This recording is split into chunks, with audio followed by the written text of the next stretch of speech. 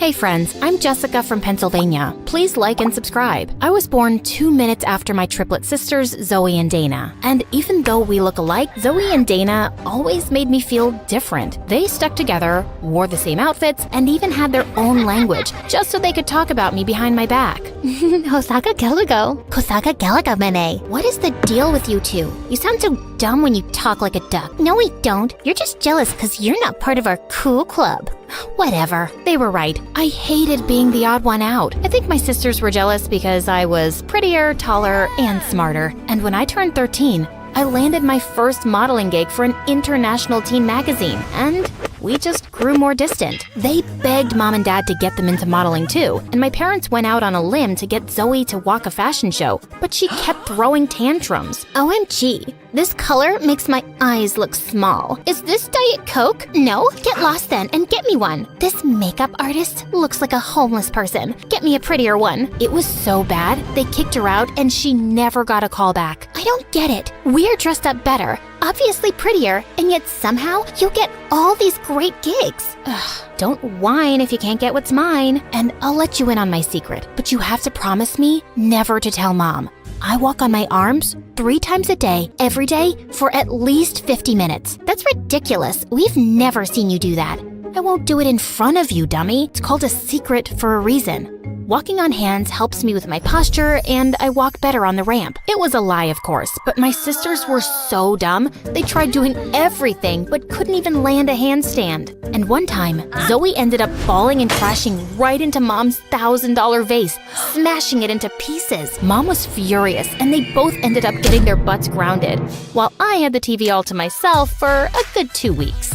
Absolute bliss. But after that day, they never trusted me, but I couldn't care less. Eventually, they gave up on their dream of ever becoming a model. As for me, I continued being the professional that I was, and I only got more famous. One day while working on an ad, I was a bit confused about my lines. It makes me look hot. Excuse me, this is supposed to be a winter wear commercial, right? The lines are all wrong. Let me see.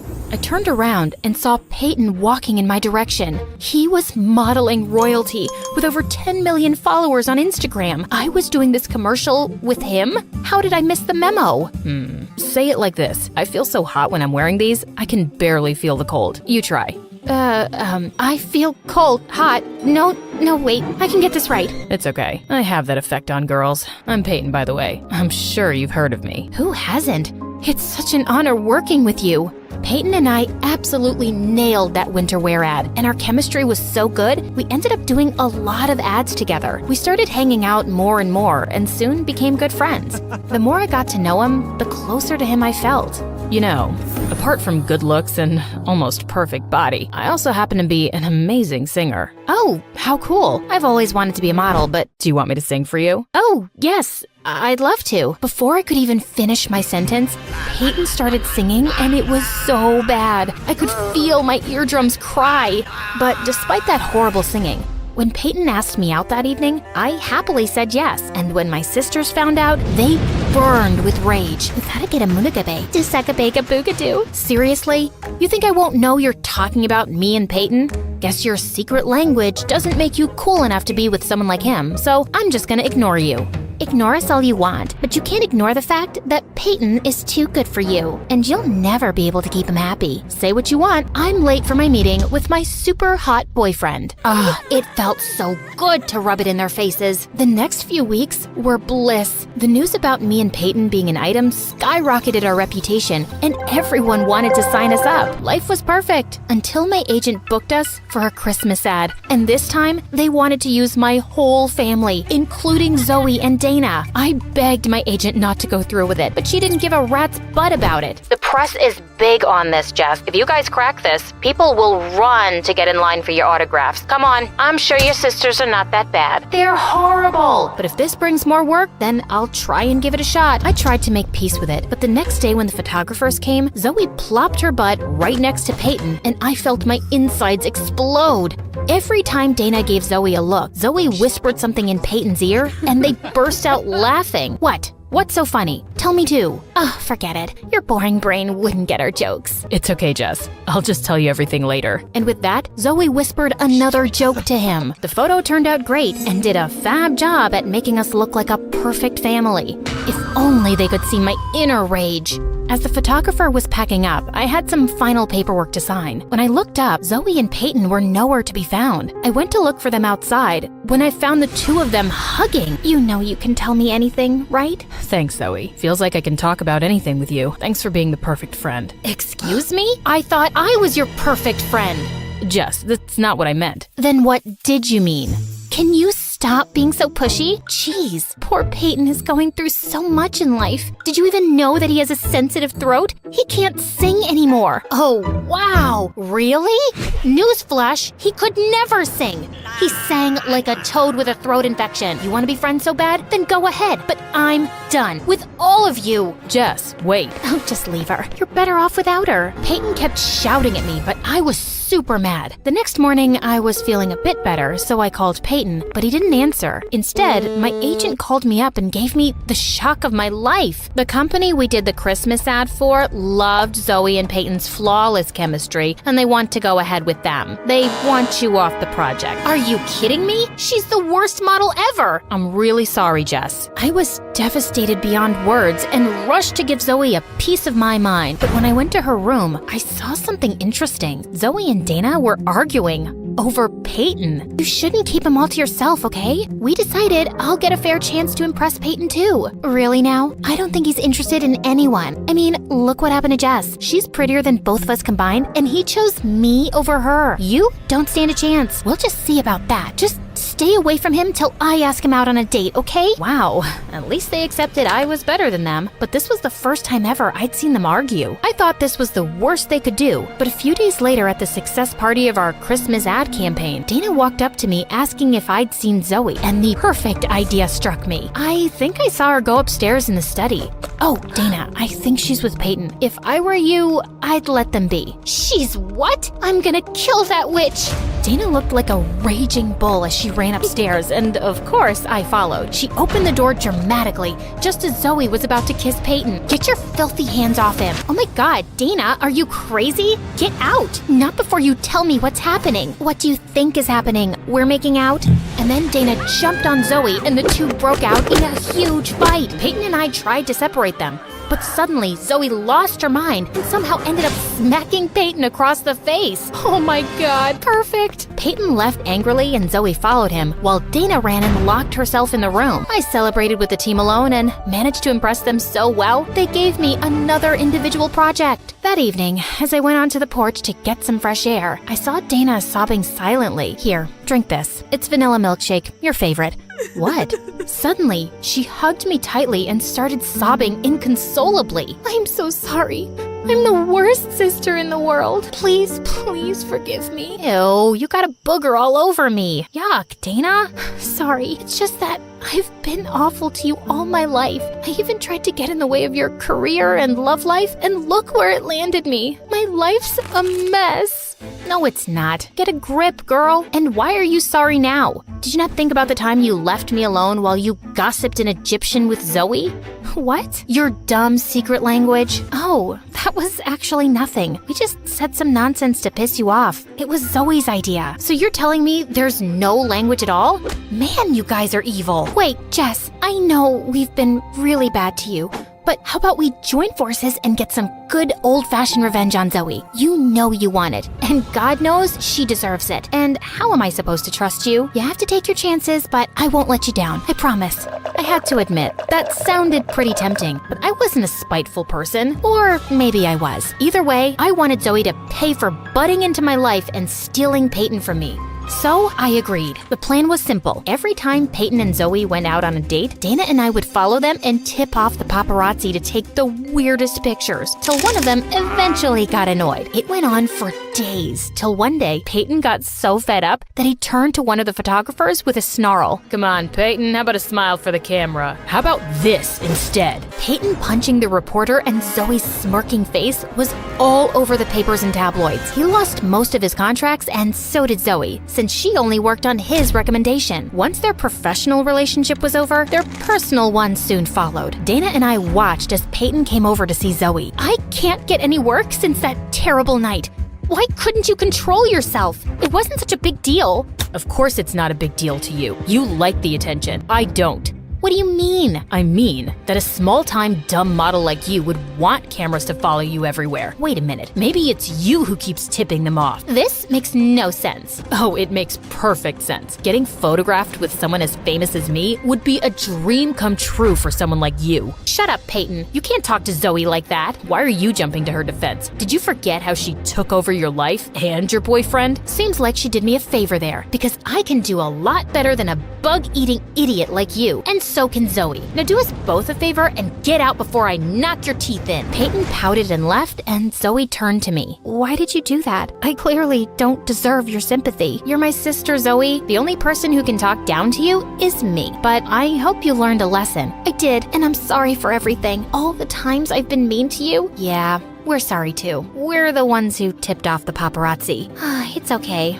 I kinda deserved it, so we're good? Might take me a little while, but I'll get there. Even if it takes us years, we're gonna prove to you that we've always got your back. Triplets. To the end. A few days later, my agent told me that due to bad publicity, Peyton got dropped from his modeling agency. Zoe and Dana worked non-stop to get back into business, and I helped my sisters in every way I could, till they were eventually good enough to land their own gigs. Working together brought us closer.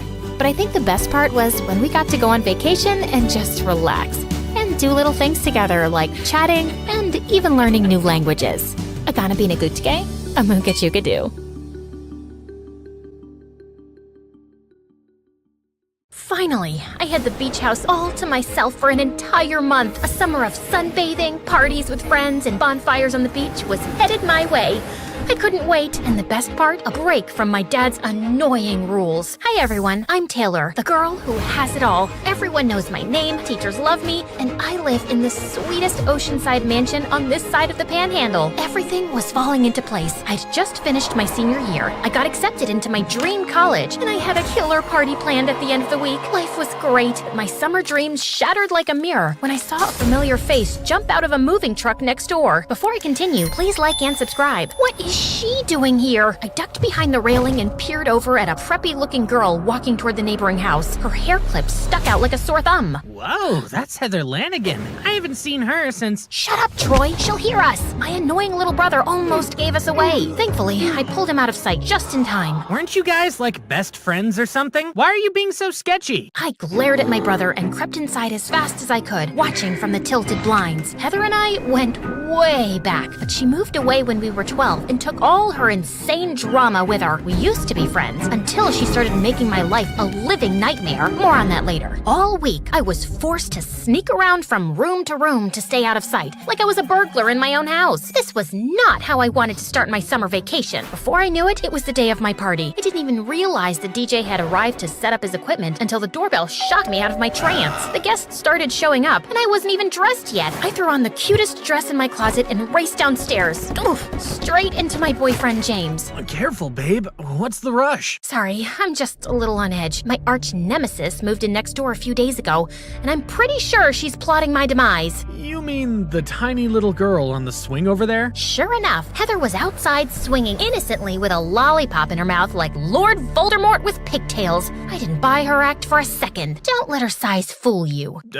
Okay. Should we go dance? Yeah. The music kicked on, and I finally let my guard down. We danced and sang karaoke all night long, having an absolute blast. At one point, I looked out the window again and saw Heather, still alone on the swing set. Maybe I'd been too judgy. I was almost tempted to invite her to the party, when suddenly I heard gasps behind me. Watch out! I spun around and stared just as a light snapped off the railing above. James dove and pushed me out of the way just in time. When I looked back out the window, Heather was gone. I tried to act like it was no big deal. Just a little accident, everyone. no need to stop dancing. But the truth is, I was shaken up. Did Heather do this? Even if she did, I knew there was no way anyone would believe me. After all, no one did the first time she tried to ruin my life. So about that. Growing up, Heather and I were best friends. We loved all the same things: fashion, parties, the beach, obviously the beach. But we were also straight-A students and in all the school clubs. My dad wouldn't let me do anything without adult supervision, so I used to always drag my mom to our hang sessions because she was less strict. And Heather would bring her dad since he'd recently sold his company for like $1 billion and suddenly had a bunch of free time. Then one day, Heather's dad left. Not long after, my parents got divorced too. Heather's dad moved to Europe to start a new business, and my mom moved to the rainforest to find herself. Guessing all she found was bug bites and poor cell service. It was one more thing Heather and I had in common, except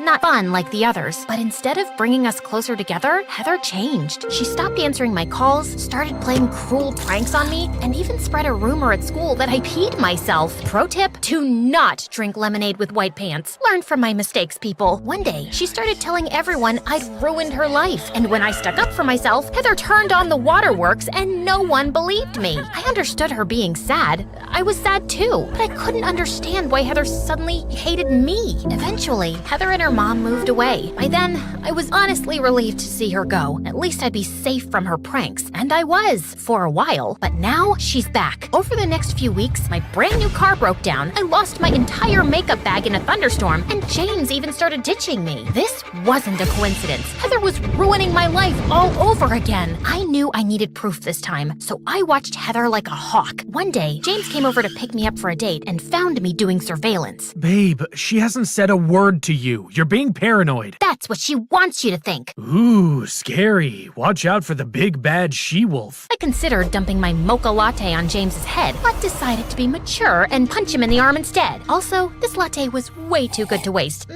Mocha. I headed out, not waiting for James. I took one step off my porch when suddenly a tidal wave of bright blue paint rained down from above, covering me from head to toe. Still think I'm paranoid? Didn't your dad have the house repainted before he left? The painters probably forgot the cans. You live in a dream world of lies and unicorns. I quickly rinsed off and changed so we could make our reservation on time. I wasn't about to miss out on a meal at the most exclusive restaurant in town just because of the Wicked Witch of the Panhandle. When we arrived, I was so excited. But before we could even walk into the restaurant, the hostess came out and stopped us. I'm sorry, miss, but the entire restaurant has been rented out for the evening. What? We had reservations. Someone came and offered to buy out all of the tables. It's out of my hands. I had a sneaking suspicion I knew who that someone was. Before the hostess could stop me, I barged inside and glared at the center table. There she was, seated and sipping her lemonade with that stupid, innocent smile. Oh, hey, Taylor. My uncle bought the place out for me tonight. Who knew you could do that? It was our first time being face-to-face in 6 years, and I was speechless. You know, I didn't expect to see you here. You seem more like a fast food kind of girl. But you, James, a pretty boy like you can do better than this trash. At least this so-called trash could get a date, eating all by yourself. That wiped the smirk right off her face. For a moment, I felt satisfied, until Heather flung a mound of mashed potatoes right at me. This is the second dress of mine you've ruined tonight, you little... Okay, time to go. Before I could slap that snarky grin off her face, James picked me up and carried me out while I screamed and kicked like a toddler. When I got home, I broke down in tears. All I wanted was to have a fun summer, and Heather had ruined everything. What had I ever done to deserve this? There was a knock at my door, and my little brother Troy came in. Hey, you okay? No, Heather was ruining my life again. Have you tried talking to her? Seems like a better plan than avoiding her forever. That gave me an idea. You're right. How can I get revenge if I'm always hiding? I didn't say anything about revenge. Thanks, Troy. You're a genius. Troy was right. It was time to turn the tables. The next morning, I got up bright and early and headed to Heather's favorite cafe. I had a hunch she'd show up eventually. Sure enough, soon she came in to order. I slipped a note to the barista and hid behind some rando's laptop. Shortly after, the barista put her drink on the counter. Double espresso macchiato for horseface Heather. The entire coffee shop started laughing. Heather turned beet red and then looked right at...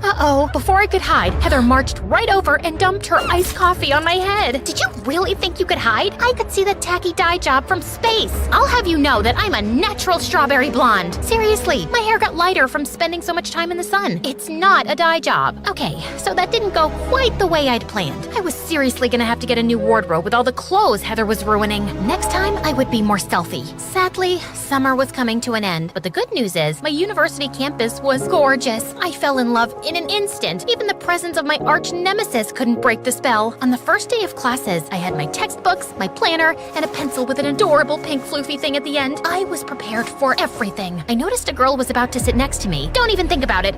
Sorry, I'm saving it for a friend. Why was I yelling at random students? I'm glad you asked. About an hour ago, I'd paid the janitor to delay Heather on her way to the classroom. That way, when she arrived to class, there would only be one seat left. Earlier that day, I'd gone to a hardware store to buy the strongest glue I could find. See where I'm going with this? Unfortunately, Heather did too. When she came in, I tried to play it cool, but I kept glancing at the chair, and Heather noticed. Then she did something truly evil.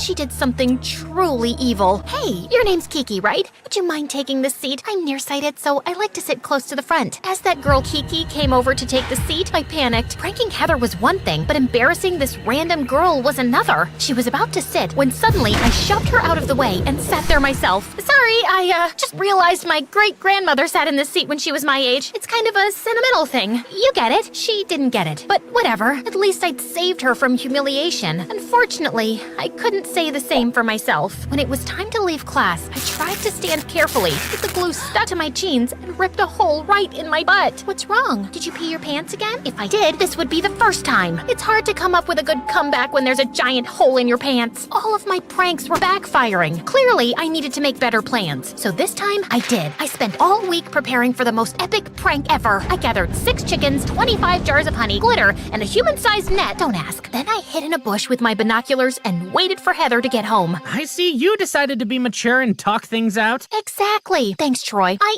am mature. Troy rolled his eyes and went inside. A little while later, I saw headlights approaching, and Heather pulled into the driveway. Everything was ready. Heather was finally gonna get a taste of her own medicine. But when she got out of the car, she was on the phone, and I noticed she was crying.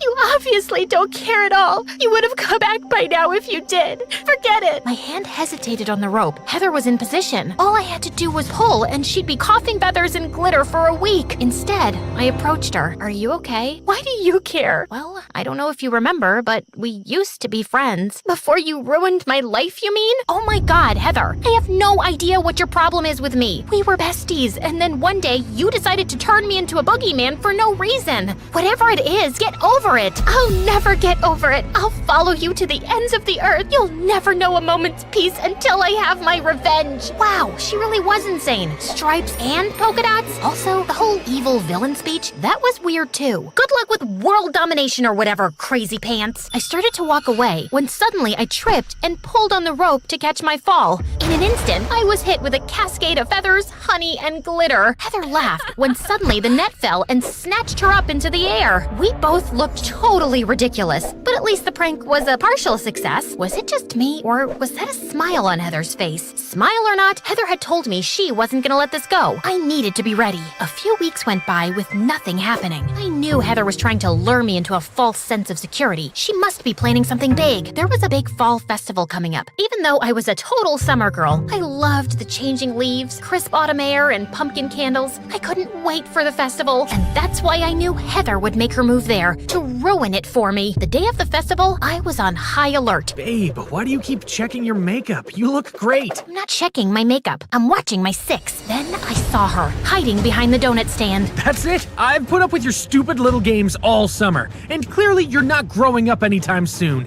I'm breaking up with you. Also, I lied. Your makeup doesn't look great. You take that back. Have fun being at the festival all alone, loser. Hey, pretty boy. James and I turned at the same time. Suddenly, Heather dumped her pumpkin spice latte on his head. He was about to scream when I took my candy apple and jammed it into his mouth. There, definitely an improvement. Agreed. James stalked off furiously, and Heather and I laughed. You stuck up for me. Well, we did used to be friends. Heather, I'm not lying. I really don't know why you started hating kidding me. You really don't? You set your mom up with my dad. He left my mom and moved to the rainforest with your mom. I was shocked. Heather, I didn't even know they were together. I thought your dad was in Europe. And why would you think I set them up? You used to always bring your mom to our play dates and then leave her alone with my dad because she was less strict than my dad. I wasn't playing matchmaker. I was 11. To my surprise, Heather hugged me. I'm sorry.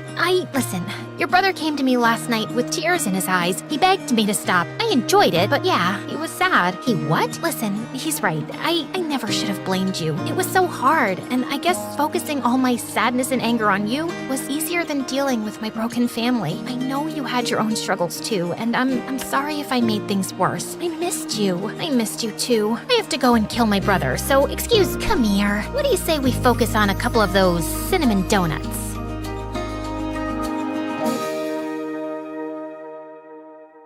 Hi, I'm Lorna from Nashville, and this is my story. Please like and subscribe to For Eve. I grew up as an only child, and it was pretty lonely because my single mom was always busy. She'd mostly forget my birthdays or any promises she made. Mom, you promised you'd take me to the beach for a birthday picnic. The sea and the beach will still be there next weekend, Lorna, but without my job, I won't be able to raise you. Mom worked as a chef at a big restaurant, and I enjoyed watching her cook whenever I tagged along with her to work. That soup looks tasty. I need to use the bathroom. Don't touch anything. As soon as Mom left, I picked up a ladle and leaned over to scoop up some soup. Oh, it was so good. As I went in for another spoonful, suddenly my removable braces fell into the pot. Lorna, what are you doing there? Nothing. I quickly moved away, and she hurried with a bowl and dished out some soup. We have a very important guest in the restaurant. No distractions, please. When she went out again, I frantically searched for my braces, but moments later, she came into the kitchen crying. I just got fired because the important guest found this in his bowl. I am so sorry, Mom. Ever since you came, my life has been a roller coaster. I was heartbroken when she said that. After that, she changed towards me, even though I said sorry like a million times. She managed to get some part-time jobs, but was having trouble making ends meet. So eventually, when I was in 7th grade, we had to move from our nice apartment in the city and go live with Grandma in a small town. We hadn't met Grandma in ages, and she hugged me tight. Oh, you've grown so big, Lorna. Mom just sulked and took our bags upstairs to her old room. Grandma made an amazing supper, and I was having a great time, but Mom was still in a bad mood. And then she had the strangest conversation with Grandma. I don't want certain people to know that we're here. That's kind of impossible, dear. It's a small town. We're only going to be around for a few months till I get another job. Just don't talk about us with anyone. But I like Grandma's house. Please, let's just stay here for good. Mom just ignored me and walked off. We'll convince her to stay, don't worry. Now, you go to bed because tomorrow is your first day at your new school. The school I was going to was actually Mom's old school, and Grandma took me there the next morning while Mom stayed in bed. As I walked through the corridor, I saw this boy with big glasses hanging from his locker. Hello, can you help me down? How did you get up there? My stupid older stepbrother and his friends. I was as short as him, so it was a bit difficult getting him down, but we both ended up in a heap on the floor. Thanks, I've never seen you around before. Oh, I'm new. My name's Lorna. Ew, what's that smell? What smell? It's coming from your bag. Do you have dead skunks in there? When I opened it, I saw that Grandma had packed me lunch and it was leftovers from last night, and it didn't smell right. The boy ran away without even telling me his name, but when I got to class, I saw him there, and he instantly yelled, "Hey everyone, there's the stink bomb I was telling you about." That's how he paid me back for helping him? Everyone pinched their noses as I sat down with my stinky backpack, right behind that jerk, whose name was Brad. Hey, idiot, I'm hanging you back on that locker later. I know what I did was wrong, but I've been waiting for a long time for someone new to take my place in school. What are you talking about? I've always been the easy target for bullies, the one that gets thrown in the trash bin or gets his face stuck in the toilet. So you want me to go through all that? It's not that bad. You look strong. Good luck. I couldn't wait for class to be over so I could get back at him, but he ran out like lightning. When I got home, I told Grandma it was a bad idea to put leftovers in my lunchbox. I'm sorry, dear. Let's go get some lunch snacks from the grocery store. No, she's not going to the grocery store, Mom. Why can't I go to the store? It's just a short trip. It'll be fine. No one knows who she is. What? Nothing. Mom reluctantly agreed. And as Grandma and I roamed through the aisles, I suddenly spotted Brad walk in with a man who was probably his dad. Grandma, that's the boy who made all the kids laugh at me at school. Just then, Brad's dad saw us and approached Grandma. Hi, it's been a while since I've seen you. Oh, yes. Your son is really grown up. Yeah, who's this pretty girl? Oh, just a maid's daughter. What? No, I'm not, Grandma. Grandma? She's your granddaughter? Oh, God. Yes, she's my granddaughter. And then Brad's dad bent down and suddenly hugged me. Okay. What are you doing, weirdo? Gran, what's going on? Honey, I wasn't supposed to tell you this, but he's your dad. What? But Mom told me my dad wasn't alive. Oh, that's what she said. Well, I'm very much alive, honey. And this is your twin brother. What? Brad and I looked at each other stunned, and then Grandma said we needed to leave. On our way back home, Grandma explained everything to me. Your mom had just completed high school when she had you and your brother, and she wasn't ready to start a family, so she took you and asked your dad to keep your brother. But that's so unfair. I always wanted a sibling, because growing up, Mom was always busy and I was so lonely. I know, love. It wasn't a fair choice for both you and your brother. When we got home, Mom was waiting for us, smiling. I got a job interview. You told me I didn't have a dad, but I saw him today. And I have a twin brother too? Were you ever going to tell me? Gosh, I knew I shouldn't have come back here. She had to find out one day. Things like this just can't be kept a secret forever. This is a mess. Lorna, listen, I don't want to hear anything you have to say. You lied to me all my life. The next day when I woke up, Dad was in the kitchen with Brad. Why didn't you tell me you were in town? Because we made an arrangement to never see each other ever again. But you're here now. Don't you want to meet your son? Mom looked at Brad tearfully, and he looked as angry as I felt. I have a mom. And I have a dad. The situation in the kitchen was really tense, so I took Brad to my room while our parents still argued. This used to be Mom's room, but now it's mine. I can't believe I have a mom. My own mom. And a grandma and a sister. After Dad married my stepmom, things just went bad for me. She and her son are awful people. Don't worry, you have me now. I'm sorry about what I did at school. I forgive you. Mom and Dad apologized to us both and said they'd been wrong to keep us apart. Brad and I told them it would take us time to forgive them. But secretly, we both thought it was the best thing we'd ever discovered. Mom decided to stay. And as time went by, Brad and I got really close. He started coming by often, and we had a lot in common. Grandma adored Brad, and slowly he and Mom started warming up to each other too. Like this one time, Mom was struggling to open a bottle of pickles, and he instantly got up to help her out. Wow, you're a strong boy now. She kissed him on his forehead, and his face just lit up. But at school, his older stepbrother Mason kept acting like a psycho. One day in the 8th grade, Dad took us all out to a restaurant. And just as I was about to sit next to Brad, Mason pulled away my chair and I fell flat on my butt. Mason, what? I was pulling out a chair for the lady. I was being a gentleman, Dad. It's not my fault she's a clumsy idiot. When Mason went to the bathroom, I smothered his seat with barbecue sauce without Dad noticing. Brad and I giggled as he took his seat. What are you two goofballs laughing at? It was so hilarious because when he got up, it looked like he pooped his pants. As we grew up, we learned how to defend ourselves against Mason and his friends.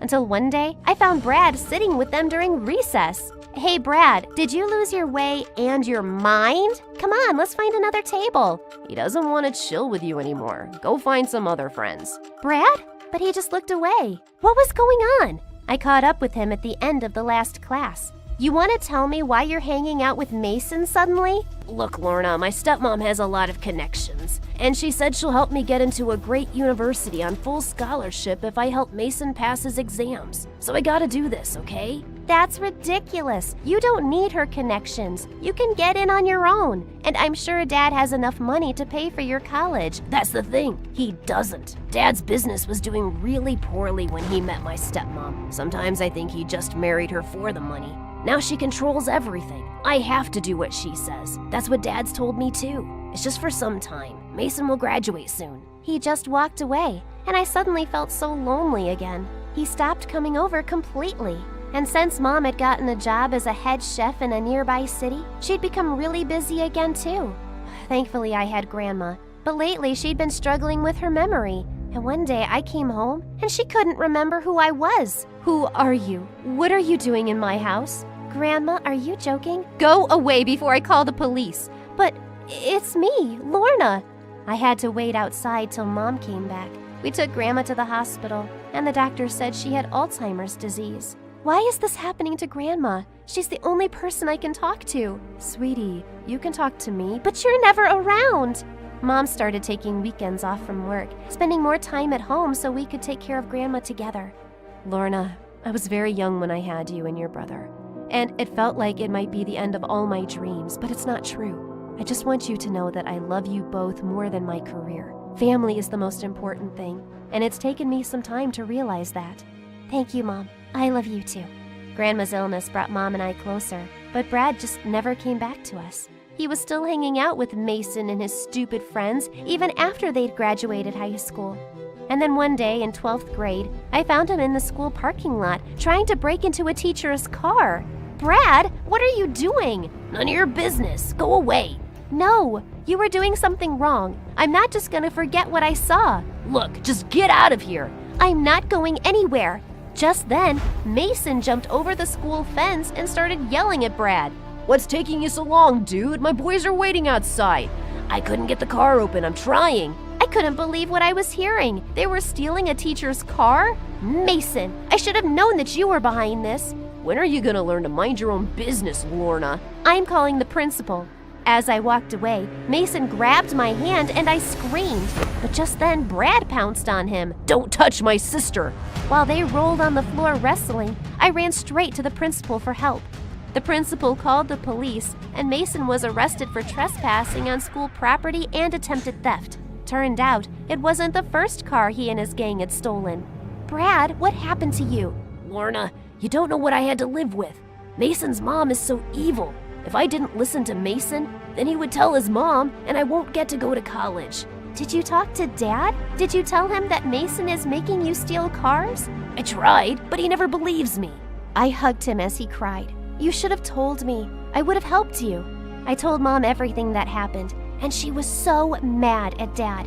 She insisted that Brad come and live with us, and he was really happy to. Soon after, my college application replies came back, and to my delight, I'd gotten in on a full scholarship. I'm so happy for you, sis. My scholarship applications never got accepted, but at least you get to go. I have enough money saved by now, and I'll pay for your studies, Brad. You don't have to worry about that ever again, because you are also my child.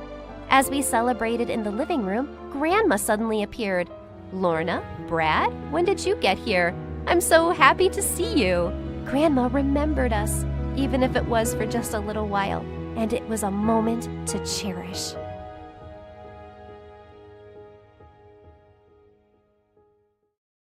Hey there, I'm Christina. Hit that like button and smash subscribe to MSA for stories that'll make your head spin. But first, show your love for MSA with our awesome bottles and notebooks. Peek at the collection in the description and pick your favorites. Life used to be all fun and games with my twin Nadia. We did everything together, watched cartoons, played games, and even wore identical clothes. We were so alike, even our parents got mixed up. But as we grew older, things changed. We started liking different things, and by the time we were in 5th grade, everyone saw that Nadia was way smarter than me. Mom was a university teacher, and she was always talking about Nadia's good grades to everyone and giving her extra lessons. She tried with me once, but when I didn't understand quickly, she just sighed. Some kids shine, others don't. It made me feel bad. Nadia's study sessions grew longer, and our playtime disappeared, like our matching outfits. How about a cartoon break? For old time's sake. Can't. Mom thinks they're just a distraction now. And then, Mom started giving me more and more house chores. At first, I didn't mind helping, but then I noticed she was doing it it on purpose to keep me away from my sister. Leave your sister alone. She's studying. Go wash the dishes. But I just wanted a little help with my math. Ask your teacher for help. Nadia's busy, and those dishes aren't going to wash themselves. And after that, you can organize your closet. If you can't manage that mess, you're not gonna get very far ahead in life. You don't always have to be like that. It's all right, Christina, honey. Let's go do the dishes together. Nadia and I were growing distant. Mom paid me no attention, and she and Dad fought a lot, mostly about the way she treated me. And I couldn't help feeling that I was the reason our family was tearing apart. Eventually, Mom and Dad split up, and I ended up moving out with Dad to a really dingy apartment. Look on the bright side, honey. Adventures await us. Adventures, huh? More like nightly mouse marathons and indoor rain. This place just needs a little love, and you can choose the decor. Pink for your room? Maybe black, just like my future. Surprisingly, I came home to find one wall in my room painted black. Dark moments show us how the little things can shine. He put bright flowers against the black wall. Notice how the colors stand out now? It's pretty, I guess. You'll understand someday. Always look for the bright spots. Positive thinking was tough, especially with school growing weirder by the day. Everyone at school thought of me as the other dumb sister. Even my teachers seemed to feel sorry for me. Christina, maybe put in some extra effort? You might surprise yourself. Sure, I'll ask Mom for help. Oh wait, she's too busy with her star student. I left the classroom upset when I heard Nadia's voice behind me in the hallway. What's wrong now? Just another day of me growing tired of being compared to you. It's not my fault. I just keep to myself. It must be nice not worrying about anyone else. I was walking off, but Nadia grabbed my arm. Hey, listen, I know you're upset, but there's something I can't tell you right now.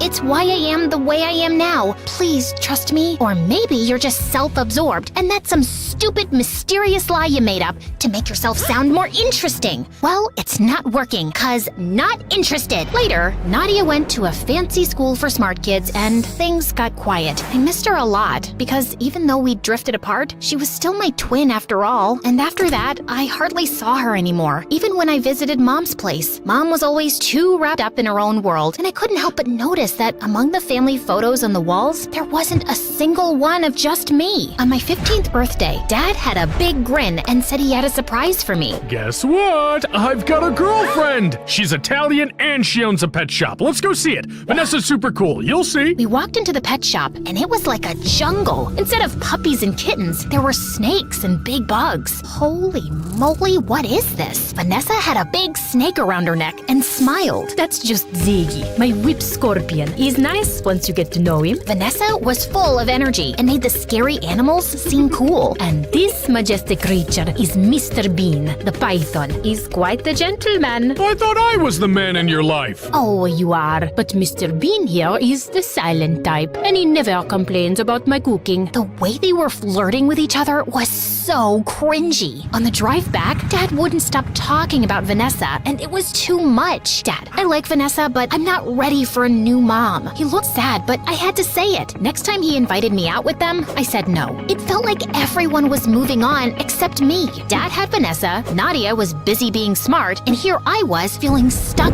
and unnoticed. Vanessa, the snake lady, started hanging out at our place a lot. One afternoon, she was trying to bake a pumpkin pie, and she dumped a whole bag of flour on the floor and then tripped over the cat. I couldn't help laughing, even though I was trying to ignore her. After some time, Vanessa plopped a piece of pie in front of me, raising an eyebrow. Truce? She asked, and honestly, it smelled too good to ignore. Look, I know you don't like having me in your dad's life, and honestly, I never saw myself as a stepmom. I'm more like a free spirit, you know? But hey, your dad's got my heart doing cartwheels, so let's try to be friends, huh? I'm not like your typical stepmom witch type. Does that mean you won't give me a hard time for eating junk food? I'm the one offering pie for lunch, aren't I? Okay, she was quirky, and she had a point. Later on, I found myself helping her cook, and Dad got all teary seeing us getting along. Turns out, Vanessa was kinda cool to have around, but I still felt a bit like I was on the sidelines of everyone else's game. One day in my room, I noticed the flowers next to the black wall looking sad, their petals falling. Time for new flowers. Fresh flowers had become become my thing. They cheered out the room. At the flower shop, I met Mrs. Garcia for the first time. She was super cool, zipping around in her wheelchair, arranging bouquets with the biggest smile. "Pick whatever makes you smile, Christina," she said, handing me the brightest bunch. I walked out of the flower shop, super happy with my new flowers. I wasn't looking where I was going and didn't see a bike coming. It knocked me over and I blacked out. I woke up in a hospital bed and Nadia was there looking super worried. She ran off to find Dad as soon as I opened my eyes. The doctor said I'd hit my head pretty badly and was out for 3 whole days, but they checked me over and said I could go home. Back in my room, something about my flowers caught my eye. They seemed cooler somehow. I grabbed a pen and paper and started drawing, really getting into all the shapes and patterns I could see. What's up with you? Did you know flowers are kind of like math? They've got these patterns that are all just cool. Nadia looked at my drawings and turned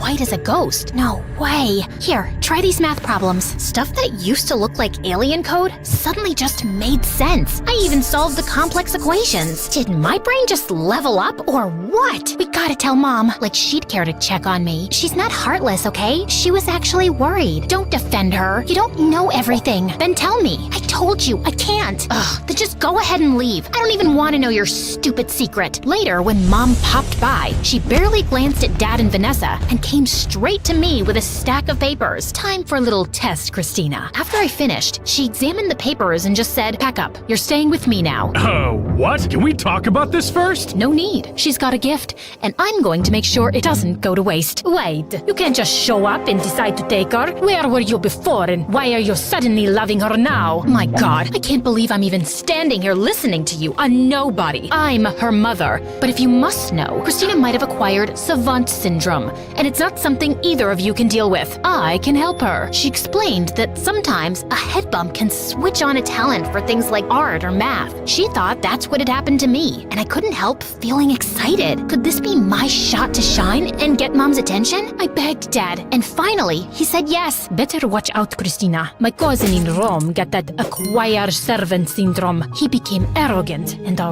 real pain. Then he bumped his head again and went back to being stupid. Not that you're stupid, but you know what I mean. What kind of dumb syndrome is that, Vanessa? Did you come up with it while watching cartoons? I ignored Mom and ran to hug Vanessa before leaving. Mom enrolled me in Nadia's school, and on my first day, I felt nervous. But I noticed Nadia was popular, and people were also interested in me. When they wondered why I just started there, Nadia jumped in. She was sick and overseas for treatment. Come on, Christina. Later, I asked her why she lied. Mom's orders. Just play along, okay? That sounded weird, but I brushed it off because I had lots to do. Before long, I caught up with all the schoolwork and even started getting better grades than Nadia. That's when Mom finally said she was proud of me for the first time in my life. And late one night, I overheard Mom screaming at Nadia in the living room. You call this a report card? Pathetic. All the years I spent working so hard with you, down the drain. I'm trying my best. Your best? Your best is a joke. You're nothing like your sister. If you don't smarten up, you'll be a nobody, just like your father. Hearing this, I felt stunned. Why was Mom being so harsh with Nadia? And calling Dad a loser? That was just mean. I snuck into Nadia's room later and told her I heard the argument. Great, now what? Mom's on my case, expecting the best, and you're making it harder. You're doing all this for her? Yes, she's always pushing me, being super strict. If I don't do well, she gets really mean, and I can't deal with that. I didn't say anything before about how mean she is,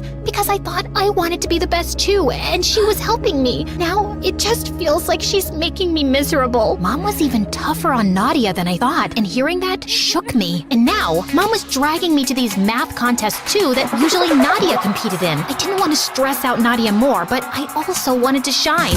Was that so bad? And soon, I was winning the math contests with record-breaking results. People started calling me a genius. Reporters interviewed me, I got my pictures taken, and I even spoke at Mom's university. All that praise and validation should have felt good, but somehow I still felt empty inside. This isn't what I wanted. Ugh! That weekend, I needed to clear my head, so I visited Dad. On the way, I stopped by the old flower shop. Mrs. Garcia was there. Hey, Christina, what's new? How are you feeling now after the accident? And catching up with her, I spilled out my whole story. She was putting together a bouquet as she listened. Then she looked up and said, "You know, Christina, a flower doesn't worry about being the tallest or the brightest in the bunch. It just grows at its own pace. That's kind of like us too." Suddenly, it made sense. Being myself was enough, whether I was winning math contests or not. Dad Vanessa and my friends didn't care about any trophies. They just liked me for me. They always had. Mom was the one caught up in who was the tallest, brightest flower. But Mrs. Garcia saw something else. A garden where every flower mattered. Seeing Nadia so unhappy, just trying to please Mom,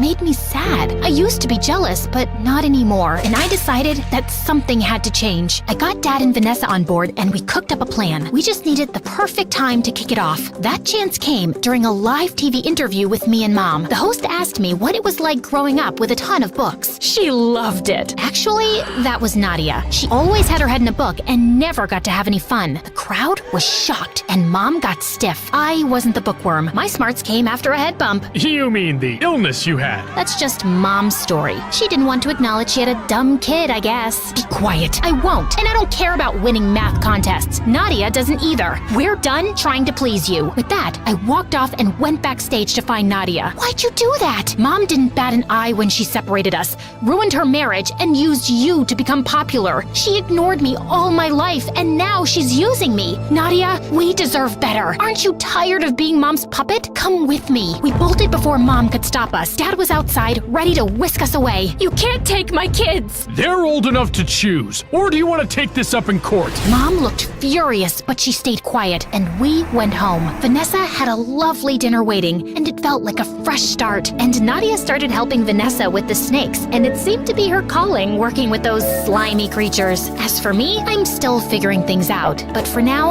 I'm just happy with the good stuff around me.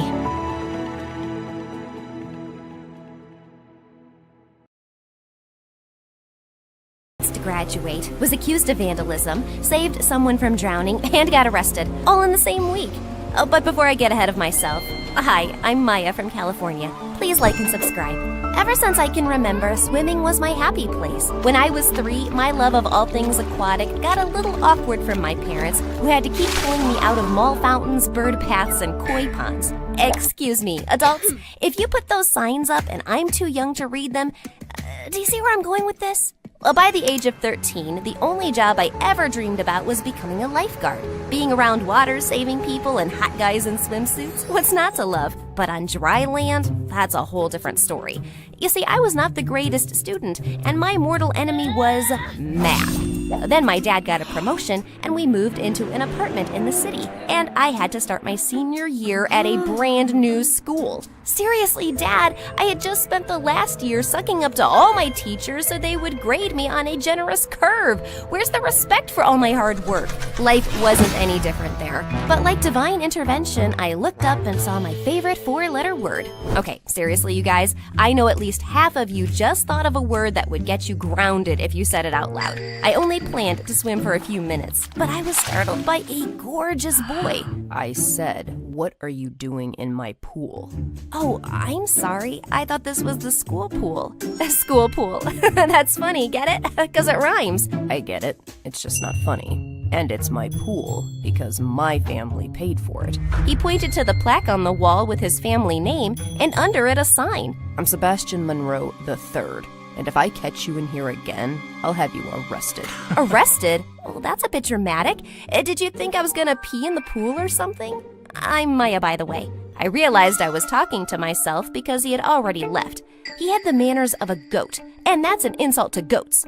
I don't get it. Even if his family paid for the pool, it's still the school pool. I have to be on the swim team and prove to him that I'm better than him. I made the team, of course, and beating Sebastian's top score was just the icing on the cake.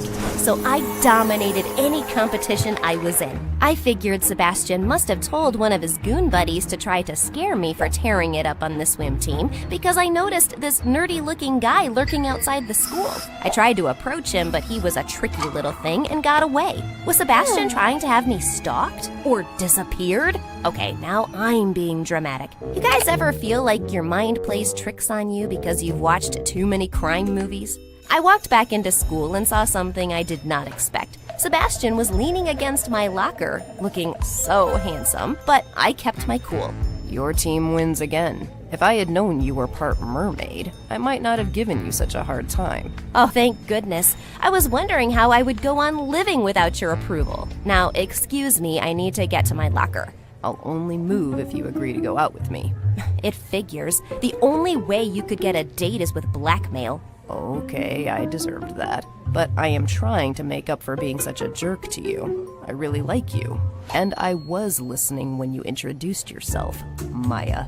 He leaned in close to me, put his head on my shoulder, and looked up at me. Look, I'm trying to be cute and vulnerable. You guys ever fall for that guy who makes you think, sure, he's a bad boy, but he'll change for me? I guess even you deserve a second chance. Awesome. Where do you want to go?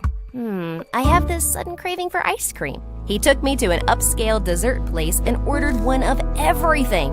He was charming, and I was falling for him like an apple off an Isaac Newton's tree. Oh hey, I guess I did learn something in class. I thought things are starting to look up. But what do they say about looking up? That's when you trip and faceplant. Yep, I failed my second test. One more and I would get kicked off the swim team. I went to sweet talk the coach, but unfortunately he was allergic to my charm. Thankfully, my parents hired an amazing tutor, Lucy, who knew how to keep me awake, unlike others who snored or were more interested in snacking. And before I knew it, I was doing better on my tests and even got a B+. And by the way, this Lucy is awesome. But unfortunately, the story isn't about her. But please know she's amazing. Maybe I should tell her story one day. Don't you agree, guys? Also, to review, I was dating the hottest guy in school and crushing classes and the swim team. That nerdy guy was still popping up at school, and now that Sebastian and I were dating, I knew he wasn't behind it, so I asked him.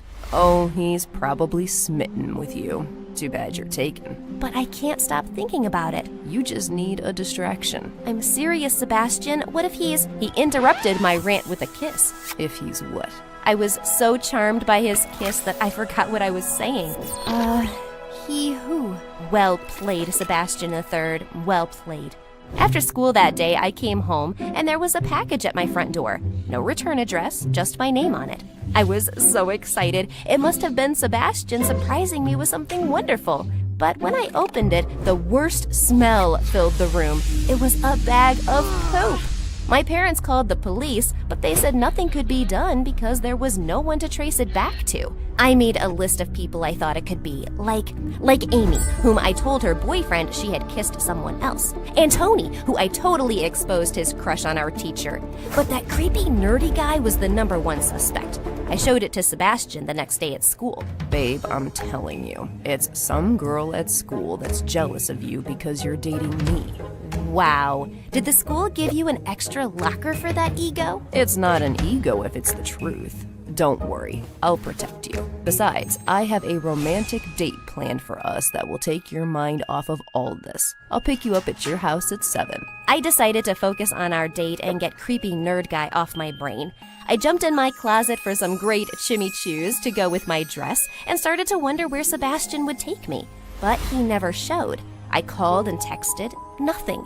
I was really worried and rushed over to his house. When I showed up, there were police cars everywhere, and my heart sank like the Titanic, thinking something had happened to Sebastian, until I saw him standing next to his car. Sebastian! Oh, thank God you're okay. Then I noticed his car. Someone had spray painted, "Sebastian is a loser, he can't swim." My parents think you did this. All that misspelling? Well, that's just insulting. I'm bad at math, not English. If you're gonna try to frame someone, do your homework. Just as I was about to defend myself, his mom rushed toward me. Is this the monster who did this to my baby? Well, you're lucky there isn't enough evidence to arrest you, or you would spend the rest of your life in jail. Oh, Sebastian, why do you insist on living that low lifestyle? I mean, does it even know about personal hygiene? She walked off in a huff, and I was stunned and hurt. I went to Sebastian for comfort, but instead he yelled loud enough for his parents to hear. I don't care how cute you think it was. We're over. You know I would never do this. It must be that creepy guy. But he just walked away. What just happened? How could he not believe me? I ran away with tears in my eyes and spent the whole night eating half of the world's junk food. The next day at school, Sebastian met me with a big hug and a romantic kiss, like everything was normal. How many personalities am I dating? Sorry about the show last night, babe. It was just to get my parents off my back. You know how parents are. We'll just have to keep our love a secret for a while, and then I will fix everything. Trust me. But you were so mean to me, and you let everyone believe I would do that. Well, yeah, of course. And I did it all for you. I didn't want my mom to get you kicked off the swim team. I was relieved. He really did care about me. I wasn't thrilled about the way he did it, but boys aren't that bright, and he probably did the best he could. Besides, what do you care about what my parents think? You have me, and that's all that matters. Let's just focus on the senior beach bash tonight and forget them. Well, I have been looking forward to this all year, so I'll meet you there. Once I arrived, I could hear music blasting and see a huge campfire. Sebastian was waiting at the gate for me, but I noticed there was a padlock at the entrance. Come this way. We have to go through the tear in the fence. I'm a little nervous about this. Are you sure we're not breaking the law? What's the big deal? Everyone else is already there. Besides, do you see any signs telling us to stay out? Well, against my better judgment, I agreed. We had fun, and he danced around like a reject from America's Got Talent, but he was cute. Halfway through the night, Sebastian disappeared. I asked if anyone had seen him, and someone said he went to get some pizzas. I was thinking how weird it was that he didn't tell me, like my boyfriend had ghosted me. I just wanted to go home. Suddenly, a guy screamed that some girl had fallen into the water and was sinking. I knew I could swim faster than I could run. Acting quickly, I tore off the bottom of my dress so it wouldn't weigh me down and dove in. It was cold, but all I kept thinking was that I had to save her. I reached her in minutes and swam her to shore. Her boyfriend thanked me 1,000 times, and I could feel their love for each other as her boyfriend embraced her in turn. I was so tired that I laid down on the sand. My teeth were chattering when someone wrapped the jacket around my shoulders from behind. Are you okay? That was some pretty heroic stuff. It was the creepy nerdy guy. You! Why are you following me? Did you send me that poop? What are you even doing here? My interrogation was rudely interrupted by the police showing up and arresting everyone for trespassing. I knew sneaking through a hole in a fence was shady. When we were at the police station waiting for our parents, I saw that guy again. I ran up to confront him. I don't know what your weird fascination is with me, but I'm only gonna warn you once. Stay away. I understand you might think that, but I wasn't following you. I've been following your boyfriend Sebastian. Sebastian? You have a crush on Sebastian? No, but I was, in a way, stalking him. Did you notice that your boyfriend managed to disappear before the police came? I really wanted to argue with him, but he was right. Where the heck was Sebastian? I was released, but my parents were so disappointed. And worst of all, Sebastian was nowhere to be found. I even went to his house when I knew his parents were out, but he wasn't there either. But I saw that creepy guy again. Where is he? And what's the drama? Start explaining. Actually, I found out he's in hiding because he was the one who called the police. Then he showed me pictures on his phone of Sebastian making a call at the beach. Well, that doesn't prove anything, and you still haven't said why you are stalking him. I do freelance work for a tabloid magazine, and they pay big bucks for any dirt on millionaire playboys. Well, listen here, stalkerazzi. Albert. Fine, Albert. When Sebastian shows up, he will have an explanation for all of this. And what will his explanation be for taking down the no trespassing signs at the beach, sending you a box of poop, or vandalizing his own car just to get a new car by making you feel bad? And did you know he also switched your test so you would fail? What are you talking about? He showed me everything.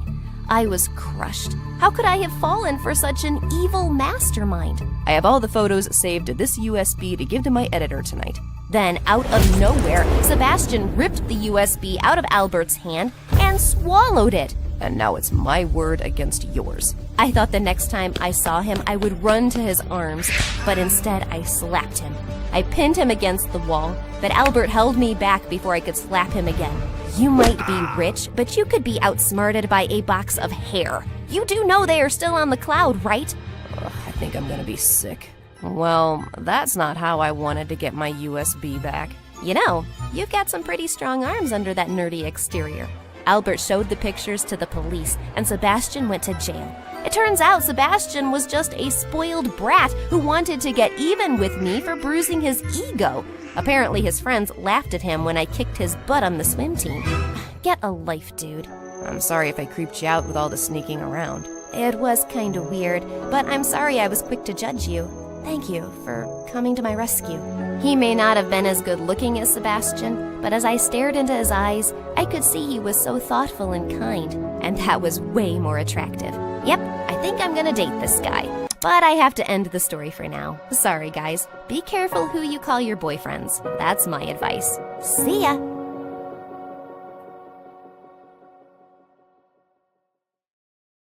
Hi, my name is Valerie and I'm from Seattle. Growing up, I lived on the penthouse floor of the fanciest hotel in the city, with the weirdest parents on the planet. My parents owned the hotel and about a dozen more around the world. They were millionaires and everyone in town loved them. They'd wave and smile to the doorman and the guests as they walked into the hotel, but the moment we arrived in our penthouse, everything changed. They'd send me to my room and spend the rest of the night shouting into their cell phones. When I was 5, I asked my dad to read me a bedtime story. As usual, he was busy on the phone. Please, Daddy, it'll only take a second. I asked him again, and he snatched the book out of my hand and threw it out the window. Here's your story. Don't interrupt Daddy when he's on the phone. The end. Now go to your room. When I was 14, my history teacher, Miss Jackson, gave me an assignment to draw my family tree. I asked my mom and dad about it, and their faces turned white. We are your only family. That's all you need to know. What about grandparents or cousins? Do we have any pictures? I could use them for my project. The next day, my teacher was gone. She'd been reassigned to a new school. I was so upset. I knew my parents had something to do with it.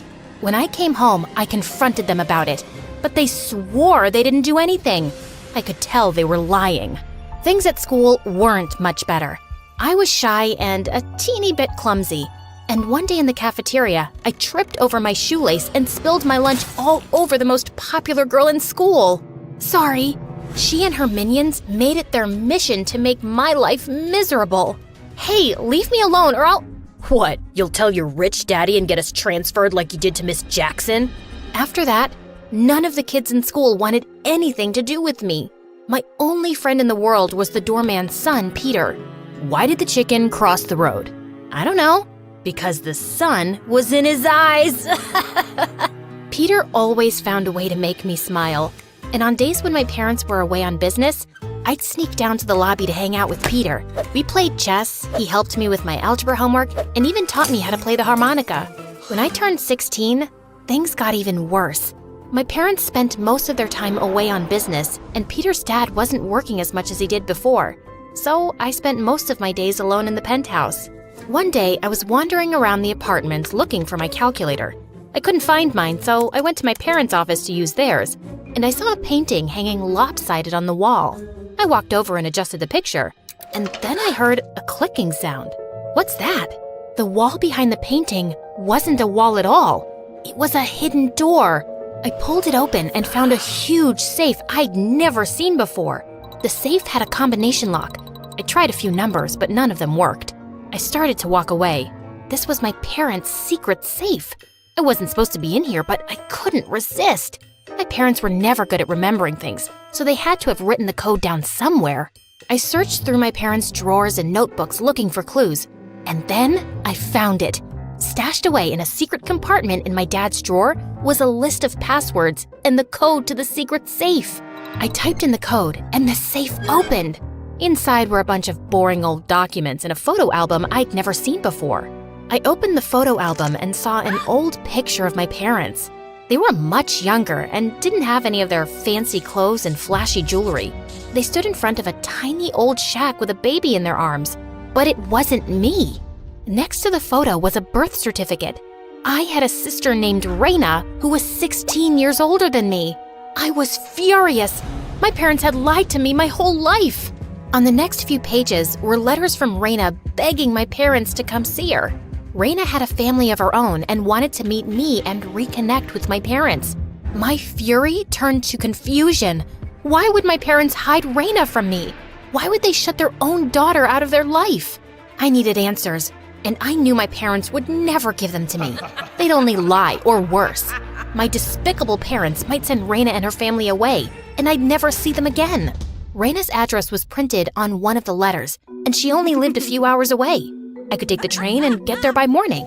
Without thinking, I packed a bag, grabbed some cash from the safe, and hopped on the train. A few hours later, I was on Raina's doorstep. Raina lived in a run-down apartment building. I knocked on her door. The door opened, and I gasped. It was like I was staring at my future self. Aside from her green eyes, we looked exactly alike. Valerie? Raina? Raina hugged me tight, and then a 5-year-old girl ran up and grabbed my leg. This is your niece, Amanda. Raina invited me inside. She explained that she'd left my parents' house when she was in the 11th grade. The last time I saw you, you were so small. You knew about me? Of course. I used to sing you to sleep when you were a baby. I left the house a few weeks before your first birthday.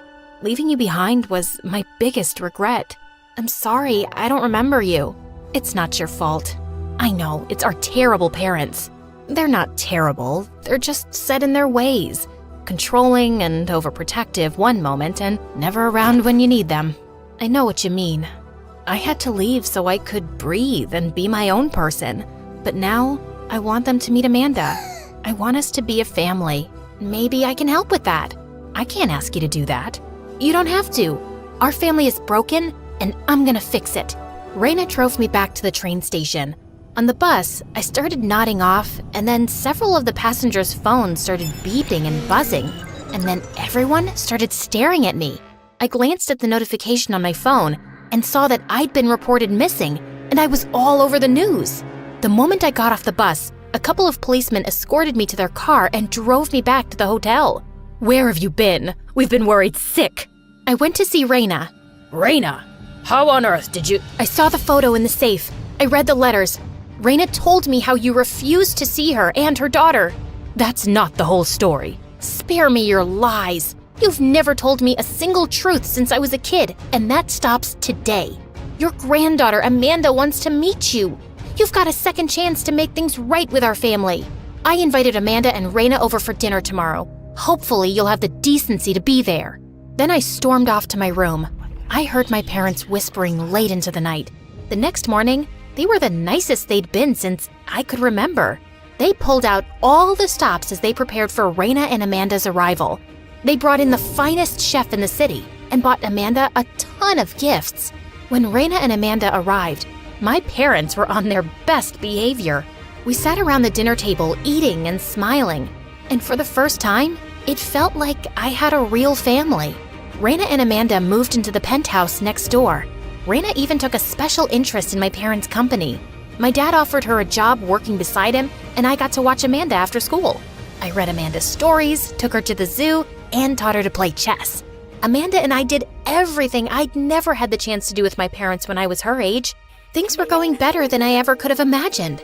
We were all so happy, but a few weeks later, Raina started staying out late. At first, it was 1 or 2 nights a week, and she'd drop Amanda off to stay with us. But 2 nights a week turned into 4, and eventually, Raina started staying out for days at a time. She even stopped showing up at work. One night, I was reading a bedtime story to Amanda, and she was pretty upset. Where's my mommy? I don't know, sweetie. She'll be back soon. But you said that 2 days ago. I didn't know what to do. Each time I called to check on Raina, she didn't answer her phone. My parents weren't much help either. Every time I tried to talk to them about Raina, they'd just change the subject and rush off to their room. What's going on with you? Amanda has been worried sick. When did you turn into mom and dad? I thought you were cool. Then she grabbed Amanda's hand and stormed out the door. I was so confused. I wasn't trying to control Raina like our parents. I just wanted her to be more responsible when it came to Amanda. A few days later, my parents hosted their annual gala at the hotel for millionaires and celebrities from around the world. The featured event was the charity auction where fine art and jewelry were auctioned off to raise millions for people in need. Raina was supposed to help with the auction, but as usual, she was a no-show, so I had to take her place. She was supposed to do a final check of the items up for auction to ensure that everything was labeled correctly. I was halfway through my checklist when I heard glass shatter. I turned to see 3 people in masks rushing through the glass doors. I hid behind a large statue as the masked robbers snatched jewels off the counters and stuffed them into their bags. I hit the silent alarm and then the police burst in. The robbers fled. The police caught 2 of them, but one of them headed my way. Just as the robber was about to slip out the back door, I jumped up and tackled him to the ground. I pulled off his mask and saw that it wasn't a man at all. It was my sister, Raina. I was speechless. Raina was arrested and taken to jail. When the police searched Raina's hotel room, they found that she was the ringleader and she'd been planning the heist for weeks. I was sick to my stomach for days. I didn't understand how Raina could do such a thing. And with Raina in jail, Amanda wouldn't have a mother. Our family was broken before, but now we were shattered to pieces. I destroyed our family. You can't blame yourself for this. I'm the reason Raina's in jail. If I hadn't found her and brought her here, then maybe none of this would have happened. Raina has always had problems.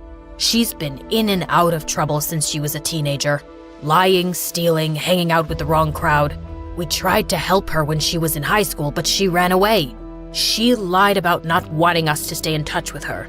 Our home was always open to her, but she refused to see us. We even sent her money to make sure she and Amanda were okay. Why didn't you ever tell me any of this? Raina made it clear that she wanted nothing to do with this family.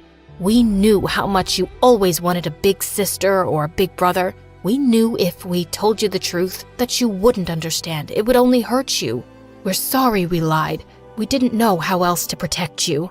When Raina came to live with us, we hoped that she'd changed for Amanda's sake.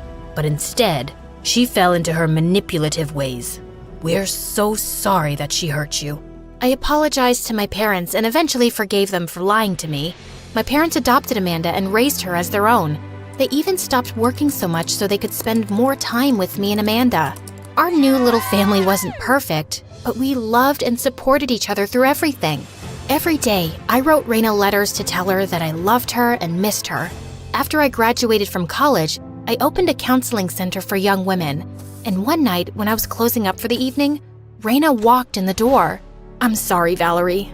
I was a horrible sister, a crappy mother, and a terrible daughter. That may be true, but you're family and you're here. That's all that matters. Then I hugged my sister and she cried in my arms.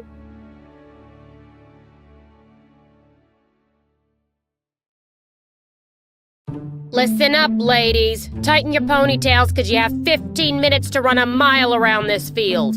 Oh, Miss Cooper, these extensions cost $1,000. We had to sacrifice a horse's hair in the process. And Tia has like Satan-level cramps. Why don't you end class early today? Girls, let's go get mani-pedis on me. Oh, yeah, all right. Hi, I'm Holly from New Jersey, and my daddy is a billionaire who owns a bunch of fancy hotels around the country. And when you're the daughter of a billionaire, people will pretty much always give you what you want. That's why Miss Cooper let me treat everyone to mani-pedis. Before I continue, please like and subscribe. Being the richest girl in town may sound like a dream, but early on, I learned it was a huge responsibility. Kids at school literally all wanted to be me and tried to copy everything I did. From my fashion choices to even the way I walked. I have a funny walk since I'm always wearing 5-inch heels. But I liked being a role model, because I love helping people find their inner fabulousness. Like when I met my BFF Tia. I'd opened my locker one morning to find some of my stuff was missing. Namely, my favorite scarf. People are monsters! Whoever stole my Vuitton scarf, shame on you! I hope a spider eats your eyelashes in the middle of the night so you'll never get to wear mascara again! I was shaking with anger as I stormed by the girls' bathroom. That's when I saw Tia wearing my scarf, crying hysterically. I did it! I stole your scarf! Kids were making fun of my outfit, and I heard that you kept some spare accessories in your locker, but I couldn't find you to ask your permission. I'm going to jail. I'll have to wear prison clothes. I look really fat and orange. I told her she could keep my scarf because, boy, did she need it. Her clothes looked like they'd come out of a literal dumpster. So either she was poor or had the fashion sense of a baboon. I took Tia under my wing after that. I gave her a makeover and we became besties. I also convinced her to stop watching MSA on TikTok and switch to YouTube so she wouldn't fry her brain. But in 10th grade, things took a scary turn. I developed a crush on this super smart kid at school named Sebastian, but he wasn't paying any attention to me. So, to impress him, I made my 16th birthday party chemistry-themed, with tons of science-y decor and designer lab coats. So, what do you think of this amazing nerd party? Did I tell you I ordered a piñata of the world's greatest scientist, Harry Potter? Are you serious right now? I'm very serious. How about we go dance? I don't want to be mean, but you're not my type. I only came to this party because you said you were handing out iPads as party favors. Did he just reject me? At my own birthday party? Another guy ended up asking me to slow dance, but I was so bummed out and distracted that I totally didn't notice that the guy who was leaning in to kiss me was Tia's longtime crush. Oh my gosh! How could you do this to me? You were seconds away from kissing Freddie. You know I've had a crush on him since the 9th grade, ever since I farted in class and he took the blame for me. Tia, I'm sorry. I was distracted and... Oh, don't start giving me excuses. I talked to you about that boy and his abs for years, and now you think you could just swoop in between us with your high heels and your gorgeous fake hair. As of now, this friendship is over. What? Don't say that. Suddenly, a smoke cloud blew up in my face from one of the lab stations I'd set up. I was immediately rushed to the hospital, and there, I received insane news. I had to get facial reconstruction surgery from the injury. When I woke up from my procedure, I expected to be surrounded with friends and care baskets, but nobody came to visit me, which was bizarre. And as weeks passed, I didn't get a single call or text asking how I was. The people at my party knew I'd gotten severely hurt. Maybe they didn't realize that my injury was so serious? I arrived at school a couple of months later, and to my shock, everyone completely ignored me. Okay, what was going on? Ow. Sebastian? How do you know my name? Because I invited you to my party? And don't give me that judgy look. I know my face looks like a bloated baby on steroids. It's because I just got surgery, man. The only time I ever look bloated is if I eat gluten. I don't know what you're talking about. Are you new to this school? And that's when it hit me. He didn't recognize me because of my new face. So that's why the kids were ignoring me. Except it still didn't explain why everyone had ghosted me for 2 freaking months. I decided to find Tia and ask her about it, but throughout the day, I didn't get a chance to talk to her because apparently she'd become the new queen bee after I'd left. Then at lunchtime, I discovered something that shook my world. I was headed to the library when I overheard Tia talking with someone. So, do you think Holly will ever come back to school? Ew, I hope not. You know how everyone secretly hates her? I don't know if she's healed from her chemical injury or whatever, but we're all better off if that brat is out of our lives. Wait, what the sugar-free fudge? My BFF and all the girls at school secretly hated me? Since I was unrecognizable, I decided to get the scoop from some other girls. And when I did, I discovered what Tia said was true. Holly paid teachers to change her grades. Once, she gave our science teacher a pair of $10,000 boots. Holly wore peacock feathers to school. She supported peacock cruelty.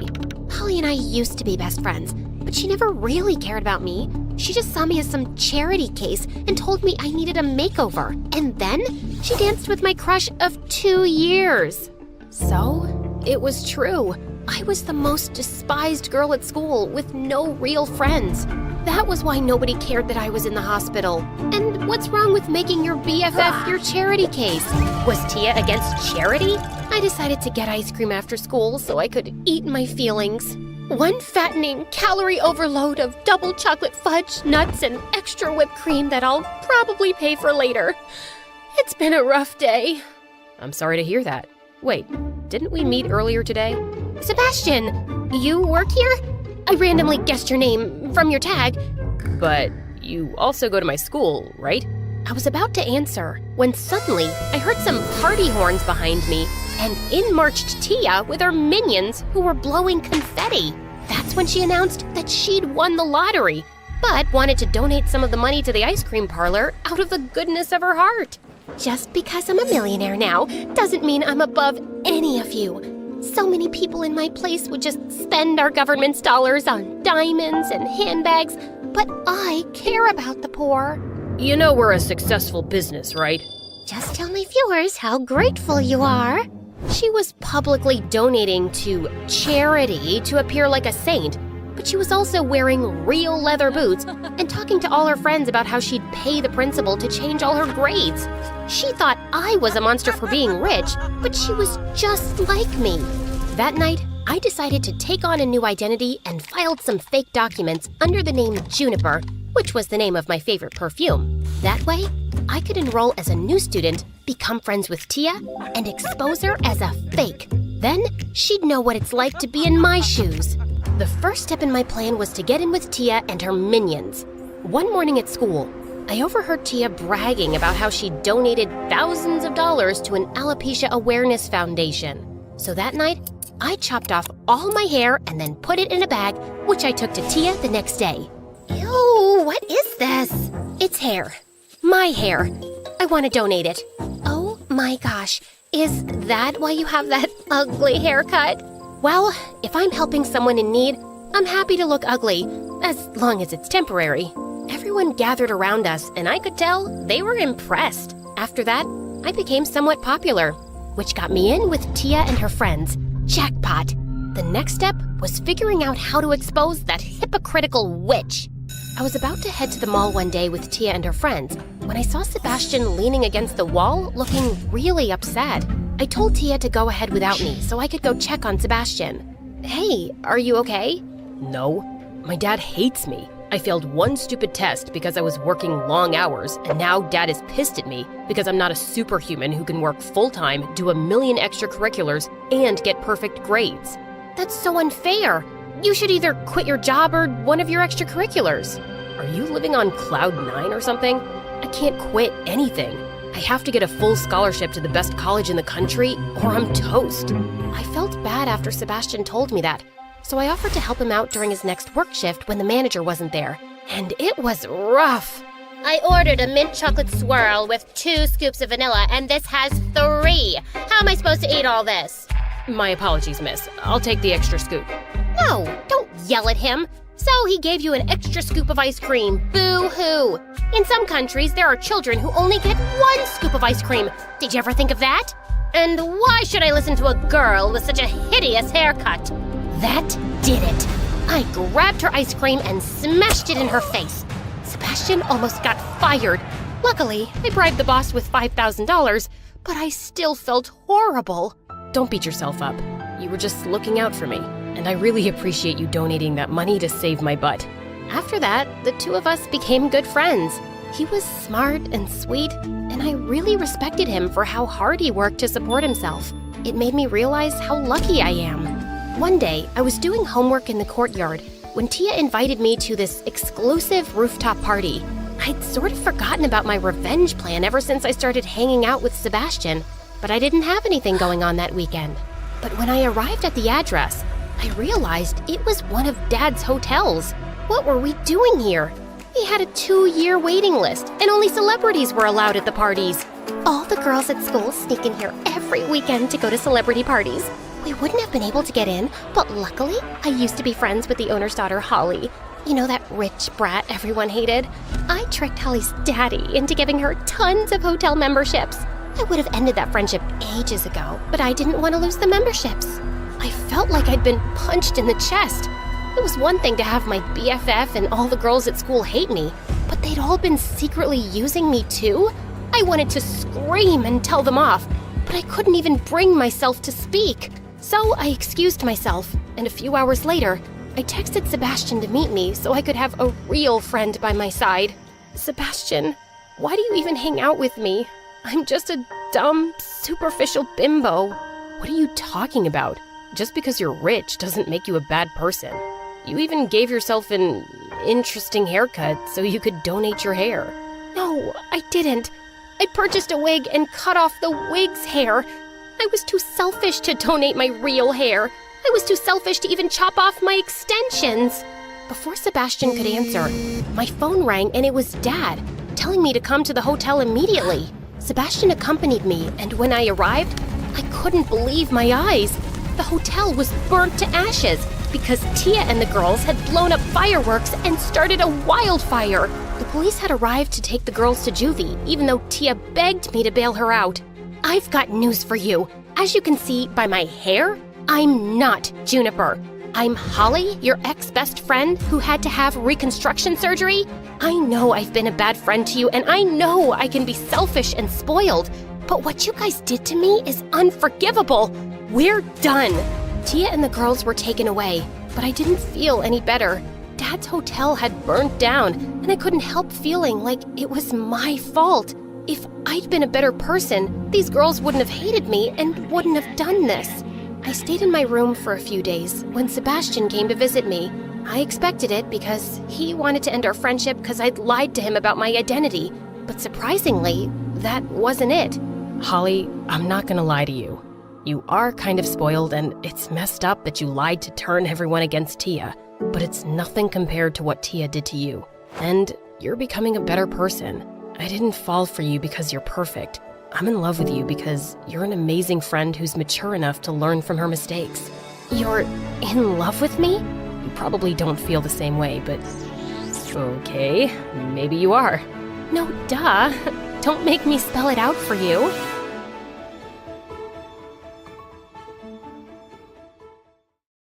Hi, I'm Isla from Turkey. The night I was born, Dad held me close and said tearfully, God, she's so beautiful. I will name her Isla, my moonlight. Just then, the doctor came in with a grim face and told my parents that they couldn't have any more children. Dad immediately dumped me in Mom's arms. You mean this is all I get? I won't have any sons? Ever? This is the darkest moment of my life. Growing up, Mom adored me, but I knew Dad thought I was a burden. The nicest thing he ever said to me was, You're just a stupid girl, but thank God you're pretty. Dad owned a small tea shop in the city. Once when I was 10, he came down with the flu, and he was being such a big baby. No one knows my suffering. If only I had a son to run my tea shop, but no, I got a dumb daughter. He buried his head in his blanket and started to cry. Mom and I just rolled our eyes and went to the shop that day, and I thought we were doing great.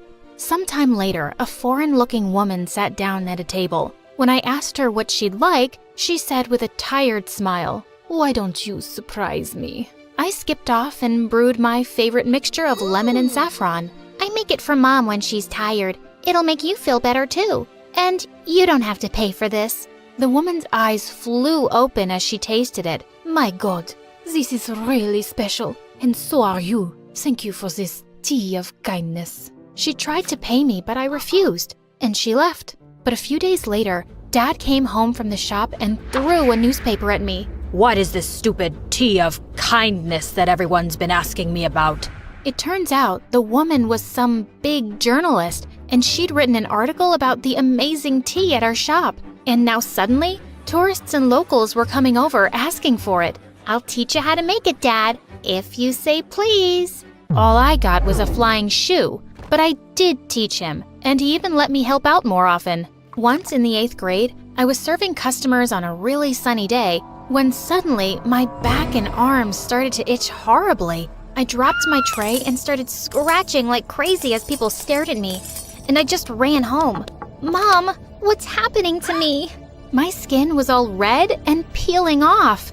Mom quickly took me to the doctor, and he said I had a condition called desquamation. My skin started flaking when it was too irritated by something. There wasn't a cure, but he gave us some expensive cream to soothe my skin. Don't tell your dad about this, okay? I'll get the money for the cream somehow. A week later, Mom came home with some great news. She'd gotten a janitor's job in a fancy high school, and even better, I could go there for free. But it was so much fancier than I'd imagined. The minute I entered the classroom, I knew I was being scanned from head to toe, and everyone was judging my clothes and shoes. And turns out, no one even wanted to sit with me at lunch because I didn't look a certain way. But I didn't care. I had a chance to study at a great school, and I wasn't wasting it. One day, I went into the bathroom, and I found some girls from my class there, and the meanest one, Zara, was screaming at Mom. You moron! You spilled all that dirty water on my shoes. I get that you're a janitor because you're stupid, but are you blind too? I pushed her up against the wall. No one talks to my mom like that. Do you hear me? Mom?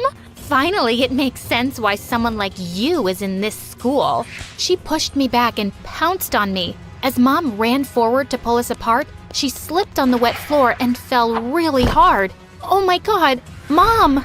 The school staff rushed her to the hospital, and after hours of waiting, we found out that Mom had injured her back and she couldn't walk. I was devastated. It was all my fault. If I hadn't been fighting with Zara, none of this would have happened. The principal said I could still attend school at half the fee, but I couldn't afford that either. One evening, as I was working at the shop, I came across the journalist I'd met years ago. Wow, look how lovely you've grown up to be. But sweetheart, why do you look so sad? I broke down and told her everything. After I was done, she said, I have an offer that might solve some of your problems. You could become a model. I could connect you to all the right people, and it pays really well. Me? A model? The woman told me to think about it, and I did. It could mean I'd still be able to go to school and even save money to get Mom better treatment. I decided to bring it up at dinner that night. Dad, I'm taking up a modeling job, and he suddenly spat out his food. Modeling? Where did you even get such a stupid idea? What's wrong with it? It's for morons who don't have any brains, and it's disgraceful. Well, I do have brains, so I'm not gonna be stupid enough to waste this chance. I can make our lives better, especially Mom's. I said no! I already said yes! And with that, I angrily smashed my plate on the floor. Dad looked shocked, and I stormed off. I called up the woman and said I was taking the job. I put my cream all over my skin before going to the shoot. I couldn't let anyone know about my condition, or I'd never get the job. Everyone on set welcomed me warmly, and I was surprised that I was kind of a natural at this. 2 weeks later, I was on the front cover of a teen magazine, and Mom was delighted when I showed it to her. But of course, Dad still wasn't talking to me, and I found the magazine torn up in the trash later. But I'd been paid good money. I was able to buy some new clothes for Mom and myself, and I was back in school. And suddenly, it was a different place. People who acted like I hadn't existed before were smiling at me like we were best friends. And at lunch, I had a lot of company. A boy even asked me for my autograph. Of course, none of this was sitting too well with one person, Zara. I could see smoke coming out of her ears from a mile away. Soon after, we had a fundraiser modeling contest in school, and I was excited to participate. But as I was getting ready, I suddenly saw Zara come and sit in the chair next to me. What are you looking at? One magazine cover and you think you're the princess of this school? How hard can modeling be anyway, if you can do it? Turns out, pretty hard for her. Zara was so bad at it. She walked like a monkey and kept waving her arms like a freaking robot. And then suddenly she tripped on her dress and landed flat on her face. I ran forward to help her, but she just pushed me away. Get away, you witch! You'll pay for this! How was it even my fault? She was crazy. But a few days later, I was shocked to find her at a shoot, and I was told we'd be working together. Why are you even here, Zara? You're really bad at this. Oh, I know. But when you're really rich, you don't have to be good at anything. You just throw money at stuff and get what you want. And let me tell you, it's amazing. This girl. Also, she was so awkward, the shoot took us 6 hours. Later, as the makeup artist was removing foundation from my arms, I suddenly felt my skin sting terribly. OMG, your skin's coming off. What did I do? Oh, it's just allergies. It'll be okay. I quickly took the cream out of my bag and put it on, and then left as fast as I could. Thank God no one else was around. A few days later in the library, I was reading when someone pushed a note towards me. I looked up to see a cute, nerdy guy everyone knew as a math genius care to be my date at the spring dance. I didn't even know him, but just then I spotted Zara frowning at me like a creep.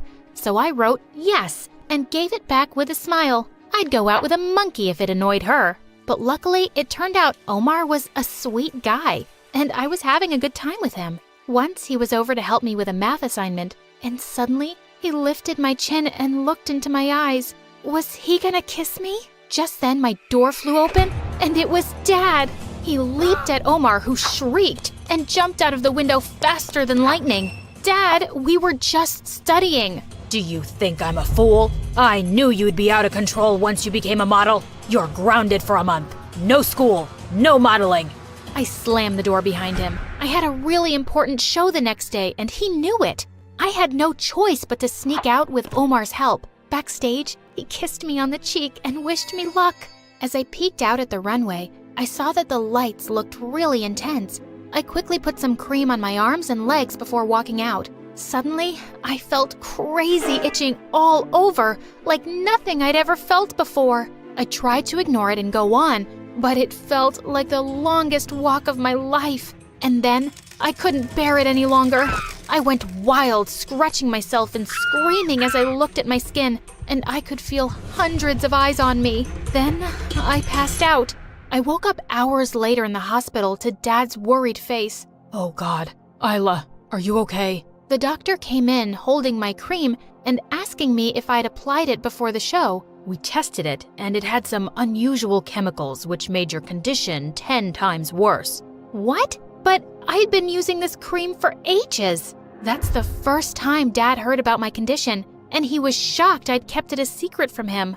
I guess I didn't want to make you even more disappointed, Dad. He was just silent and took me home. The next day, I woke up to find that my video of going bonkers on the ramp had gone viral. I could just see my modeling career going down the drain. I didn't even go to school. I decided to go to the tea shop that evening, and I got the shock of my life.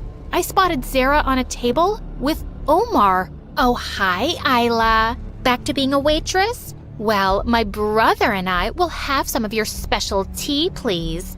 Brother? Yeah, brother. And I may have found out about your condition, and I may have asked him to mix something in with your cream. What? Are you guys absolutely insane? Why would you do that? Because someone needs to show you your place. Let me tell you something I discovered. Our dads are brothers. Yeah, we're cousins. Ugh, yuck. Cousins? You're making that up. I wish. But there's a big difference between us. I'm the daughter of a millionaire businessman, and you need to remember that you're the daughter of a loser tea seller and a crippled janitor. I was about to leap forward and attack her, but suddenly some of our customers jumped in. Hey, we love this place and the owners. You can't treat them like trash. They all started shouting and booing, and Zara and Omar fled from there. Dad had witnessed the whole scene, and I asked him about these secret cousins. I've never seen them before myself. My brother and I haven't spoken in 20 years. He cheated me out of all my wealth and left me penniless. I had to start from scratch with this tea shop.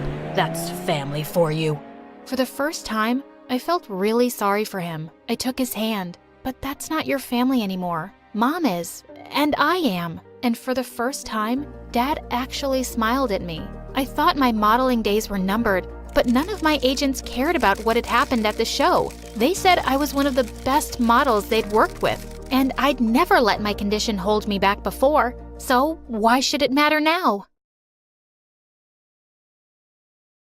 Okay, if you hate everything and my car so much, why don't you just get out? This isn't funny. It's freezing, and it's dark out. Is this a joke? Does it look like a joke? Call an Uber. My jaw dropped as he sped off. I was waiting for the driver when I suddenly heard glass shattering and a loud alarm. I looked behind me and saw a man in a dark hood running out of a jewelry store. We both froze. Hi, I'm Layla from New York. Before I tell you the rest, don't forget to like and subscribe. I had a perfect family. I grew up in one of the most expensive penthouses in all of New York City. We had a personal chef, designer clothes, everything. My dad was the president of a huge company, and he loved my mom and I more than anything in the world. We had it all. But when I was 5, my life turned upside down when my mom left, and my dad started spending all his time at work, and a few years later, he married Gwendolyn, who was some random supermodel, and they started jetting off to exotic cities for her work every weekend. At first, I hated how they left all the time. I even tried going with them once. All packed up for the trip, Daddy. Oh, Layla, you didn't really think you were coming with us, did you? Tomorrow's my 7th birthday. Right. The housekeepers will make you the biggest cake you've ever seen. Toodaloo. But as I got older, I got used to them being gone for weeks, and eventually, I totally loved it. Who needed actual parents when you had their credit card? An empty house meant having epic karaoke parties, movie marathons, and makeover parties whenever I wanted. My parents didn't care as long as no one broke anything that cost more than $10,000. Having the best party house in an elite private school was like being royalty among royalty. Oh my god, Layla, your party this weekend was incredible. When's the next one? Don't think I didn't see you break my stepmom's favorite vase. For you, there won't be a next one. Like any queen bee, I had to keep my hive in line. And most importantly, I had to have a super hot king by my side. So I had a boyfriend, Jackson, who was the heir to a massive family fortune. Hey, babe, want to take my dad's helicopter to the Bahamas this weekend? Ooh, the Bahamas. Should we ask our parents? Good one. We even won prom king and queen 2 years in a row. I mean, it's not like it was a surprise. Life was totally perfect. But when I was 17, everything changed. Jackson was driving me home from dinner one night, and we got into the dumbest argument. He was always throwing tantrums. Okay, if you hate everything and my car so much, why don't you just get out? This isn't funny. It's freezing, and it's dark out. Is this a joke? Does it look like a joke? Call an Uber. My jaw dropped as he sped off. I was waiting for the driver when I suddenly heard glass shattering and a loud alarm. I looked behind me and saw a man in a dark hood running out of a jewelry store. We both froze. He was turning to run when a huge gust of wind blew his hood off. I immediately noticed this huge scar on his forehead. Luckily, the alarm must have called the police. The flashing lights and sirens sent him running. I told the officers everything. They dropped me off at home. Jackson didn't take my call, and I had to sleep with all the lights on. The next morning, I woke up to the sound of someone banging on my door. It must be Jackson, begging for forgiveness. Surprise, surprise. You better have a whole bouquet of flowers for me. You're not Jackson. 2 giant men in dark suits with gold badges were standing at my door. FBI, Layla, you need to come with us now. Is this about last night? I told the police everything. The man you saw is some psycho who's connected to robberies all over the city, and he's extremely dangerous. We've already contacted your parents. With your family's high profile, we're putting you in witness protection. Witness protection? Doesn't that only happen in movies? You'll be living with a new family in a discreet location until he's captured. He barely saw me. My dad will never allow this. Dad? Wait, what? Can't you just come home to protect me? Apparently, Gwendolyn signed all the paperwork and sent it to the FBI that morning without even asking me first. You can't do this to me. I wasn't even allowed to say goodbye to my friends or take my phone. And I dozed off in the car until we pulled up to a small house in the desert. A woman and a little girl stood at the door waving and holding up a handmade sign. Eunice? Who is Eunice? Welcome home. Miss Celia will tell you everything you need to know from here. Good luck. Walking into the house felt like the beginning of a nightmare. Everything was so old. Even the floorboards were creaking under my feet. I know this is probably a lot for you, Eunice, but we're here to make you feel like home. Okay, but where's the rest of your house? I can't believe I have a pretty big sister. Don't mind Amy. She's only 5 and she is excited to meet you. I'm sure you're exhausted, but I was instructed to change your hair tonight. You need to be unrecognizable, Eunice. Are you kidding? I just got highlights. And please stop calling me Eunice. My name is Layla. Sorry, sweetheart. But according to your new identity, your name is Eunice. You're my niece who just moved here from a farm, and you have short green hair. Cool. I love green hair. I'm gonna be sick. Hopefully not too sick. You have to start school tomorrow. After hours of sobbing, I had no choice but to let Celia destroy my hair. Before school the next morning, Celia printed out a schedule and told me about my new identity. Whoa. AP Trigonometry? Chess Club? You'll do great. Oh, and I packed you a sandwich for lunch. It's probably nothing as fancy as you're used to, but I think I make a mean PB&J. The best sandwich. Oh, and here's your phone. Don't try to sneak any texting to friends. It's only programmed to call me. A flip phone? Have a great first day. As if that wasn't enough, the students all looked so weird. Not a single person was wearing designer clothes. I guess I wasn't either. I shut the locker and jumped when I saw a tall guy with glasses and a plaid sweater standing right in front of me. Who are you? Hi, I'm Edward. Eunice, right? Yeah, I am. How did you know? I'm the chess team captain. I heard we were getting a new student today, and you're the only person here I don't recognize. Small town. I don't need a greeting committee. I won't be staying long. Whoa, sorry. I thought I'd help the new girl, but if you've got it all figured out, I'll see you later. Great start, Eunice. If the nerds already hated me, I wouldn't dare try my luck with the popular girls. I ate lunch in the bathroom, alone. This is all Jackson's fault. I was so furious that I spent the rest of the day in a daze, thinking about getting out and seeking my revenge. The final school bell snapped me out of it. Time for the worst part. We have a new member. Everyone, this is Eunice. She'll be my partner today. Earth Eunice, you go first. Oh, right. Okay. I bumped a random piece up on the board. I don't know what chess was like where you're from, but you can't do that. My aunt made me join. I really don't care about this. Well, we care, and I don't have time for someone who doesn't want to be here. Fine, whatever. I stormed out and looked for a phone booth since I couldn't use my own phone. There had to be a way to get out of here. I thought about calling Jackson or my dad until I realized they're the ones who got me here in the first place. Jackson abandoned me on the sidewalk, and Dad just straight up abandoned me.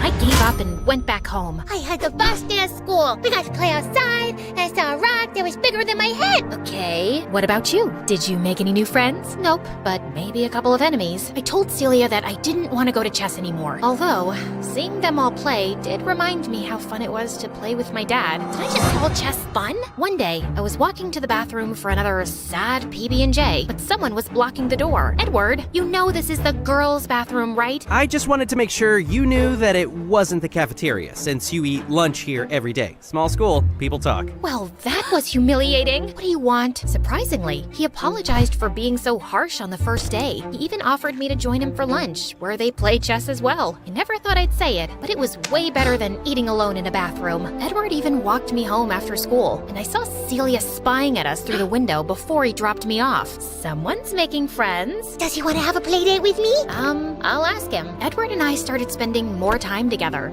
and it was fun. And I started to look forward to school, and I had to admit, it was nice not having friends who only looked for status, and where I had to dress up like I was going to a fashion show every day. And once, as I prepared to leave for school, I saw Celia braiding Amy's hair, and it reminded me of my mom. I gathered myself and took my bag to leave. Okay, bye, Mom. Bye, before I knew it, Celia was hugging me. I'm sorry.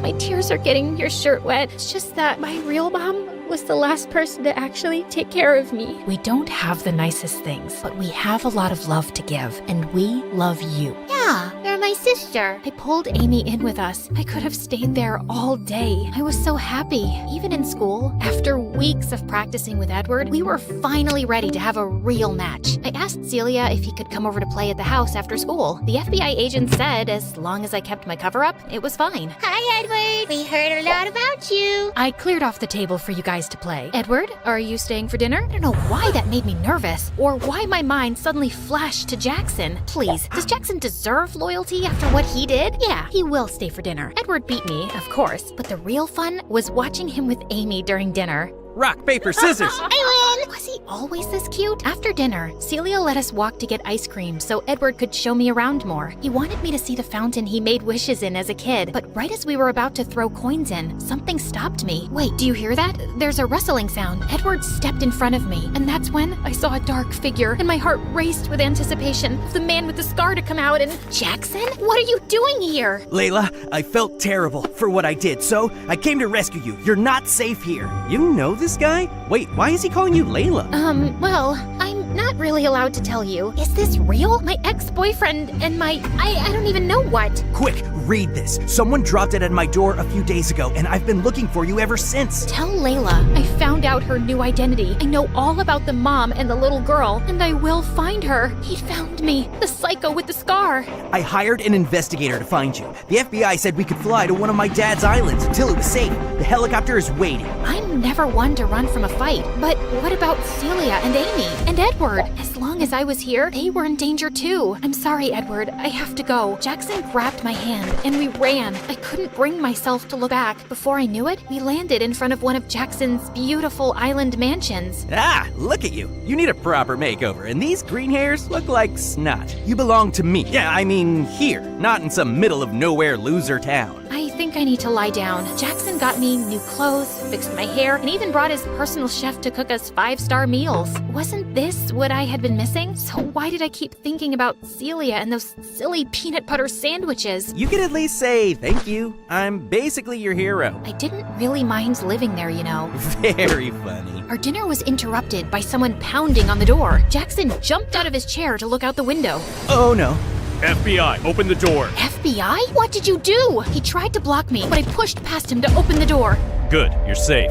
Celia thought something terrible happened to you. We've been looking for you for days along with your dad. We asked him to wait for you at home. But Jackson said I showed them the letter. Miss, the man you identified has been on trial for a few days. We were waiting until he was in prison to tell you it was safe to return. There's no way he could have written that letter without us knowing. Yeah, I can explain. Jackson, you ruined everything again. I had a family who cared about me, friends who wanted me for more than just parties. Why do you even care? You got me into this mess. Because no one walks away from me! Only I can decide that! I am Jackson St. Germain! I always get what I want, and I still want you! Walked away? I was in witness protection. I didn't even have a phone. You're insane. The agents had to put Jackson in handcuffs to put an end to one of his famous tantrums. Get him out of here. The FBI told everyone I was safe and took me back to my penthouse in New York. Walking through the empty rooms, I thought about Celia and Amy, and I suddenly understood the difference between a house and a home. My baby, Layla. I'm so sorry for not being here with you all this time. I can't go back to the time that has passed. I know I was so focused on work because I was trying not to miss your mom, and I didn't realize how much you had grown up. You look just like your beautiful mom, and when I got to know that you were in the witness protection program, I used all my connections to find the scumbag bandit as soon as possible. And when I found out you'd gone missing, I realized what a terrible father I am. Oh, Dad, you'll always be my dad, but I really want to go back to finish high school with Celia. My dad accepted as long as I had a bodyguard for protection. There was just one thing I had to do before going home. Driver, can you please make a stop at the local jail? You better tell them to let me out! Tell them it's a mistake! I cut him off with a well-deserved slap across the face. Clearly, he hadn't learned any lessons yet, but he was super rich. I knew he'd be bailed out in no time, but not by me. Bye, Jackson. It was time to reveal my big plan. Layla, it's beautiful. I took Celia and Amy's blindfolds off and revealed a brand new house by the fountain in the park. My dad wanted to make up for his absence, so he paid to build a big house with everything the three of us could need. And yeah, I did ask for a walk-in closet. A girl can only change so much. Do I have a playroom? You have two. Wow! I still can't believe your name is actually Layla, and you did all this just for some chess-playing nerds in a small town. Don't flatter yourself too much. It was for all you nerds in this beautiful small town. Let's head inside. I'm kind of craving a peanut butter and jelly sandwich.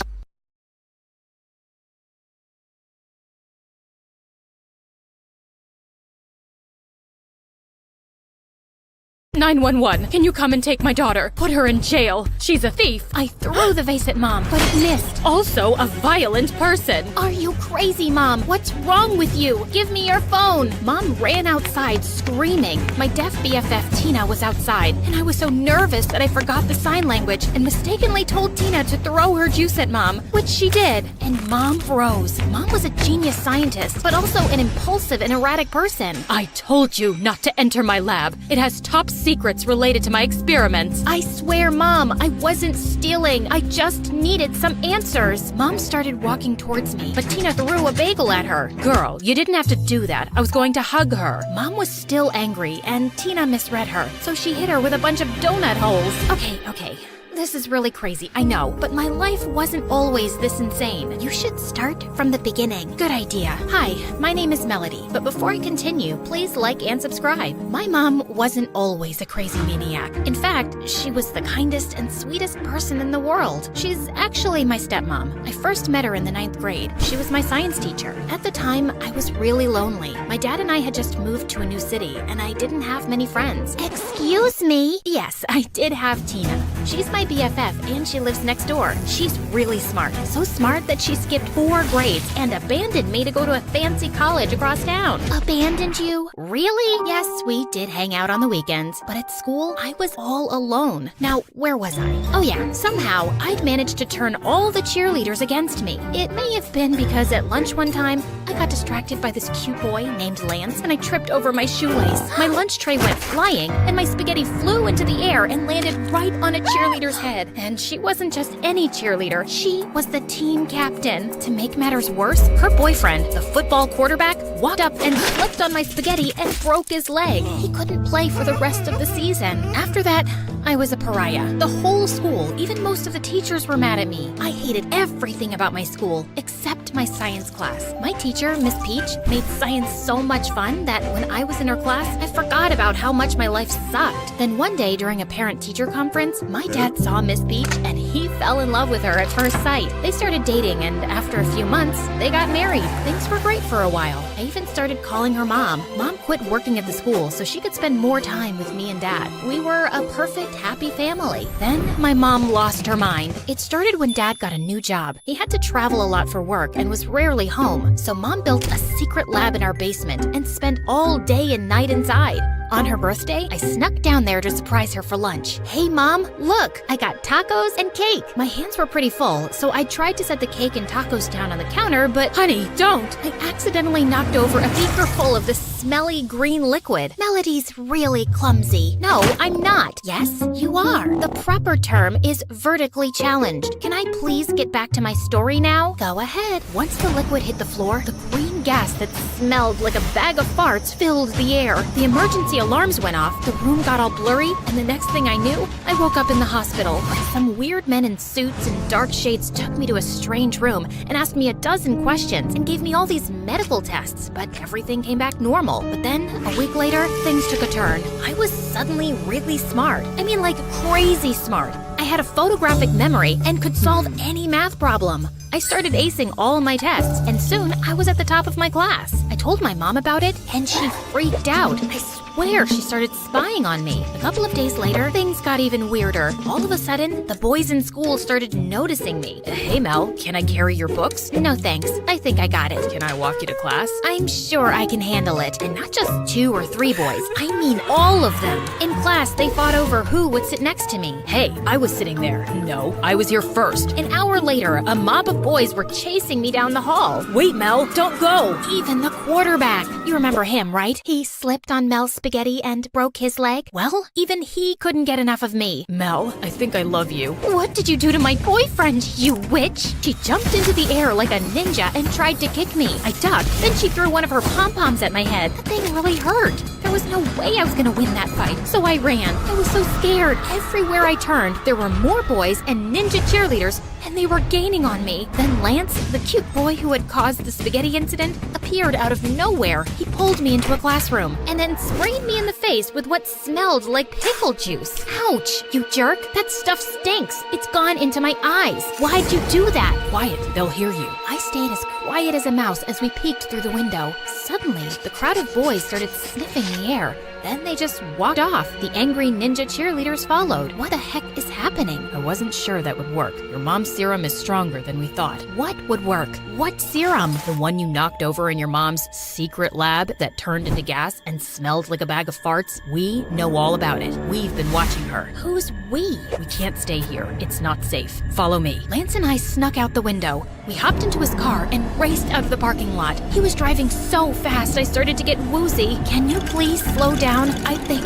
I'm gonna pee. I threw up all over his shirt, and I was so embarrassed. After Lance cleaned up, he took me to a cyber cafe, and what he told me about my mom blew my mind. Your mom's a rogue scientist who's been in hiding for years. We got a tip that she was working as a high school teacher. I've been posing as a student trying to find her. I was about to give up until your accident. You have to help me stop her. She's dangerous. No way! That can't be true. Your mom was working on a serum that was designed to create a super secret agent, a highly intelligent, expert fighter who's irresistibly attractive. Why would a super secret agent need to be attractive? Not sure. It's a thing. Really? Yes. Some bad people want to get their hands on the serum. I need you to sneak into your mom's lab, steal her laptop, and give it to me. Lance told me the laptop held the formula for the serum and a bunch of other top secret information that my mom stole from the government. Why can't you do it yourself? We tried. It didn't work so well. Lance showed me a video of my mom kicking a bunch of agents' butts. You're our only hope. The safety of the world depends on you. Melody, can I count on you to complete this mission? I looked up at his deep brown eyes, and suddenly, something strange came over me. Lance was always gorgeous, but now he was a vision, like he'd stepped out of a dream. I guess guess I could do it. That would make me so happy. Lance dropped me off a block from my house. I stood there in the street, watching his car drive away. I couldn't stop thinking about his handsome face and how his hand touched mine. Then Tina ran into me with her bike. Hey, watch where you're going. You're the one standing in the street. I told Tina all about Lance, the super secret agent serum, and my mission to steal Mom's laptop for him. Hold on, you don't even know this guy. What else is there to know? Lance is beautiful and amazing and charming, and what's he going to do with the serum when he gets it? Simple. He's going to... Wait, he didn't say. I'm not sure. I just have to help him. Why? I don't know. Oh, geez, I'm so confused. Tina dragged me into her house. I told her all about the crazy boys in school and everything Lance said about the serum. Then Tina picked up a handful of pencils and flung them at my face, and I expertly dodged them all. What are you doing? Tina threw a trash can, a stapler, a teddy bear, and a math book at me. I caught the math book and ripped it in half. You're a super secret agent. Then that means what Lance said was true. Should we give him Mom's laptop? No way. I don't trust him. I think he's a super secret agent who has had the serum too. Maybe that's why you went so gaga over him. Then it hit me. Tina was right. A super secret agent. A highly intelligent, expert fighter, irresistibly attractive. What a jerk. Lance tried to use me with his perfect smile, his incredible hair, his amazing body, and his focus. Yeah, you're right. Something fishy is going on here. We need some answers. That night, I invited Tina over to my house for dinner. Dad was home from a business trip, so we all ate together. After dinner, Tina and I waited till Mom and Dad were asleep, and then crept downstairs to sneak into Mom's lab. But just as we were about to open the door, Mom appeared right behind us. Melody, what are you doing? We were getting a glass of water. Water? The kitchen's that way. Oops, it's so dark down here. We just got lost. Night, night. The next morning, Dad was in his room sleeping, and Mom was still in her lab. So Tina and I decided to lure Mom out. My mom loves breakfast, so we ordered a bunch of bagels and donuts and a ton of other items I knew she couldn't resist. Tina put the food next to Mom's window.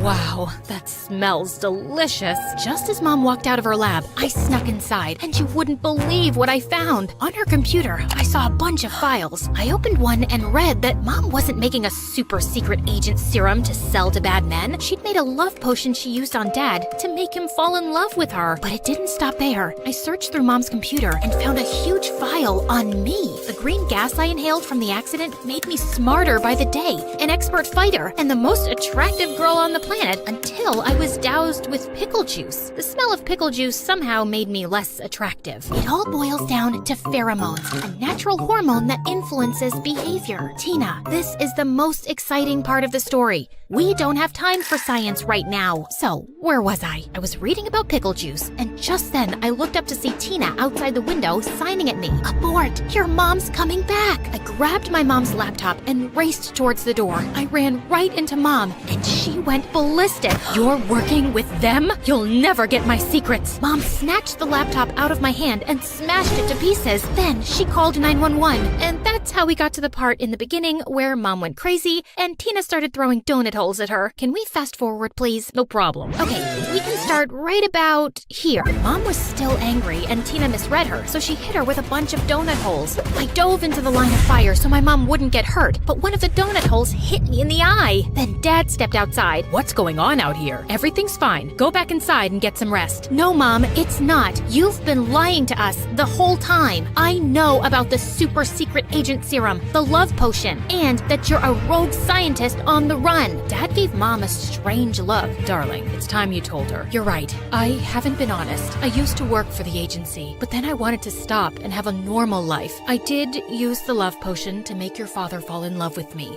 But once I got to know him, I realized it was wrong, so I stopped using it and told him everything. She's telling the truth, Mel. But what about the super secret agent serum and the government? I shut down the super secret agent serum project months ago. It was dangerous. All the agents who took it went crazy. That's why I have a file on you, because I was monitoring you after you got exposed to it, Mel. I should have told you, but I didn't want to scare you. Thank goodness you were fine. The effects of the serum should wear off soon. I love you, honey. Please forgive me. Just then, Lance appeared out of nowhere. That's really sweet, but I need more of that serum. Now. There's no more serum left. Mel spilled the last of it. I don't care. Make me some more or the deaf girl gets hurt. Then Lance grabbed Tina, and I saw red. I sprang into action and tackled Lance to the ground. He kneed me in the side, and I punched his pretty face. He elbowed me in the nose, and I yanked his gorgeous hair, and he squealed like a pig. Ouch, that hurts. I guess the effects of the serum on him had started to wear off because I was stronger and managed to overpower him and tie him to a tree. The police arrived 10 minutes later and arrested Lance. He was wanted in 10 different countries. He didn't even work for the government. He was the one selling secrets to the bad guys. I told you he was lying. A couple of weeks later, the super secret agent serum wore off, and my life went back to normal. Every day after school, Mom invited me and Tina to her lab to work on secret experiments. One day, a special agent showed up at our door with a special mission to save the world. So what do you say, girls? You in? Yes, of course.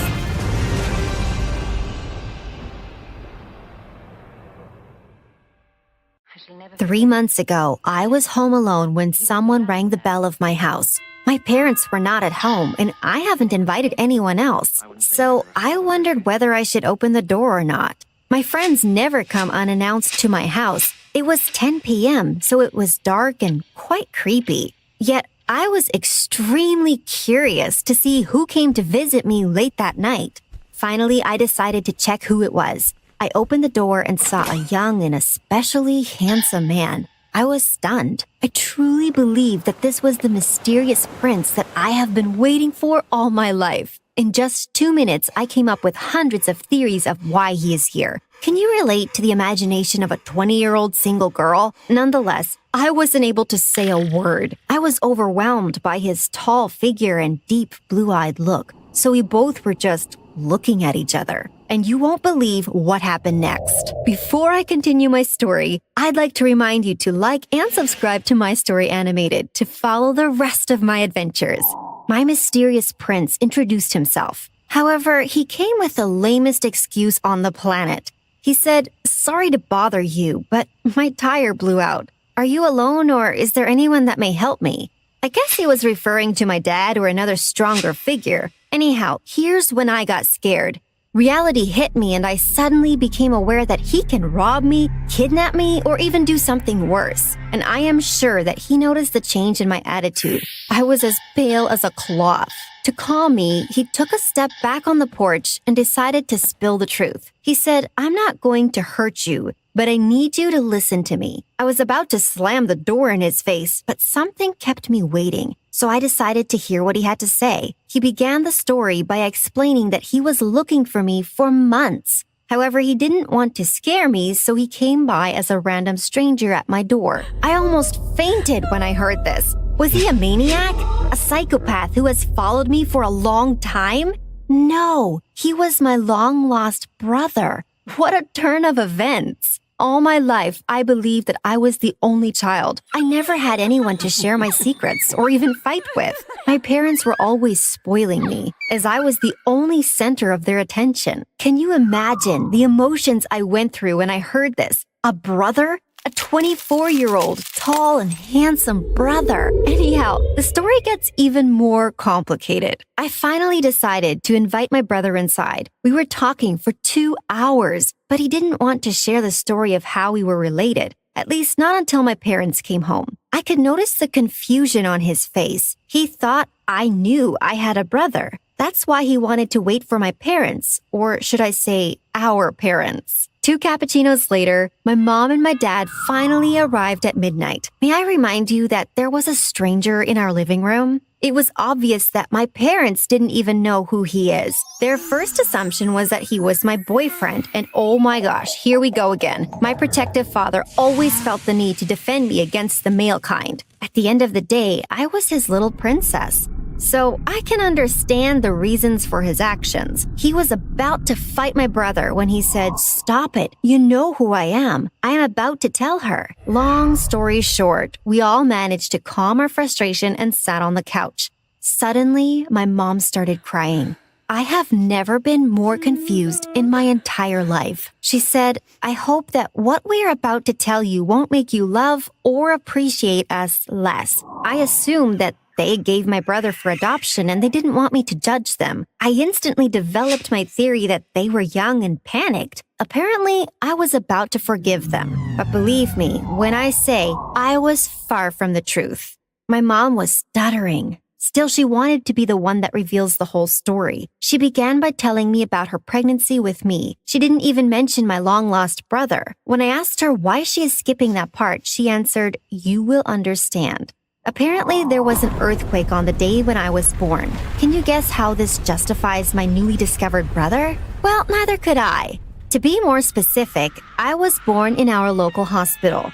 My mother was struggling for days before I decided to come out. Obviously, I was indecisive even in the womb. It's a characteristic of mine that explains many actions I have taken in my life. Anyway, I was born in June. On this particular day, 16 other babies were born in the same hospital. It's not many, but as I said, it's a small town. And I should be lucky that there weren't more babies at the moment. I know it sounds confusing, but you will understand when I finish the story.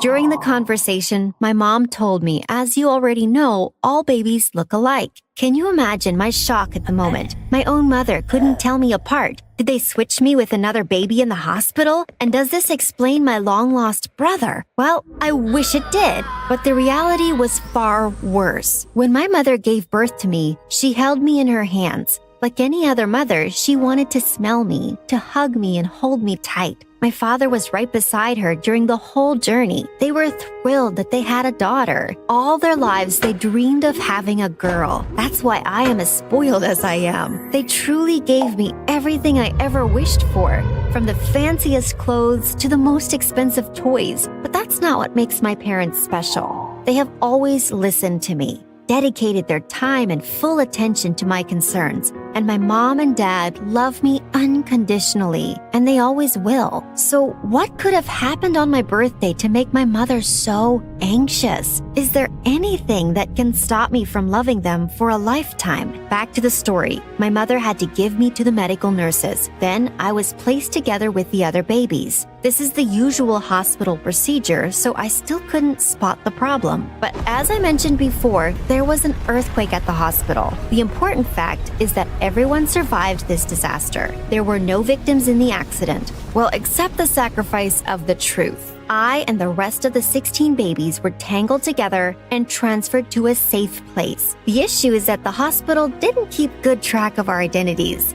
There weren't any available DNA tests at the moment, so they decided to keep this as a secret. For years, the parents weren't aware of this issue. All that time, they believed that the hospital gave them their baby. More specifically, there were 10 female and 7 male newborn babies. After a few years, the truth came out. But it was already too late. The parents have developed strong relationships with their children. My parents didn't want to put me through such a stressful situation from a young age. After all, they loved me as I am their own blood, even if I was not. As shocking as it sounds, I was then made aware that I have 10 mothers. Both my mom and my dad burst into tears. My mother started cursing my new brother. She started yelling and asking why he came. She was 100% convinced that I will blame them or even leave them as complete strangers. But she was wrong. I didn't blame my parents, not even for a second. I was just shocked by this new information. Can you imagine finding out that you have 9 more mothers, 9 more fathers, and a whole bunch of brothers and sisters? Of course, I am speaking hypothetically. I know that I can only have 1 mother and 1 father. But who are they? Are they the people I have been living with my whole life? Or are they people from a different culture, individuals with other values and daily habits? No matter the case, I wanted to meet them. I cannot imagine what my mom and dad were feeling at that moment. Maybe they thought that I would leave them for my real parents. Little did they know, I have always seen them as my only family. Now, back to the story of my long-lost brother. I'm sure that you are questioning why he was looking for me. His adventure began when he met a girl at the same age as his sister, or the girl he was living with. At this stage, we're unaware of who is related and who is not. When he met the girl, he instantly felt a connection. They started talking and bonding. After a while, he discovered that she was born on the same date and in the same hospital as his sister. It was simply too big of a coincidence. He spent months on research and he came upon the hospital's secret. Then he decided to face his parents with the truth. He asked them whether the girl living with him was truly his relative. Even though this was a well-kept secret, his parents decided to reveal the story. Like my parents, they were also introduced to the problem several years after my birth. It was at that particular moment when my brother promised to spread the truth to all 17 babies. He didn't want to participate in this huge manipulation, so instead of keeping us in the dark,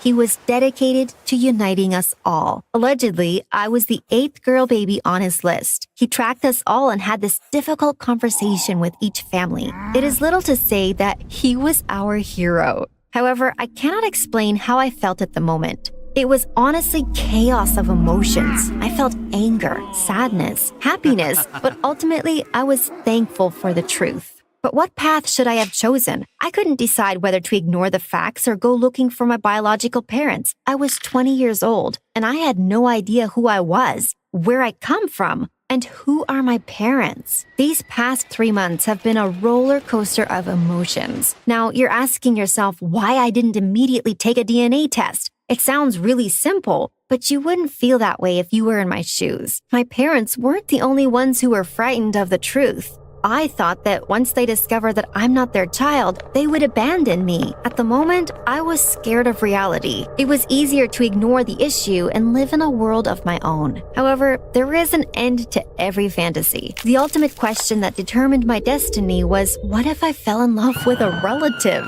What would happen if I met my long-lost brother on the street? Well, I would be unaware that we were associated with him. And at this age, one thing leads to another. No one can guarantee my safety if I choose to live in a bubble. So I decided to be brave, to discover my roots and true identity. I wanted to know which of the 10 women is my biological mother. I must admit, it wasn't easy taking the test. Both I and my parents went through a tough period, and you will not believe what I've discovered. My whole life was a lie. These people I have been living with for the past 20 years weren't my biological parents. This means that I may have a brother or a sister that I am unaware of. It was then that I knew I had to take action. I instantly called a brother that visited me. He had the contacts of most babies born in the local hospital on the same day, many of which made DNA tests and confirmed the relationship to their parents.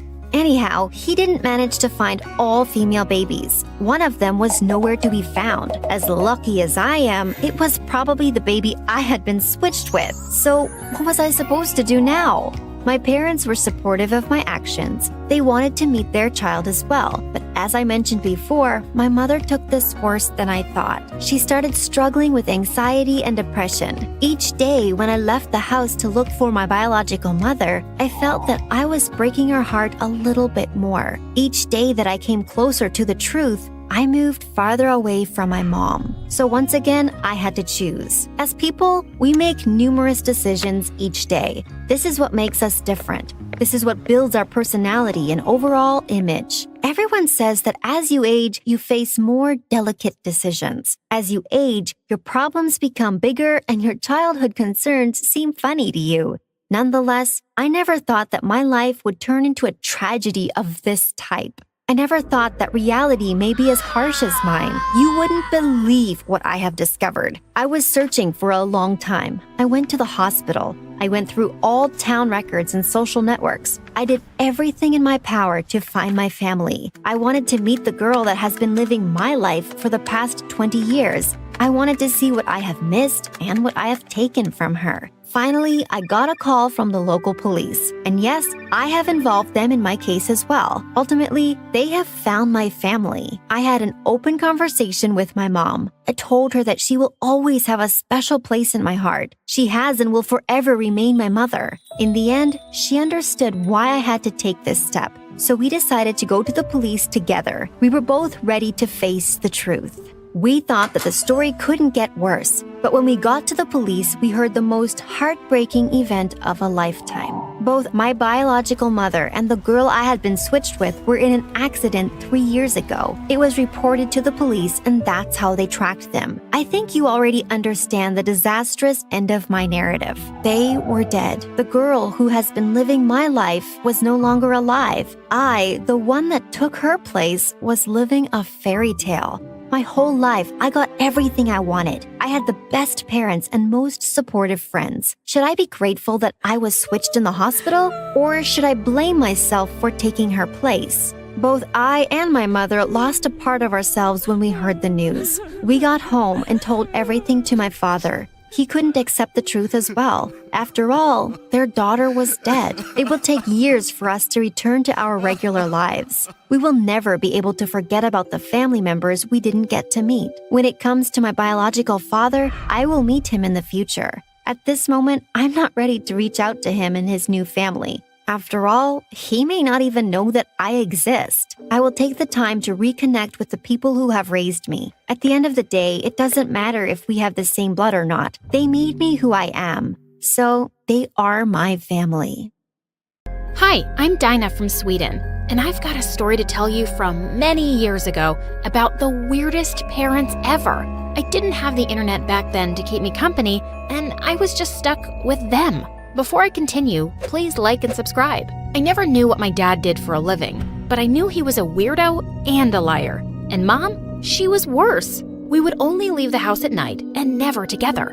It was either me and Mom or me and Dad, and we never had any visitors. Dad always said it was safer that way, whatever that meant. I used to call myself an only child, although I had a sister. Her name was Maria. She was 2 years older than me, and she never left her room, and I was never allowed to go near her. Whenever I told Mom I wanted to see Maria, she'd get annoyed. How many times do I have to tell you? She doesn't want to see anyone. I knew Mom was a crazy liar. Of course my sister would want to see me. Eventually, I just stopped asking to see Maria. It was useless. Once I started school, my parents told me to even lie about who I was. They gave me a different name to tell everyone, Jane. Now remember, talk less and listen more. In fact, if you could act like you're mute, that would be perfect. Yes, Mom, I'll do exactly that. I only had one friend named Hope, and she was nice and really talkative. Once when we were in 4th grade, she said, "So Jane, why don't you ever talk about your family? You never asked." "Okay, I'm asking now. What's your family like?" "Oh, you won't believe it. They're weirdos. Dad never lets us go outside, and we never have any visitors, except some strange men he brings sometimes. And Mom, she's insane. She does whatever Dad tells her to do. Also, I have a sister, but I kinda don't have a sister. How to explain this? Okay, let me start from the beginning." And I told her every single thing about my weird family. And the next day, Hope was gone. I asked the teacher about her, and she said that she and her family had moved to another city. I was furious. That day, I screamed at my parents and blamed them for sending Hope away. They acted all innocent and said they had nothing to do with it, but I didn't believe them one bit. I didn't talk to them for days, until one night, I sneaked into the lounge and found my parents watching TV. The news channel was showing a picture of my dad with big words on the screen like liar, hypocrite, and fraud. And even worse, my picture and my mom's were also being shown. I knew it! You're an evil man, a criminal. Finally, everyone knows who you really are, and they'll take me away. Me and my sister will be free. Mom came running to me and picked me up and took me to my room. Put me down! Pack your things, Dinah. We're leaving. What? Where? Why? There's no time for questions. I'm not doing anything you say. I slammed the door behind Mom and locked it. I climbed into my bed feeling furious, and after some time, I dozed off. And when I woke up, I was in a different room. Apparently, we had moved to another city. I was so pissed at my parents. But at least I'd go to a new school now and have new friends that I could tell everything to. But one night, Dad came to my room with a gift. "This doll is for you, baby." I'm too old for dolls, Dad. Do you even know how old I am? "Well, we have the entire year to know each other because I've decided to homeschool you." What? There's no way that's gonna happen. Dad ignored me, but I was determined not to be homeschooled. Whenever they tried to teach me, I'd come up with some excuse. Nope, I'm sick. My eyebrows are hurting. Ugh, I had a bad dream that a chicken ate me. I'm still not over it. Try tomorrow. And it kept going on like that for a year until my parents gave up. Dinah, you can join school now and even use your real name. You mean my real name? And everyone would know I'm your daughter? Yes, honey, exactly. You guys are awful. I saw Dad on TV. Now that everyone knows he's evil, you want people to know that I'm your daughter? No way. I'm not falling for your games again. You're gonna give me a fake name, you hear me? No, your dad isn't a bad person, Dinah. It was all a big misunderstanding, and it's cleared now. Don't defend him. I don't believe you. Don't believe us, but you're still going with your real name. Fine, but I'm not showing anyone my face then. I'm gonna wear a mask and a hoodie, and no one will ever know who I am. That's not going to happen. I didn't ask for permission. I'm done listening to you guys. I'm going to school, and I'm wearing a mask. Period. My parents didn't argue with me anymore, and they just left the room. And the next day, I wore a hoodie and a mask and went to school. Everyone was staring at me, but I didn't care. When the teacher asked me to introduce myself, I ignored her and went to sit at the back. And I noticed after some time that the girl next to me was constantly looking at me. Can you stop staring, please? You're making me uncomfortable. Well, you're making me uncomfortable. But I gotta say, the mask idea is genius. It's the perfect way to hide your ugly face. But I'm sure you're not uglier than me. I should wear a mask too. I'm not ugly, and neither are you. Oh, come on. You're a liar too? Look at my nostrils. They're so wide you can see my brain.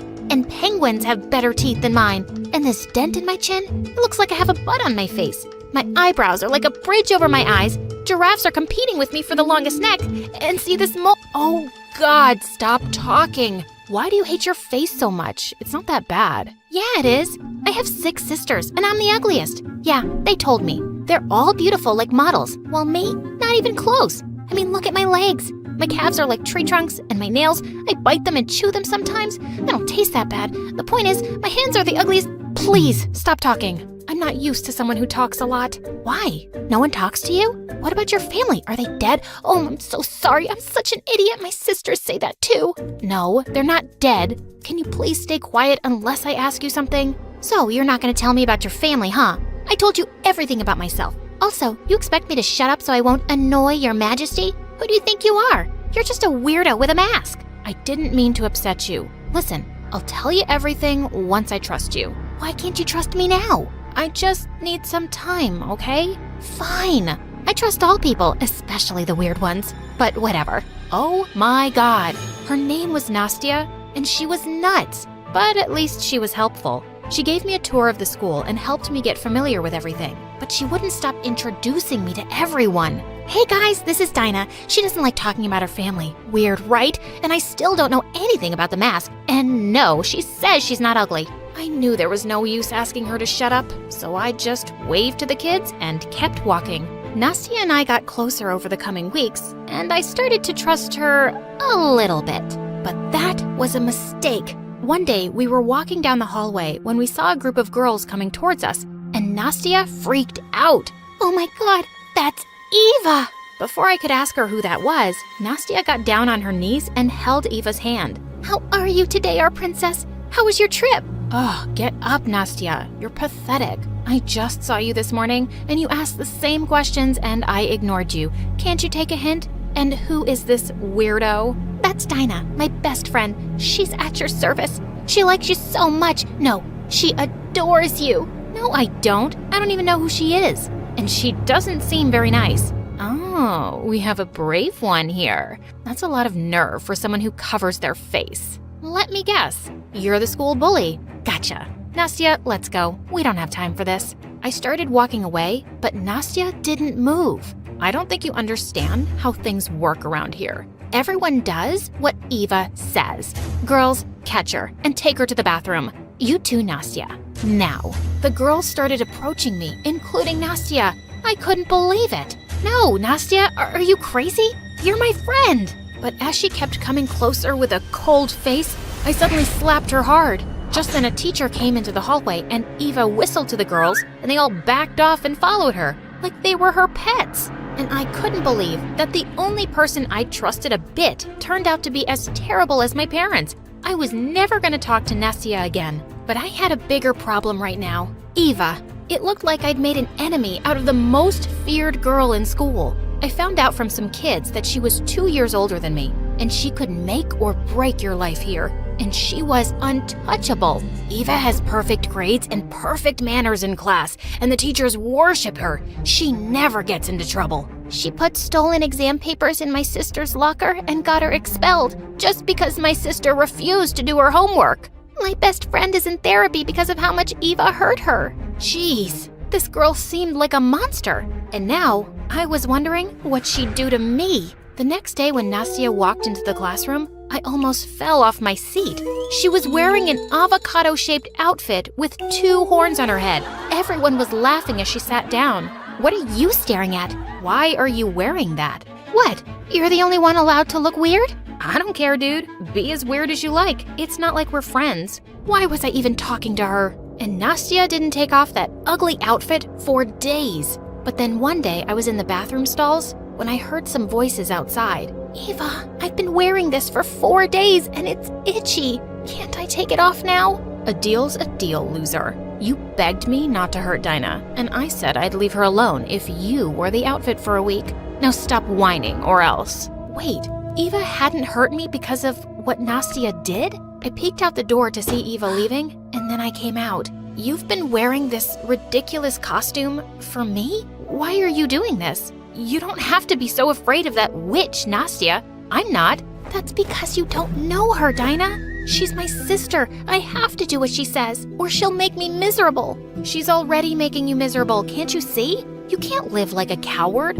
Coward? Says the girl who can't show her real face to anyone. And if you had a sister, you'd understand. I do. Do what? I have a sister. I don't know what happened, but the moment I said the word sister, I broke down and started crying like crazy. And I told Nastya everything, but I made sure not to mention my parents' names. When I was done, Nastya didn't say anything. She just hugged me tight. Despite my protests, Nastya wore the outfit for the whole week, and we started hanging out again. Eva seemed to keep her distance, but I didn't trust her one bit. A few days later, Nastya came running to me excitedly at recess.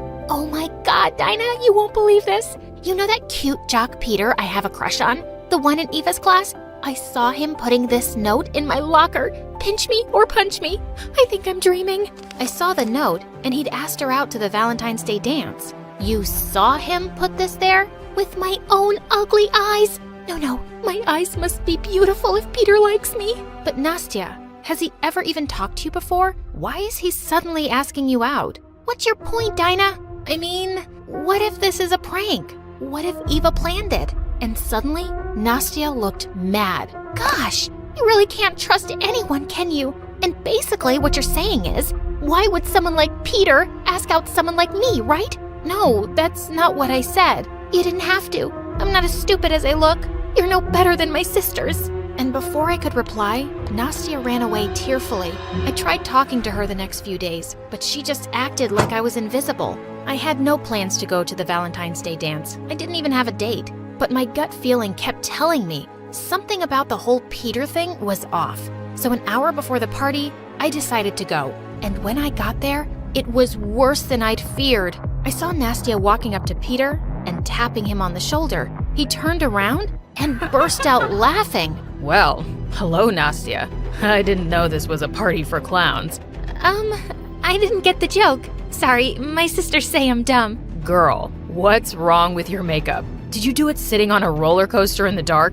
No, my sister Eva did it. You're kidding, right? Eva always looks perfect. And you look like a mess. That's no way to talk to your date, dude. Date? Are you out of your mind? I'm here with Eva, loser. I'd heard enough. I ran forward and punched Peter in the face. Shut up, you jerk. Don't talk to my friend like that. Just as I took Nastya's hand to get her out of there, I heard Eva whistle, and her friends grabbed me. Oh, Dinah, you're about to find out how stupid it is to mess with me. But I really want to see your face before I teach you a lesson. With that, Eva leapt forward and snatched my mask off. But suddenly, she screamed in pain. Ow! Nastya, let go, you psycho! Nastya had jumped onto Eva and was pulling her hair so hard, I thought she'd take them right off her scalp. Her minions ran to help Eva, but Nastya wasn't backing off. I am a psycho. Don't mess with me or Dinah, or I swear, Eva, I'll chop your hair off in your sleep. I'll find the fattest rats and set them loose in your room. I'll switch all your Diet Coke with regular Coke so you'll get fat. I won't stop until you're as miserable as you've made me. Suddenly, the other kids started cheering for Nastya and pushed Eva's minions away. And Eva looked furious. She screamed as everyone booed her and stormed off with her gang. I hugged Nastya tight, and suddenly, she gasped. Dinah? That's the first time I'm seeing your face. Wow, you're gorgeous. Oh God, in all the chaos, I'd forgotten my mask was off. And now everyone had seen me, and they were giving me compliments about how pretty I was.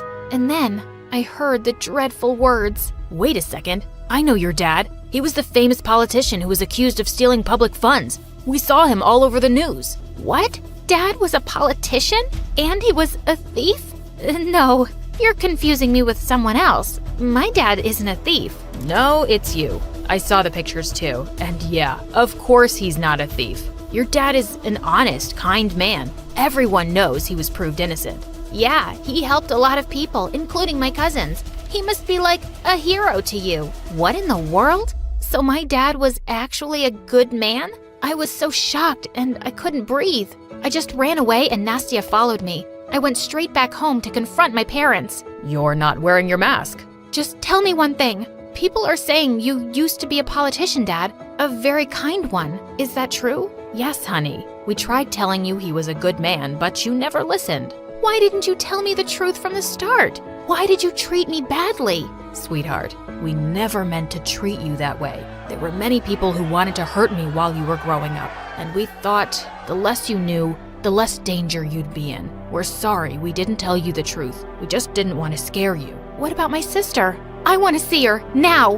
My parents looked at each other and then led me to her room. I saw her for the first time lying on her bed, sleeping peacefully. She's been in a coma for years. We were wrong to keep this a secret, but we didn't want you to feel sad about her. We're sorry for all of this, Dinah. We love you so much. She's so beautiful, just like you. I turned around to see Nastya and I hugged her. Guys, I think it's time for you to hug your daughter. Such weirdos. My parents joined our hug and I whispered, I'm sorry. It's okay. We love you. I love you too. I love you 3. Cheesy, but who cares?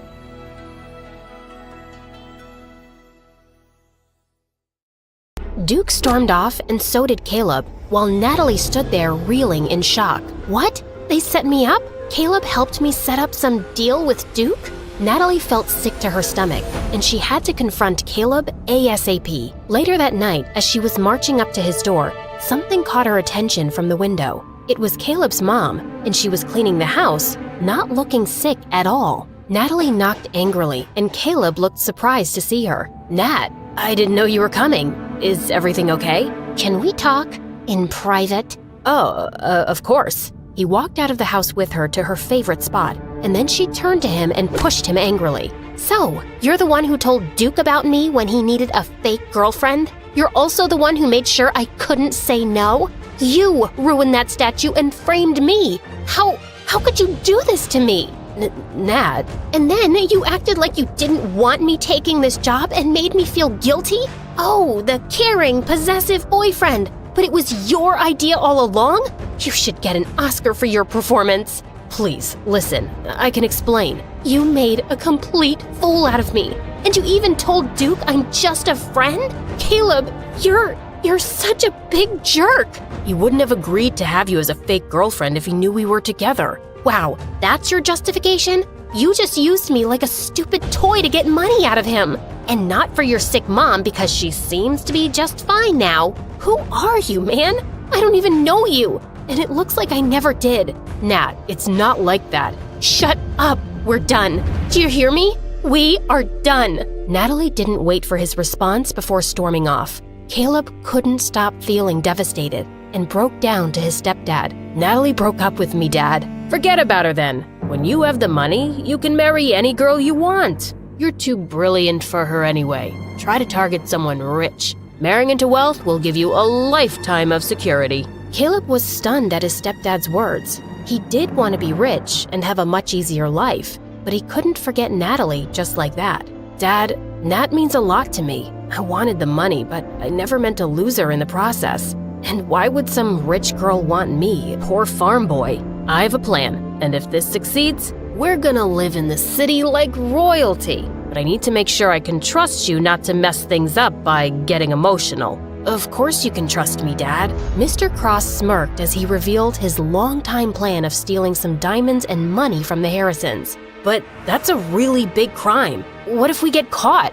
I've been working for them long enough to know every corner of the mansion. I know when to make the move and how to get away scot-free. Besides, it's not really stealing. Think of this as payment for taking advantage of the poor and treating us like dirt. This is about justice, kid, and your future. Mr. Cross eventually convinced the ambitious Caleb, but he still wasn't ready to let Natalie go. He would try to make her forgive him and win her back. Meanwhile, Natalie almost went to Duke to confront him too and end the contract immediately, but she stopped herself. No, she would play along and get the money he owed her. But it feels disgusting to still play along as his girlfriend. Duke couldn't stop thinking about Natalie. He'd lied to Caleb when he said he didn't want to be involved with her, because the truth was, he wanted to be close to her all the time. The next day, he was attending a huge charity event where he was a big donor and he invited her, but he couldn't help noticing that she wasn't really herself. Her smile seemed fake and she barely said a word.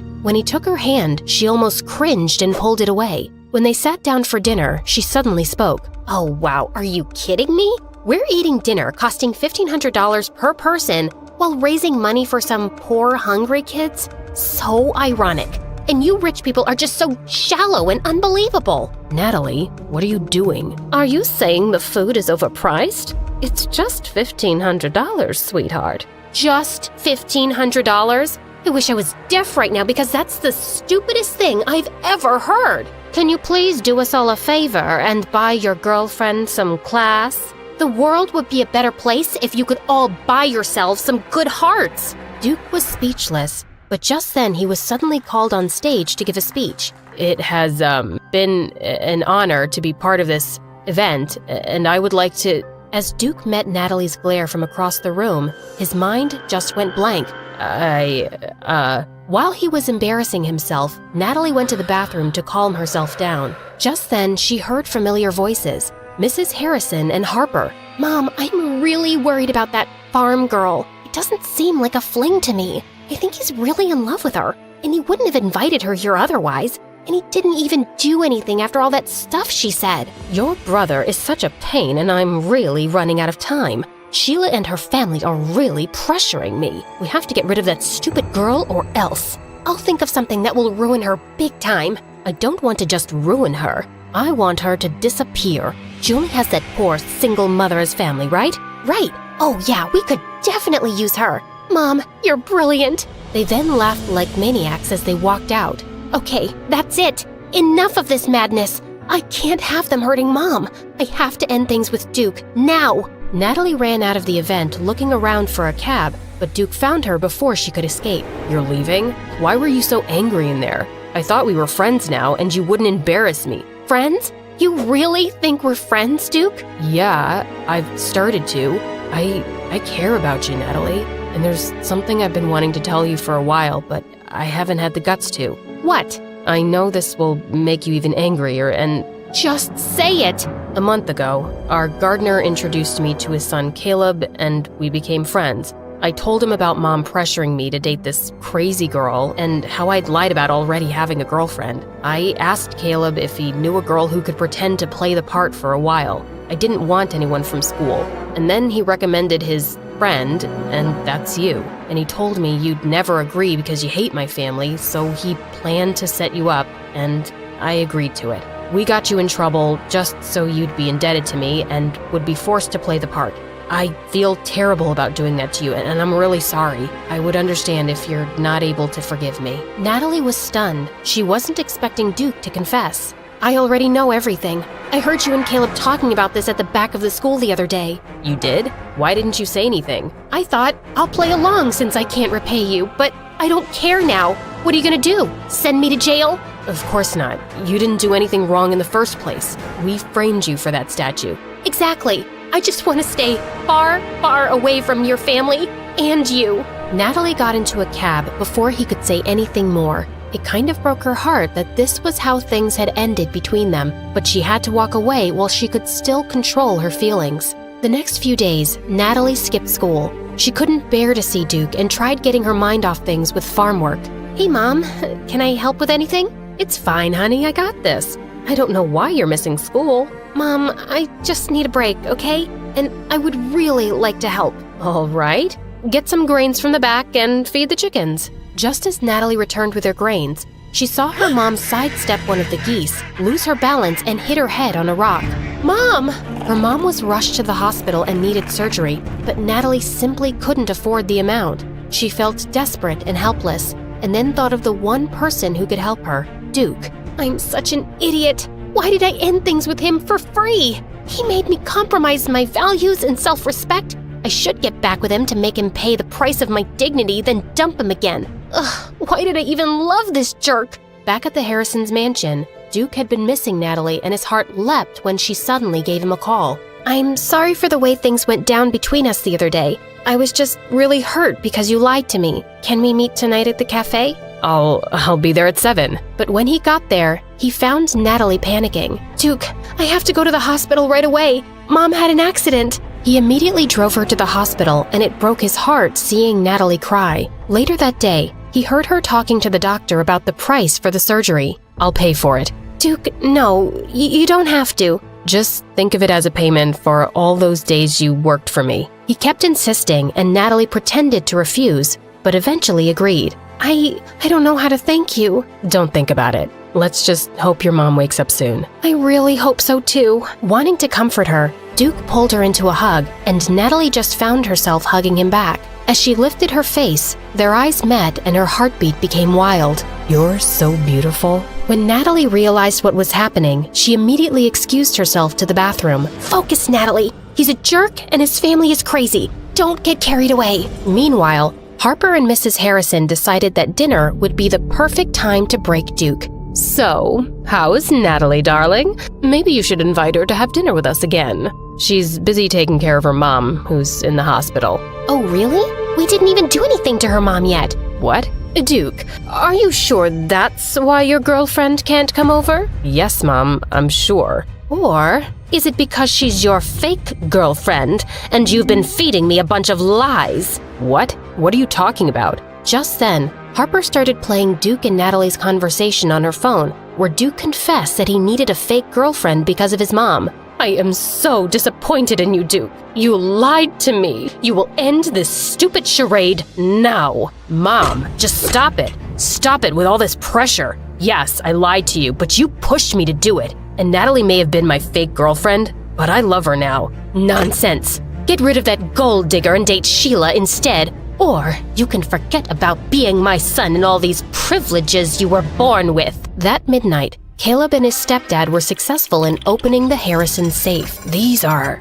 Wow. Dad, we're gonna be rich. I told you, son. Now, let's put everything into these bags. Hurry. The father and son were almost done getting everything in the vault when the door suddenly burst open and the Harrison security team barged in with policemen. The next day, the news was all over town that Mr. Cross and Caleb had been arrested for theft at the Harrison mansion. Natalie could hardly believe her ears. She didn't love Caleb anymore, but he'd been her friend since they were kids, and she had to see him. Nat, thank God you're here. You gotta help us. Please, ask Duke to make his family forgive us. Caleb, why did you do it? When did you become this person? How can you not understand, Nat? We've always hated those rich people. They've worked our parents to the bone and always mistreated us. Are we less smart than any of them? Or less deserving of a good life? No, you deserve a good life, but you can't have it by robbing rich people. You have to earn it, Caleb. I could work for 50 years and never get to where they are.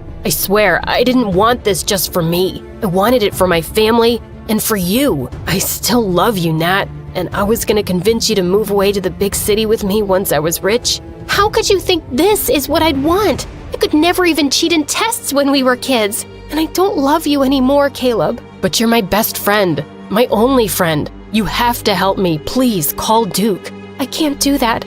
You committed a crime and you'll have to pay for it. And not once have I heard you say that you're actually sorry you did it. Please, Nat. Who's gonna look after my mom? This'll break her heart. I'm begging you. Natalie softened and she tried to call Duke, but he wasn't picking up. She promised Caleb that she'd try to do what she could, but hours passed and there was no response from Duke. She then decided to call the last person she wanted to talk to. Hello, Harper? Farm girl? To what do I owe this displeasure? Your brother isn't answering my calls and messages. Is he okay? You tell me. Mom kicked him out of the house last night and basically disowned him, all because he said he was in love with you and wouldn't date anyone else. Dad tried to stop him, but he wouldn't stay. He what? Harper, where did he go? Why should I tell you? Harper, please, tell me he has somewhere to go. And he would still have some savings of his own, right? It turns out he doesn't have any. He had $100,000, or so we thought, but now he's penniless. He wouldn't tell me where he spent that money, but I can easily guess it was on you, you gold digger. She was actually right. Mom's surgery had cost $100,000, and it looked like Duke had given all his savings to me. She tried to call Harper again, who blocked her number, so she had no choice but to go to the mansion. How dare you come here, you filthy, lying peasant! I just wanted to ask where Duke went because I'm worried. Drop the act, girl. We all know how fake everything was. My brother was so stupid for actually falling in love with you. Yes, it was fake at first, but I've fallen in love with him too, for real. Please, you have to find out where he went. Suddenly, someone started bawling from the door. It was Sheila with her parents. Mrs. Harrison wasn't expecting their visit, and the blood drained from her face. Who's this girl? Where's my Duke? He's mine. He's only mine. Give him back to me. We are destined to be with each other. Sheila started screaming and breaking everything she saw, and her mom rushed to calm her down. Meanwhile, her dad was furious. Our poor daughter. I thought Duke was single. What is the meaning of this? This is all a misunderstanding. This farm girl is crazy and... No, we've heard everything. Your son is in love with that girl and you lied to us. What is going on here? Your wife promised she'd repay us for keeping her horrible secret. This is the payment we want. Duke for our daughter. Liars! Liars! Then suddenly, Sheila's dad took some pictures from his suitcase and showed them to Mr. Harrison. Here is everything you need to see. Your wife is a terrible woman. We shouldn't have trusted her. And now our princess is emotionally destroyed. This is unforgivable. Mr. Harrison was speechless. His wife was apparently having an affair with a wealthy politician. My wife discovered all of this because she's the politician's secretary. He has been giving your wife huge sums of money and expensive gifts for years. Mr. Harrison looked stunned, and then he lost it. I've done nothing but love you, given in to every stupid tantrum, giving you everything you wanted, but it wasn't good enough for you, and now you've made our son miserable too, just to cover your own dirty secrets. Get out of my house, now! No, you can't do this to me, honey. I'll leave him for you. But Mr. Harrison ignored her and ordered their security to drag her outside. Dad, what are you doing to Mom? Can't you just forgive her? If you want to stay in this house, you will listen to me and stop being such a spoiled brat. Otherwise, you can leave with your mother. Is that understood, Harper? Yes, Dad. Mr. Harrison then called the police to help him find his son. Natalie then remembered about this secret place Duke once took her to. She went there alone and found him.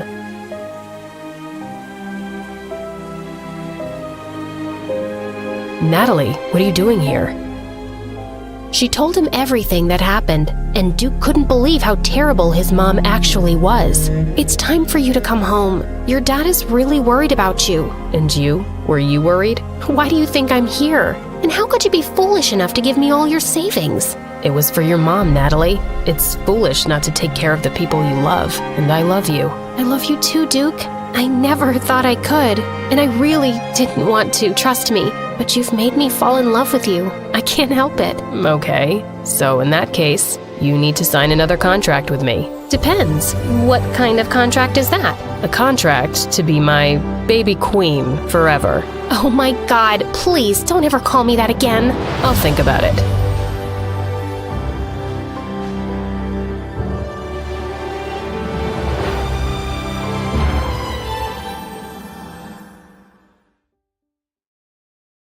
I'm Kelsey, and I'm reporting from Baltimore. If you think you had a bad relationship with your mom, wait until you hear my story. But before you get your mind blown, make sure to like and subscribe. Also, we've got some super cool MSA merch just for you. I'm talking awesome bottles and notebooks, perfect for your daily grind. Don't miss out. Check them out in the description below. Have you ever heard of maternal instinct? Well, my mother hadn't. Literally. Her first words when I was born were, "Not now." She was so absent in my life that when I was a kid, I used to believe that my nanny was my mom. Mama, I love you. Oh, no, sweetie. I'm not your mom, but good luck with that. She was almost never at home, and when she was, she spent the whole time on her phone or engrossed in her Mac. Mom, it's really late. Can you tub me in? I can't. Criminals don't sleep, kid. I have to take care of the city. Mom, for the last time, you're not Batman. No, she wasn't, but we were as rich as him. My mom was a hotshot judge who dealt with high-profile celeb cases and was always on the news. She was like a celebrity, so we lived in a huge house, and she drove a shiny Rolls Royce. My childhood was like a big winning streak. Fancy gadgets and futuristic toys. Check. Anything to mute the tiny human. Private visits to the planetarium and zoo? Check. Are you sure I can't just leave her here?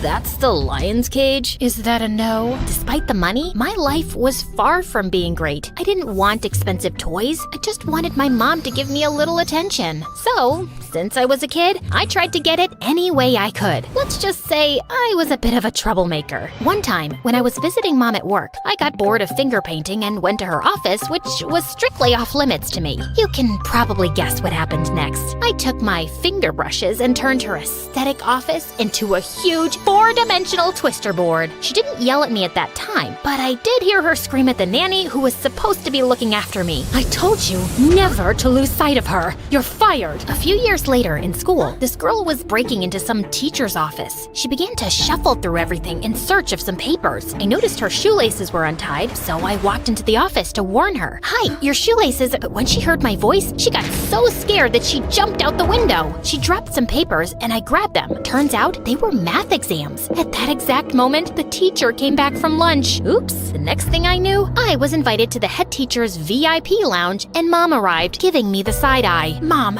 you're not gonna believe what happened. You're right. I won't. So save it. I only got like a 2-day suspension. But either way, my mom decided to take me out of that school and put me into a much stricter one to make me a responsible adult. Before my first day at my new school, she only said one thing to me. This is your last chance. I didn't know exactly what she meant, but I knew my mom hated having to deal with the problems I created. So I figured that all I had to do was stay out of trouble. Easy, right? Well, not really. Staying out of trouble meant not having any fun. And it's not like I had anyone to spend time with. Of course, I always wanted a sibling, but I never had one. What about friends, you might be wondering? Well, I guess I wasn't exactly popular at my new school, but it was not my fault. The school my mom sent me to was very prestigious and traditional for boring, wannabe perfect rich kids. So, my reputation was not the perfect hook for new friendships. I tried at least to make one friend, but each kid there was either completely afraid of me or so boring. My last hope was Laura, the resident brainiac of her class. She knew every answer and loved going to school. Although, weirdly, sometimes she'd have a couple of days off and never looked sick. Don't get me wrong, she's as dull as ditch water. But for some mysterious reason, I like her. Not that it was mutual. We were paired together in science class, but it was like an experiment gone wrong. Please,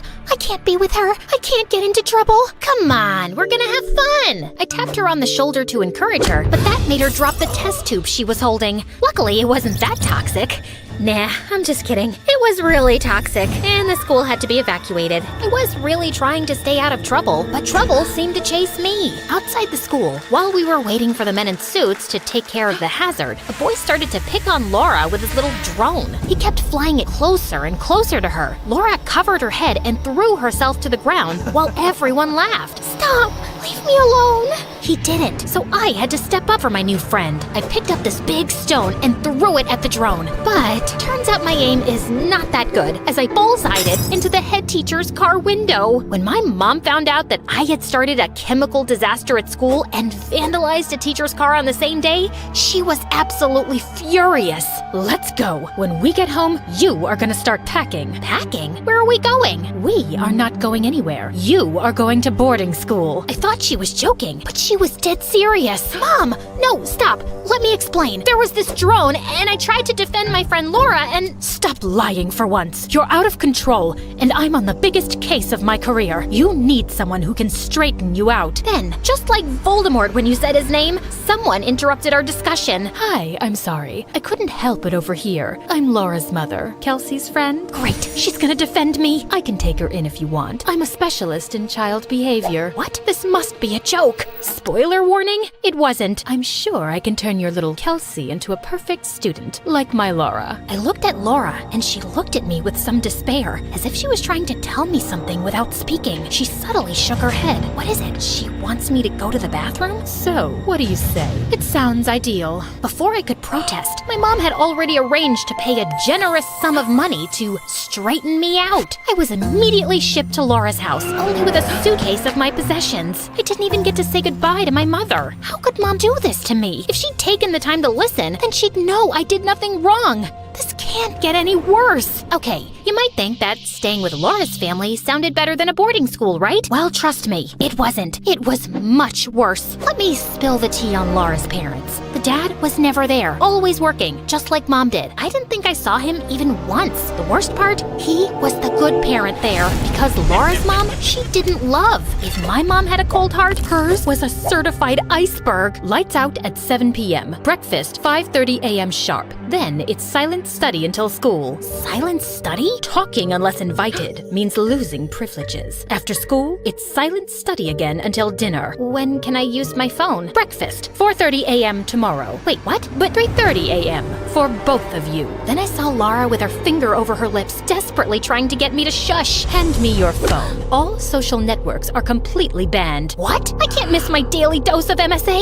I need to get out of here, and fast. I thought being Laura's roommate would help in devising an escape plan, but to my surprise, Laura was used to this. She can't starve us whenever she wants. Shush, she'll hear. She has supersonic hearing. Come on, don't be ridiculous. Breakfast at 2:30 a.m. tomorrow. Darn! In the next couple of days, things went from bad to worse. I tried to talk to Laura in science class. Can't you see how wrong this is? Kelsey, please, just don't make it any worse. I was actually considering trying to get used to that new lifestyle, but then Laura's mom took it too far. I had been studying for an age, and quick note, wow, it's amazing what you soak up when you actually study. But anyway, I needed soda, and Laura gave me a death stare when I snuck out of our room. When I got to the kitchen, all the cupboards and fridge were locked with Fort Knox level security. Then I was caught red-handed. No wonder your mother gave you away. Hey, don't bring my mom into this. She couldn't deal with you anymore, so she quit on you. I couldn't stand her anymore. Shut up, you meanie. Maybe I didn't say meanie. You are not going to disrespect me in my own house. To the study room for the night. The study room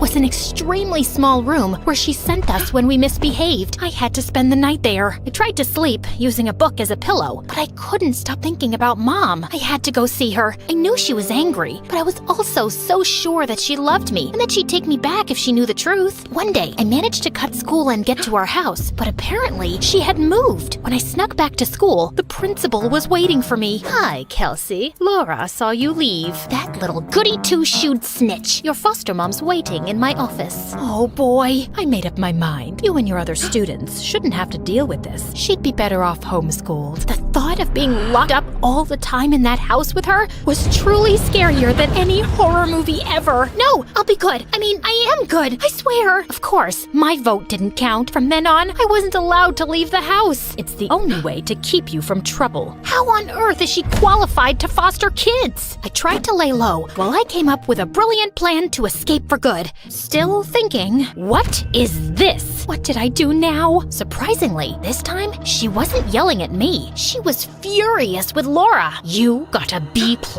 It's the day I felt dizzy. I don't care about your excuses. You know where to go. Laura headed straight to the study room. I was still angry at her for ratting me up, but after she spent the whole day there, I started getting worried. I decided to sneak her some food. I'm going to get help to escape. I may need you to cause a distraction. Are you out of your mind? Just leave me. Laura, you don't deserve this. My mom will take us both. When she knows the truth, she'll be so happy to have me back. Laura remained silent and refused the food. After 2 days of being locked in the study room, Laura was released. I guess that explains her absences from school. Sometime later, I asked her how she was able to stand so much time locked up in there without losing her mind. I just draw things on the wall and time goes by. As you can see, things in that house were absolutely crazy. Finally, some days later, my ticket to freedom presented itself. Her mom was out somewhere, and all the windows and doors were on lockdown, but I managed to break one like a superhero. First, I went to school to tell them what was going on, but let me tell you, being a hero is a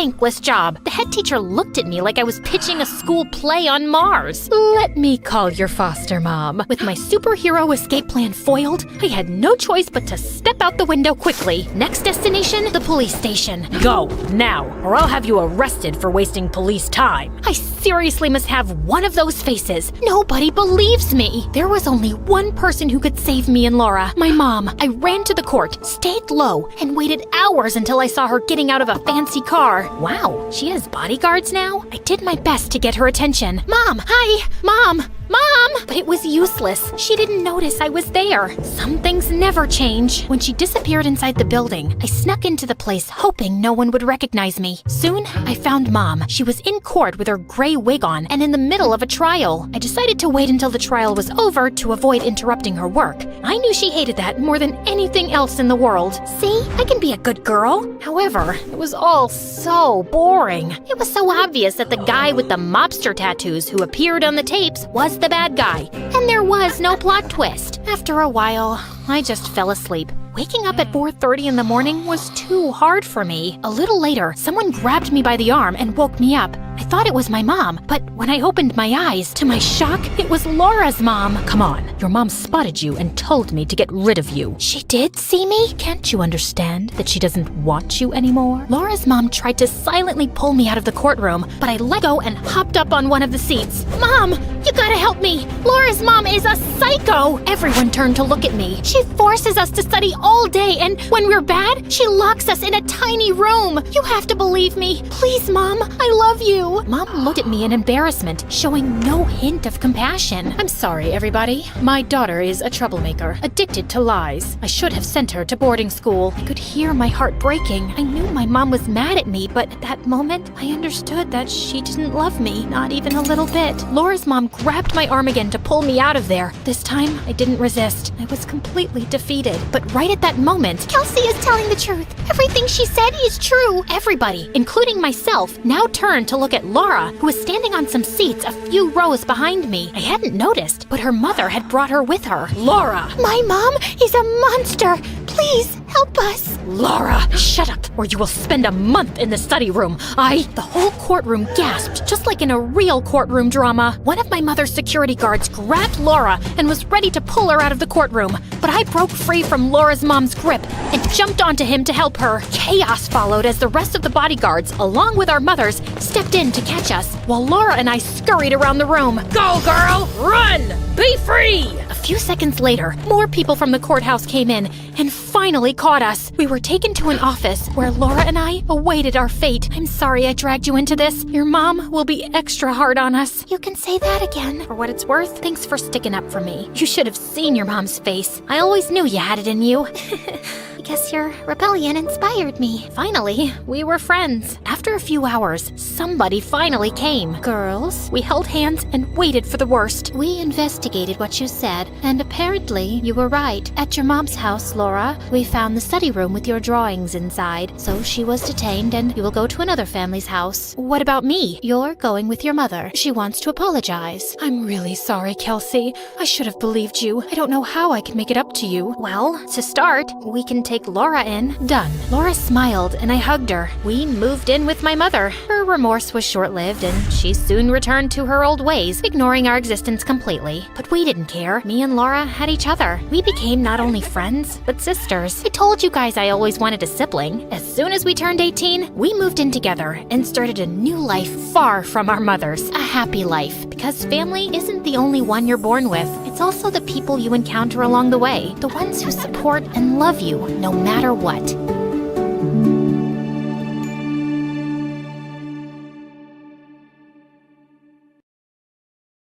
I saw my boyfriend Walker holding his guitar and I nearly burst with pride. We'd come so far to get here, especially me. Finally out in the real world again. I felt like my old self again, confident, happy, and free. Walker pointed at me and spoke into the microphone. They say that when true love comes for you, you won't know what hit you. My girl Lacey came at me like a freight train. Babe, this song is for you. Every girl in the club turned to me with their eyes popping out of their sockets and their jaws wide open, like they thought I didn't deserve him. I don't care what anybody thinks about Walker and me. Well, that's not exactly true. I did care about what one person thought. Bex, Walker's little sister and my best friend. When Walker and I got together, I was sure I'd added a boyfriend and subtracted a best friend. I should probably start at the beginning, but first, please like and subscribe. It all began on the day we were born. Yep, we. Bex and I were born on the same day in the same hospital. Our parents lived next door to each other, and our moms were inseparable. Soon, they were pregnant at the same time. I can't believe we're so close to meeting these little ones. I know,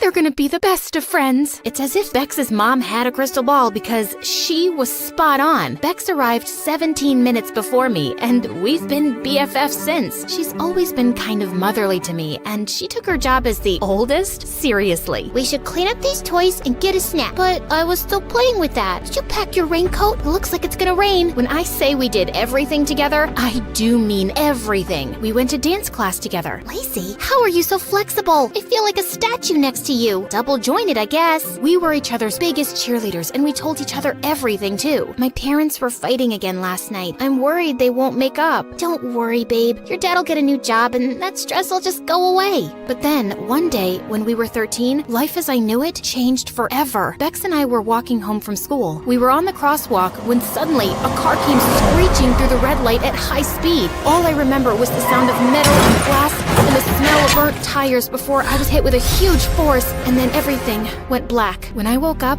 I found myself in the hospital. Oh, honey, thank goodness you're okay. What if something had happened to you? I couldn't do life without you, bestie. Sweetheart, you just take everything easy now. You need to heal. And I did heal, kind of. My body was fine, but my brain was broken. For some reason, every time I left my house, I was terrified. When I stepped outside my door, I could hear that car and I could smell the burnt rubber. My world shrank in an instant. The only place I could make it without a panic attack was across the 5 cement pavers that separated Bex's front door from mine. Anything else brought me paralyzing fear, and I even stopped attending school. Bex, can we just stay at my house today? I don't think I can go out. Oh, Sure. Yeah, that's fine. I'll just cancel with our friends. Bex, do you want to watch a movie at your house? I thought we might go to the mall. I really don't want to go anywhere. I think that's when Bex started to resent me, which made me feel guilty. I didn't mean to be this way. I didn't want to live the rest of my life inside a house, but everything just felt safer there. At least to me. To Bex, it must have felt like a prison. ugh, we never do anything anymore. This is boring, Lacey.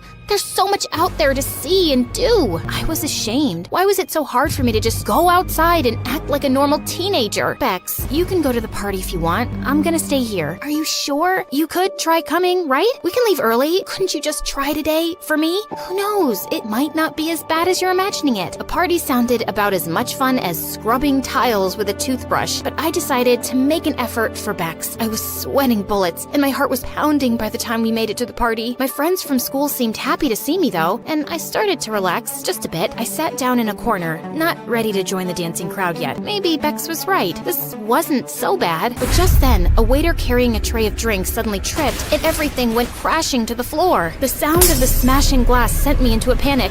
I dove under the table and buried my head in my arms, crying hysterically. Everything went completely silent, and Bex tried her best to make me come out, but I couldn't move an inch. Eventually, she had to call my parents to come and take me. Lacey, I'm sorry. I didn't know. I've been trying to tell you. I can't go out, and now things are even worse. Everyone probably thought I acted like a freak. I'm not trying to hold you back, Bex. You want to go to parties? You can go without me. I won't mind. Okay then, maybe I will. A few nights later, I went over to Bex's house, but I found her brother Walker instead. He smiled, and I was distracted by the dimples on his cheeks. Hey, Lace, Bex isn't here. Whoa, when did Walker get so hot? He was usually always in the garage practicing with his band. He had a major glow up. Right, I forgot she might be out. Is something the matter? You look a little glum. I'm just bored, I guess. Yeah, me too. Come on in. That's how it all began. That night, Walker and I talked. I told him I was scared I'd be hit by a car again. I said that I'd felt trapped in my own mind. I told him I felt guilty keeping Bex from living her life, and about what happened at the party. Don't be so hard on yourself. What happened to you was a huge trauma. Healing takes time. As for Bex, don't worry about her. She's your friend. She'll always be there for you. Hearing Walker say that felt felt good. You're right, Walker. I just can't help it. Sometimes I feel like a freak from another planet. I'm sure everyone at school now thinks I'm a total weirdo. That was when Walker picked up his guitar and started strumming it. Why does it matter what anyone thinks of you? It should only matter what you think of yourself. But for the record, I happen to think you're pretty great. My heart skipped a beat when he said that, and for the first time in a long time, I felt like I had someone to talk to, someone who cared about me, someone who saw me. The next time Bex came to see me, I tried to bring up Walker. I saw your brother playing his guitar on the porch the other day. He's gotten really good. Also,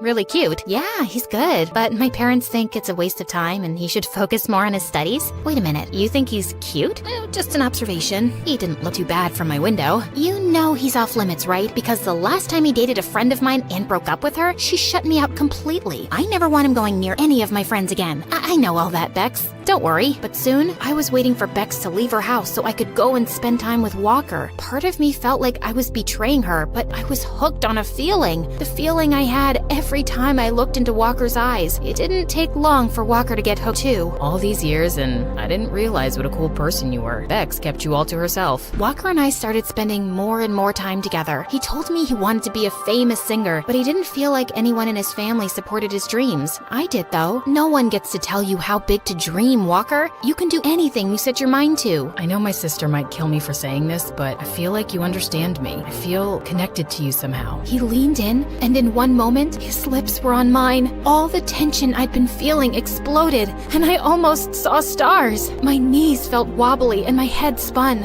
Whoa, you're perfect. But I could only think about one thing. Bex was gonna kill us. Walker, we can't do this. Bex is my best friend. So what? Don't give up on something that could be really good between us. Don't you feel it? His hand brushed my cheek, and soon I was lost in his eyes again, leaning in for another kiss when, what's going on here? I pulled away from Walker like he was fire, and I'd just been burned. Bex, I can explain. Explain what? Your spit-swapping fest with my brother? I told you I would never be okay with this. Oh no? It looks like I was just betrayed by the two of you. I don't want to look at either of you again. Bex pushed her way past us, and I swear I felt my heart break. I stared at Walker, but with my chest so tight, I couldn't find any words, so I ran. I ran home to the safety of my bedroom, and that's where I stayed. For days, weeks, I missed Bex terribly, and even though I didn't want to admit it, I missed Walker too. Honey, this isn't healthy for you. You need to leave the house. I don't want to leave the house. I want to stay in bed and let my blankets swallow me whole. No, go outside in the yard and get some fresh air. That's not a request. It's an order. Her tone told me she wasn't messing around, so I headed to the yard with my phone, a blanket, and a grudge. That's when I spotted Bex dressed in workout gear and running shoes, her attention focused on her phone. She stepped out onto the crosswalk, and that's when I heard the car. Then I saw it. Bex, look out! Huh? The idea of me getting hit by a car paralyzed me with fear, but the idea of Bex getting hit by a car was unthinkable. I tackled Bex to the ground so fast that we both just stared at each other, shocked and breathless. Lacey, you saved me. Of course I did. I can't do life without you, bestie. You're my best friend too. I didn't mean to kiss Walker, Bex. He just made me feel less alone. Bex looked ashamed. Walker told me everything. He said you inspired him and supported his music. He said you were like a song to him. And I'm sorry. I haven't been a good friend. I should have wanted you to be happy. I do want you to be happy. Walker raced out of the house and came running to us. Stop fighting. You're friends. We're not fighting. We're making up.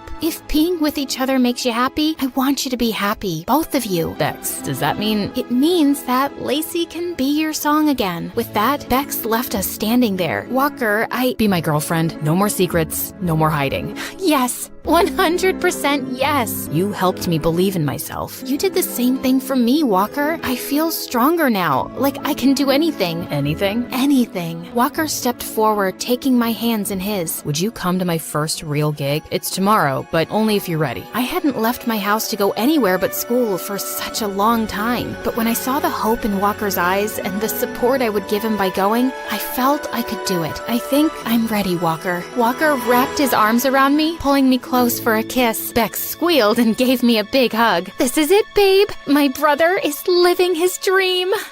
Hi, everyone. I'm Gina from China. Or so I thought.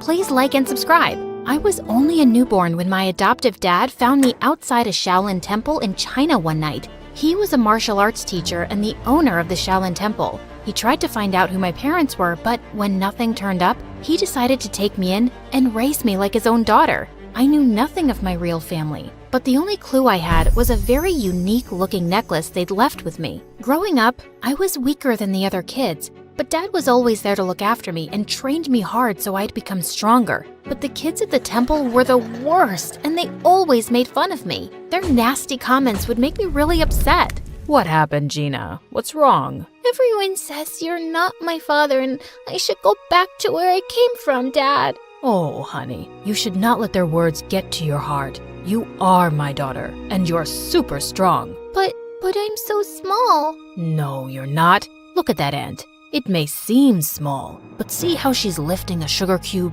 The same way, your strength should come from your mind and not your body alone. Dad's words always encouraged me, and I started focusing on myself. By the time I turned 8, I had a sudden growth spurt, and suddenly I was taller than most kids my age. With time, even my martial arts skills improved a lot, and I started winning many competitions. But the kids at the temple would feel jealous and try to mess with me all the time. This went on until I was 17, and then one day, something weird happened. I was in the market when I crashed into someone, and all my groceries fell to the floor. Hey, watch where you're going and say sorry. But he just ran off into the alley, and I went after him and pinned him down. Oh God, stop! Are you gonna kill me? What were you trying to do, huh? He told me his name was Drake, and he was a super famous singer from the US.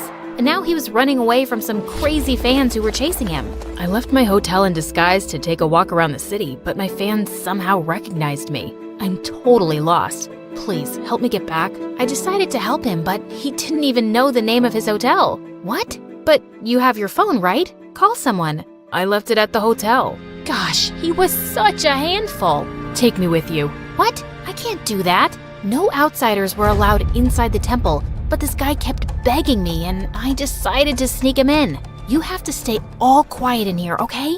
Ugh. I sneaked in my share of the food, and he ate like he was starving for days and didn't leave any for me. That's it. You're gonna have to leave tomorrow morning, or you're saying all this because you have no idea how popular I am. Otherwise, you'd have never wanted to let me go, baby girl. Huh? Who did he think he was? Suddenly, he grabbed my phone and started showing me all these pictures of himself online. And that's when I noticed something very strange. A woman in one of those photos was wearing the exact same necklace as mine, and she looked so much like me. Who is she? You want to know her and not me? Ah, fine. She's a family friend, but why? Could I really have some connection with this lady? But what were the chances? The next day, I woke up to loud noises in the temple and saw Drake was being taken by his security people. Turns out, one of the girls from the temple knew him and reported it to his managers. I didn't even get to say goodbye. But ever since that day, I kept wondering about who my real parents were and why they left me. And my dad could tell soon that something was bothering me. Gina, it seems like you're lost, my dear. What's the matter? I told Dad everything that was going on in my mind, and he had the best advice. If it bothers you so much, you should go out there and seek the truth for yourself, my love. But Dad, how can I leave you and go all by myself? I raised you to be strong and independent. I know you're going to be just fine. Oh, Dad. A few weeks later, when I reached the US, I tracked down Jake's place and went over, but his security people wouldn't let me in. But I know him well. Oh, yeah. All the crazy fangirls know him well and try to break in all the time. You see that line over there? That's why we're hiring personal bodyguards for him. Well, yeah, that's exactly why I'm here, to be his bodyguard. Nice try, but it's male bodyguards only. Now off you go, little girl. I couldn't give up like that. Only Drake could lead me to that woman, and I had to find a way to get to him. So, I bought some makeup and wigs from a nearby shop and disguised myself as a guy. Later, when I went to audition for the job, everyone was fascinated by my smooth martial arts skills, and they hired me in an instant. They even gave me a room to stay at Drake's mansion. On my very first day, Drake's manager told me that he was running late for a photo shoot and asked me to go wake him up. But when I reached his room, I saw a girl trying to click pictures of him while he was asleep. You, get away from him. I pulled the sheets from under their butts and they both fell to the floor. What? Are you nuts? You broke my butt. Before she could record more, I took her phone and threw it out the window and she jumped onto me. You jerk! That was my brand new iPhone.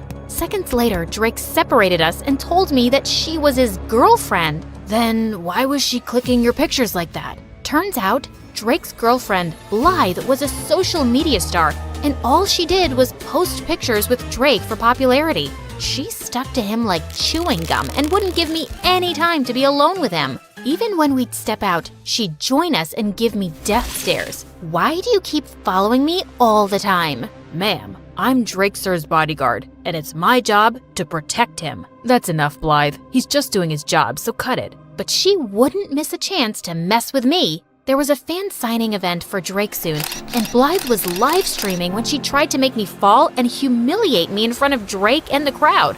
But I moved aside just in time, and she ended up bumping into one of the fans and falling face flat. Ah, are you blind, moron? Can't you see? When the fans saw her rude behavior, they got real mad, and Blythe ran out of there to save her butt. But some of the anti-fans started throwing rotten eggs and tomatoes at Drake. I ran towards him and shielded him from all the nasty stuff and took him inside safely. When all the chaos was over, I realized I smelled gross, and I immediately ran to the washroom. But the moment I started washing my clothes, I heard a loud scream and Blythe came running towards me. You moron! I knew it! You're a pervert, and you've been following me this whole time! What? Have you lost your mind? Why would I do that? It's then when I realized I was in the girls' washroom, and Blythe pulled me out in front of everyone. I want you to fire this guy immediately, Drake. He followed me into the washroom. I swear, it was a mistake. I was the one who asked him to go and look for you. What? He took my side in front of all those people over his girlfriend, and I had no idea why. So later that night, when I saw him sitting in the garden, I went to talk to him. Hey, are you okay? Yeah, all thanks to you, man. You were the one who came to save me even when Blythe ran away.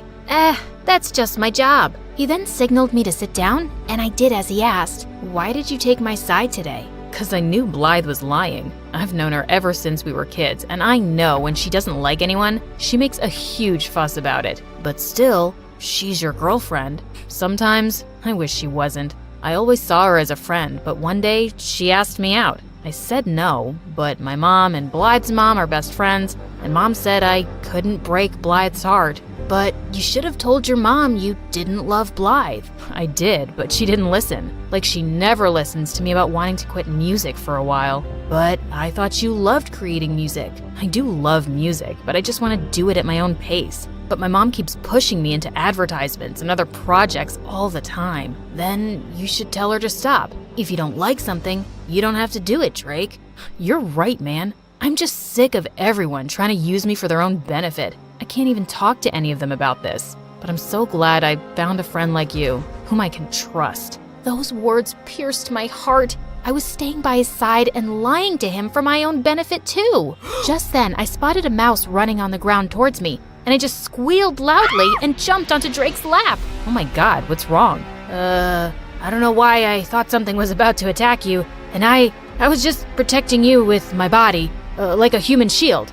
Just my training, you know? Okay, and is the girly scream part of the training too? Yeah, totally. It's like a war cry to scare the enemy. It's gotta be shrill.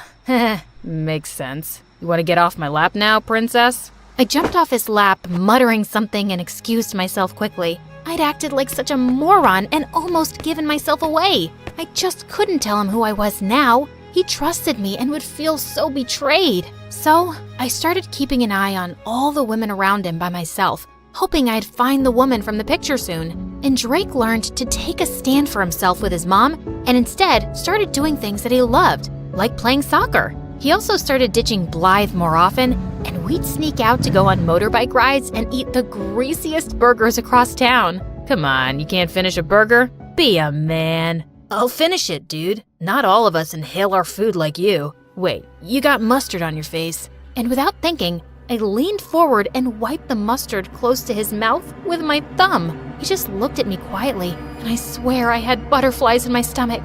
Luckily, just then, his phone started ringing and the moment passed. I was pretty sure he thought I was his gay bodyguard now. A few days later, Blythe followed us to the match and offered to take everyone out for drinks. I quickly sneaked into the shower room first so no one would know my real identity. But just as I was done taking off my makeup and wig, I turned around and saw Drake standing there, and I let out a loud scream. Suddenly, I could hear some footsteps approaching, and Drake pulled me into one of the shower stalls. What the? Stay quiet, or someone's gonna see you. He was so close to me, and my heart was racing. But seeing how Drake didn't look shocked one bit, I could tell he already knew who I was. How long have you known? Almost since the start. What do you think I am, an idiot? Why didn't you say something then? I wanted to see what you were really up to, or how long you'd keep up the act. It's been fun, liar. Drake, I'm sorry. I never wanted to lie to you. I was just trying to find the woman with the same necklace as mine. Huh? What necklace? I told him everything, and when I noticed that the person outside had left, I stepped out to show him the necklace. But I was shocked to see that all the stuff I'd taken off while removing my makeup was gone, along with my necklace. I looked for it everywhere, but I couldn't find it. Calm down, Gina. It must be here somewhere. And I know who the woman in that picture was. But before he could tell me, Blythe barged in with the cops who wanted to arrest me for fraud. Fraud? That's a lie. Oh, come on. You pretended to be a guy and stole expensive things, including my mom's necklace. I've called her. She'll be here any minute, officers, and you can ask her. But arrest that fraud first. Your mom's necklace? What are you talking about? I didn't steal it. It's mine. Gina's right. She didn't steal anything and she didn't lie to anyone. I knew who she was all along. And Blythe, I'm breaking up with you. Blythe looked ready to explode. But just then, Blythe's mom entered and took the necklace from her hand. Where did you get this from? It's mine. She turned to me, and that's when I saw she was the same lady from the picture, and she was wearing the same necklace. I told her everything about myself, and at first she looked stunned, but then she broke into tears. Oh, honey, my daughter, I can't believe it's you. You're alive. She then told me how she got pregnant before marriage, but her super rich family was against her giving birth here and ruining their reputation, so she fled to China. Soon after I gave birth to you, my parents found me, and the doctors told me you had passed away because you were too weak. But now I know. They lied to me. So you didn't abandon me? Ugh, stop with your act. She's a liar, Mom, and this necklace must be a fake. Blythe, I know it's a lot to take in, but it's not a lie. She's indeed your sister. I can tell just by looking at her. Ugh! Blythe stormed out of there in anger, and the lady turned towards me. I'm so sorry that you had to live like this for all these years, but I'm so glad that you found your way to me. Please, give me a chance to make up for all these years. I can't do that. What? All my life? I wanted to know the truth about who I was, and now that I've discovered it, my heart is at peace. But this isn't where I belong. I have a life and a loving dad back in China, but I promise I'll visit often and get to know you more. Oh dear. Does this mean I'm losing my favorite bodyguard? Pretty much. But you've got a friend for life. Just a friend? No chance you'd say yes if I asked you out? I'll have to think about it.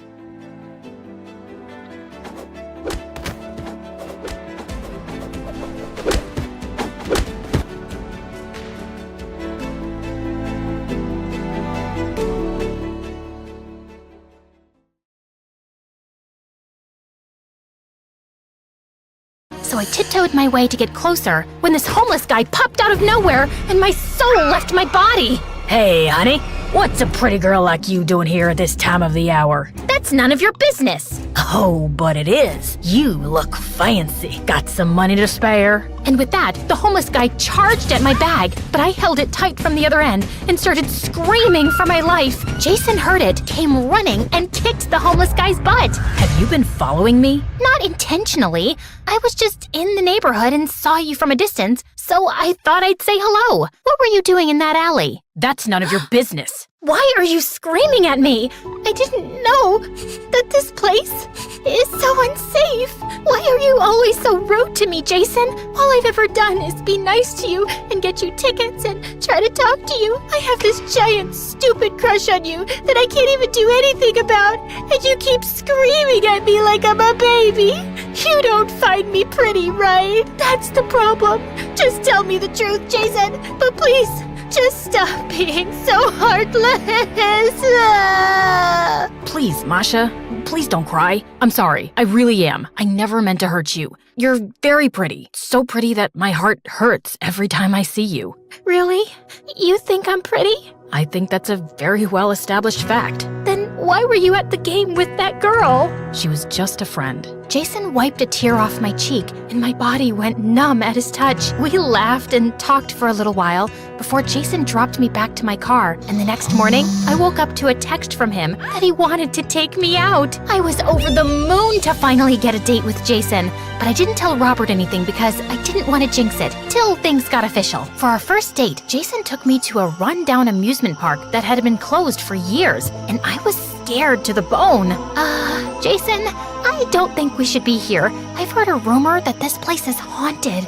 Years ago, some girl fell off that Ferris wheel and her body was never found. Can we go to some other place, please? Oh, it's just a rumor. Now stay here and I'll be right back. Don't leave me alone. But Jason was already running in the other direction. As I walked around the place, I felt a shadow behind me. Before I could react, something crawled up my legs and I almost peed my pants. Please don't kill me. I swear, I'll do anything you say. I'm just 18. I haven't even had my perfect kiss yet. Masha, open your eyes. Nope. I've seen a lot of horror movies. You're just trying to lure me into opening my eyes, and then you'll steal my body and walk the earth. I will not fall for your tricks. Relax, it's just a cat. I slowly opened my eyes and saw Jason holding a cat in his arms, and I felt like such a fool. Just then, Jason snapped his fingers and the whole park lit up. I was still taking it all in when Jason took my hand and looked me deep in my eyes. So, you haven't had your perfect kiss yet, huh? Let's see if we can change that. He leaned in for a kiss, and so did I, and it was unreal. I'd never felt this connection with anyone in my life before, and I knew it then that I was falling for this guy. I ended up having the best time on our date, and when he dropped me back, all I could think about was how I was lying to Jason. He was simply perfect, and I felt like a jerk to take advantage of him. I had to come clean to Jason before we took anything forward, so the next day at school, I decided to talk to him, but he was nowhere to be seen. I went to the library and heard Robert and him arguing. You think you're so smart you can get away with anything, but mark my words, street rat, no one can outsmart me. Keep your empty threats and your money in your pocket, Robert. I'm not afraid of you anymore. That's because you haven't seen what I'm actually capable of. I will tell everyone that you and your family are staying here illegally. I can't stop you from doing what you want to, but I will not let you stop me from dating Masha any longer. Suit yourself. I slipped away quietly before either of the boys saw me, feeling totally confused. Robert asked Jason to stay away from me when he asked me to date him, and Jason was living in this country illegally? I had so many questions and only one way to get my answers. I texted Jason that I was skipping school and asked Robert to see me at the beach house. He got there an hour later, and I was so mad at him, I flung a vase at him, but he ducked. Are you trying to kill me? Oh, I wish. I wish I could kill you, but before that, you need to answer my questions. What kind of cruel, twisted game are you playing with me and Jason? Oh yeah, I heard you two arguing in the library. Then you also heard that he's staying in this country illegally. You know his dad is a fraud and currently in jail? That's not what I asked. Fine, I did what I did because I was tired of living under your shadow. What are you talking about? Do you remember as kids? No one even looked at me. All that people talked about was the pretty little Katie. I was always the ugly twin brother. I was good at studies, brilliant at sports, but no one cared. Robert, I know what happened to you wasn't easy, but it's not my fault. I also had my share of insecurities. Like what? A chipped nail or a bad haircut? I had to work for everything, but all you did was bat your eyelashes and drop a few tears. Do you know how annoying it is to always be second to someone in your own house? For once, I wanted to see you struggle, so I told Jason not to fall for your tricks. In return, I paid him money and kept his secret. Everything was going perfectly until Jason actually fell in love with you, and now he will pay. Robert, please! Jason's innocent! Whatever he did, he didn't need to be a part of our mess. Just leave him out of it!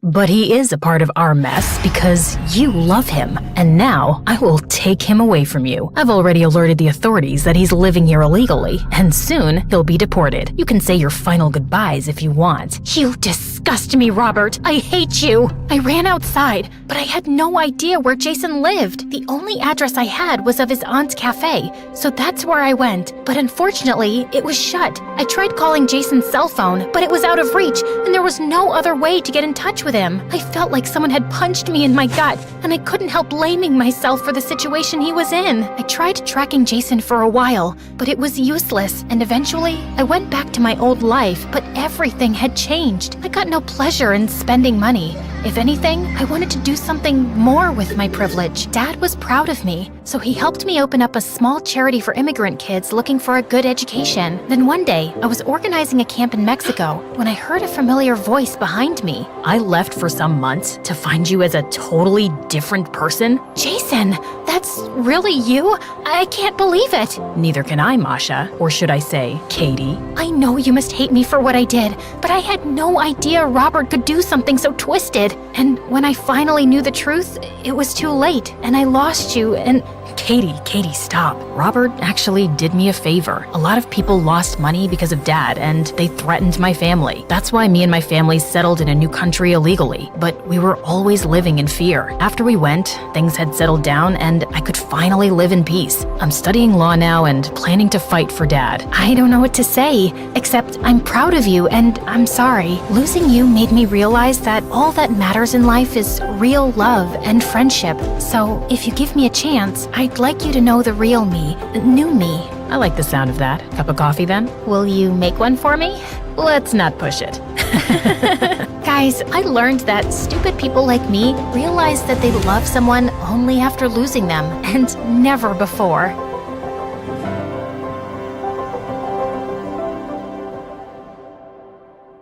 Hi, I'm Isabella from Tuscany, and this is my story. My parents were super wealthy, strict people who had everything, but they longed for a second child. I was born 5 years after my older sister Abigail, and my parents instantly fell in love with me. Abigail took one look at me and made a face. What's the big deal? She looks like a potato.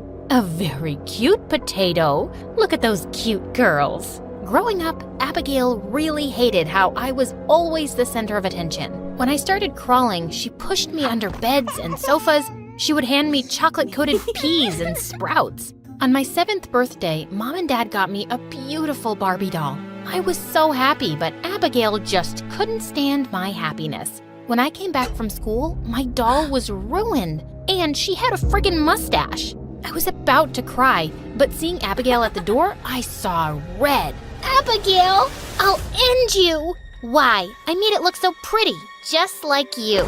That was it.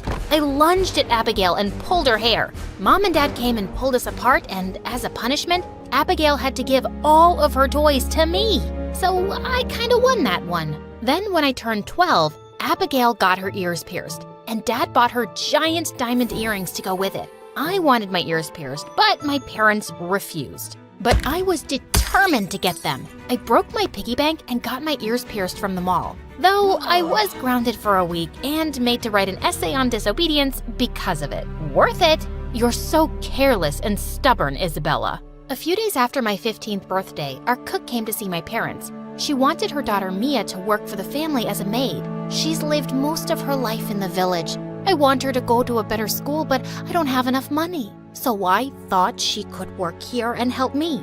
Please, give her a trial. She's really smart. Mia was my age and looked sweet. It would be awesome to have someone my age around the house. I can't believe I'm here. Finally, my life will get better. She told me that her life in the village was difficult and her dad was a jerk. We became close after that. Though she was assigned to organize my closet and pick up after me, she wasn't very good at it. But at school, teachers were impressed by her intelligence. She was a genius. And I hated studying, so I made a deal with her. Hey, listen, I hate school. What if you do my homework and I won't tell my parents how much you suck at cleaning? You got yourself a deal, bestie. This girl was amazing and treated me better than my own sister. But I guess Abigail was jealous because we were both so close. One day, she tried to warn me about Mia. Hey, you should set some boundaries with that maid. She's always snooping around in your room. Duh, of course she is. She has to clean it, so she has to be there. Mia is totally awesome. Ugh, whatever. One time at school, we were having a spring dance, and I was really hoping Zach, the hottest guy in my class, would ask me out. I have had a crush on him since kindergarten, and when he did, I felt over the moon. That day, Zach offered to walk me home, so here we are, your place. So, goodbye. Hey, Zach, wait. When he turned around, I rushed and kissed him on the cheek. He smiled and walked away. I felt like there were 1,000 butterflies in my stomach, but the moment I caught Mia grinning at the front door, my smile dropped. You kissed a boy? Wow. I was wondering, can you set me up with his friend? I always wanted to have a boyfriend. Shh, we are going out together. Just don't tell my parents or Abigail. You know how strict they are, and I can't just ask him if his friend needs a girlfriend. It doesn't work that way. Oh, yeah. And then Mia actually rolled her eyes at me and walked away. What was that attitude? Soon after that, I began to notice that my things were going missing. First, my favorite lipstick, then an expensive serum, and finally a Gucci backpack. I asked Mia if she'd seen it anywhere, but she said she hadn't. Maybe you left it at a friend's house. Come on, you can be pretty careless. Like the time you kissed a boy at your doorstep in broad daylight. Since the day she had seen me with Zach, Mia was being super weird. Sure, I could be a little careless, but I'd never misplaced anything in my life before, especially a whole frickin' backpack. On the day of the spring dance, I was getting ready, and that's when I noticed my favorite top was missing. Mia, have you seen my tweed top? The pink one? Yeah, have you... Why are you crying? I'm so sorry, Isabella. I borrowed the top last week and I fell and it tore up along the side and I tried to fix it, but I couldn't. Please don't tell anyone or Mom will send me back to the village. I know you won't tell. Look, I guard your secrets too. Like you kissing your boyfriend and how you make me do your homework. Remember? Are you, like, threatening me? Perhaps. I was shocked that Mia could go so low. After that day, Mia only got bolder. She kept taking my stuff without telling me. Not only was she taking full advantage of my things, she didn't clean my room either. She even told Mom that I trashed my room on purpose to make her do more work. And it was no shock that Mom believed her. Isabella, you're almost 16. Get your act together. Clean your room now. Ugh, I was so mad at Mia. I had been nothing but nice, and she'd taken advantage of me. I started cleaning my own room and locked it every day before I left for school. It was hard, but soon I got the hang of it. If it weren't for Zach, I would have gone crazy. The guy was like a ray of sunshine in my boring life. One time, we went out on a date, and Zach gave me the most precious gift ever, a set of pearl earrings. OMG, these are so pretty. Not prettier than you. Saying that, he kissed me. Zach was so perfect, and I was so in love with him. The next day, when I woke up, I felt sick. Mom and Dad took me to the doctor, and I learned I had some viral infection and needed complete bed rest. I was literally knocked out cold because of the meds and stayed in bed for days. But when I finally felt better, I tried calling Zach. His number was unreachable, and he had blocked me everywhere. He even changed his school. But he left me a message on Insta. Good luck with your new life. I am moving out of town because of Dad's work, but I'm sure you must be happy. When I tried to reply, I couldn't. What was that even about? I was sad for weeks. One day when I stepped into my room, I saw Mia in front of the mirror trying on the earrings. Hey, get those off. Zach gave those to me. For God's sake, stop touching my stuff. Zach, the same guy who royally dumped you, still hoping he'll come back to you? You are very naive. Here you go, your ugly earrings. I am so gonna tell Mom.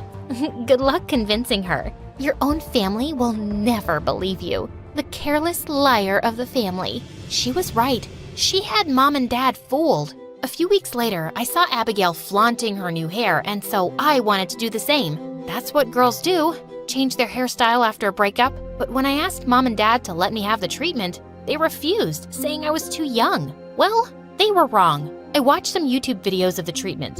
It looked easy, but I didn't have enough money to afford it. I snuck into my mom's room and pulled out a credit card from her wallet. A few days later, my package arrived. I made sure everyone was busy before I set everything up. After hours of work, I took the towel off the mirror to look at my new and improved hair. What the heck? My hair was curlier than before and clung to my head like a furry cap. Abigail heard me scream and rushed into the room. Oh my God, what happened? Oh, Abby, it went all wrong. Calm down. Take a deep breath. How did this even happen? Yes, how did it? But one look at Mia's evil grin, and I had my answer. You witch. You did this. Why are you this way? What did I do to you? I was always nice and treated you well. It just annoys me to the core that a dumb witch like you is living this perfect life while someone like me is just a maid. You have a serious problem. You're so sick. I knew it was you who did this to me. Me? That's enough, Isabella. It's your own fault. I have the credit card receipts. I can't believe you've been stealing from us. Oops, told you so. You just wait, you witch. I'll expose you for who you really are. Best of luck. A few days later, we had a huge party at our place. I felt so sad that I couldn't attend because of my hair. But then I found a box near my bed. A beautiful wig was inside, from Abigail. I suddenly had tears in my eyes. Abigail had always loved me, no matter how much we fought. I quickly got ready, and as I was having some soda at the party, I spotted a familiar face. It was Zach. So, you finally showed your face. I didn't want to come. My dad made me.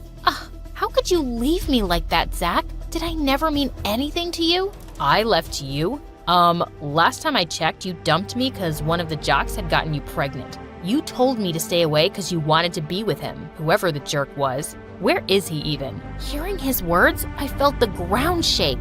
Pregnant? Me? Seeing me shell-shocked, Zach realized I really had no idea what he was talking about. He then showed me Insta messages from me telling him to back off. Checking the dates, I realized they were sent when I was sick.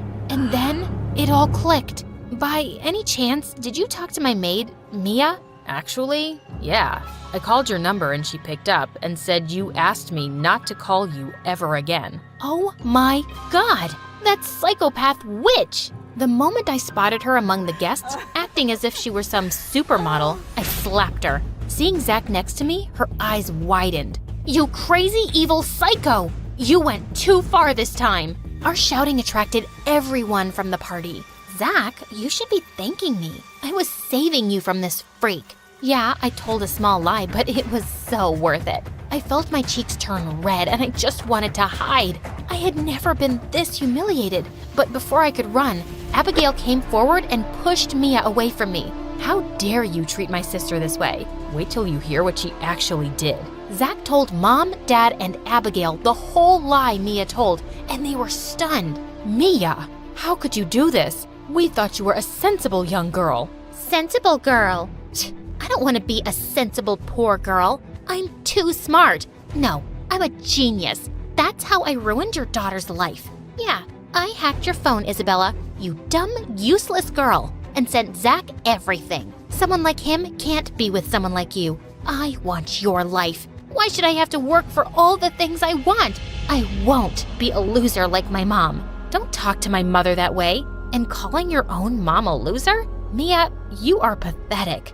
As if you could. Before she could even finish, someone grabbed Mia's arm. It was her mom. Mia, you are a disgrace. This family took you in, treated you as their own, and this is how you repay them. I'm sorry, Miss Isabella. My daughter is out of control. I knew she had some problems, but I never expected her to go this far. Oh, Isabella, we're sorry, darling. We should have believed you. Mia, you are no longer welcome here. Get out, now. Hearing this, Mia went completely bonkers and suddenly jumped over the tables and set the curtains on fire with some candles. You stupid rich people, treating poor people like trash. I hate you. You should all die. If I can't live this lifestyle, no one can. The fire instantly spread all across the house and everyone ran out screaming. I felt my feet glued to the floor, but thank God, Zach held my hand and dragged me out. Watching my house burn was a scene from a nightmare, but the main thing was that everyone was safe.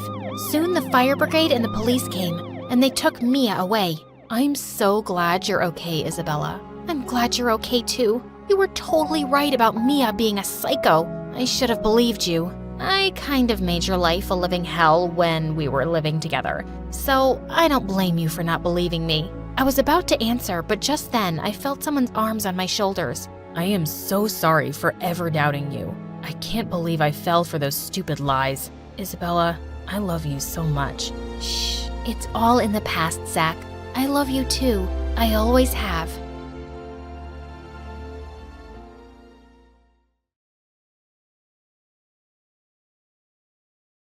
Once there lived a pair of twin sisters who loved each other deeply, so deep that they would share everything they had. It just so happened that they got married at the same time, and then got divorced very soon at the same time. But little did they know, one of them was pregnant. So the pregnant one said, "Don't worry, sis. Whatever is mine is yours too. We will share this baby." They even had it documented that the other one will be the baby's second guardian. Soon after that, a cute little baby girl was born. The aunt held the baby in her arms lovingly. "Oh, she's such a cutie. And look, she has my eyes." "Huh?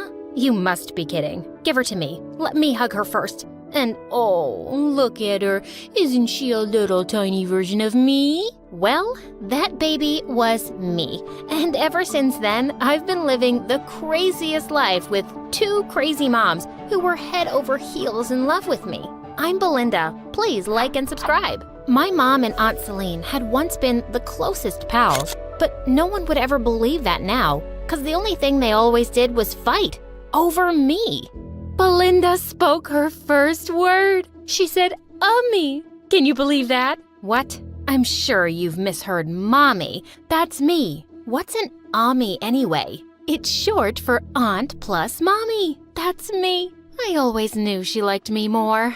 But mom wasn't taking it. She started pulling me from aunt's hands, but she wasn't letting me go either. The struggle went on until I fell on the bed and screamed. On my 5th birthday, we all went to Disneyland, and it was so much fun. My aunt went to the restaurant to order lunch. While we were waiting, I suddenly spotted Mickey Mouse, and he seemed to be waving right at me. I immediately ran through the crowd to see him. He hugged me, and we even danced. And when I turned back to go to Mom, I couldn't see her anywhere. Oh my God, was I lost? I ran around crying, but thankfully some staff took me to the announcement area, and my mom and aunt came rushing there in seconds. Oh my God, honey, I'm so sorry. I didn't notice you had gone. You didn't notice your own daughter? How amazing you are. I shouldn't have left her alone with you in the first place. She lifted me up in her arms and took me to the restaurant. And I forgot all my tears when I saw food in front of me. But later that night,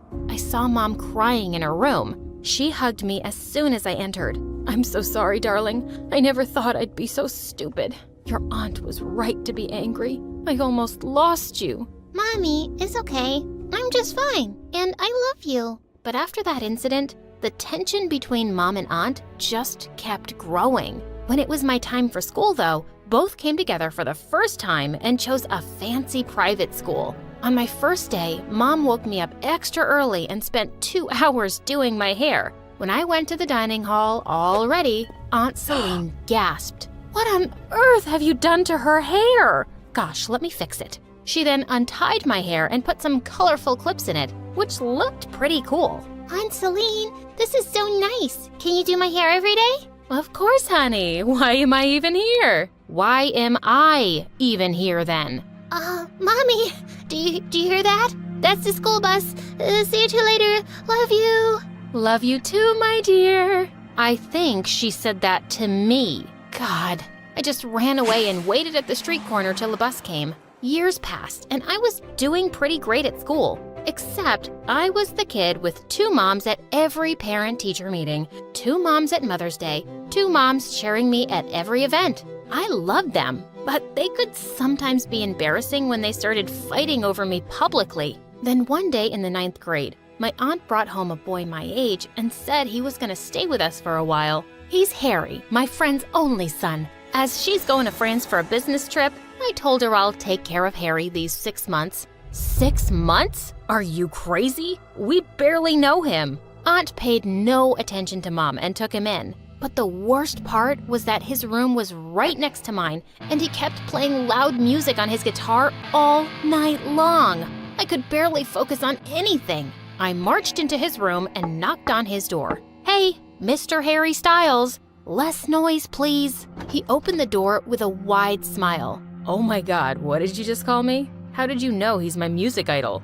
Okay, whatever. Just keep it down. I'm trying to prepare for the National Poetry Competition. You write poems? Let's hear one. Maybe I can write music for it. Oh my god, we could start our own band. Who was this dummy and why was he here? I just walked away and he went right back to playing as loudly as ever. A few days later, it was my 15th birthday, and like every year, it was a war between my moms to decide everything for the party. But in the end, they threw a great one with all my friends from school, and Harry even played some songs, and he was actually pretty good. After he finished playing, I went over to him. Okay, I have to admit, I really like your songs. Whoa, that's a biggie coming from you. Thanks, Mrs. Shakespeare. I laughed and he pulled me onto the dance floor. But just then, someone pulled me away. It was Mom. What's going on here? Is this boy flirting with you? So what if he is? He's a gem. I know him like his mom. But I don't know him or his mom. And I don't want him and Belinda getting so close. And she took my hand and started walking. But my aunt took my other hand and tried to stop me. With everyone at the party staring at us, I got really pissed off. When would they stop treating me like a child? I pulled away from both and ran from there. I was sitting on the stairs in the hallway when Harry joined me. Hey, sorry about that. You want to get out of here? I immediately said yes and sneaked out for my own party. He took me to his favorite spot, an ice skating rink. Wow, this place is amazing, Harry. But I don't know this game. It's simple. All you have to do is skate on the ice. Come on, I'll teach you. He was teaching me so well, and I was loving it. After some time, I got so excited that I left Harry's hand and started skating by myself. I was just flying. But right after, I fell down hard and hit my head. Harry took me straight to the hospital, and I was fine, but I had to get a few stitches. When Mom and Aunt arrived, they went bonkers. I knew it. I knew this boy just meant trouble. Celine, see? You brought this bad influence into my daughter's life. Mom, stop. You're making my head feel worse. Harry didn't do anything. It's me. I agreed to go skating with him. I left his hand and fell down. Everyone looked so tense. Harry told Aunt that he'd leave and stay with some cousin of his. I mouthed sorry as he left. We just started being friends, and my moms had driven him away. The doctor said I needed to rest completely for a week. And this meant I had no chance to study for the poetry selection test. But it was really important for me to take it. I was really tense on the day of the exam, and when it started, I totally blanked out. I was biting my pen and staring at the window when I suddenly spotted Aunt Celine waving at me.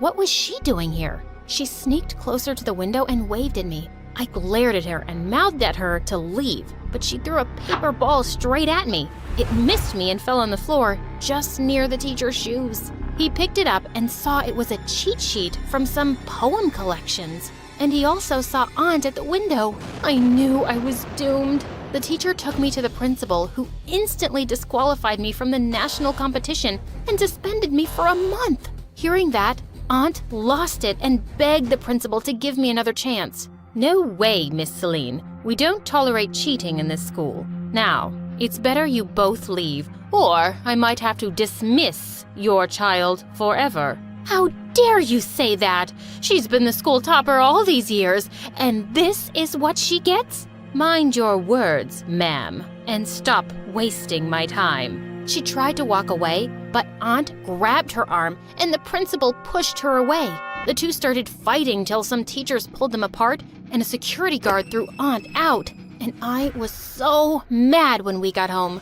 What were you even trying to do, Aunt? You ruined me and my future. Now I can't participate in the nationals anymore. Belinda, honey, that was never my intention. I just wanted to help you because you hadn't had a chance to prepare, but I didn't expect it would turn out this way. Trust me, I did this for you. I'm so sorry. No, I don't want to hear anything from you. Celine, I am so disappointed in you. I didn't know you could be this stupid. Enough of your nonsense. She's my daughter and mine alone. I can take care of her. Just back off. Aunt Celine cried and left for her room. She started staying away from all of us and barely spoke a word. Then one day, she didn't come out of her room at all. When I went up, she wasn't there, but I found a note on her bed. I'm so sorry. I didn't want to be a burden anymore, so I'm leaving. What? She left?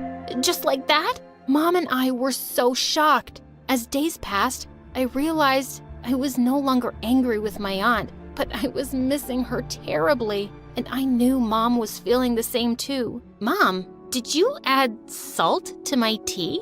And why are you even wearing a sweatshirt? It's summer, Mom. Oh, yeah. Honey, I'm just...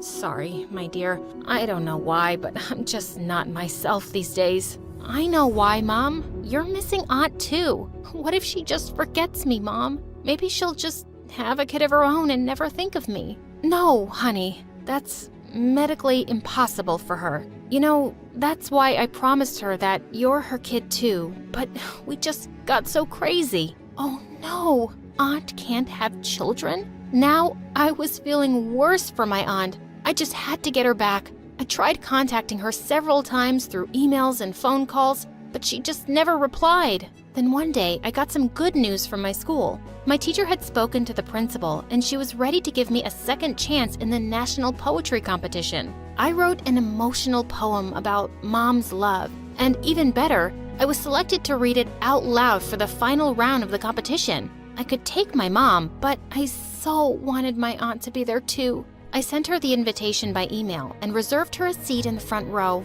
hoping she'd show up. I also texted Harry to come. On the big day, I was so nervous, and Mom was there with me backstage, cheering me on. But she isn't there yet, right? Tell me, Mom, is Aunt Celine here? No, honey, but listen, I'll record the whole thing for her, okay? And she'll be so proud of you, so give it your best. As I walked onto the stage, I looked up nervously at the crowd, and my eyes fell on Harry and Aunt Celine. I was so happy. They gave me a thumbs up, and I started off confidently. But as I was reading, I got an emotional look at my mom and aunt sitting together.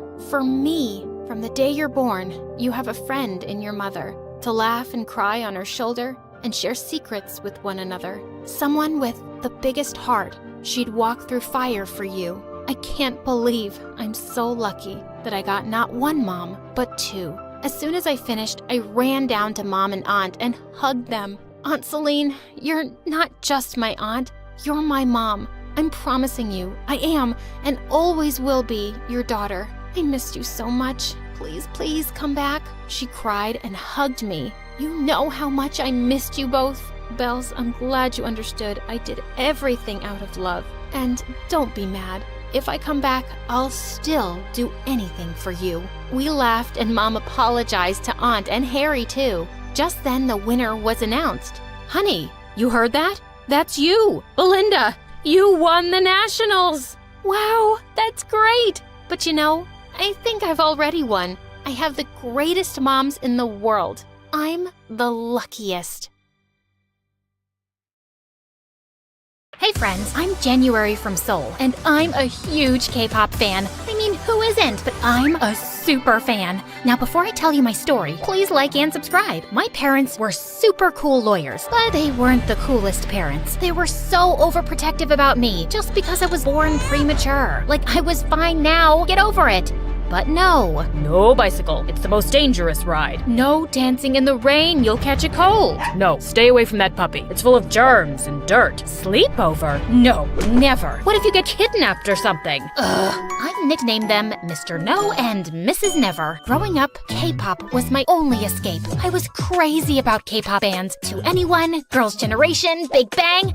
And then Dream was launched. As soon as I heard their first song, I was obsessed. And it was because of Dream I found my best friend. It all happened when I ended up wearing the same t-shirt as a guy on my first day in 8th grade. Whoa, I guess great minds really do think alike. Hello, Dreamer. Greetings, my twin. Ashton and I instantly bonded. We even built a fan page for Dream, which exploded faster than a popcorn kernel in a microwave, pulling in thousands of fans. One time in our senior year, some bully started making fun of the K-pop posters on our lockers. Are you two still in middle school, obsessing over K-pop groups? You both are so lame, says the guy who cried in gym last week because his girlfriend was ignoring him. You little, I told you to keep your mouth shut. Now look what you made me do. With that, the bully ripped down the posters, and I lost it. I tackled him to the ground and pulled his hair hard. Right then, the gym teacher saw us and took us to the principal, and I got suspended. My parents were furious and blamed my obsession with Dream for it. You're not allowed to listen to the band songs anymore. The lead singer, Tanya, she's a bad role model for kids. Just last week, I saw on the news how she slapped one of her bandmates during a concert. What does that have to do with me being suspended? You get so crazy over these K-pop bands. We've decided that after your behavior, we can't allow you to go to the Dream concert happening this weekend. We weren't too keen to send you in such a crazy crowd anyway. You're grounded. And then, Mom tore up my concert tickets. No. Oh my God, what did you do? I hate you both. I stormed off to my room, my blood boiling. I called Ashton and told him everything, and he promised to find a way for us to attend. On the night of the concert, just when I'd lost all hope, Ashton came to my room through the window with tickets in his hand.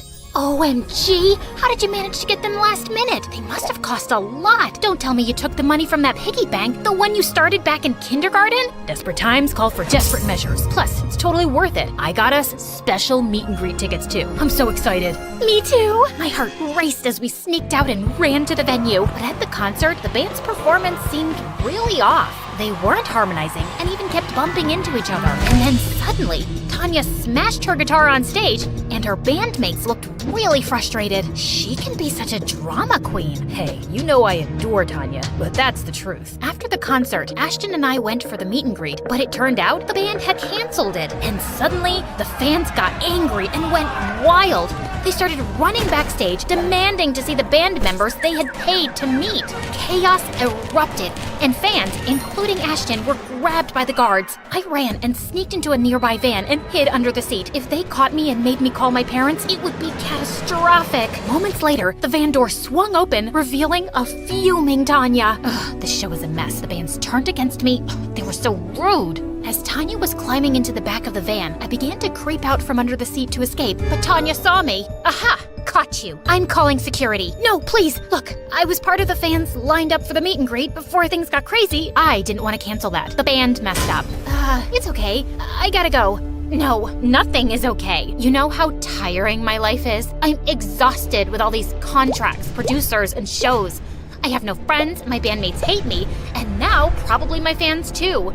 I just need a break, but I can't even have that because the paparazzi are always on my butt. Hey, you're Tanya, a superstar. Ignore the haters and take that break. Run away for a while. Like it's that easy. But maybe I could run away. Hey, how about with you? Oh, no, that's not what I meant. That's a terrible idea. You stay right here. Bye. I rushed home before my parents noticed I was gone. I sent Ashton a text to let him know, crawled into my room through the window, and jumped into bed. But moments later, Tanya came in through the window too. You followed me? Why? I have nowhere else to go. Let me stay, please. Just then, Mom knocked on my door. I pushed Tanya into my messy closet and opened the door. January, I heard something. Achoo! You probably just heard me sneezing. Now, good night. Why are your clothes lying on the floor outside your cupboard? And how many times should I tell you to separate your underwear and keep them in the drawer? And why are you sleeping in the shirt I got you on your birthday? Gosh, your room smells like stinky socks. Mom, please, can you get off my back for once? I know you're upset because we didn't let you go to the concert, but that's no way to talk to— Good. I really don't want to talk right now. Good night. Once Mom left, Tanya jumped out of the wardrobe. OMG, seriously? Your mom is so annoying. She reminds me of my nag manager. That's kinda rude. No, what's rude is that no one lets us have any freedom. We should have our fun without anyone breathing down our necks. Yeah, I guess you're right. Let's talk tomorrow. I need my beauty sleep. Saying that, she took the bed and made me sleep on the couch. The next morning, news of Tanya's disappearance was making headlines everywhere, and the police were on the lookout for her all over the city. Did you see this? Yeah, I love it. Fans and bandmates are worried sick. Tell everyone you're all right. Nah, people don't appreciate what they have till they lose it. Let everyone miss me a bit longer. Now, let's go out and have some fun. Of course, you'll have to arrange a disguise for me. But I have school. Skip it. Well, I did have a K-pop star asking me to spend a day with her, so yeah, I skipped school, made sure Tanya was unrecognizable, and then we went to the mall. While we were window shopping, we passed by a kid who was about to eat his ice cream, and Tanya stopped short. I want that. Okay, I can buy you some. No. I want that. His ice cream. It's the perfect ratio of chocolate to vanilla with my favorite toppings and sprinkles. Now here, boy, gimme it. I'm Tanya, the superstar. The boy refused to part with his ice cream and started yelling. Then Tanya knocked it out of his hand to the ground, grabbed me, and told me to run. What the heck was that? And are you trying to get attention by telling people who you are? Who would believe some stupid kid? Come on, let's check out some makeup. At Sephora, a sales girl was a bit rude to me, so Tanya messed up the arrangement of all the products on the shelves while the sales girl wasn't looking, then casually walked out. We both snickered as we saw her from outside, looking angry and confused at the mess. As we walked past a shoe store, I spotted these shoes I'd been eyeing for ages. You like those? Yeah, Mom won't get them for me because they're too expensive. Let's try them on. I tried on the shoes and they fit perfectly. They look amazing on you. You're taking them. Come on, the salesmen are busy. Just walk out casually and confidently. But no buts. Even though I felt super scared, Tanya convinced me to walk out of the store with them. I didn't realize I'd been holding my breath till we were on the other end of the mall. This is so wrong. Tanya, you're crazy. But I'm fun, right? I can't believe I'm saying this, but yeah, you're really fun too. This was quite a thrill. The next day, Tanya made me skip school again, and this time I had a genius idea. I blindfolded Ashton and brought him to my room, and he nearly fell back in shock when he saw Tanya. Ashton, say something. I'm just trying to work out why Tanya is here with you. Someone pinch me or punch me. I must be hallucinating. Is he your boyfriend? He's such a weirdo. For the next few days, Ashton was like a love-struck puppy with Tanya. She seemed annoyed by him at first, but soon, she seemed to be enjoying his endless compliments and warmed up to him. And together, the three of us had the best week. But then, my parents got a letter from school about my week-long absence. What is this? Where have you been going, January? Are you in some kind of trouble? Mixing with the wrong kind of crowd? Are you on drugs? You guys are always expecting the worst from me. I feel like I'm trapped with you both. Just let me live my life. I ran to my room and closed the door, and Tanya and Ashton were already there through the window. As I cried, Ashton hugged me tight. I know they can be harsh, but they're probably just worried. Worried? Are you kidding me? They're just control freaks. Some people just love to boss around others. No, they care about her. She's right. It seems like their only goal is to control my life.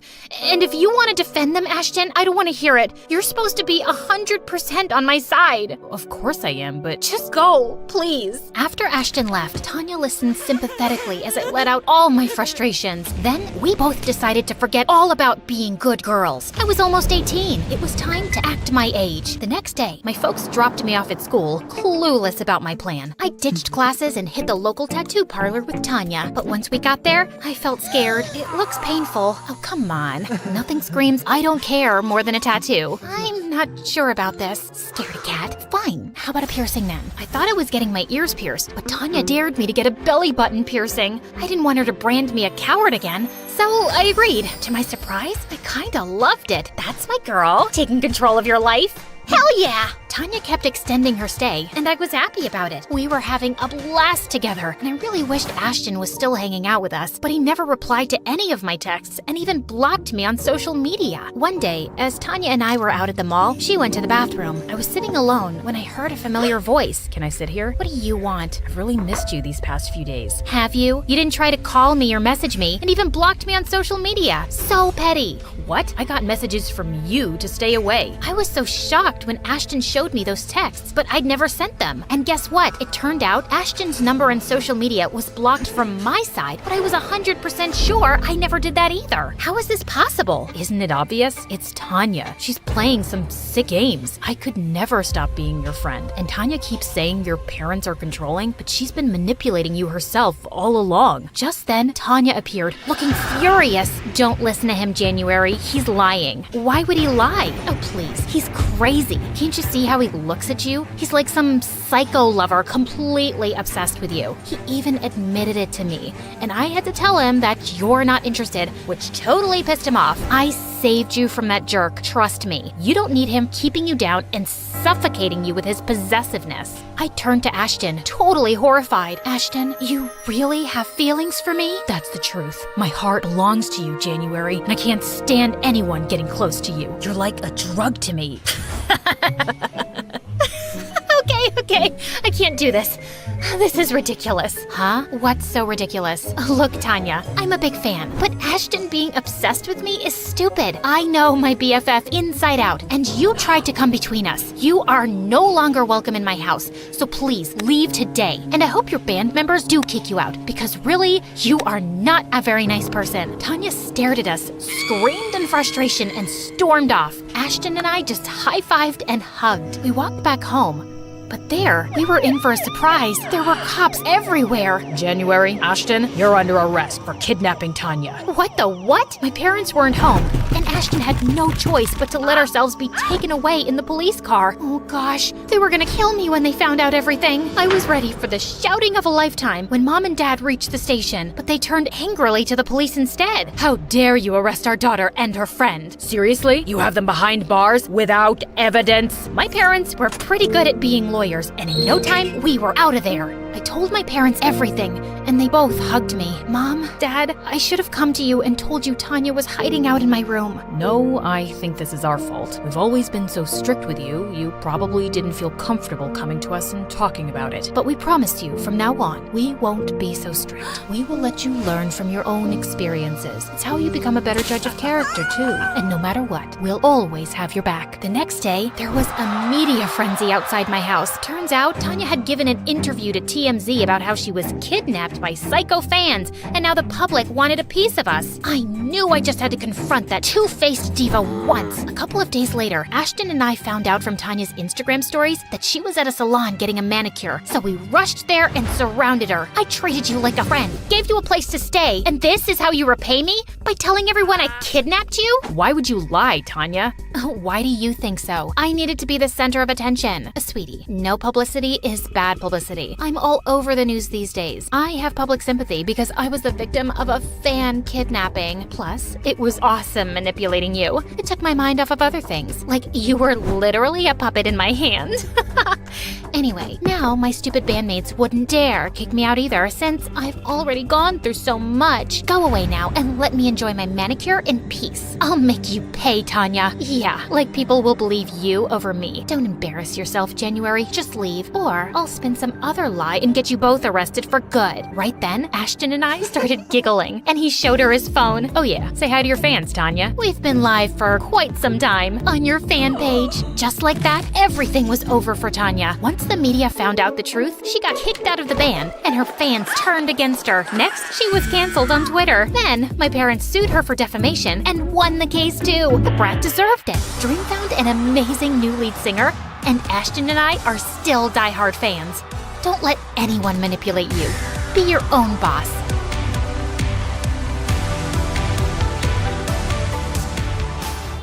Musical sensation Cameron Cassie has gone bananas. She's turned the stage into a scene from Jumanji. And if you don't stop talking, I'll turn you into a scene from The Walking Dead. Yep, that's me. Crazy old Cameron. But I wasn't always like this. There was a time when I was the most patient, quietest person around. Want to know what happened? Then stick around. And yeah, like and subscribe to MSA. I grew up in a big family. And by big, I mean I was the oldest one among 10 siblings. You don't believe me? Okay, team, let's go. This is Lana, this is Rose. These are my twin brothers Brad and Pitt. My twin sister Hala and Lala. Another sister Ava, and that's Thanos. Don't ask me why. My parents are huge Avengers fans and they thought this might be a good idea. Of course it's not. You forgot about me. Again. Just like you forgot me in that park last year. I didn't forget you, Liam. You pooped your pants, so I asked you to stay where you were while I looked for an extra pair of diapers. You were the one who ran behind the squirrel. She was cute. And why didn't you just carry an extra pair of diapers? You were 7. You were supposed to be potty trained by then. My parents worked as hospital nurses, so they didn't have a lot of time, and I had to step up and look after the house and my siblings. They also didn't make much money, so whatever little we had was was shared between everyone, and because I was the oldest, I was made to sacrifice the most. I didn't mind that, though. My parents were already working hard enough, so I did what I could to help them out. But sometimes, I wish I could just get a little space of my own, where I could play my guitar in peace. It was a rusty old thing, but I loved it. In this world so big, give me a place oh so tiny, with nobody screaming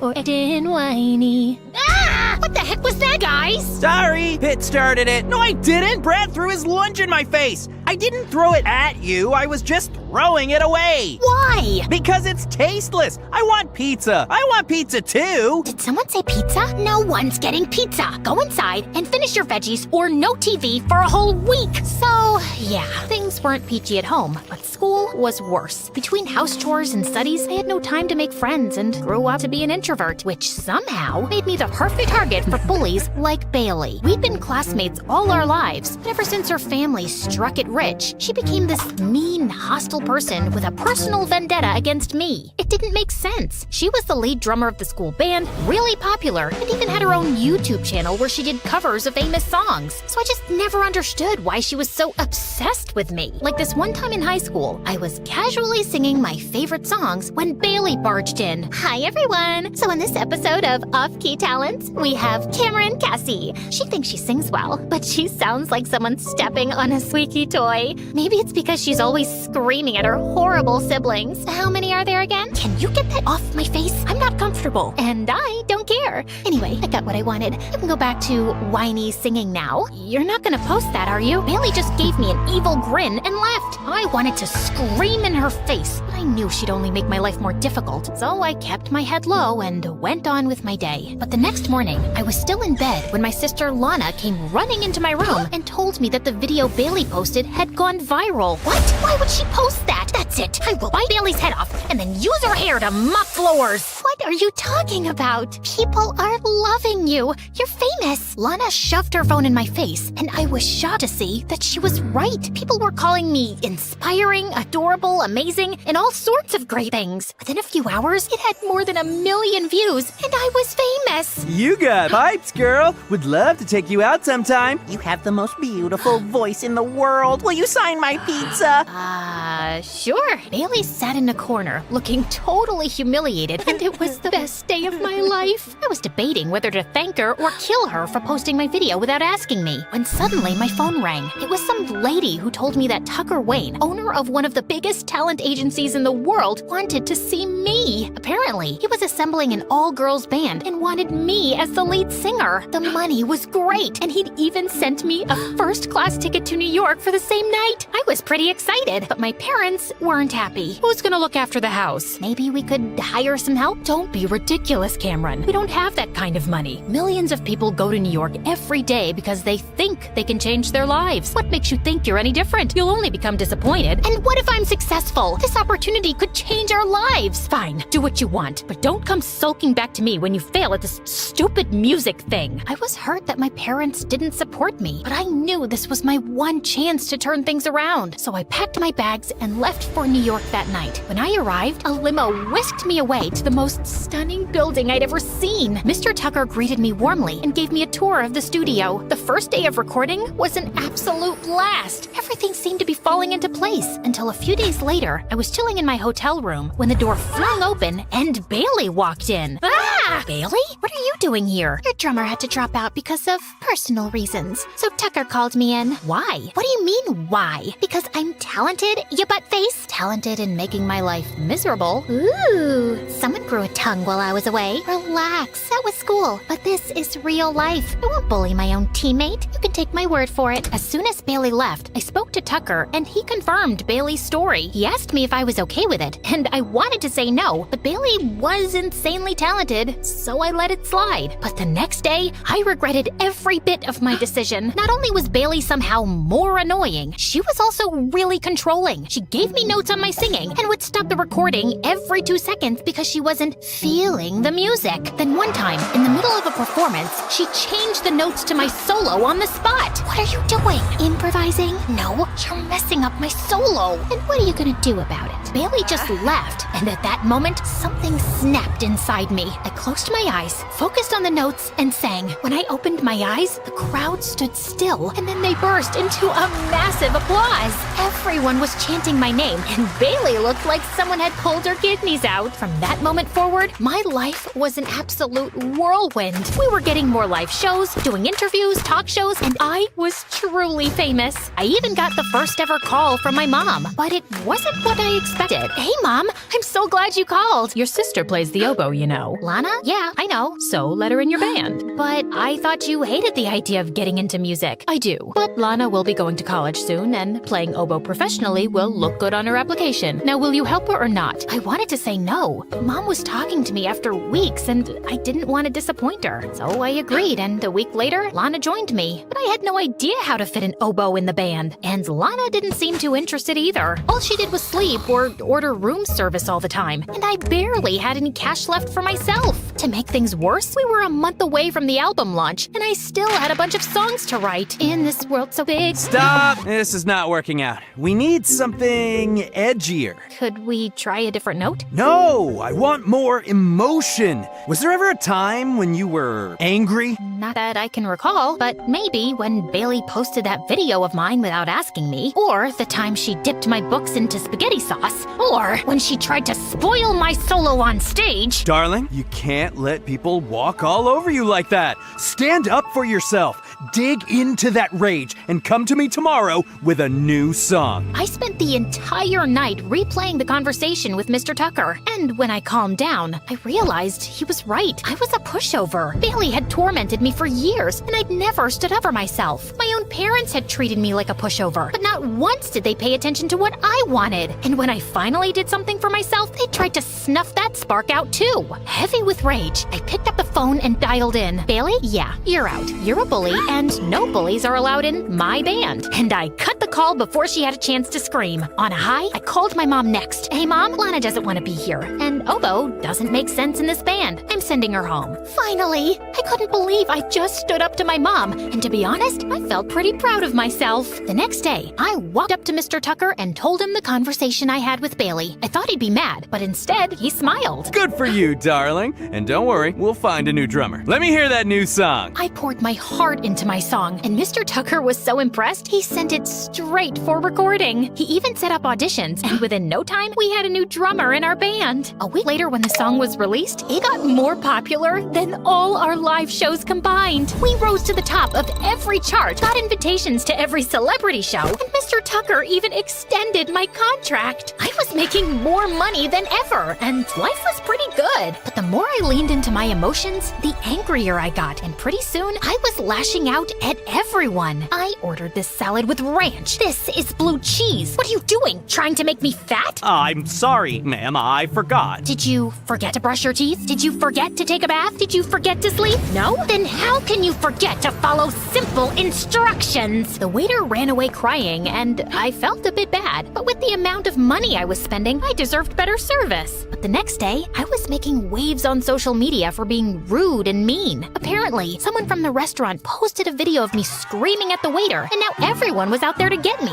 including the paparazzi. Have you always been this spoiled, or has success gotten to your head? Have you always been this stupid, or did you fall on your way here and damage your brain? That's inappropriate. Your face is inappropriate, Jane. You are a terrible interviewer. You should switch jobs because I don't think this one's gonna last that long. I was mad with power, and no matter how much people called me out for it, I just didn't care. I partied like there was no tomorrow, shopped like a crazy person. I was finally living my life the way I wanted to. I didn't even care about showing up at work, and my bandmates tried to warn me, but I was the star of the show. No one would replace me. I thought I was untouchable, until one day I walked into the studio and saw Bailey in the recording room. What is she doing here? Oh no, this is awkward.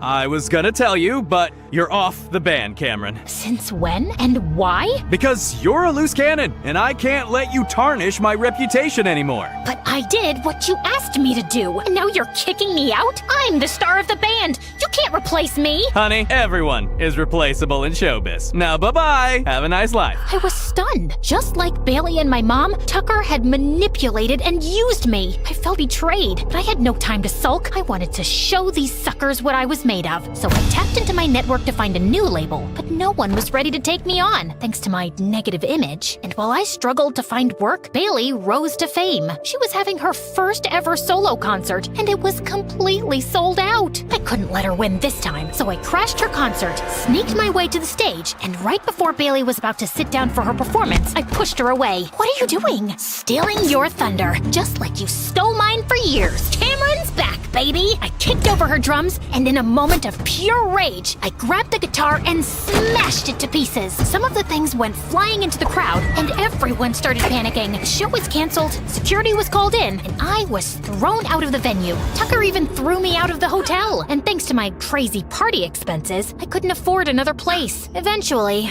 I had to move back home, but I was so messed up in the head, I hardly ever came out of my room. All day, I would watch TV and see Bailey's rise to fame, and it only made me realize the things I'd lost. Then one day, I was sitting in my room when Mom walked in. You know you can't stay cooped up in here all day, right? I don't know what else to do. It's not like anyone needs me anymore. That's not true, Cameron. I was angry at you for moving out and then sending Lana back home. Then I realized that we'd been really tough on you. You were just a teenager, and you deserved to have a life of your own. So you're not angry at me now? Of course not, sweetie. We love you. We always will. My mom hugged me tight, and I felt better than I had in days. With my family by my side, I slowly started picking up my life again. I got back to music and even joined my old high school again. I had to repeat a year, but that was okay. At least I had something to look forward to. One day, while playing in the backyard, one of my sisters recorded a video of me and posted it on YouTube. It went viral again. People were amazed by my transformation and started requesting my old songs. So I played them. Soon, I started getting calls from agencies. One of them asked me if I could perform my singles at their show. The pay was good, the venue was close to home, so I agreed. As I got ready backstage, someone tapped on my shoulder. Mr. Tucker. Great to see you, kid. You've been doing well. Ever thought about coming back? Aren't you working with Bailey now? Yes, but she's boring. You're so much better. I will double your pay if you want. Think about it. As tempting as it was, there was one thing I'd learned in my time in New York. Never let anyone walk over you. So I immediately called Bailey and gave her a rundown of what had happened.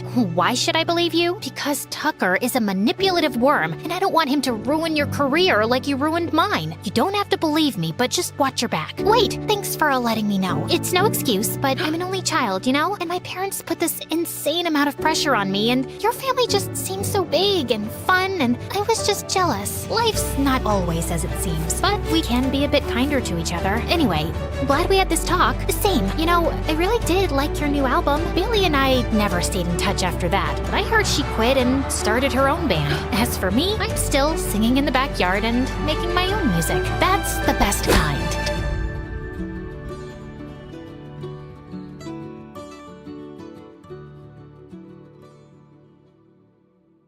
Hi, I'm Alicia, and I'm about to tell you how I met the love of my life. But before we get into that, please like and subscribe to MSA. If there's one thing you have to know about me, it's that I wasn't an ordinary little girl. Being raised by a single father who was an ex-army officer does that to you. I had rules, discipline, and responsibility drilled into me since I was very young. And growing up, I found other kids my age really immature. I don't know why he'd break up with me. I wore the clothes he liked, woke up at 5 every morning to do my hair because he liked them curly, and pretended to love watching wrestling.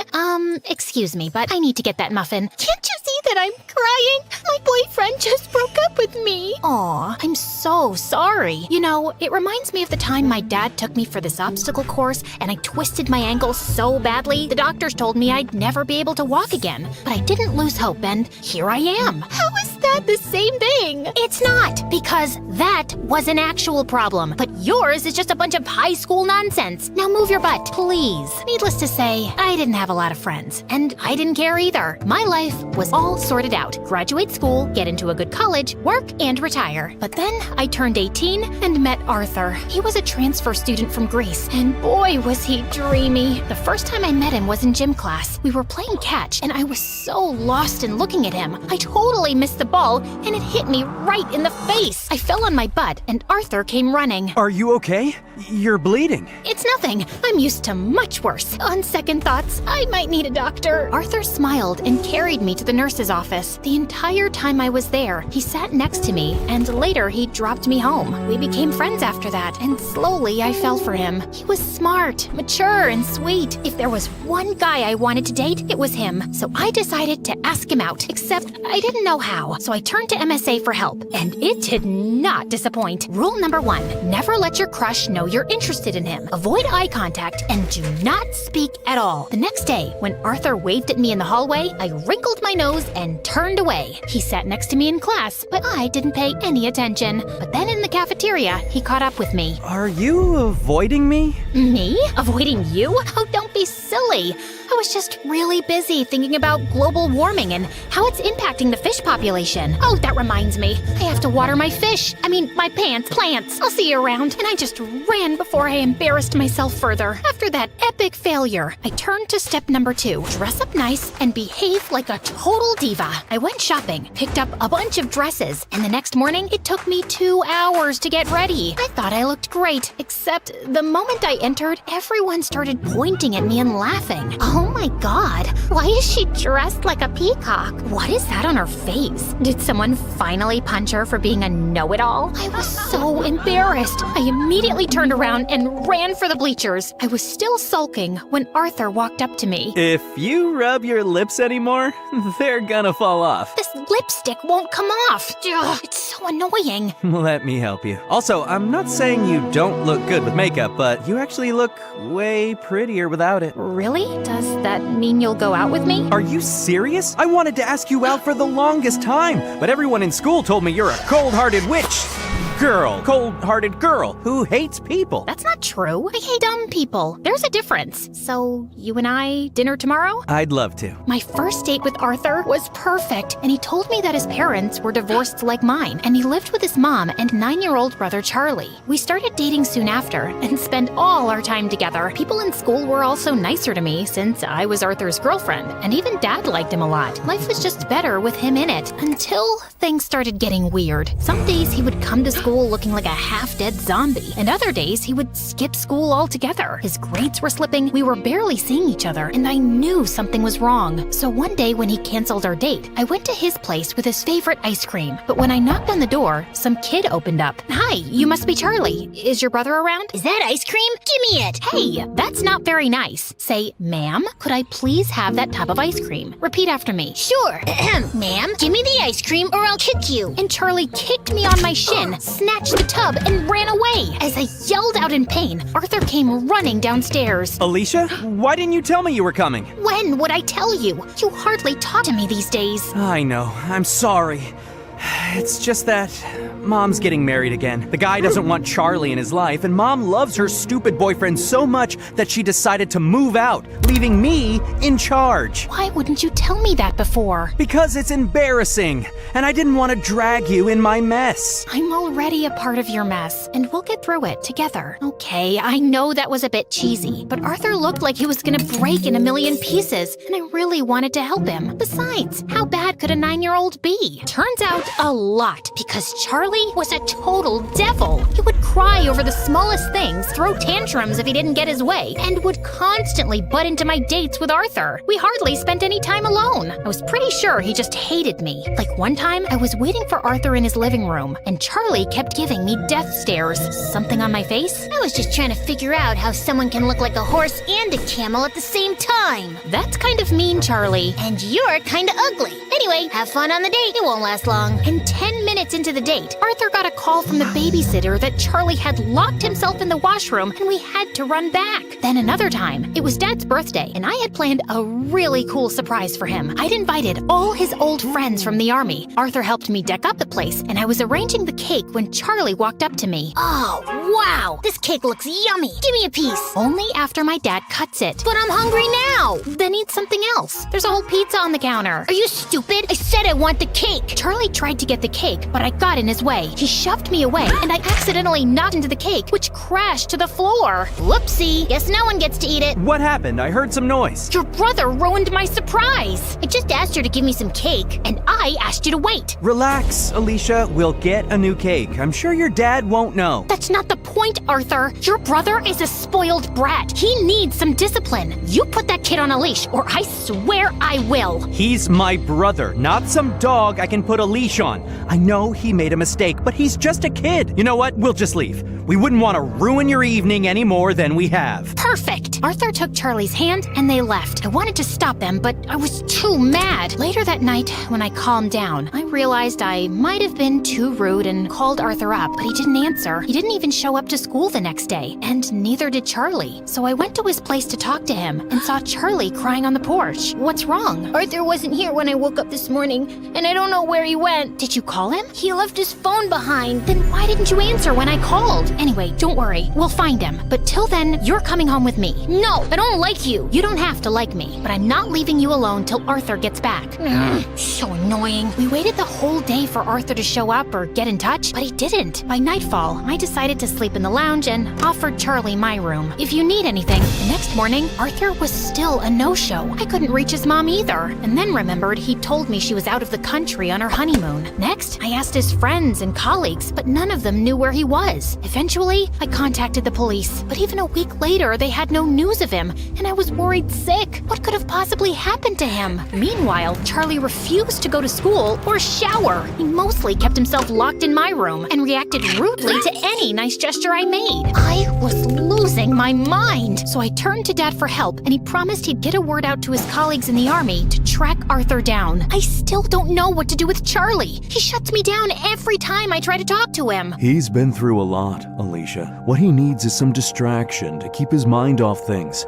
After your mom left, you were all over the place. That's why I built such a strict routine for you, so you wouldn't have time to think about her. Maybe you should do something similar. I decided to give Dad's advice a shot, and the next morning, I walked to Charlie's room and woke him up. Get up, we're going out. Is Arthur back? No. Then let me sleep and go away. Nope, you're getting up right now. Charlie resisted, but I dragged him out of bed, and somehow we made it to the bus stop. He kept cursing me the whole way, but I didn't care, and minutes later, we were at our destination. The paintball arena. I'm not going in there. Why? Too chicken to lose? As if you're on. Charlie and I had a great time at the paintball game, and it was the first time I actually heard him laugh. Afterwards, we went to a trampoline park and jumped our hearts out. By the end, he was so tired he could barely walk, so I called a cab and took him to my favorite burger joint, but he just stood at the entrance and stared. What, you don't like burgers? No, it's just that this was my favorite place to come with my mom. Every weekend, we'd come here and play our favorite songs on the jukebox machine. And now,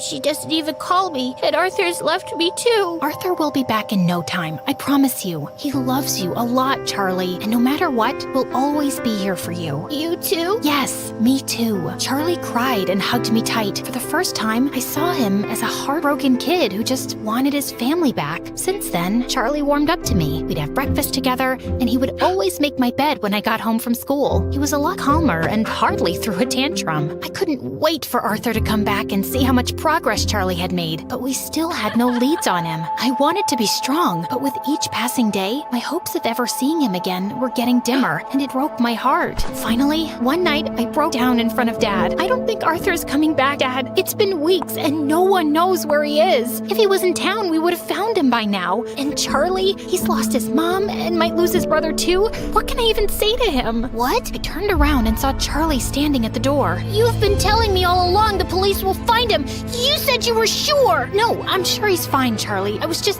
Stop lying! Why do all grown-ups lie so much? I hate you! All of you! And Charlie just ran out of the house. Dad said he'd go after him, and as I was sitting in the kitchen in despair, the phone suddenly rang. It was the police, saying they'd found Arthur in a hospital close to town. I rushed to the location, and and texted Dad on the way. The doctors at the hospital told me that Arthur was brought in a few days back by the forest rangers. Apparently, he went on a hike and got injured, and since then, he'd been in a coma. I was sitting next to him when Charlie walked in with Dad. How is he? He hit his head, but he's out of danger. Doctors say there's a very good chance he'll be just fine. Charlie, promise me, no matter what happens, you and I will never fight again. I promise I will never scream again, and I will always be a good brother. He will wake up, right? What do you think?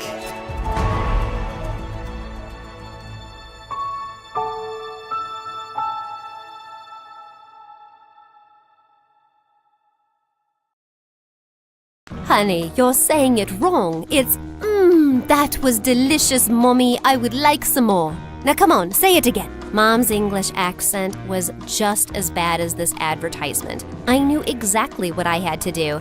Blah, blah, blah, blah. Hi, I'm Harper, and I'm one of the biggest television stars. Before I continue, please do like and subscribe. Growing up, I always loved watching TV shows, and it was all because of Mom. She wanted to be an actress but couldn't make it, so she made sure I became one, even though I never really wanted to. I was pretty, so I got a few gigs, and before I knew it, I was acting in several movies and TV shows and became extremely famous. But it wasn't as perfect as it looked. Mom, can I hang out with Tara? She has a new pool. There's no point being friends with her, Harper. She's your competition. All of them are. They're just pretending to be nice. When they have what they want from you, they'll pretend like you don't exist. Mom was so insecure, she even homeschooled me so I could attend all the rehearsals, acting classes, and auditions. But when I was 12, I was famous enough to not need any of that. And through a tantrum, I was finally sent to school. And I did very well, or so I thought, because a month later, I found out that Mom would give gifts to the teachers to give me good grades. It was a big scandal, and I was left totally embarrassed. I was back being homeschooled, stuck with my mom, and with no friends at all. Friends are stupid distractions. You have a career to make.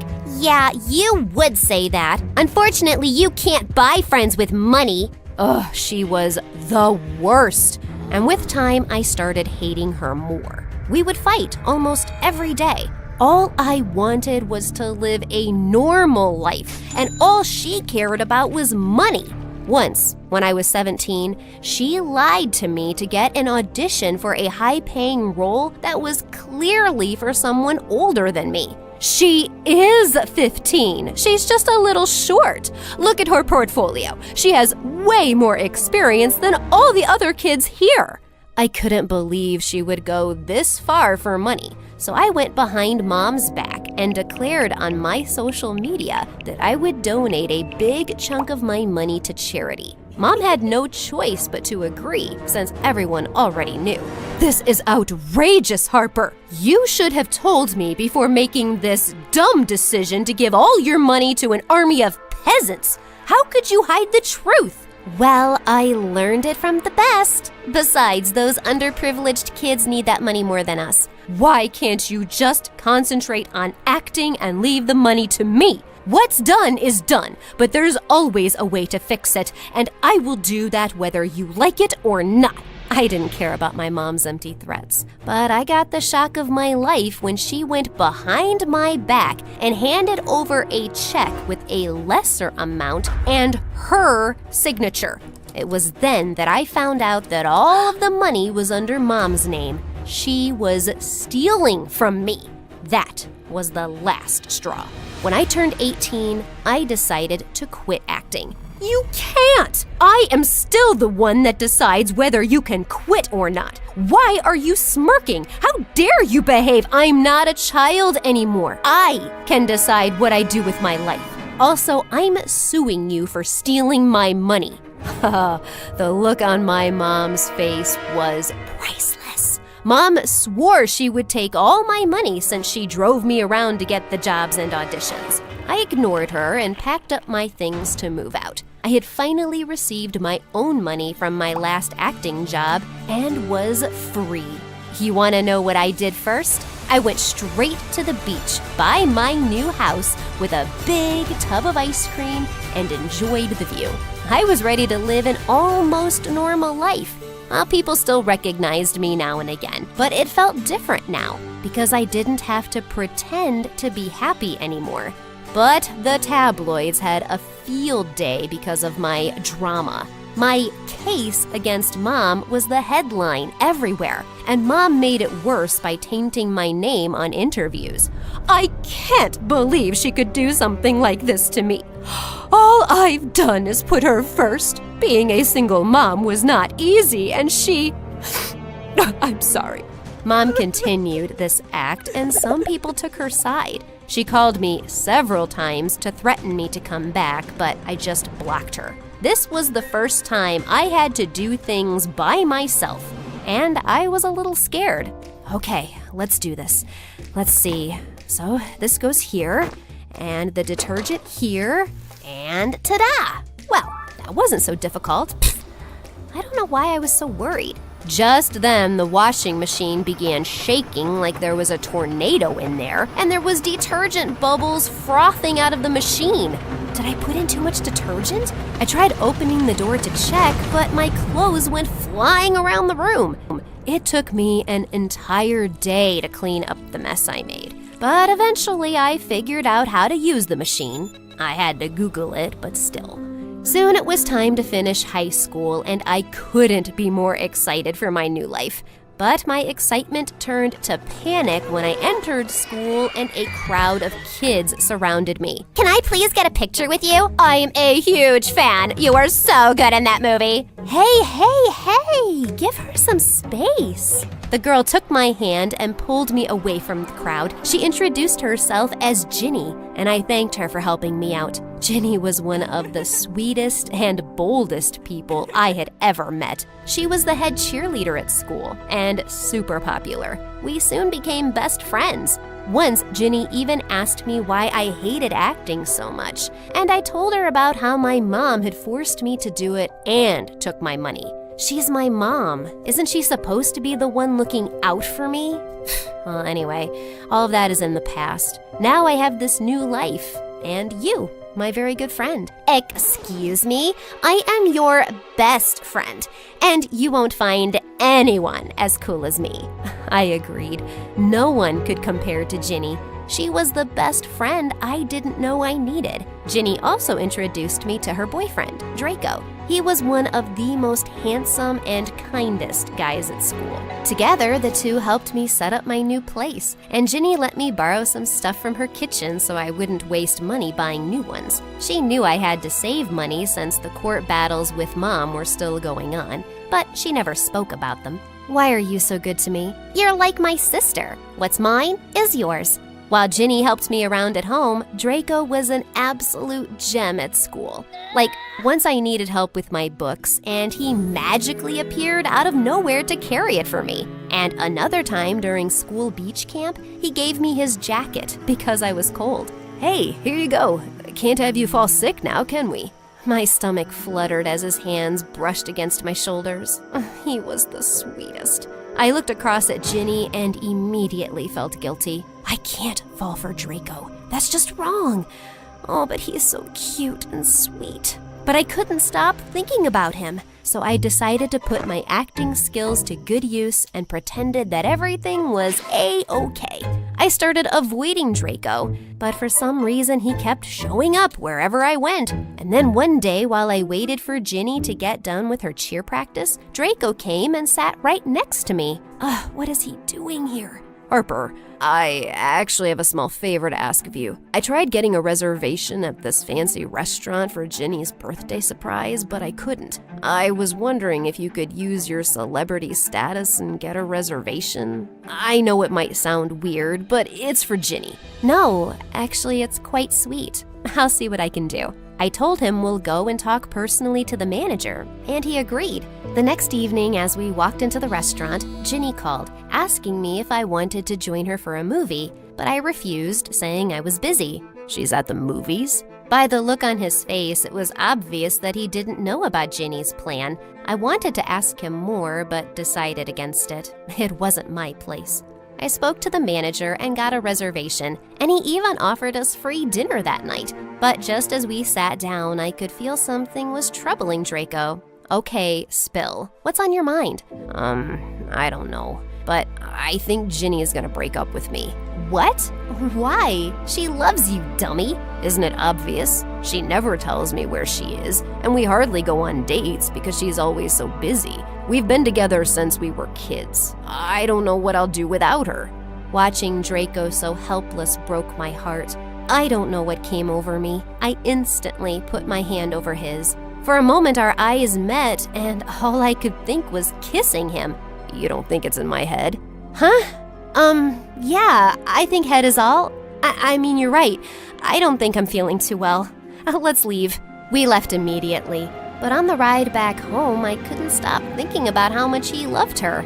With Draco still on my mind, I reached my front gate, but to my horror, it was broken. Someone was in my house. I held my keys as a weapon, and then my mom walked into the living room. She had the most evil smile when she saw me.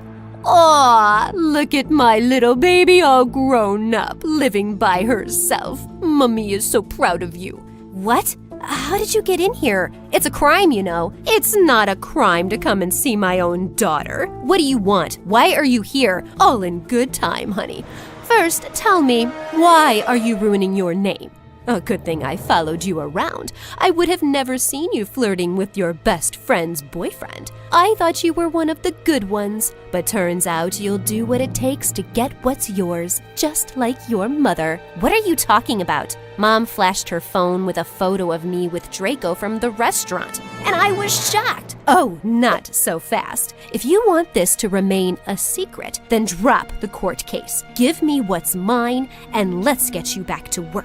I was turning red with rage. I had had enough with her. I was not flirting with him, and you're the one ruining my name by saying mean things at interviews. I'm not playing your games. Leave. We'll see who your friend believes. Last chance. Come with me or have your friendship ruined. I'd rather be broke than work with you or give you my money again, Mom. She left. I couldn't believe that she would stoop this low to get her way. I knew I had to meet Ginny before Mom did. I know how manipulative she can actually be. I tried calling Ginny, but she was at the movies and didn't answer. So I rushed to Ginny's place to wait for her. But when I got there, she was already home and she wasn't alone. Oh, honey, good thing you're here. I was just showing Ginny these beautiful pictures of you. And what's his name? Draco. The look on Ginny's face was enough to tell me what pictures she was looking at. I thought you were busy, but you were on a date with Draco? Harper, I never thought you would hurt me this way. No, Ginny, it's not what it looks like, I swear. Please believe me. I've seen how you look at him. Are you saying you don't have feelings for Draco? Mom smiled. She had been watching me for months. She knew I was in love with him. I do have feelings for him. I won't lie about that. But I would never act on them, and he would never betray you either. She admits she's in love, and I have proof they were together yesterday. She lied to you. I see the picture, and I know she lied about where she was yesterday, but I believe you, Harper, not her. No wonder she wanted to run away from you. You're pathetic. The look on my mom's face was worth framing. She was too stunned to speak. Dumb girls. One day you'll know that money is the only thing that matters. I feel sorry for you, Mom. Now if you're done, leave. And don't come back. She stomped her heels and walked out, and I ran and hugged Ginny tight. Draco was planning a surprise for your birthday. That's what we were doing there. I'm sorry I lied, but I swear it's the whole truth. I believe you, but I also know that maybe what I'm doing to Draco is wrong. I don't like him as a boyfriend. Maybe we are just better off as friends. My heart broke for her and Draco, but I knew what Ginny was feeling was justified.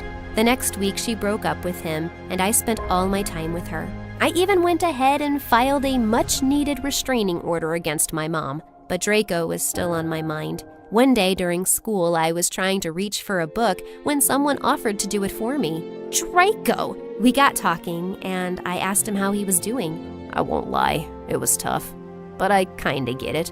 Ginny was great, and we'll always be friends, but maybe nothing more. Well, in that case, welcome to the singles club. I got up to leave, but Draco took my arm.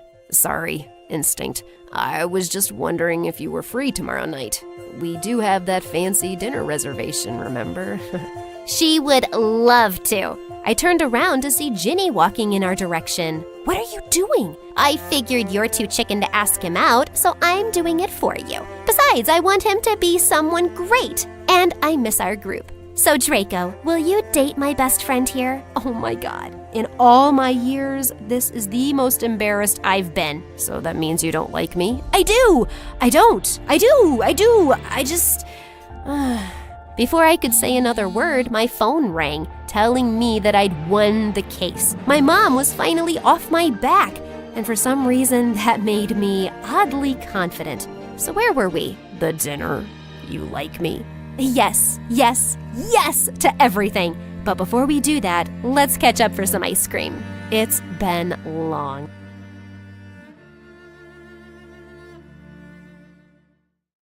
In 1890, Clarissa was sipping tea at a garden party when suddenly a dog came running out of the bushes and tripped her. She fell flat on her back and screamed. Everyone rushed her inside quickly because Clarissa was heavily pregnant.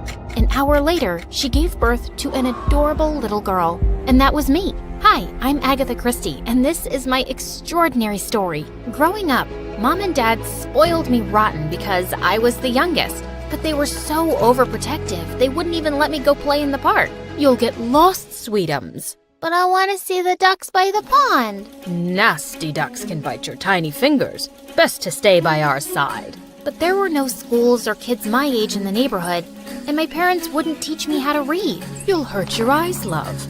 We'll teach you when you're a little older. Like when I'm 5? How about 8? I hated waiting, so I began teaching myself. I started reading when I was 4, and by the time I was 8, I had finished Alice in Wonderland.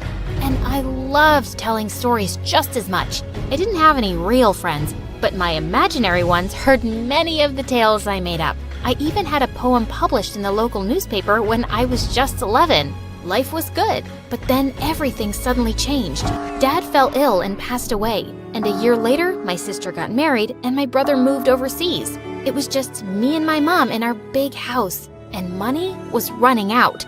I eventually wanted to get a job, but Mom refused. You're a lady, Agatha. We don't take jobs. We get husbands who provide for us. I'm 15, and waiting for a husband sounds stupid. You're a gentleman's daughter, love, and you can only make money by marrying well. Mom sent me off to boarding school in Paris to learn music, and I thought this was my chance to make money by becoming a professional opera singer or a pianist. But after 2 years, I gave up that goal because it was quite obvious I just didn't have the talent. I went back to find Mom looking weak, and it broke my heart that her life wasn't as good as before. One day we were out for a walk when we passed an antique shop, and Mom stopped to admire a beautiful pearl brooch. Should we ask the price, Mom? Sweetheart, I already know we can't afford it. Come, let's go. We'll be able to one day, I promise. I'm gonna get you that brooch. Soon after I turned 18, I came down with influenza, and the doctor strictly told me to stay in bed. Feeling bored and restless, I started writing again. Agatha, these stories are brilliant. You should get these published. I thought you didn't approve of working women. I didn't know you could write this well. You have a real talent. But every story got rejected, and I felt so frustrated. And Mom was still obsessed with getting me married. I agreed to go to a dance just to make her happy. I thought I looked cute till I got there. Every girl was dressed like royalty. Just then, a snobbish-looking girl walked up to me. You, servant girl, why have you arrived so late? Go to the kitchen now and get more drinks for my friends. Excuse me? Get them yourself. How dare you speak to me like that? I'm Celeste Clearwater. Is that supposed to mean something to me? I'm Agatha Miller, and it was not a pleasure to meet you. Before she could reply, all the girls around us gasped and rushed towards the entrance, and Celeste followed. They were all drooling over a man in uniform who'd just arrived, and well, I couldn't blame them. Oh my goodness, Archie is handsomer than ever. Isn't he dashing? I heard he flies planes with his eyes closed. Then he's not very good at it. Everyone turned to stare at me, including Archie. I was burning red with embarrassment, but he actually smiled. He walked past Celeste and came straight towards me. You're absolutely right. Now, let me guess your profession. Writer? I'm trying to be one. How did you know? You have ink stains on your fingers. No need to be embarrassed. You're the first interesting person I've met at this dull party. So, tell me all about your writing. Over the next few weeks, Archie swept me off my feet. He was funny and charming, and he supported my passion. And 3 months later, we were engaged. But soon after, World War I broke out all over Europe, and Archie was called to the front. I was a nervous wreck worrying about him, and I decided I had to keep myself busy. So I joined the Red Cross. Caring for injured soldiers made me feel useful, and even helped inspire ideas for writing. One Belgian officer in particular caught my attention. He had a head shaped like an egg and a magnificent walrus mustache. I could just picture him being the perfect detective in my stories, solving the hardest crimes. One day, I was carrying a pile of supplies when I accidentally spilled some water. A nurse came in at that moment, and before I could warn her, she slipped and fell hard on her butt. It was Celeste. You did that on purpose. It was obviously an accident. And what are you doing here anyway? Won't working with the poor ruin your nails? And let you grab all the cute single officers? I don't think so. I'm engaged. Yes, I read about it in the papers. Trust me, it's not gonna last. Archie will come to his senses soon. Celeste, I believe you're suffering from jealousy, and I have just the cure for it. 20 cc's of penicillin in your butt. But Celeste was determined to make my life miserable. She spent all her time trying to get me fired instead of doing her actual job. She even started a nasty rumor about me. Agatha has a dirty past. She went to France when she was 15 because she got pregnant by some chimney sweep. So shameful. That's a dirty lie. I went to boarding school. And who will people believe? Me or a poor girl like you? Does Archie know about your past? I don't think he'll care anyway. I bet he's already found some beautiful European heiress. And he won't be coming back to you. You know what? Let's write to him and find out. I'll write to him right now. Dear Archie. No, that's too dry. My shining North Star, though I indubitably trust you, a girl who claims to care for me deeply has warned me of your feckless heart. Although the girl in question is of limited intelligence, they do say mad, crazy lunatics can say some wise, deep things. What do you think, Celeste? Too flowery? But Celeste looked crazy with jealousy. She charged at me, but the head nurse came in just then and caught her red-handed. Celeste was fired for her outburst and all the mistakes she'd made at work. But her words made me worry even more. I hadn't heard from Archie in weeks, and checking the casualty lists was driving me insane. One foggy night, I was walking back home from work when I suddenly felt like I was being followed. Just as I was about to make a run for it, the figure caught me by my wrist, and I turned around and gasped, "Archie! Oh my God, it's really you?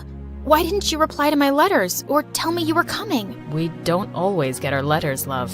And this was meant to be a surprise. Aren't you happy to see me? Of course I am. I was so worried something had happened to you, or maybe you'd found someone else. What a silly idea. There's no one like you, Agatha.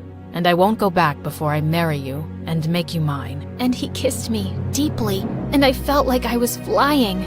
We got married on Christmas Eve, and it was one of the happiest days of my life. Archie went back to the front, and I finally finished my novel. I sent it to every publisher I could think of, but it kept getting rejected. I was heavily pregnant and miserable. I was reading the newspaper one day, and seeing the list of bestseller books just made me angrier because all I had was a pile of rejection letters. I suddenly swept away a vase on the table, and it went crashing to the floor. A few minutes later, I bent down to pick up the mess, when suddenly, I felt a sharp pain through my body. The baby was coming. I gave birth to a beautiful girl, Rosalind, and she changed my life. I was so busy being a mother that I completely forgot about writing. Till one day, I was busy trying to wrestle Rosalind in the bath when there was a knock at the door, and I found a man outside. "Whatever you're selling, I'm not buying." I'm not selling anything, Mrs. Christie. I'm John Lane from Bodley Head. I wanted to buy the rights to your book to publish it. I couldn't believe it. Life completely changed after my first book was published. It was a hit, and money started pouring in. We were able to move to a better house, and on my next visit back home, I bought that antique pearl brooch Mom had once admired in the shop window. I kept writing novels like crazy, and my books were getting rave reviews. Everywhere I went, people wanted me to sign their copies. Excuse me, please tell us about your next book, Mrs. Christie. I don't want to give any spoilers, but you'll be on the edge of your seat. But slowly, my personal life was turning into a mess. Agatha, you got ink stains all over my handkerchiefs. It was an accident. I'll have them washed. Of course. The famous Agatha Christie can't be bothered to take care of the house or her daughter. She has a maid for all of that. Why are you being so mean? You loved this about me. You said you didn't want a dull wife. You're hardly a wife to me at all these days. We were fighting every day, and things were getting worse, till one day I got the most terrible news. Mom was really sick, and I had to see her right away. But I was too late, and I didn't get to say goodbye. Mom had been my biggest support, and I was heartbroken. I was going through her things one day when Archie came downstairs looking serious, his bags packed. I want a divorce. I'm in love with someone else, and I want to marry her. What? You're a heartless man, Archie. My mom just passed away, and you want to humiliate me just because I'm more famous than you? You love your fame more than anything. You have no one to blame but yourself. And he just left. My mind refused to accept it. I was so upset. I packed my bags and went out for a drive. I didn't know where I was going. I just wanted to get away. And then I disappeared. When I opened my eyes, I was in a hotel room in Yorkshire, and I had no idea how I'd gotten there. I saw some newspapers on the table, and my jaw dropped in shock. My picture was plastered on the front pages with missing written on top. Apparently, the whole country had been looking for me for 11 days, trying to solve the mystery of my disappearance. But I had no memory of what had happened in all that time. What is the last thing you remember, Mrs. Christie? I remember being in my car and driving at night, and I was very upset. That's it. The doctor said I had a nervous breakdown that had washed my memory for those days. I was pale and weak, and many people thought I was faking my amnesia. I heard she did it to frame her poor husband for kidnapping. He left her, and who can blame him? I bet she was relaxing at some spa while the country spent so much money looking for her. Despicable. I was heartbroken, and my confidence was destroyed. I agreed to the divorce and decided to get away from everything. I hated leaving Rosalind behind with my sister, but I was too weak to take her along. I'm going to find the biggest candy in the world and bring it back for you. Get well soon, Mommy. I love you. I booked a ticket on the Orient Express and went in search of inspiration. I was in a hotel in Iraq waiting for the manager when someone dropped his bags on my toes. Ouch! I am so sorry, Miss Christie. I was so shocked to see you here. My bags slipped from my hand. I'm such an idiot. Maybe you shouldn't read my books. You'll be so shocked you'll hurt yourself or others. He laughed, and I noticed he was very handsome, but much younger than me. I looked away. I was done with love and men, but he seemed eager to get to know me. And I found out he was an archaeologist named Max Mallowan. He showed me around the country. One time, we were in the streets of Baghdad when we were surrounded by reporters. Miss Christie, are you going to write a murder mystery in Iraq? I'm on holiday, good folks, but I would love to write about your country someday. And who is your companion? I'm not important. You should ask Miss Christie when her new book will be out. I hear her typewriter clicking away at night. I was pleasantly surprised by how humble he was. Archie hated being less important than me, but Max shone more light on me. And slowly, I felt myself falling for him. But when we came back to the hotel, bad news was waiting for me. It's Rosalind, my daughter. She's seriously ill with pneumonia. I must leave right away. I felt my knees go weak, but Max quickly caught me. I'll come with you. I just couldn't lose Rosalind like my mother. I prayed we would make it back in time. But when we finally got to England, I was thrilled that Rosalind was out of danger. I spent the next few days entirely with Rosalind, but Max was always around to help with anything we needed. And one morning, I had a surprise waiting for me. I never thought I'd find someone who fits me like a missing puzzle piece. Agatha, I want to marry you. But you're 13 years younger than me, Max, and I don't care about that. The more I know, the more I admire you. Say yes, and make me the happiest man alive. I was speechless, but I knew I loved him too. So I said yes. And 6 months later, we were married, and I never regretted it. My life became a happy whirlwind of writing mysteries, archaeological digs, and spending time with my daughter. My works were translated into 100 languages and are still widely read today. My stories were so popular, the Queen called me to present me with damehood for my contribution and services to literature. I'm Agatha Christie, and I never gave up on my dreams, and neither should you.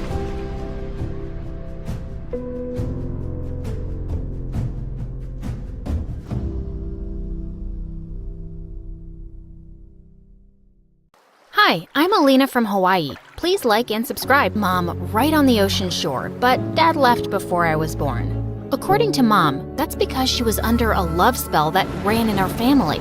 She could only fall in love with people who didn't love her back. And apparently, I was under the same spell too. Mom told me the only way I could avoid the curse was by staying away from all boys. So whenever we left the house, I'd march around with a toy water gun and sprayed it at any guy that came my way. Girls rule, boys are dumb. Any boy who comes close is gonna get sprayed. I also went to an all-girls school and even wore a custom I Hate Boys t-shirt. Then one day, everything changed.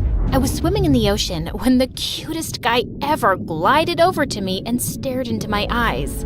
Oh, crud. I swam away as fast as I could and tumbled on the shore, my face full of sand. Stay strong, Alina. Mom prepared you for this. Has anyone told you you swim like a fish with cramps? I did not.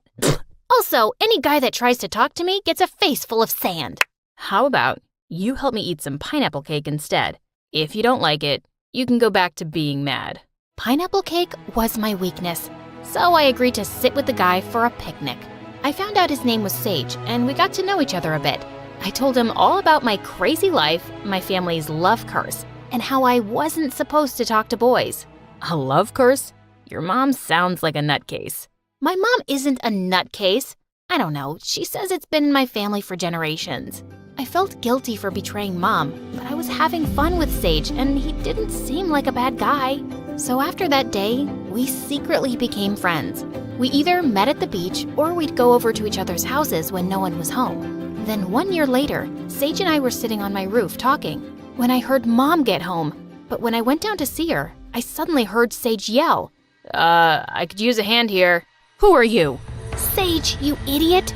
So you know this boy? Before I could answer, Sage fell from our roof and landed in our hammock. Oof, lucky fall. Yeah, Alina and I are friends, but we never told you about it because of your wacko family curse. No offense, ma'am. Please stop talking. Mom, it's not like that. Sage is a really cool guy.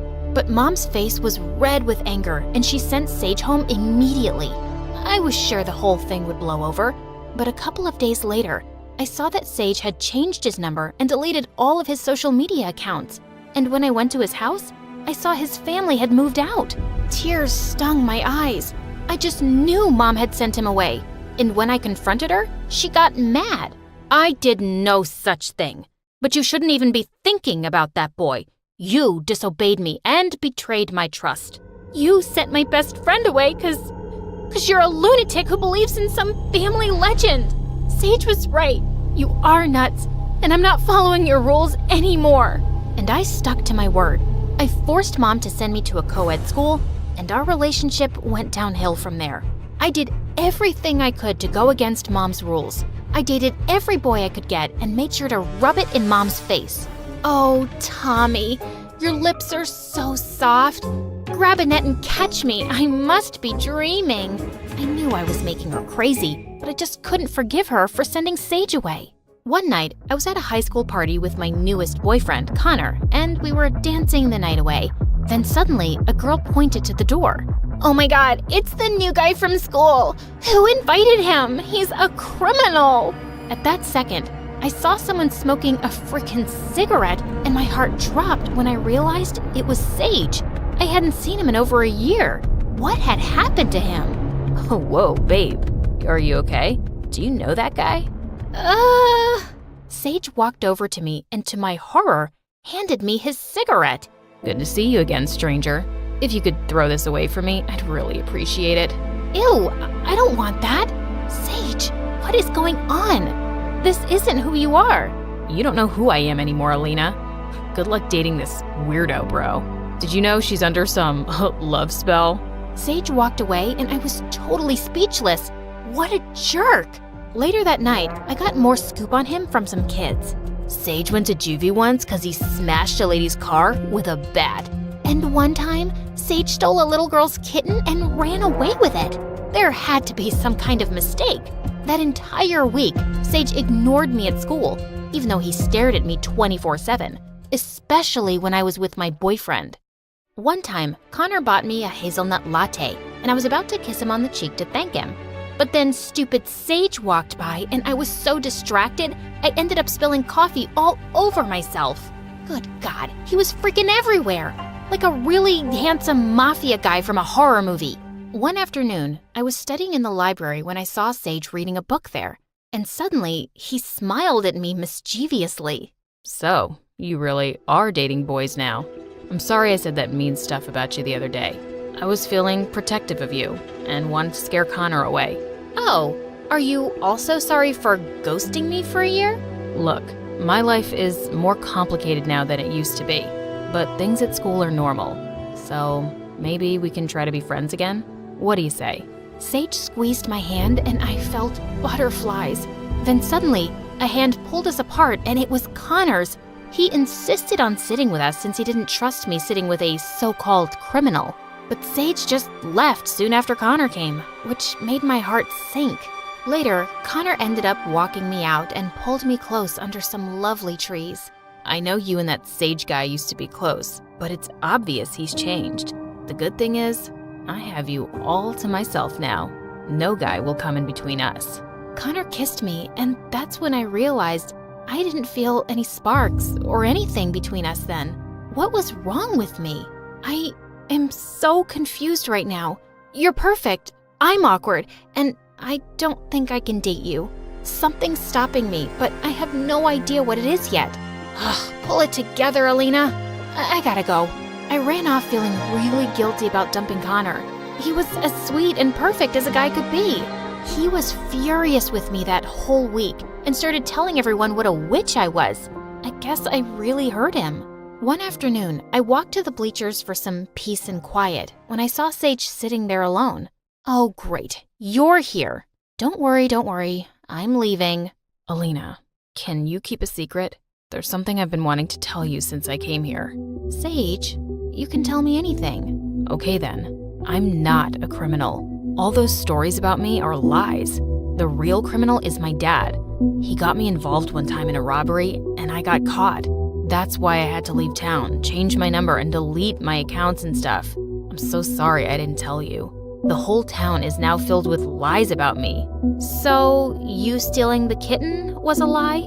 Of course. I helped a kitten down from a frickin' tree. But it was hard having everyone hate me. I got depressed and started doing dumb things like smoke.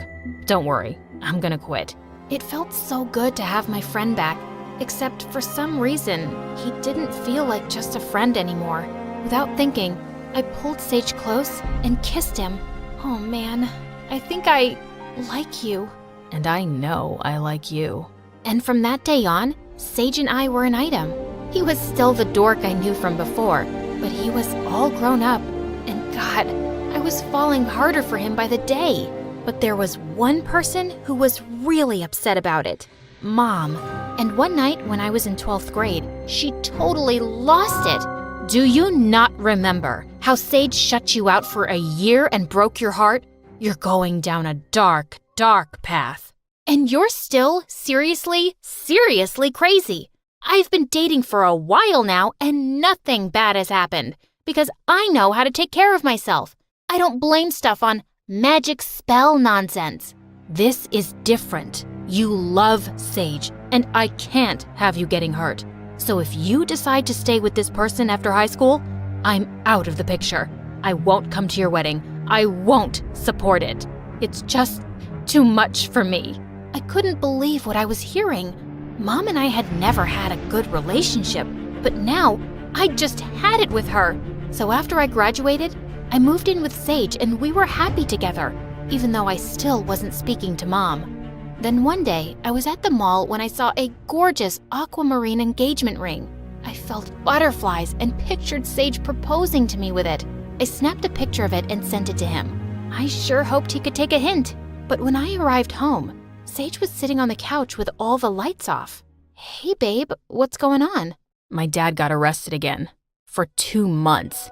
I'm so sorry to hear that, Sage. But I have something that may cheer you up. It's about a text I sent you. About an engagement ring. Ahem, ahem. Alina, we can't get engaged. What if I end up just like my dad? I can't do this to you. I love you too much. I'm gonna stay at my cousin's place for a while to think things over. I'm sorry. Before I could blink an eye, Sage left, and I was shaking with shock. Did he just break up with me? That's when I burst into tears and drove over to Mom's house. For the first time in years, she held me and tried to calm me down. I'm so sorry about everything. You were right. The curse is real, and I'm such an idiot for not believing you. I wish Sage and I had never even met. Oh, darling, don't say that. Listen, I'm very happy you came by. I want to apologize for everything. While you were away, I started dating someone who treated me like royalty, and I realized something. The curse was never real. It was all in our heads. Yeah, that's what I thought too. But Sage left, Mom, just like Dad left you. That's just how love is, honey. It's hard, but it can also be the most wonderful thing in the world. I stayed with Mom for a few months after that to think things through. Sage flooded my phone with apology texts and calls, but I needed space from him.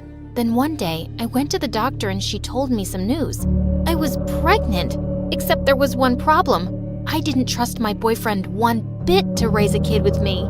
How many times do I have to tell you I'm sorry and that I won't leave you again? I was just upset about my dad and I got scared for a second. Well, how do I know you're not gonna get scared for a second time and leave again? I don't need you to help me raise this baby, so just leave, okay? But the truth was, I missed Sage more than anything. And 9 months later in the delivery room, I was still missing him.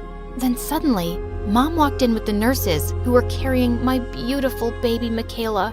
And behind them was Sage. Oh my God, what are you doing here? I thought I told you to stay away. Alina, listen to me. My dad's out of the picture. I reported him and got him arrested after he confessed to more crimes. I don't want someone dangerous like that in my life anymore. I love you, and I want to raise our daughter together. I won't let anything or anyone get in the way of that. So, is that your way of saying you want to meet Michaela? Let me see that gorgeous face. Don't let your broken heart stay broken forever, because life is all about loving and letting yourself be loved.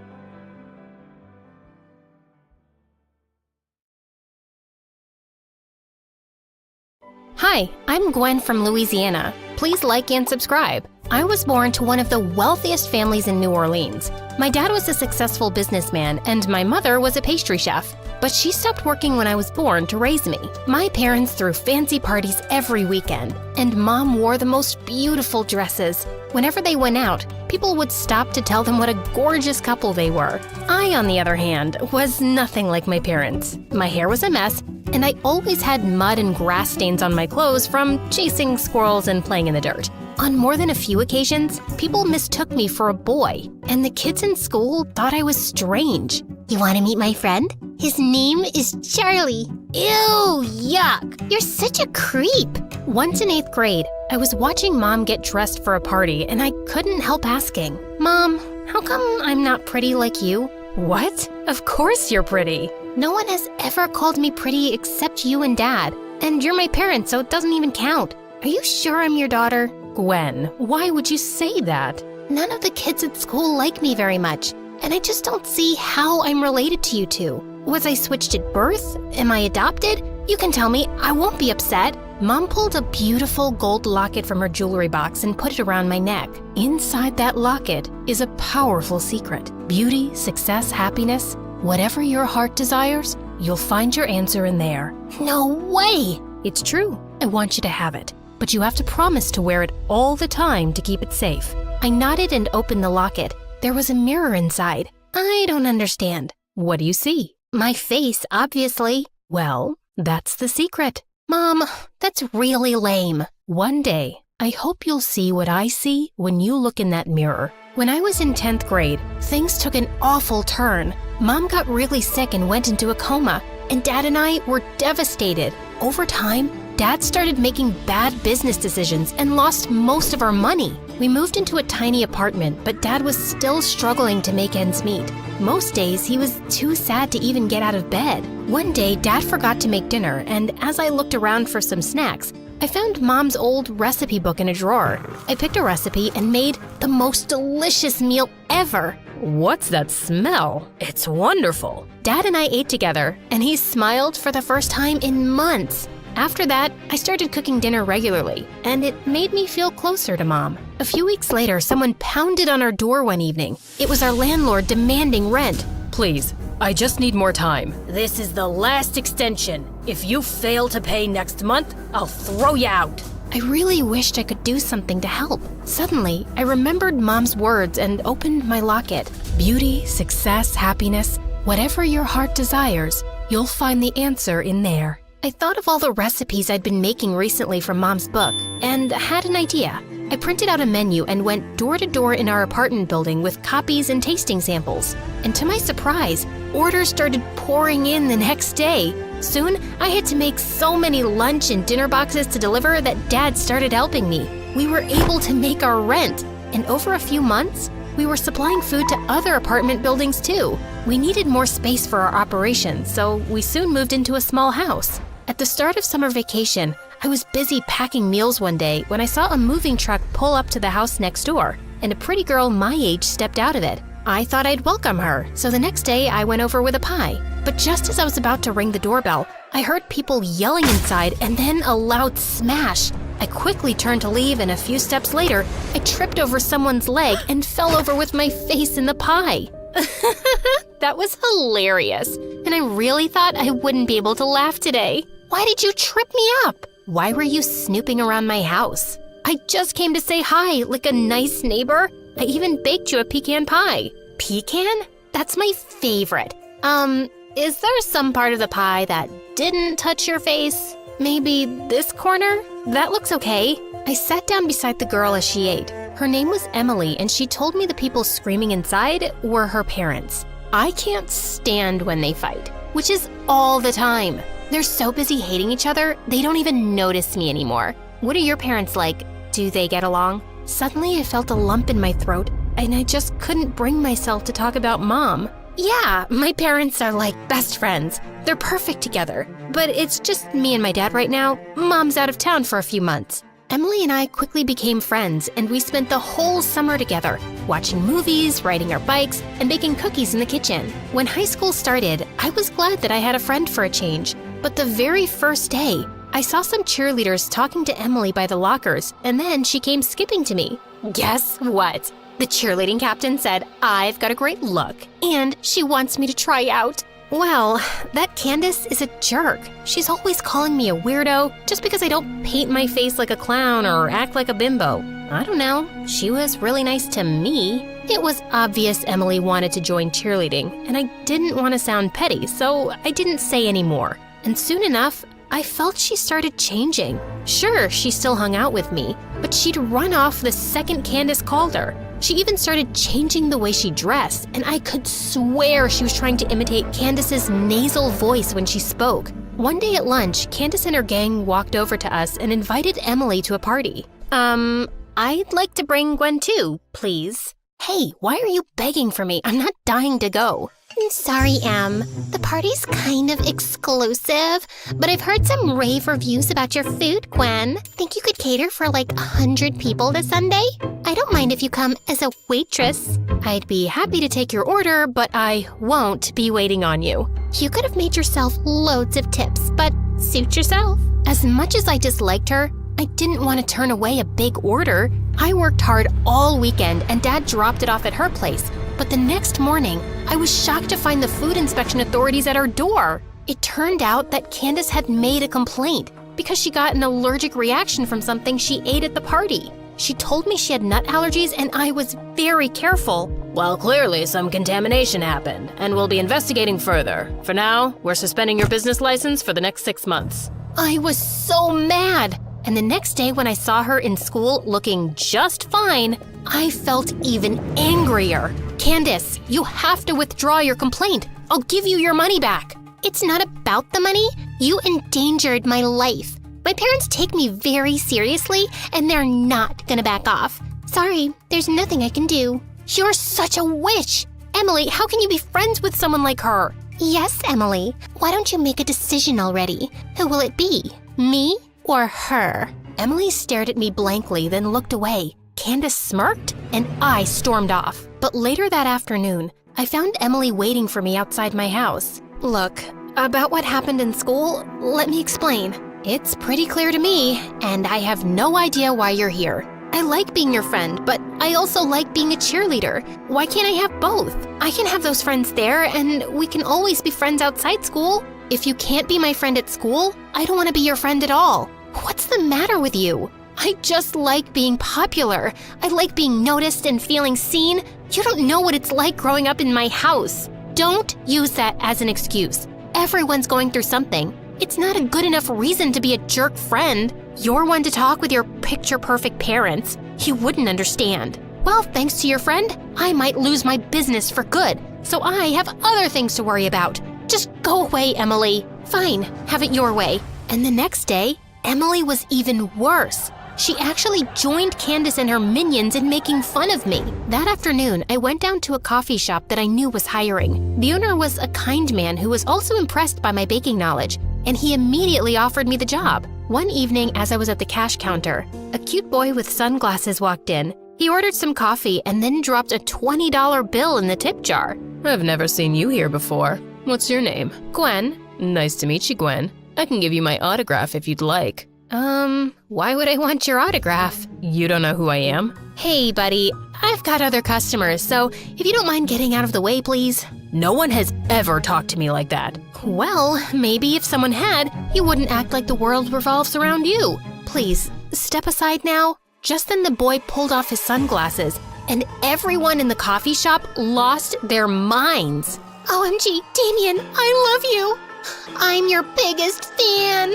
Suddenly, a crowd of people rushed towards the boy. Then 2 huge bodyguards appeared out of nowhere and ushered him out the door. That night, I looked Damien up online and discovered that he was a pretty big movie star. I felt like an idiot. The next day, my boss called me in for a special shift at the coffee shop, and I found out that Damien had booked the place for a networking event and was inviting some big celebrities. I want you to make your mom's signature pastries that you had me try one day. I was only too happy to, and the guests couldn't stop raving about them. My boss introduced me as the baker, and I caught Damien smiling at me warmly. It kind of made my toes tingle. After the party was over, Damien asked me if he could drop me home. I think we got off on the wrong foot. I'm Damien. It's a pleasure to meet you. Damien and I talked and laughed the whole way home. This was really fun. I feel like you really see me. Of course I see you. I'm looking at you right now. Wait, I hope you're not telling me you're a ghost. You're funny. I mean, most people just see my fame and stardom. They don't really bother to get to know the real me. Who do you see when you look in here? Not some famous star, just plain old Damien. Well, I think plain old Damien is pretty cool. Damien came to see me at the coffee shop every time he was in town, and I had a growing crush on him. One night, Emily and her friends were at the coffee shop when Damien walked in. Is that? No way! Damien came up to me, ordered his usual, and then took a seat to wait for me to get off work. And suddenly, Emily and Candace were waving me over like lunatics. How can I help you? Introduce us to Damien. Come on, give him my number. You can do that for an old friend, right? I'm afraid I can't. I know Damien won't be interested in you. And why's that? Because you're as lame and fake as your jumbo eyelashes. How dare you talk to me like that? I'll complain to management. Go ahead. I only spoke the truth. Now, if you'll excuse me. I turned away, but just then Emily flung her chocolate shake at me. I missed it by an inch, and the shake made a huge mess on the floor. Then Emily charged towards me and slipped on it. She landed smack on her butt, and it was all over her clothes and hair. Everyone laughed as Emily struggled to get to her feet, and the loudest was Candace. One of our minions was even filming the whole thing. And by the next morning, the video was making its rounds at school, and Emily was a joke. She stopped talking to Candace and her gang, and after that, I'd always see her alone. I tried to reach out to her, but she was so mad that she refused to talk to me. And I found out one morning that she and her family had moved. She never even said goodbye. Damien and I started dating shortly after, and he even got help from his lawyer to have our license returned. The coffee shop owner wanted to invest in my business, and before I'd even graduated high school, we'd opened more branches and were supplying meals all over the city. Dad was managing it full-time and we were doing well. But the best day of my life was when I got a phone call from Dad saying Mom was awake after 3 long years. We hugged and cried for hours, and I was beyond happy to have her back. Her recovery was so miraculous that it was even all over the local news. Late one night, I was locking up one of our kitchen locations when I turned around to see Emily. Gwen, why didn't you ever tell me about your mom? I wanted to, Emily, and I thought I would eventually, but then we stopped being friends, and it was just painful to talk about. Like, saying it out loud made it too real. I'm so sorry. I never knew what you were going through, and I'm sorry for how I treated you. I just wanted to be popular so bad, but I was never good enough, and you were my only real friend. I hope you can forgive me. Emily, you were always good enough. I'm sorry you didn't see that. What's your secret, Gwen? You seem to have an amazing life now. Beauty, success, happiness, whatever your heart desires. Inside this locket, you'll find the secret on how to achieve it. You want to know what it is? Yeah, absolutely. The secret is you. You just need to believe in yourself.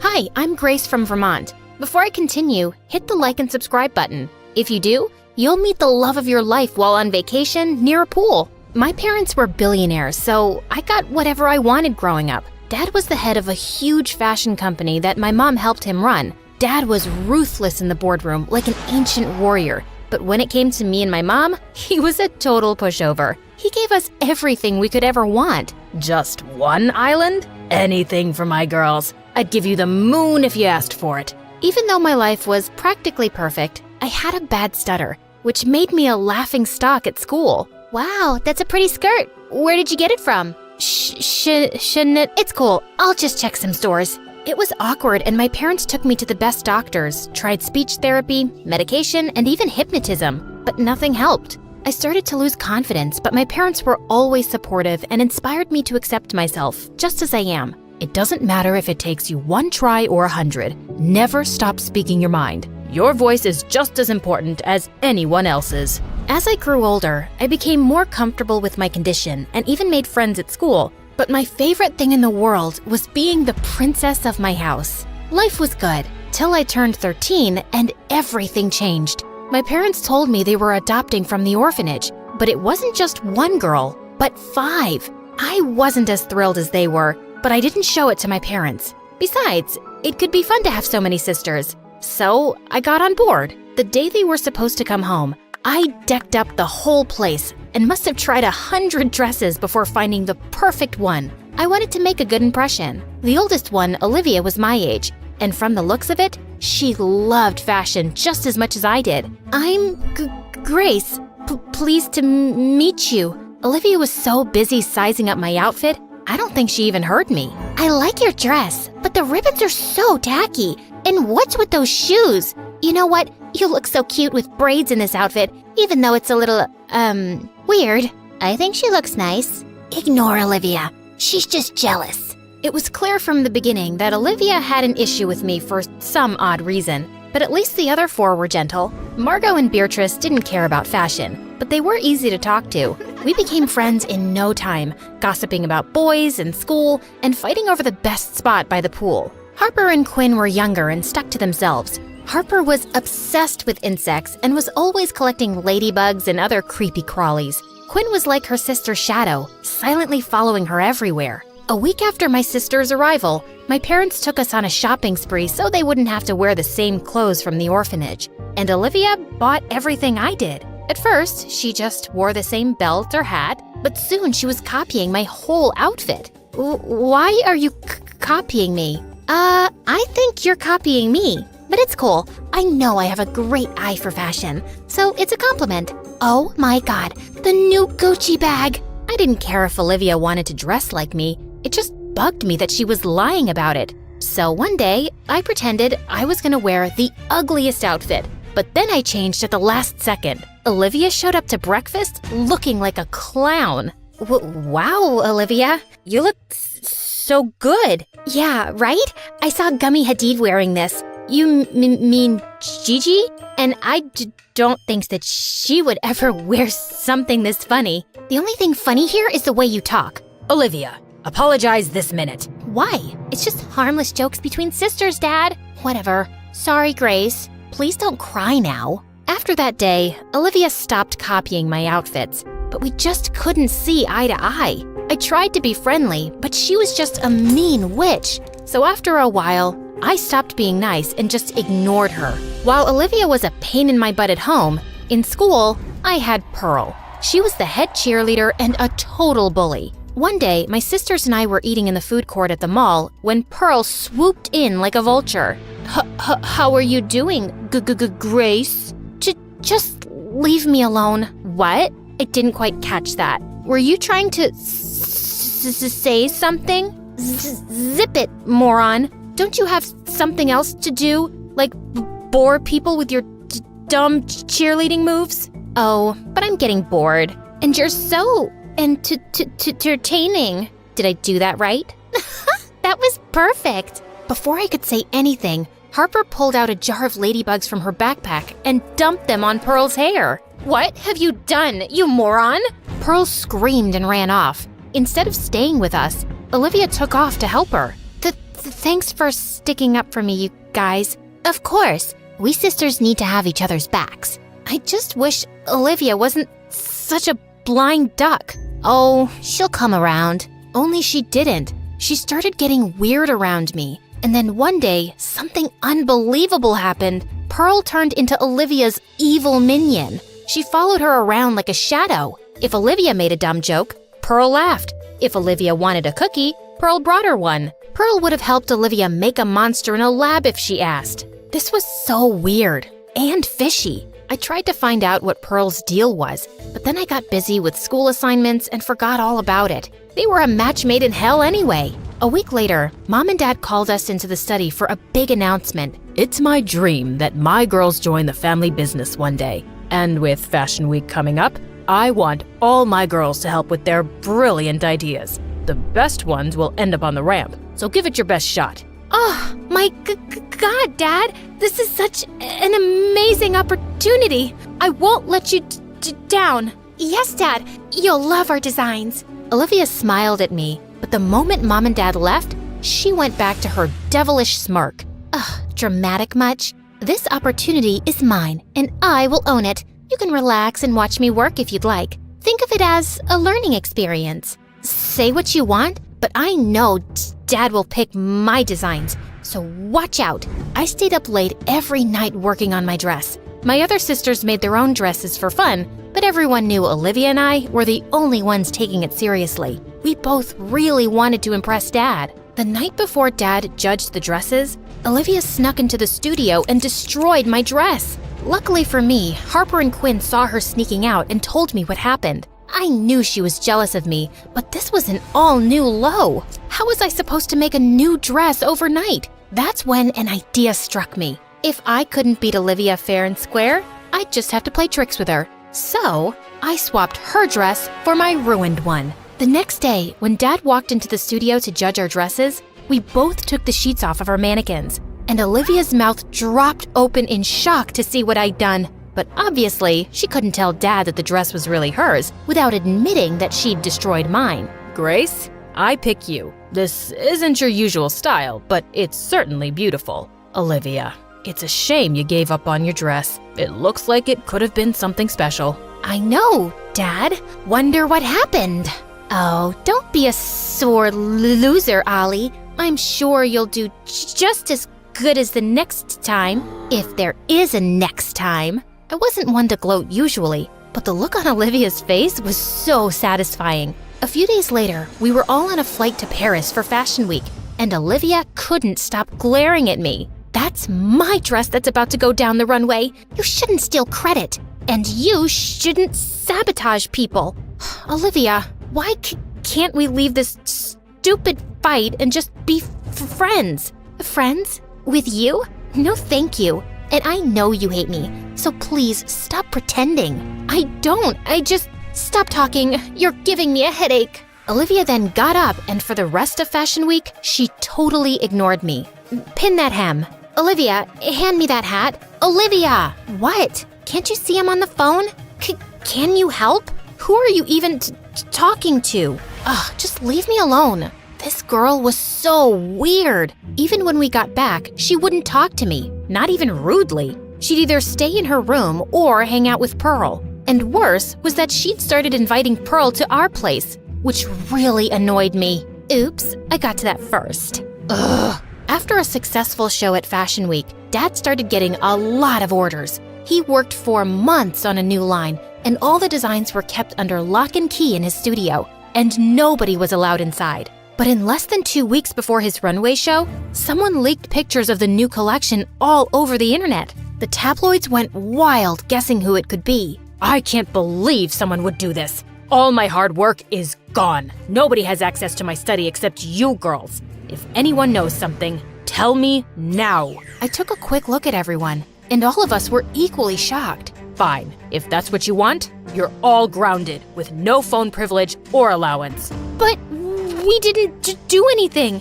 That's not fair. But Dad simply frowned and left. We all know you did it, Olivia. Just admit it. It wasn't me. I would never do that to Dad. Relax, guys. This is not the time to turn on each other. Dad didn't talk to us for days, and it really hurt me to watch all my sisters so sad and depressed. But Olivia looked extra worried. She would stay in her room, refusing to talk to anyone. One day, I was taking an evening stroll in the garden when I noticed Olivia slipping out of the house, and she looked really anxious.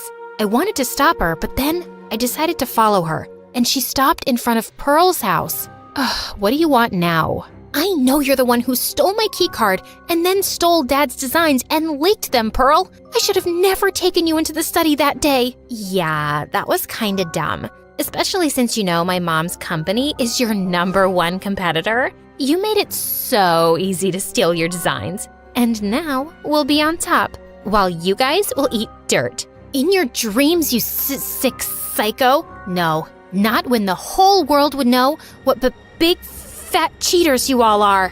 Olivia looked at me in shock as I pulled out the phone and started playing back the recording with Pearl's confession. Give me that. Not so easy. Besides, I've already uploaded it, so there's nothing you can do. Pearl was at a loss for words, and suddenly her phone started ringing. Must be your mom. If I were you, I'd think of going underground for a few days. Pearl ran away crying, and Olivia turned to me. I'm so sorry, Grace. I should have been smarter. You should have. But right now, we need to figure out how to help Dad. We don't have much time before the show. So are you with me? Yes, of course I am. My sisters and I locked ourselves in the mansion for a week straight, staying up late every night, altering his designs. Harper and Quinn did all the sketching, and Marco and Beatrice gathered all the fabrics and accessories Dad would need. Then Olivia and I helped Dad put everything together. When the day of the fashion show arrived, we were ready. The paparazzi and critics were waiting for the curtains to rise, expecting the show to be a disaster with all the leaked designs. But when the curtain rose and the spotlights came on, the entire audience gasped. The new designs were even more beautiful, and the show was a massive success. And Dad was super proud. You set aside your differences, and you worked hard. You pulled together as a family. I'm so proud of all of you. It was Grace. She's the one who brought us together on this. Team effort. That's what sisters are for. Olivia and I smiled at each other as the rest of my sisters hugged me. I just knew everything would always be fine, as long as we stuck together.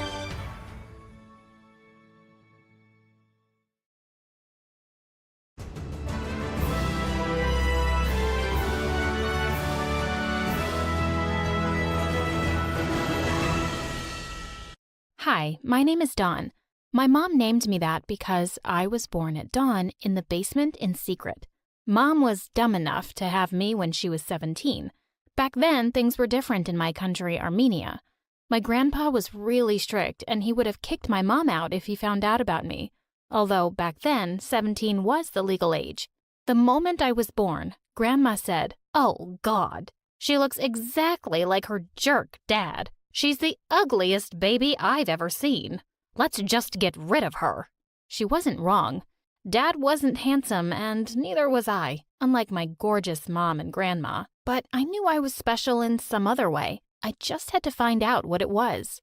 But because I was a secret child, I was never allowed to leave the basement and had a weird childhood. Mom would leave me with Grandma and go to school, and when she came back, she'd switch shifts with my grandma. When I was 3, Mom and Grandma tried to teach me Armenian, but I just couldn't understand it. Isn't it bad enough she's a secret child and ugly and now also dumb? All our family members are geniuses while she's a dyslexic. You really should just put her up for adoption. Grandma, you're meanie. I am smart. Smarter than you. Wait and see. One day when I was 4, Mom was reading something in English, and I took it from her and started reading fluently. My grandma, who was a professor in linguistics, looked very shocked and said that I was dyslexic in my mother language, but fluent in English. One day, Grandma and Mom came to me crying and said that Grandpa was dead. Mom was sad, but said she would finally marry my dad. Dad was a genius like the rest of the family. He was a professor of mathematics and aerospace engineering. At first, I thought I'd finally meet Dad now that Grandpa was dead, but Mom told me that if she told Dad about me, he might run away. So I had to stay in the basement a bit longer. But there was no way I was going to do that. Finally, when I was 5, I had the perfect opportunity to escape. My Aunt Mary from the States came to visit us. She was also a professor in something so fancy. I got my opportunity to escape. I left the basement and ran to Dad. Daddy, it's me, Dawn, your daughter. Dad looked stunned. Who is she? And what is she talking about? Daddy, look at me, please, But I looked at his face and he looked like he was gonna explode, and I just knew I'd messed up big time. I needed to say something, so I said, I'm like your daughter. Mary adopted me last week. I'm from the States. I'm a genius in English literature. I can write sonnets. Please, just teach me to become like you. Dad was super impressed. He smiled and said, You talk like a genius. You have the genius's eyes, the genius's face. Welcome to our family, Dawn. Dawn, the adopted girl from the States. His tone suggested that he knew something. I was afraid he didn't believe my lie. My dad asked my aunt if she could leave her adopted child, aka me, here. He began to love me so much. He used to say, She's special.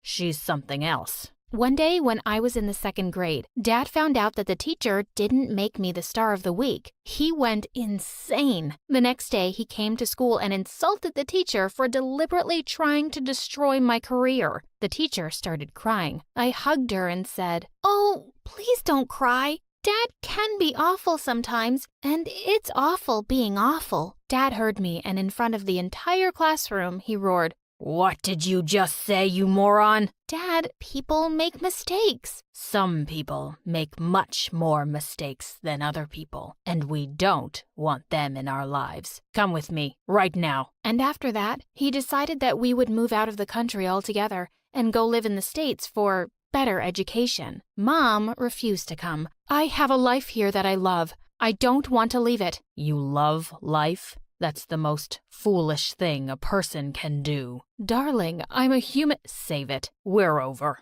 And just like that, my jerk dad left Mom there. I was enrolled in the best school in the entire States, and Dad made the principal dedicate one day for me to teach the entire class because he said I was smarter than my own teachers. My classmates hated it and thought that I was trying to act smarter and more important than them. As a result, I never had friends until I reached the 6th grade, when a new boy came to our class. He was from Belgium. He sat behind me, and the teacher asked him to introduce himself. And he said, Hi, I'm Belgium from Ben. No, I'm Ben. Yes, I'm Ben from Ben. Never heard of that country before. Where is it? In nowhere? Next to your brain? Everyone started laughing. What mean kids? So I got up and defended him. You guys are awful. Ben is my friend, and if you annoy him, then you're annoying me. And that would not be okay. And you know exactly what I mean. Everyone went silent and turned their heads to the board. From that day on, we became best friends. But when we were in the 9th grade, that changed. One day, Ben and I had a presentation in physics class. Sir Isaac Newton quantified the gravity between two objects when he formulated his 3 laws of motion. There are 10. Suddenly, he tripped and took me down with him. We both fell on the floor, and the chart paper in his hand floated down and covered us. Look at Ben 10. He's real smooth, isn't he? But Ben and I weren't even listening because he was on top of me and his blue eyes were hypnotizing me. Slowly, he inched closer. I froze, but suddenly the teacher told us to get up. From that day, I really started to have feelings for him, but I had to make sure Dad never found out. He would ground me for life for just having a crush. He always said, "Smart people don't fall in love, and genius people don't even know what love is." A few months later, though, Ben asked me out. He said I was smart and pretty. I wasn't pretty, and he wasn't telling the truth. But I appreciate what a man in love would say. I agreed to date him, but told him to keep it a secret. We had the greatest time of our lives. But all that came crashing down when Alina joined our class in the 10th grade. She was from Belgium, and even I knew she was a goddess. I mean, at first it was fine, but then one day she asked Ben if she could borrow his notebook to take some notes. He agreed and gave it to her. When she took it, she touched his hand, like touch them, not by accident at all. And then she said something in Dutch, and whatever she said made Ben laugh and blush. I was so annoyed, but I asked him about it, and he told me it was nothing. I got crazy mad and went back home and started Googling ways to look gorgeous. One website said that eating flowers would make me beautiful, so I filled up my plate with rose petals and started munching. Oh, phew. This is horrible. What am I even doing? I suddenly realized I didn't need to look beautiful to impress him. I was already a genius. So I started learning Dutch. Since I was a Germanic language genius, as Dad was always saying, I became fluent in Dutch in 2 months. Then one day, while Ben and I were having lunch, Elena came and asked to join us. Ben scooted over a little, but I didn't budge. She turned to Ben and in Dutch she said, "Ben, you're a good guy. You should be with someone who understands you. Someone like me, and not some Armenian Dumbo. You and me." I jumped to my feet and replied in Dutch, "I think it's time for you to finally shut your mouth, you witch." They both looked stunned. Then she said something in French, and I said, "I can understand that too, you moron. Leave my boyfriend or I'll make you regret the moment you move to the States." I thought she'd have some shame, but no. To my utter annoyance, she turned to Ben and said something in German. Ugh, Belgium, why do you have to know so many languages? Just choose one. She grinned at me like the witch she was and pushed me aside. Sounds like you didn't understand German, huh, genius? I lost control. That's it, you witch. Before I knew what was happening, I slapped her hard and pushed her on the ground. Ben was shocked. "What's wrong with you?" I had to fight because words in 3 freaking languages did not stop her. "Just go home, Dawn." And then he helped Alina and left with her. I went home that day feeling so furious. I told Dad everything. He laughed at me and said I was stupid for believing Ben at all. "He's a jerk, and he's obviously crushing over this other girl, Elena." He was right. The next day, I broke up with Ben. The rest of high school just flew by, and I graduated with honors. At graduation, Ben came to talk to me, but I ignored him. A month later, I moved to another state to specialize in teaching English to foreign kids with dyslexia, but Dad was dead set against it. After weeks of begging, he finally agreed, but only after he made me promise him I would publish 25 research papers every 4 months, and he really bought it. Pfft, as if. When I entered my dorm room, what I saw made me scream. Ben! "Hey, roomie. What are you doing here? Are you crazy?" "Yeah.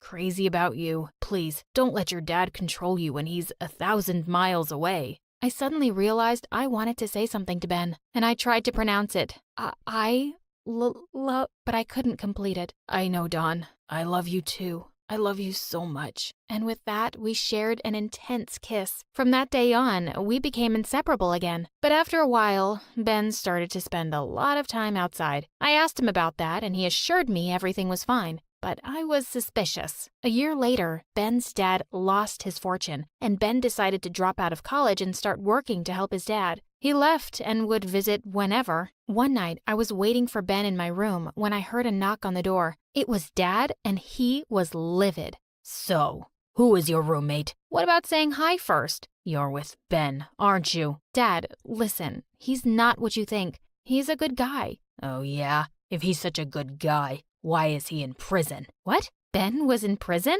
You heard me. He and his dad are in prison. You don't read the news?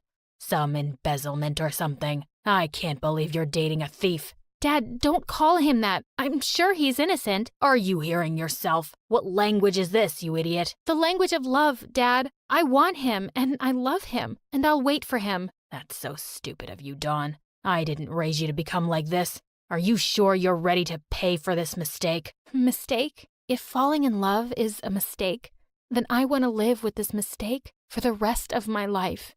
Then forget you had a real father. Now I see you like the adopted girl you pretended to be. From today, you're a stranger to me. So all this time, he knew that I was his real daughter and didn't say anything to me or Mom. A month later, Ben got out of jail and I was happy to see him, but also thought about what Dad said. And sure enough, Ben had changed, and not for the better. He became distant and cold. Then he started asking me for money. I would give him some at first, but then I started feeling something was fishy. I decided to leave him, but he didn't take that well. He started threatening me and stalking me everywhere. I felt really scared, so I decided to go to my dad. Sure, he was a jerk sometimes, but he would forgive me just like he forgave Mom, right? Wrong. As soon as I entered the house, Dad smirked. I don't even want to know what he did this time. Get out. Dad, please forgive me. I made a mistake. Everyone makes mistakes, but some mistakes are unforgivable. Dawn, get out of my house. Why? What crime did I commit? Who do you think you are, huh? I'll tell you who you are. You're a pathetic, bitter man. I stormed out. I had some savings and started working online as a freelancer, and I made a lot of money. I didn't even try to talk to Dad for years, but then one day he called me. I went to see him. He looked tired and sick. He looked into my eyes. You're a brave girl, Dawn. You're brave for making different decisions. But I failed. I lost everything. No, you didn't, sweetheart. You gained experience, and you became wiser. Forgive me for not understanding you, my darling. I love you so much. I love you too, Dad. After that day, we became closer, but Dad left us after a few months. I never forgot him and his last words. Now, 8 years later, I'm married and a mom of 2 beautiful boys. I did become a professor and published tons of research papers to help millions of kids around the world. And I still sometimes make bad decisions. But the important thing is that I learn from them and become wiser. Hi, I'm Nellie from San Francisco. Please like and subscribe. My mom worked as a caretaker at a rich old man's home, and Dad was a street vendor who sold chocolates. My sister, Jenna, who was 2 years older, took care of me while our parents were at work. Once when I was 7, Mom took me and Jenna to the mansion where she worked, and it was massive. The old man who lived there couldn't move around much and had no family, so Mom did everything for him. Feeling curious, I sneaked into his room to see him. Just then, I saw him struggling to reach for the glass of water, and I ran forward to help. He smiled and asked, Oh, such a lovely girl. What's your name? Nellie, and what's yours, sir? You can call this old man anything you like, little Nellie. I started enjoying his company, and he loved mine. But Jenna never cared to meet him. She would just come to watch TV at the mansion every day. Once in the 5th grade, I was asleep when Jenna poked me awake at night and said she had something to show me. To my shock, it was a really expensive-looking watch. Oh my God, where'd you get this from? I found it in the drawer at the mansion. Isn't it cool? No, it's not cool, dummy. It's stealing. But no one's ever going to wear this.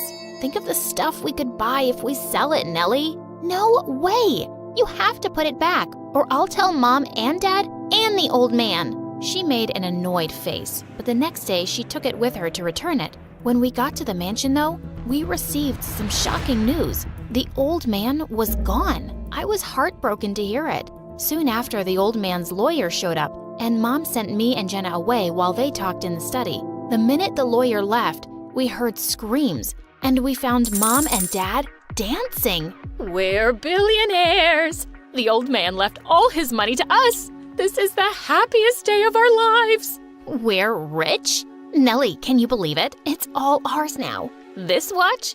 Mine. And before I knew it, we'd moved into his mansion, and my family went on a shopping spree. They were spending money like crazy. Nellie, buy some fancy clothes, please. We're joining the new school with all the rich kids. We need to look like them.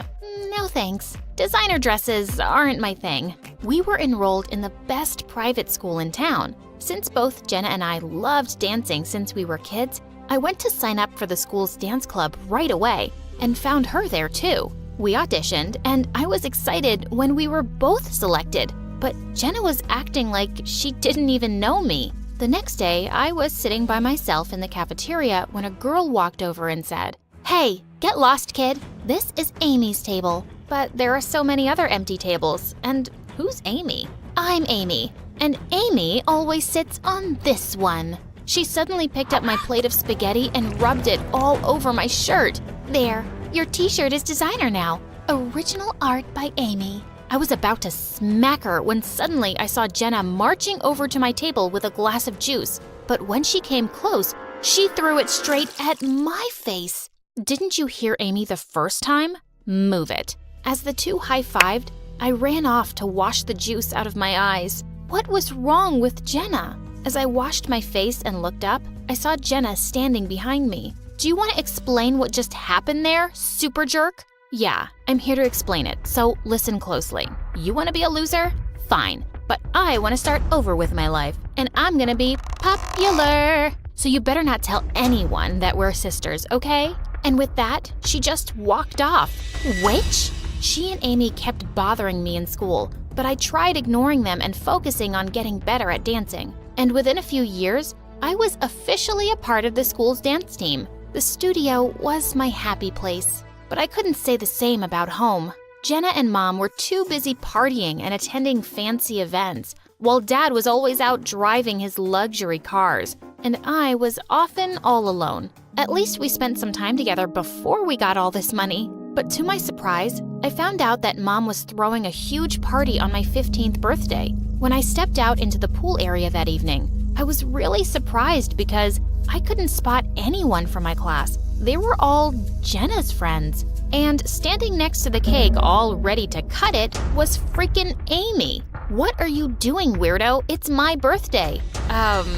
Your birthday? Oh my god, I completely forgot. Well, looks like you and Amy have the same birthday. Jenna asked me to throw a big party for her gorgeous friend. Maybe you can both cut the cake together?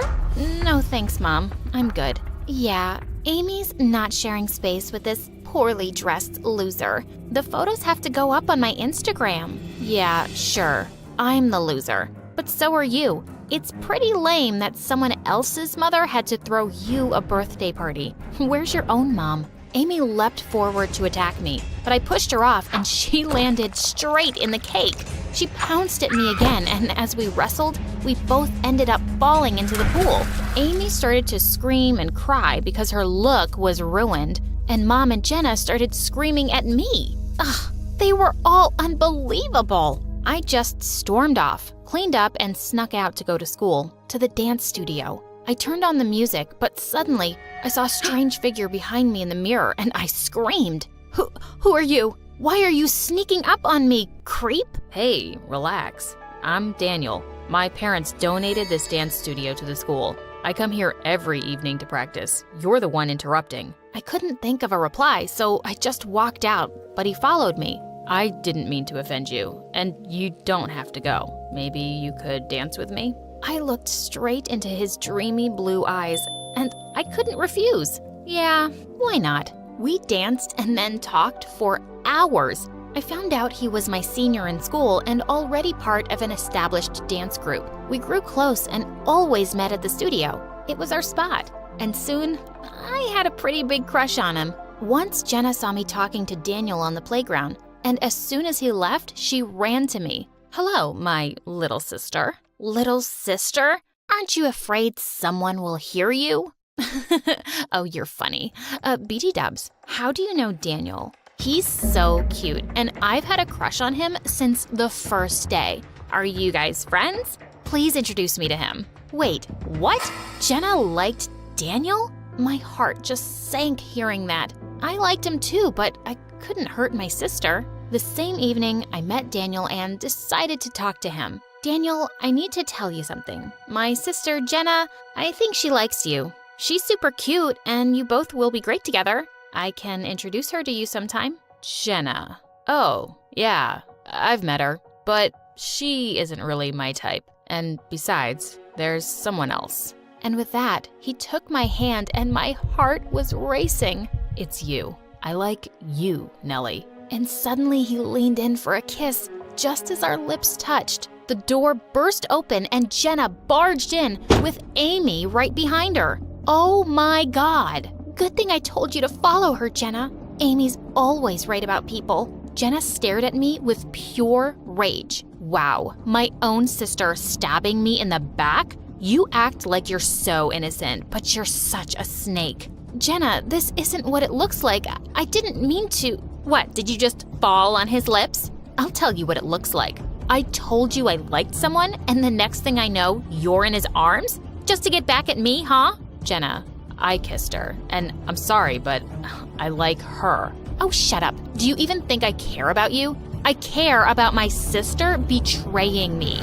Jenna, please. I tried talking to her so many times after that, but she didn't listen to a word, and I felt terrible. Even at home, she would act as if I was invisible. And soon after, I found out that as the dance team captain, she'd kicked me out of the team and replaced me with Amy.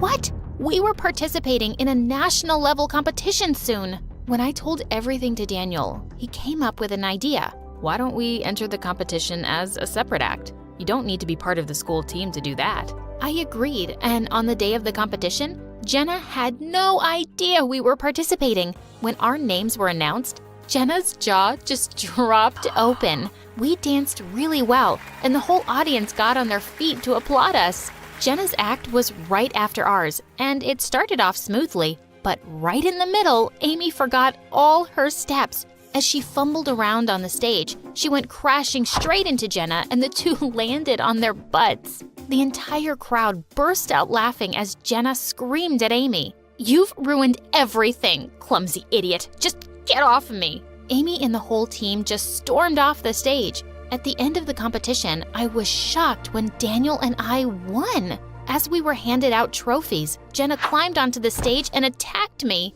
"This belongs to me, you witch. You just keep stealing things that belong to me." "I didn't take anything that was yours. If this trophy makes you happy, have it. Here, I dedicate this to Jenna, the loser who can't accept defeat." And I just left the stage. She was crazy. A few days later, our school was hosting a charity event, and all the parents were a part of it. Mom donated a huge amount of money, and later she was called onto the stage and given an award. Just then, I saw Amy climb onto the stage too, and she snatched the mic from the host. "Thanks to Jenna's mom for donating such a huge amount to the poor. You came from the same background, so you understand them completely, of course. Jenna told me how you guys were so poor. You were cleaning toilets at a rich man's house, and now look at you.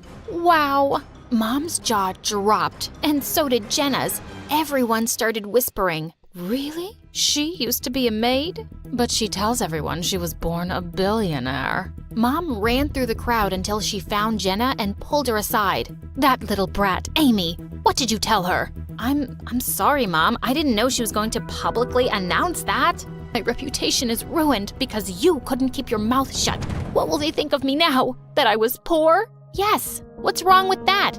I didn't know we had to be ashamed of our past. And if money is all your friends care about, you should get new friends. It's not a secret that Jenna had to hide. Jenna just stood there silently, and I turned to her. "Jenna, I know you hate me, but I swear, I met Daniel way before I knew you liked him. I would never hurt you intentionally. You're my sister, and I miss the old you who used to take care of me and dance with me." Jenna suddenly started to cry and hugged me.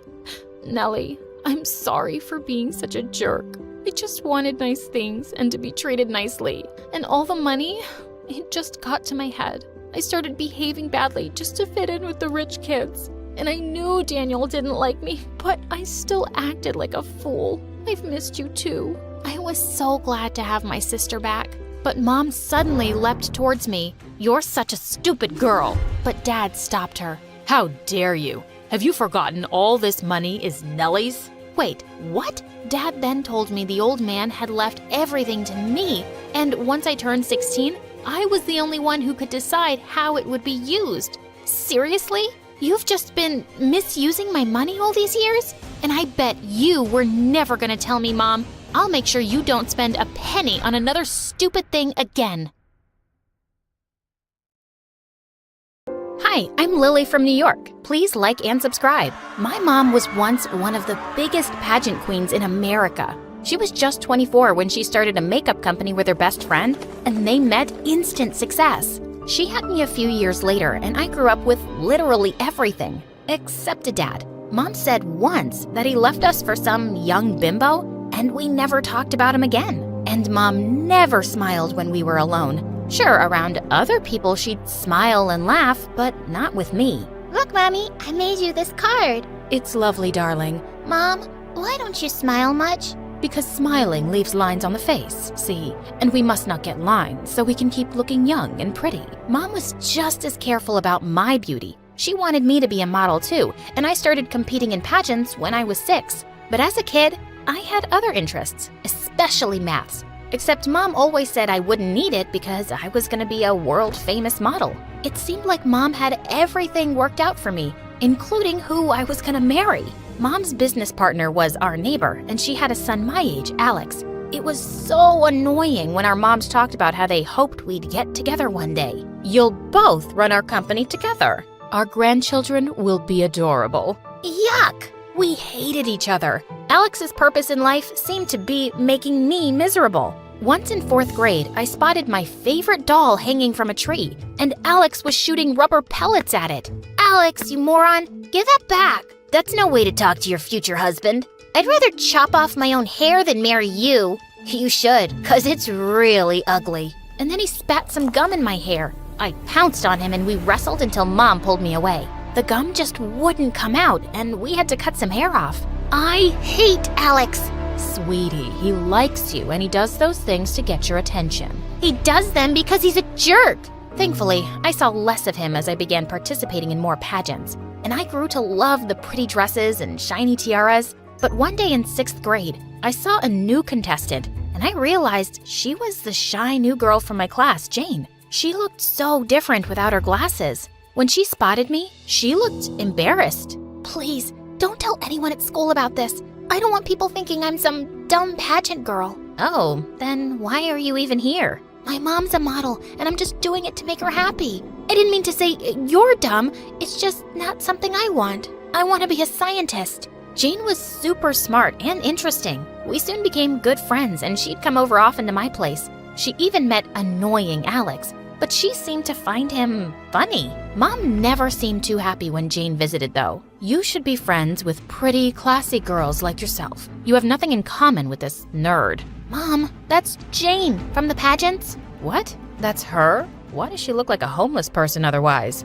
I didn't care why. She was my friend, and her looks didn't matter to me. In 7th grade, my mom and Alex's had a big launch party at a hotel for their new makeup range. Everything was going well, till we heard some loud voices outside. A bunch of people were shouting and holding banners, claiming that our company was using toxic chemicals. And among the protesters was Jane. Jane, what are you doing here? Why are you ruining Mom's launch party? Lily? I swear, I had no idea this was your mom's company. I just came with my mom. Just then, the hotel's security guards came and made the crowd leave. But Mom was furious. I saw Jane's mother today. She used to be my biggest pageant rival, and she's hated me. You can't trust her daughter. But Jane and I are friends, and that's not gonna change. In 8th grade, Jane and I were participating in the biggest pageant in the country. She seemed uncomfortable in the high heels her mom made her wear. As she practiced walking backstage, she suddenly tripped, and the chocolate drink in her hand landed all over me. Oh my God, I am so sorry. I rushed to find Mom, who luckily brought a backup dress. That girl did it on purpose. No, Mom, she didn't. She's a snake, Lily, just like her mother. You have to take her out of the competition. Go throw this juice on her dress. Are you crazy? I'm not gonna do that. But just as we'd all lined up for the stage, I heard a loud scream, and I turned to see Jane, her dress stained with juice. She'd slipped on a puddle outside her dressing room. This had to be Mom. Just then my name was called out and I had to go on stage, and I won. But afterwards, Jane just looked at me sadly. You spilled the juice, didn't you? I didn't know winning was more important to you than our friendship. I couldn't even bring myself to say that it was Mom who'd done it, and I was never gonna talk to Mom again. Jane wouldn't even look at me at school. One evening, I was sitting bummed out in my garden when Alex joined me. Please, don't cry. You look awful. Now, tell me what's wrong. And I ended up telling him everything. Don't let your mom ruin your friendship. Talk to Jane once she's cooled off, and she'll be fine. Maybe you're right. Thanks, Alex. Who knew you could be nice? Don't fall in love with me now. As if. The next day, I took the tiara I'd won and put it in Jane's locker with a note. A crown for a queen. Later at recess, I was having lunch when someone hugged me from behind. You didn't have to. You deserve it, and I'm sorry I hurt you. The good news is, I finally told Mom I'm done with pageants. She was tired of watching me lose anyway, so it's a win-win. Things were good with Jane again, and I even forgave Mom. But soon after, Alex and his mom told us that they were moving to Europe. I should have been dancing for joy, but I actually felt sad as I watched Alex leave. But then, I saw the parting gift he'd left on my bed. Gosh, I was so glad that brat was gone. As I got older, I started professional modeling. Mom never let me go out without makeup. I loved looking beautiful, but I always had to be careful not to ruin my face. Hey, wanna go into the pool? I think that cute boy over there likes you. No thanks, I'll pass. Growing up, I realized that Jane and I had almost nothing in common. We even looked so different. I'd grown quite tall, but Jane's height stayed below average. She was one of the smartest girls in school and never cared about her looks, but she was still my BFF. When I turned 16, Mom threw me a big party and invited everyone from my class and my model friends. It was an Oscar-themed party and everyone came in beautiful gowns. Except Jane. Couldn't you have dressed up today? Nah, you know it's not my thing. Sometime later, I went inside to check on the food, and I came back to find Jane yelling at my model friends. I know that you were talking about me. Well, guess what? Some of us don't want to look like bimbos. You're the most dull girls I've ever met, and if Lily's friends with you, she must be just as stupid. I felt furious. So this is what you think of me? That I'm stupid? Well, yeah, sometimes. Your entire life revolves around the way you look. Doesn't that sound dumb to you? Sometimes I just feel sorry for you. You have no right to judge my career, and you've just insulted the people I work with. Oh, please. You're making it sound like you work for NASA. Anyone can get dolled up and be a model. I used to be one, remember? Not a very good one. But you still felt threatened enough to sabotage me. Thanks for not letting that go. And thanks for ruining my birthday. I grabbed some cake and I rubbed it in her face. I half expected Jane to attack me, but she just turned and left. And I couldn't really enjoy the party after that. We avoided eye contact in school the next day. But later, Jane caught me alone in the library. Let me speak first. I don't think you're dumb, and I know modeling isn't easy. I just felt judged by your friends, and I overreacted. I'm sorry for ruining your party, and here's your birthday present. Maybe it's lame. I unwrapped it to find a snow globe with me and Jane's figurines inside. It's perfect, and I'm sorry too. After high school, Jane and I went off to different universities. We promised we'd meet all the time, but Mom kept me really busy with modeling campaigns, and weeks went by without seeing Jane. One evening, I texted Jane to meet up for dinner. We were having a good time when suddenly, I saw some reporters coming towards our table. I'm so sorry about this. They must be here to talk about my new campaign. But instead, they went straight up to Jane. We want to know everything about your energy project selected for the Global Science Fair. It might be used in poor countries and benefit millions. How does that make you feel? As Jane answered their questions, I sat in shock. What project? When they finally left, I asked her why she hadn't told me. Oh, I was gonna tell you today. I didn't earlier because you're always busy, and I thought you wouldn't be interested in that kind of stuff. Because I wouldn't care about anything except makeup and modeling? I didn't say that. And now you know, so maybe you can just be happy for me? Of course I'm happy for you, and I'm sure you'll win. She did win, and it came with a huge cash prize and some fame. She was given a medal by the mayor, and people in town kinda treated her like a celebrity. She was more famous than me now, and sometimes it bothered me. That summer she was in France for an internship, and I met her after 3 months. Her looks and wardrobe had improved a lot. Guess who I met in France this summer? I turned around to see a boy joined our table, and I couldn't believe it. Alex? Gosh, it's been so long. Wow, Lily, you look amazing. He looked pretty good himself. He told me that he and his mom were moving back to town, and I felt thrilled. Moments later, he left the table to attend a phone call, and Jane turned to me. He's really cute, isn't he? We became quite close over the summer, and I think I'm gonna ask him out soon. Oh, yeah, you totally should. Over the next few weeks, Alex and Jane kept inviting me to their plans,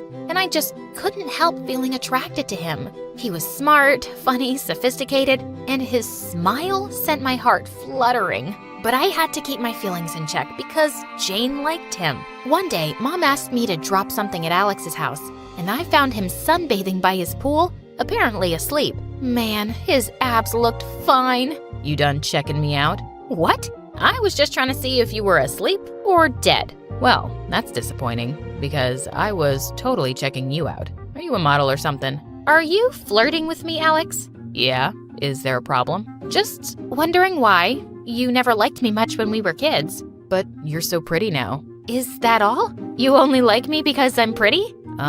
Yeah. What else is there? I suddenly felt mad and was leaving when he pulled me down next to him.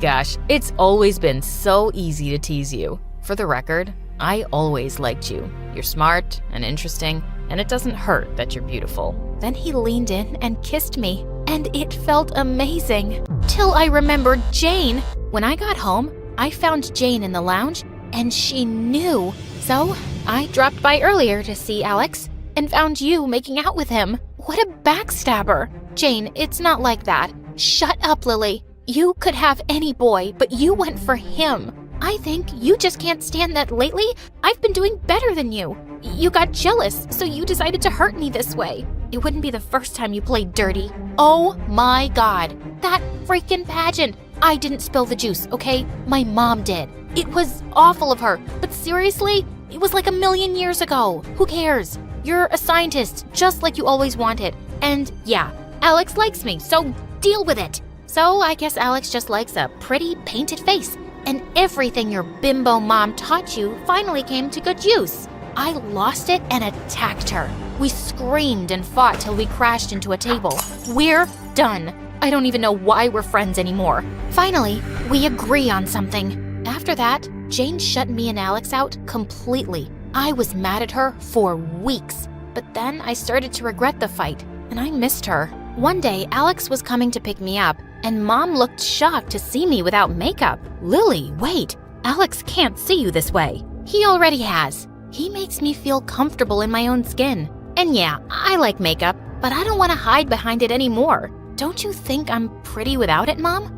You know men, sweetie. Your dad left me for someone younger. Then he was a jerk, Mom. But Alex is not that person. And Jane always told me not to worry so much about the way I look, too. And she was right. A few days later, I was in my room and there was a gentle knock. It was Jane. Your mom forced me to come and said we had to fix things. Listen, I'm really sorry I said those things about her. Also, I know you didn't steal Alex. I don't even think I was mad about him. It's just that, next to you, I could be cooler than Einstein himself, and I wouldn't stand a chance with a boy. It's hard not to envy you. And I can say the same too. I instantly feel dumber around you, and I wonder if other people can tell that too. Look, Jane, I know we're really different, but we've been best friends since the 6th grade, and I can't imagine my life without you now. So, can we just be friends again? Yes, please.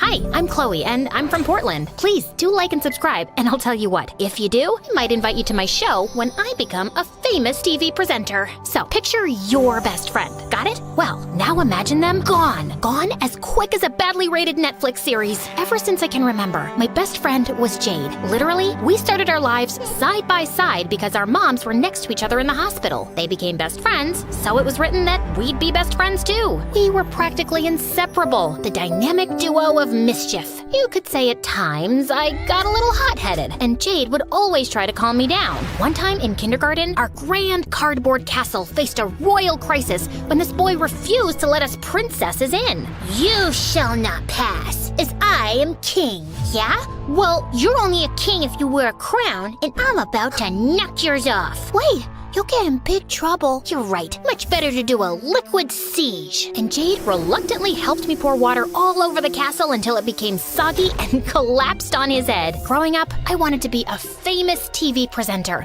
Think Jimmy Fallon or Ellen DeGeneres, but funnier and cooler. Although Jade hated doing it, she always listened to me no matter what. You're the K-pop star of the moment. Everybody wants to know your deepest and most personal secret. Please, say it looking straight at the camera. If you can cry, that would be great too. Don't you want to interview the president instead? Does he have a new double padlocked Balenciaga bag? I think not. One time, when we came home from school, our moms were arguing loudly. They stopped when we walked in. Oh, hi kids. Good day at school? Jade, we're going. But now. And just like that, they stopped talking or going around each other's houses. Mom, come on. Whatever it is, it'll blow over, right? She's just not the person I thought she was. Jade and I didn't pay much attention to them. We had to deal with the usual high school stuff. There were heartbreaks. He asked Bailey to the dance. Bailey! You can do better. I heard he doesn't bathe. Paranoia.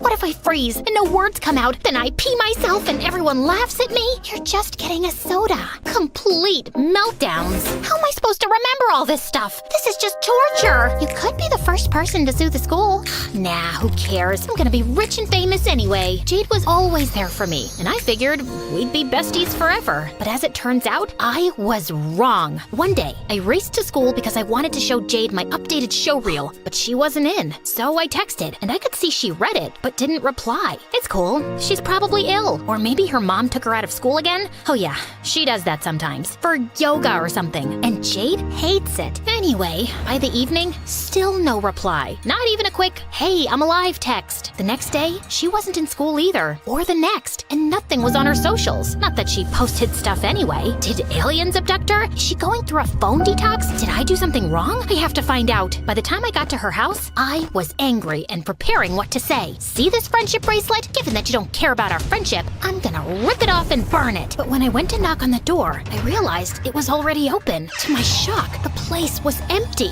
I mean, furniture gone, belongings gone, even wallpaper gone. It was as if nobody had ever lived there. I ran up to Jade's room, completely empty too. Then I heard the door downstairs open and bang shut. Someone else is in the house. I sneaked a look over the banisters and saw this scary-looking man with a shaved head and a daisy tattoo on his hand. He was stuffing some paperwork in his pocket and knelt by a section of an open floorboard. I got it, boss. But just then, I stubbed my toe, and I couldn't help but make a noise because of the, oh yeah, excruciating pain. I heard the man start to come upstairs, and luckily, I knew that there was a way out of Jade's bedroom window via an oak tree. My heart was pounding as I climbed down, and when I looked back to the house, I saw the scary man scowling at me from Jade's window.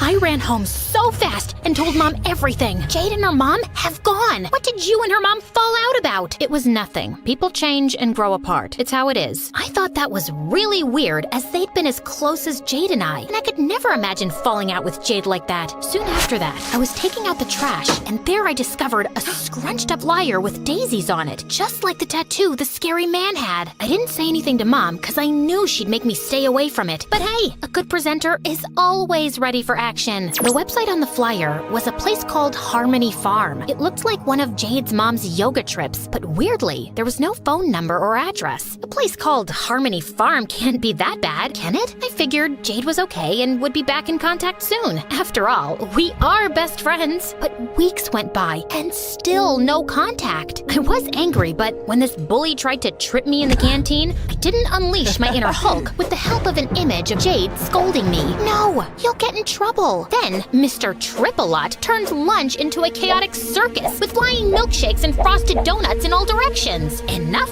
is enough. Hey, knock it off. People just want to have lunch. What's it got to do with you, weirdo? You're such a weirdo. Always talking alone and interviewing a mirror. No wonder your friend bailed on you. Oh, that was it. I grabbed his tray and sent it on a gravity-defying journey to the other side of the canteen. Cue the applause. Yep, I was a hero. But of course, heroics come with consequences. And boy, did I get in trouble. First detention, and then Mom. I'm so disappointed. This must stop. Jade's moved on, and so should you. Mom is right. She ghosted me. If Jade wanted to break our friendship, so did I. I took down every picture of us and burned our friendship bracelet in the backyard in some sort of ritual of detachment. And the perfect distraction came with my big TV break. They were holding auditions in the next town for a new cool teen channel. I am a teen, and I am cool. This is perfect for me. The next day, I went there. It was this tatty warehouse, and the line went on for miles. But hey, no pain, no gain, right? So I stood in line. Thank the heavens I could watch loads of MSA videos, and I had my trusty MSA water bottle. But as I got further up the line, the most shocking thing happened. I saw these two girls about my age and wearing these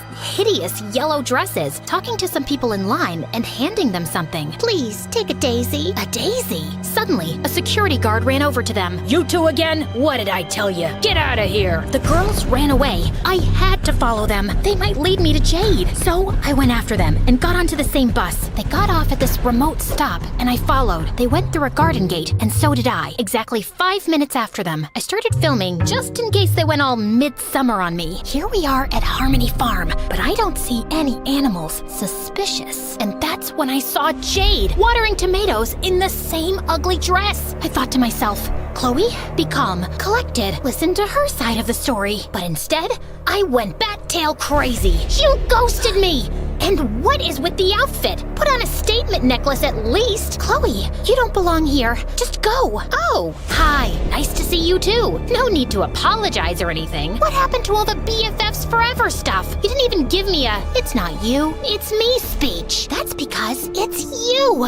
You're so materialistic all the time. I want a simpler life, to be with nature and people like me. I don't want to be best friends anymore. And she just walked away. Fine. She's gonna regret this. The next time she sees me, I will be on TV, and she will still be watering tomatoes. I had to wait an age for the bus, but when I got to the auditions, I looked at everyone there posing like they were famous already. Do I look like that? I can't look that sad. Is Jade right about me? I didn't go to the audition, and when I got home, I looked at my vision board. All designer shoes and red carpets with Jade and me in the middle. Maybe she's right. I realized that we always did what I wanted and never what Jade wanted. Well, there was the time I went with her to help out at a soup kitchen. See, I'm not all about the material stuff. Well, I suppose I did promise to go back and never did. Hey, how was the audition? Jade's in a cult. Why didn't you tell me? Don't try to deny it. I found the flyer in the trash. Calm down. Jade's mom tried to convince me to go, but she got furious when I refused. That's it. That's it? No, that's not it. We need to get an army together and get Jade out of there. Let Jade be. She's where she wants to be. I tried to listen to my mom, but that night I couldn't sleep. I needed to apologize to Jade. When dawn broke, I went back to the farm. I knew she never wanted to see me again, and I would respect that, but I had to get this off my chest first. Luckily, when I snuck in, this big meeting was in progress, and someone was on stage. Jade was bound to be in there, and suddenly I realized Jade's mom was on stage, giving a speech. I couldn't see Jade, so I snuck out the back, and weirdly, I found a door with Jade's mom's name on it. It was this really shabby office with hardly anything in it. No compromising paperwork was in the drawers or behind the books on a shelf. Then suddenly, when I moved a book, something clicked. A secret door! Inside was another office, but this was huge and grand with mod cons. I'm talking Apple products on tap, a walk-in wardrobe complete with designer shoes and bags. Not a very simple life, if you ask me. There were also boxes of people's passports, money, and bank statements for Jade's mom. Wow, this is a lot of money. What are you doing? I turned, and the scary man was staring at me. I want to join the cult. I know you. You were at the boss's house. Boss? Jade's mom was the boss? Before I could process that, the scary man started chasing me around the desk. I ran out and ended up on stage. Jade's mom looked at me, shocked. Then she smiled calmly. I gave up on trying to make your mom see sense, but I always had hope for you. That's a no from me to the weirdy-beardy cult. Sorry. The audience gasped. You were always so angry, Chloe. You still don't understand that materialism is the only distraction from true bliss. Oh, is that so? What about your secret office? It's like the Kardashian-Jenner clan threw up in there. And don't get me started on the passports and the small fortune I found. Well, it's small only by Bill Gates standards. Everyone looked confused at Jade's mom, and she looked panicked. Suddenly, Jade came on stage. She had a face that looked like she wanted to do a TED Talk on the benefits of rage. I'd never seen her so angry. There is no secret office. Chloe is lying to get back at me. No, Jade, I promise. I'd never lie to you. We're besties. No, we are not. Why can't you just leave me alone? You know what? Fine, I'll just go. At least I fought for our friendship. I was more than ready to leave that place and never come back. But it wasn't that simple. Jade's mom caught up with me and closed my path. Behind her were loads of Daisy-loving worshippers and the scary man who looked like he was about to whip out some nunchucks. You think you can just accuse me of something like that and just walk away? I was thinking that. Yeah. Well, this isn't your mother's house where you can do whatever you want, you brat. Ouch. Here, trespassers and criminals are prosecuted and punished. I was genuinely frightened. If they could endure wearing those horrendous dresses, who knew what else they were capable of? The followers began to advance on me. I was completely surrounded. They each grabbed some tomatoes. Oh no! At that moment, Jade arrived on the scene. Mom, wait. Oh, Jade, I know you want to be a part of this. Of course I do. Jade grabbed a tomato. But first, everyone, you should know that your donations have been going to my mom. Chloe, my bestie, was right. Jade showed everyone the bags, the shoes, the passports, bank statements, and money that her mother had hidden. Everything turned to chaos then. Jade's mom and the scary man tried to bolt, but they got catched. Or should I say, catch up. Everyone threw their tomatoes at them. It was brutal. Blood flowed on the farm. Well, maybe it was just tomato sauce. But okay, too many tomato jokes. Got it. I'll stop now. I walked towards Jade. Jade, listen, I'm really sorry. I didn't mean to cause all this chaos. No, I'm sorry. Mom convinced me that leaving everything behind was for the best, that our old life was too materialistic. It's all because of you, Chloe. If you hadn't shown up and questioned everything, I wouldn't know the truth. I missed you. I couldn't give up on our friendship either. Then Jade held up her friendship bracelet. BFF, where's yours? Oh, it's in the laundry. I think after Mom gets arrested, I'm gonna come live with you for a while. And you, my friend, need to take an anger management course. Yeah, and to stop obsessing over celebrities and materialistic things.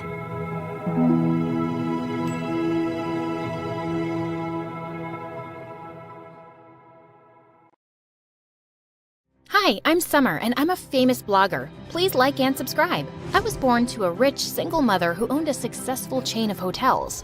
Growing up, we were constantly knocking heads. She wanted me to eventually take over the family business, but I was obsessed with fashion. I launched my YouTube channel at 15, and in 3 years, I became a popular fashion influencer with over 500,000 subscribers. But Mom still wasn't convinced. One night, as I was getting ready for a yacht party, Mom came into my room with my acceptance letter to a top fashion college in France. What's this? Not now, Mom. I don't care, Summer. Quit playing around and focus on a real career instead of some foolish dream. I'm not paying for this. I don't need your money. I need you to start taking me seriously and understand that I want to do this. Why couldn't she just support my dreams? I was so relieved to see my boyfriend Charlie at the party. But 5 minutes into the event, he dragged me into a corner. Listen, babe, I don't think it's working out between us anymore. What? You're breaking up with me? Yep. You're too, basic for me. I just don't feel the sparks anymore. I was basic? He promised me the world just yesterday, and now he was dumping me? I got so furious, I grabbed a tray next to me and shoved it in his face before leaving. That should show him all the sparks he was missing. I'd only gone a few steps when I crashed into a waiter, and the next thing, I was dripping with spaghetti sauce. Are you blind? You ruined my dress! You ran into me, Miss Button Eyes. Now about that dress, go to a dry cleaner. The guy shoved some money into my hands and walked away. What an A-class jerk! Luckily, the yacht hadn't left the dock yet, So before things could get worse, I called my driver and went home. The next morning when I entered school, everyone looked at me with pitying eyes. Great, just what I needed. I felt a little better when my best friend / manager Dove showed up with my favorite coffee. OMG, girl, this must be such a shock. How are you feeling? I've been better. Poor baby, I can't imagine. Dumping you for Harriet? That's harsh. Harriet? As in my arch nemesis, Harriet? She and I never got along, and when she copied my ideas for her YouTube channel, I knew she was a good-for-nothing witch. I spotted her minutes later, ready to give her a piece of my mind. First my ideas, and now my boyfriend? Is anything about you original? It's not my fault that Charlie would rather be with me. And it's only a matter of time before I take your sponsors too. And then, all your followers. Dream on. Charlie's an idiot, so you kinda did me a favor. And my sponsors won't leave me. I have them wrapped around my fingers, and my followers practically kiss the ground I walk on. Of course, I didn't mean a word I'd said. It was only to piss off Harriet. Besides, I was focused on building my college fund since Mom refused to pay for it. I had my savings, and soon I'd have enough to put me through with my new sponsorship. But the very next morning, my world exploded. Someone had hacked into my account and posted my conversation with Harriet. I quickly deleted it, but the damage was done. I was getting hate comments, and my followers were dropping by the second. Just then, Dove rushed in.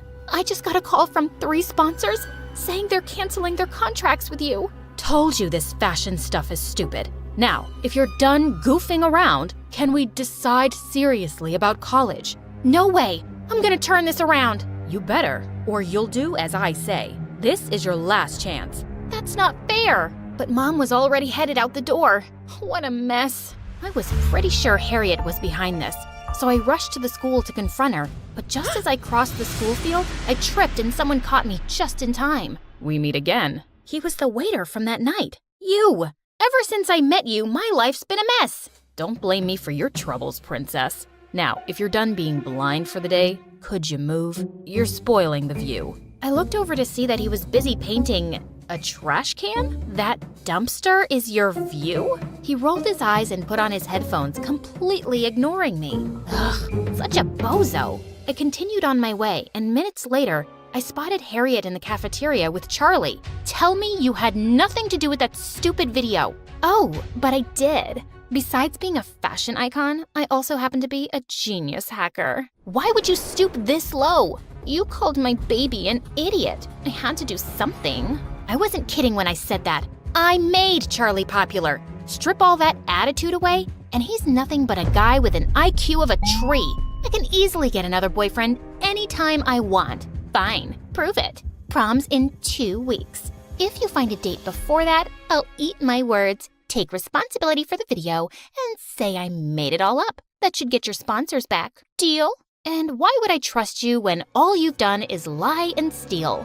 Suddenly, Harriet climbed onto the table. Everyone, I have a confession. I went behind her back to steal her ideas. I'm sorry. Summer, you're the fashion queen. What the heck was that? Proof that I'll keep my word. I didn't want any bet with Harriet, but doing this was the only way to get her off my back and get my sponsors. Deal. The next guy who walks into that door will be my new boyfriend. I prayed someone hot would come through the door, but I almost fainted when I saw who it was. Oh God, no. The weird painter-waiter guy. I've already won. We'll see. I went to find Dove and told her everything. Even though she thought I was crazy, she agreed to help me. Dove was the student body president, so she could get me all the information I needed on him. His name is Martin. He transferred to our school last year and runs the school's art club. Perfect. That's where I'll start. But you know nothing about art. Of course I do. Makeup's art too. I decided to put my plan into motion by visiting Martin's art club. It was just him and 2 other guys staring at me like I was a piece of cake. Lost your way, princess? Call me Summer, and I'm here for my art class. Wow, did you paint that? It's amazing. It's a dot. It's the prettiest dot I've ever seen. Why are you really here? Fine. I was looking for you. Why? I want you to go out on a date with me. The boys in the room fell silent. I know you think we're all pathetic, so please go and bug someone else with your jokes. I'm not interested. Before I could say anything, he just packed his stuff and stormed off. So rude. I'm available. Ugh, as if. Later that day, Dove and I spent hours planning my next move. Just follow him around. You'll find something that you could use. I took her advice, and later when I saw him leaving the school, I followed him. I saw him park his bike near a cafe. I got down and peeked from the window to see him hugging a girl my age. Was he already dating someone? This could ruin my whole plan. I saw her leave for the bathroom and went in. You know, stalking is illegal in all 50 states. What? I'm just here for some coffee. That's not illegal, right? I'll have a latte, please. Martin made a face and left me to get my order. Just then, the same girl he was hugging approached me. She said she was a huge fan and wanted to say hi. Her name was Jane, and she was Martin's younger sister. Oh, thank God. As we chatted, I realized how different the two siblings were. She was so sweet and nothing like her sour brother. Their father was a sailor and was often away, so they lived with their grandmother and helped her run the coffee shop. Don't you have work to do, Jane? And you, here's your order. Take it and go, won't you? Slow down, tough guy. We're having a conversation. I'll pay for her time. Unlike you, some of us have to work to get money. I work hard too, you know. It's not easy to follow your dreams when… Ugh, forget it. I just turned and left. I wasn't going to allow him to talk down to me. I'd only taken a few steps when I remembered I had to make him date me to win that stupid bet. Ugh. Just then, Martin caught up with me. Hey, I'm sorry. That was uncalled for. So does that mean you'll go out with me? Why? You haven't noticed me in a year. So why now? Because I find you interesting. Think of this as an apology for not noticing you. Since you won't leave me alone, fine, but I'll pick the place. Deal. We exchanged numbers, and I left feeling proud of myself. Soon after, Martin texted me the address and asked me to come there at 6 a.m. sharp. Who wakes up that early on the weekend? But I had no choice, so I arrived 5 minutes early at some random dock. Suddenly, I spotted him working on one of the boats, shirtless, with the abs of a Greek god. Yummy crackerjackers. You're early. Yeah. So what's the plan? He reached his arm out to help me into the boat. As soon as I took one step, I stumbled, and Martin pulled me close to keep me from falling. You wanted a date, right? So let's take you on one. On a boat? They're kinda unlucky for me. So you're backing out, scaredy cat? Scaredy cat my butt. Let's do this, sailor boy. Martin smirked at me as we untied the boat and set out onto the water. So you're a painter, sailor, waiter, anything else I should know? You ask too many questions. You never ask any. What do you want to know? You paint all the time, but no one has ever seen any of your finished stuff. Why's that? I paint to escape the world, but I don't think I'm ready for people to see it. It's my passion, not my career. Why not? If you're good at it, it should be your career too. Not everyone has your confidence, fashion queen. So, you've seen my videos, huh? I have a sister, remember? We laughed and talked more before he dropped me back. That entire night, I couldn't wait to go to school and see him again. He was nothing like I'd imagined. Soon after, Martin and I were always together. We would talk for hours, and once, he even agreed to paint me for one of my videos. My followers couldn't get enough of him. Is he your new boyfriend? He's so much cuter than Charlie. I didn't confirm the rumors, but my numbers were rising, and Harriet was not looking happy. A few days later, we had an art exhibition in our hotel, and I invited Martin. I was over the moon when he agreed, but when I saw him, I was blown away. Wow, you clean up well? Even nerds can look good. And you? I know. I showed him around, and we were having a great time, till Mom interrupted. The Dean of Yale is here. Go meet him and be nice. Can't, Mom. I'm in the middle of a conversation. Mom gave me a stern look, but I took Martin's hand and walked into the garden. What was that about? Nothing. Just Mom being Mom. She wants me to take over the family business, but I have no interest in it. My YouTube channel means everything to me. It's what I'm good at. I'm not giving up. I think you're brave. Suddenly, I felt Martin's hand in mine, and my heart started racing. Let's get out of here. Where are we going? You'll see. In a couple of minutes, we were parked outside his cafe. He closed my eyes and led me inside. Are you planning on kidnapping me? Another side passion? Just wait for it. You're the first person who's ever come down here. After my mom. I opened my eyes to a room full of phenomenal paintings. You did these? They're amazing. People should know how talented you are. You should do an exhibition. I'll talk to my mom. Right now, all I wanted was for you to see them. I never thought I'd say this, but Summer, I like you. I felt my stomach doing wild spins as Martin bent down to kiss me. But just then, I snapped out of it and pulled away. I gotta go. Wait, did I say something wrong? No, you didn't. It's just late. I'll see you in school. Bye. I ran as fast as I could to get away from him. I was head over heels in love with this guy, and he was perfect. But I was lying to him, and that was wrong.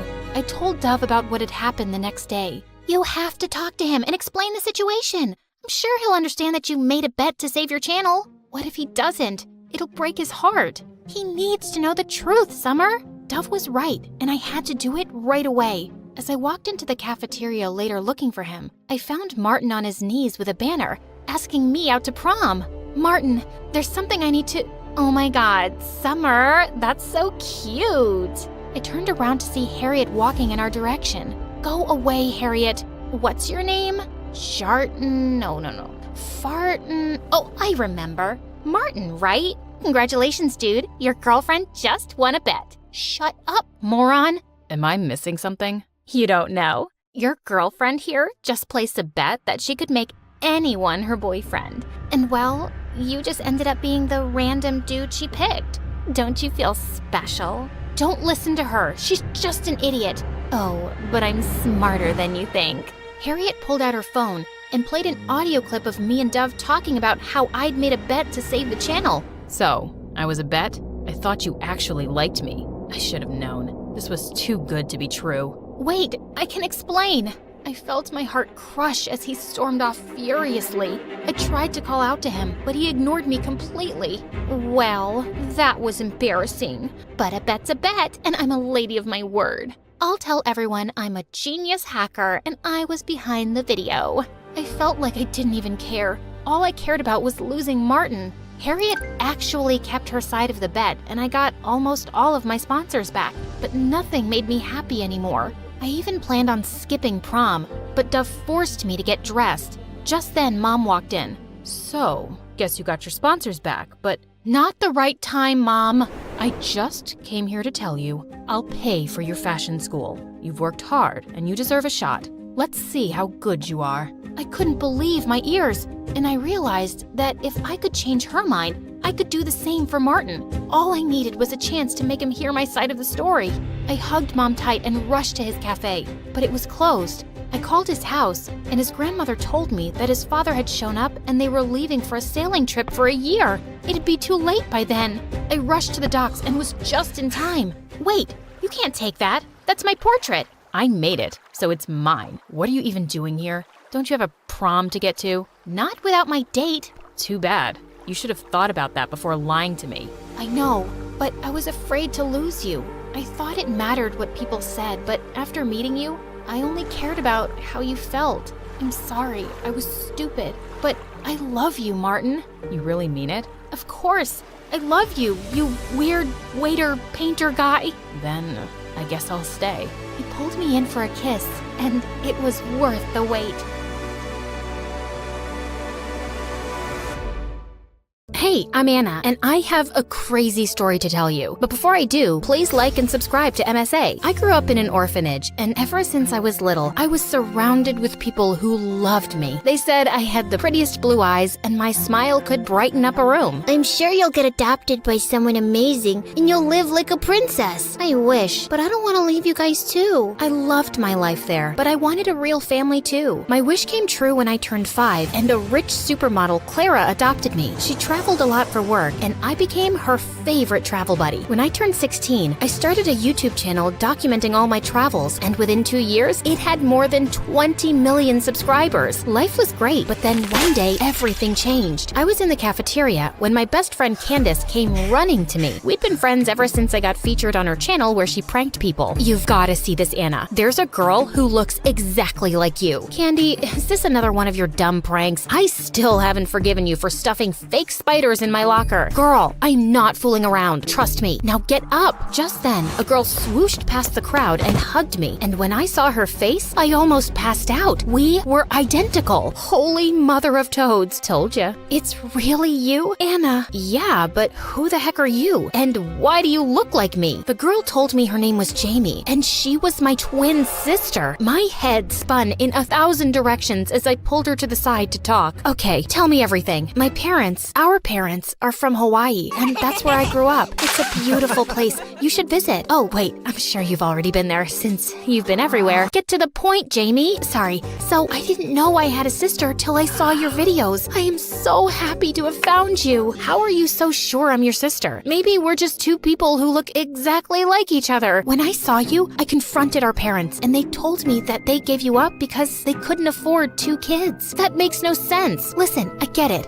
I look like a homeless person, and you're, well, a queen. I know it's difficult to trust me, but we can get a DNA test to confirm it. And we did take the test. When the results came out, I was shocked. She really was my sister. I was happy and hurt at the same time. The next few days, Jamie and I hung out a lot. She told me she was here on scholarship and was living in some shabby hostel. So I asked Clara if she could live with us. I don't know. I mean, please, you're so busy these days, and I could use some company. But you hardly know her. She is my sister. Clara eventually caved, and Jamie moved in. We set up a room and stayed up all night talking. Slowly, we got close, and Jamie even helped me shoot my videos. One day, we were shooting in the schoolyard when Liam, the hottest guy in school, walked up to me. Wow, and here I thought you couldn't look prettier. Yeah, says the guy who has the whole town drooling over his looks. Did you get a new haircut? She noticed. As Liam left, Jamie smirked at me. You totally like him. No, I don't. I mean, he's cute and all, but I don't know. We've been friends for so long. Okay, that was a total lie. I've had the biggest crush on Liam, but I wasn't sure if he liked me that way. So I kept my feelings to myself till I found a good time. The next few weeks, I took Jamie with me everywhere, and Candace wasn't too thrilled. She's always around. It's annoying. Give her some time. You'll warm up to her. Now let's get this video started. Our fans are waiting. Just then, Jamie walked in with drinks, tripped on the cords, and sent the soda splashing all over the computer screens. Get off me! You ruined everything! Do you know how much money went into the system? I'm sorry. Please don't be mad. I slipped. Just tell me what you want me to do. I'll get a job and replace all of this. Should I sell my phone?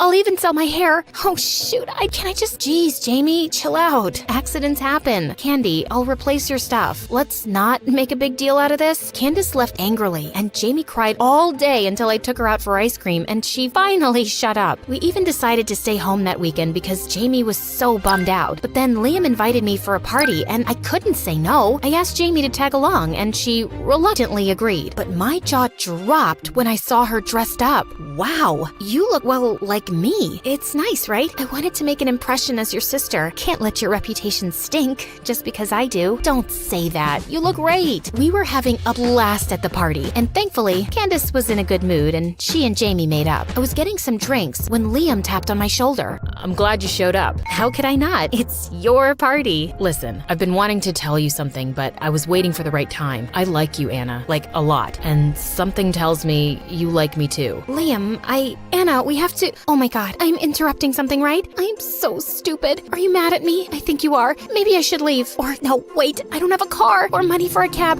It's okay. I'll hitchhike with some stranger. Hopefully he won't be a kidnapper or a weirdo. Oh my god, Jamie. You know what? Let's just leave together. I'll talk to you in school, Liam. We left, and I couldn't help feeling annoyed with Jamie. But when we reached home, Jamie's phone rang and she went to take the call. But when she came back, I could tell she was crying. What's wrong? Our parents want me to pull out of school and come back home immediately. You know, Anna, I've never had a friend because Mom and Dad just wouldn't let me leave the house. I hate them. They're crazy. It can't be that bad, Jamie. They chose you over me, so I guess they do love you. I just wish I could ask them why they had— That's it. We should switch places. You'll get your answers, and I'll get some time to think about how to convince them to let me stay here. I don't think that's a very good idea. Sure it is. Aren't you even a little bit curious about them? I was curious about my parents, and maybe going as Jamie wasn't a bad idea, but I couldn't tell Clara. What if she didn't like the idea of me meeting my birth parents? And definitely not Candace, because she would just talk me out of it. We decided to do the switch over the weekend since Clara was out of town. Soon, I was on a plane to Hawaii, and when I reached Jamie's house, I kinda teared up seeing my birth parents, but they looked terrified. Quick, come inside, now,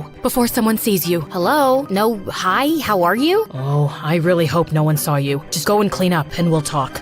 That was weird. I figured out which room was Jamie's and started to unpack. I was just wondering what to say to them when they walked in. Jamie, how are you? Are you okay? We wanted to talk to you about that money, but you're probably tired. Let's do it in the morning. Here's some food. With that, Mom put the plate on the floor and ran faster than a bullet. Jamie was right. These people were crazy. I wanted to confront them immediately, but I was too tired and fell asleep. But the next morning, I woke up to loud banging noises. We know she's in there. Open up. You can't hide her forever. What's happening, guys? You shouldn't have come back, Jamie. Why are you here? Stop yelling. And I'm not Jamie. I'm Anna. You know, the daughter you once had. What? Did you stop your medication again? Just go inside and let us handle these people. My birth parents went outside to calm the crowd. An hour later, we sat down, and I told them everything about me being Anna, them being my real parents, the adoption, everything. They looked completely stunned. Anna, this is not true. It is true that Jamie's our daughter, but she's adopted. What do you mean? You're not my birth parents? No, we took Jamie in when she was just 2, and the adoption agency did tell us she had a twin, but we could only adopt one kid, and she was really sick, so we decided to take her in. We loved her and did everything to make her happy, but she was always looking for more. She stole from us and borrowed from everyone in town and never paid anyone back. That explains all the angry people this morning. Yes, we had to sell whatever we had to pay them back, but it wasn't enough. When she told us she wanted to go to New York to study, we thought maybe she'd changed for the better. But now you're telling us she found you and she's in your home? She's not fine, Anna. You need to go back, now. I immediately packed my stuff, but as luck would have it, Hawaii got hit by a hurricane. Thankfully, it was a small one, and flights were cleared to go after 2 days. I tried reaching out to Clara, but she was shooting in a remote location, and my calls weren't going through. Just then, I saw in my Insta stories that Candace was having a party, and Jamie was there too, so I headed there. But when I reached the party, my heart fell to my stomach watching Liam making out with freaking Jamie. Get off him, you freak! Oh my god, you're back. I thought you were gone for good. What? Have you gone completely crazy, Jamie? I'm Anna. No, you're not. I am. Really? Then why are you dressed like that? Babe, make her leave, please. Candy, you know me. I'm Anna. Okay, Jamie, you need to leave before I call the cops. Anna told us how you stole from her and how she kicked you out. You can't make a fool out of me. Clearly not, since you're already acting like one. Candace pushed me away, and I was shocked beyond words. Crushed, I went home, only to find out that Jamie had told the guards not to allow me in my own house. This was officially the worst day of my life. Thankfully, I had my credit card, so I booked a hotel room. The next day in school, I was stunned to see that Jamie had taken over my life completely and had all my friends wrapped around her fingers. I had to do something to expose her before it got any worse, so I set my phone to record and waited until Jamie was alone. Do you really think you can pull this off? No one will believe you. Jamie, please, what do you want from me? Stop torturing me. She took the phone from my pocket and threw it away, breaking it to pieces. Don't act smart with me, or I'll be your worst nightmare. Jamie smirked and left. I had to outwit her, but how? No one believed me. I skipped school for the day and went back to the hotel. Just as I put my bag down, someone knocked on my door. Clara! Anna, thank God you're okay. I just landed and tried to call you, but I couldn't get through. Then I saw you'd used your credit card and booked a place here. I'm sorry, Mom. I should have listened to you and not trusted Jamie at all. Clara calmed me down and I told her everything. I thought she'd scold me, but instead she hugged me and took me home. She even told the guards not to allow Jamie in and informed Jamie's parents. Obviously, that didn't go down well with Jamie. What is happening? You! I did you a favor by not throwing you in jail for robbing me, but after this? What? You'll tell everyone that I'm you and you're me? You can fool my friends, but you cannot fool my mom or your own parents. Suddenly, Jamie saw her parents walk in and turned white as a sheet. Is this some kind of joke? Who are these poor people? Get off me! Jamie, let's go home, honey. Enough of this. What home? This is my home. Listen, girl, you're not my daughter, so pack your stuff and leave, or I'll call the police. Jamie tried to protest, but she knew it was pointless. She left soon after, and I didn't press charges. I only wanted my life back, and jail time would have ruined Jamie's life. She was a witch, but she was still my sister. A week later, I went back to school and Candace walked up to me. Babe, I'm so sorry. I should have known. It's cool. I just want to get past everything. Candace and Liam apologized, and a few months later, Liam and I started dating. He even joined me on my travel adventures, and things went back to normal. Or so I thought. A year later, I was in Italy with Liam for a shoot. It was pretty late when I got to the hotel, but as soon as I entered, I realized someone was in my room. My blood froze to see Jamie grinning at me. How did you get in? We're identical, remember? It wasn't difficult to get the master key from the manager. Tell me, are you enjoying living my life? What do you want? I want what's rightfully mine. I should have been the one adopted by a rich family, but instead, I got thrown into a dump while you're living like a princess. You have everything. The big house, the perfect mom, the golden boy. That's just not fair, is it? Jamie stared at me with murder in her eyes. I tried to say something, but words just fell out of my mind. Suddenly, I heard a huge crash and Liam rushed in with the police. Are you okay, Anna? Liam told me how someone on the hotel staff had seen Jamie come in, and then I walked in 5 minutes later. They were confused and called me since you weren't answering. It wasn't hard to guess it was Jamie. He's lying. I am Anna. Enough. Stay away from my guy and my life. I can't believe I ever called you my sister, you psycho. Rot in jail for a long, long time. The police took Jamie away, and I never saw her again. It took me a while to get over the episode, but with therapy and support from friends and family, I'm better and thriving.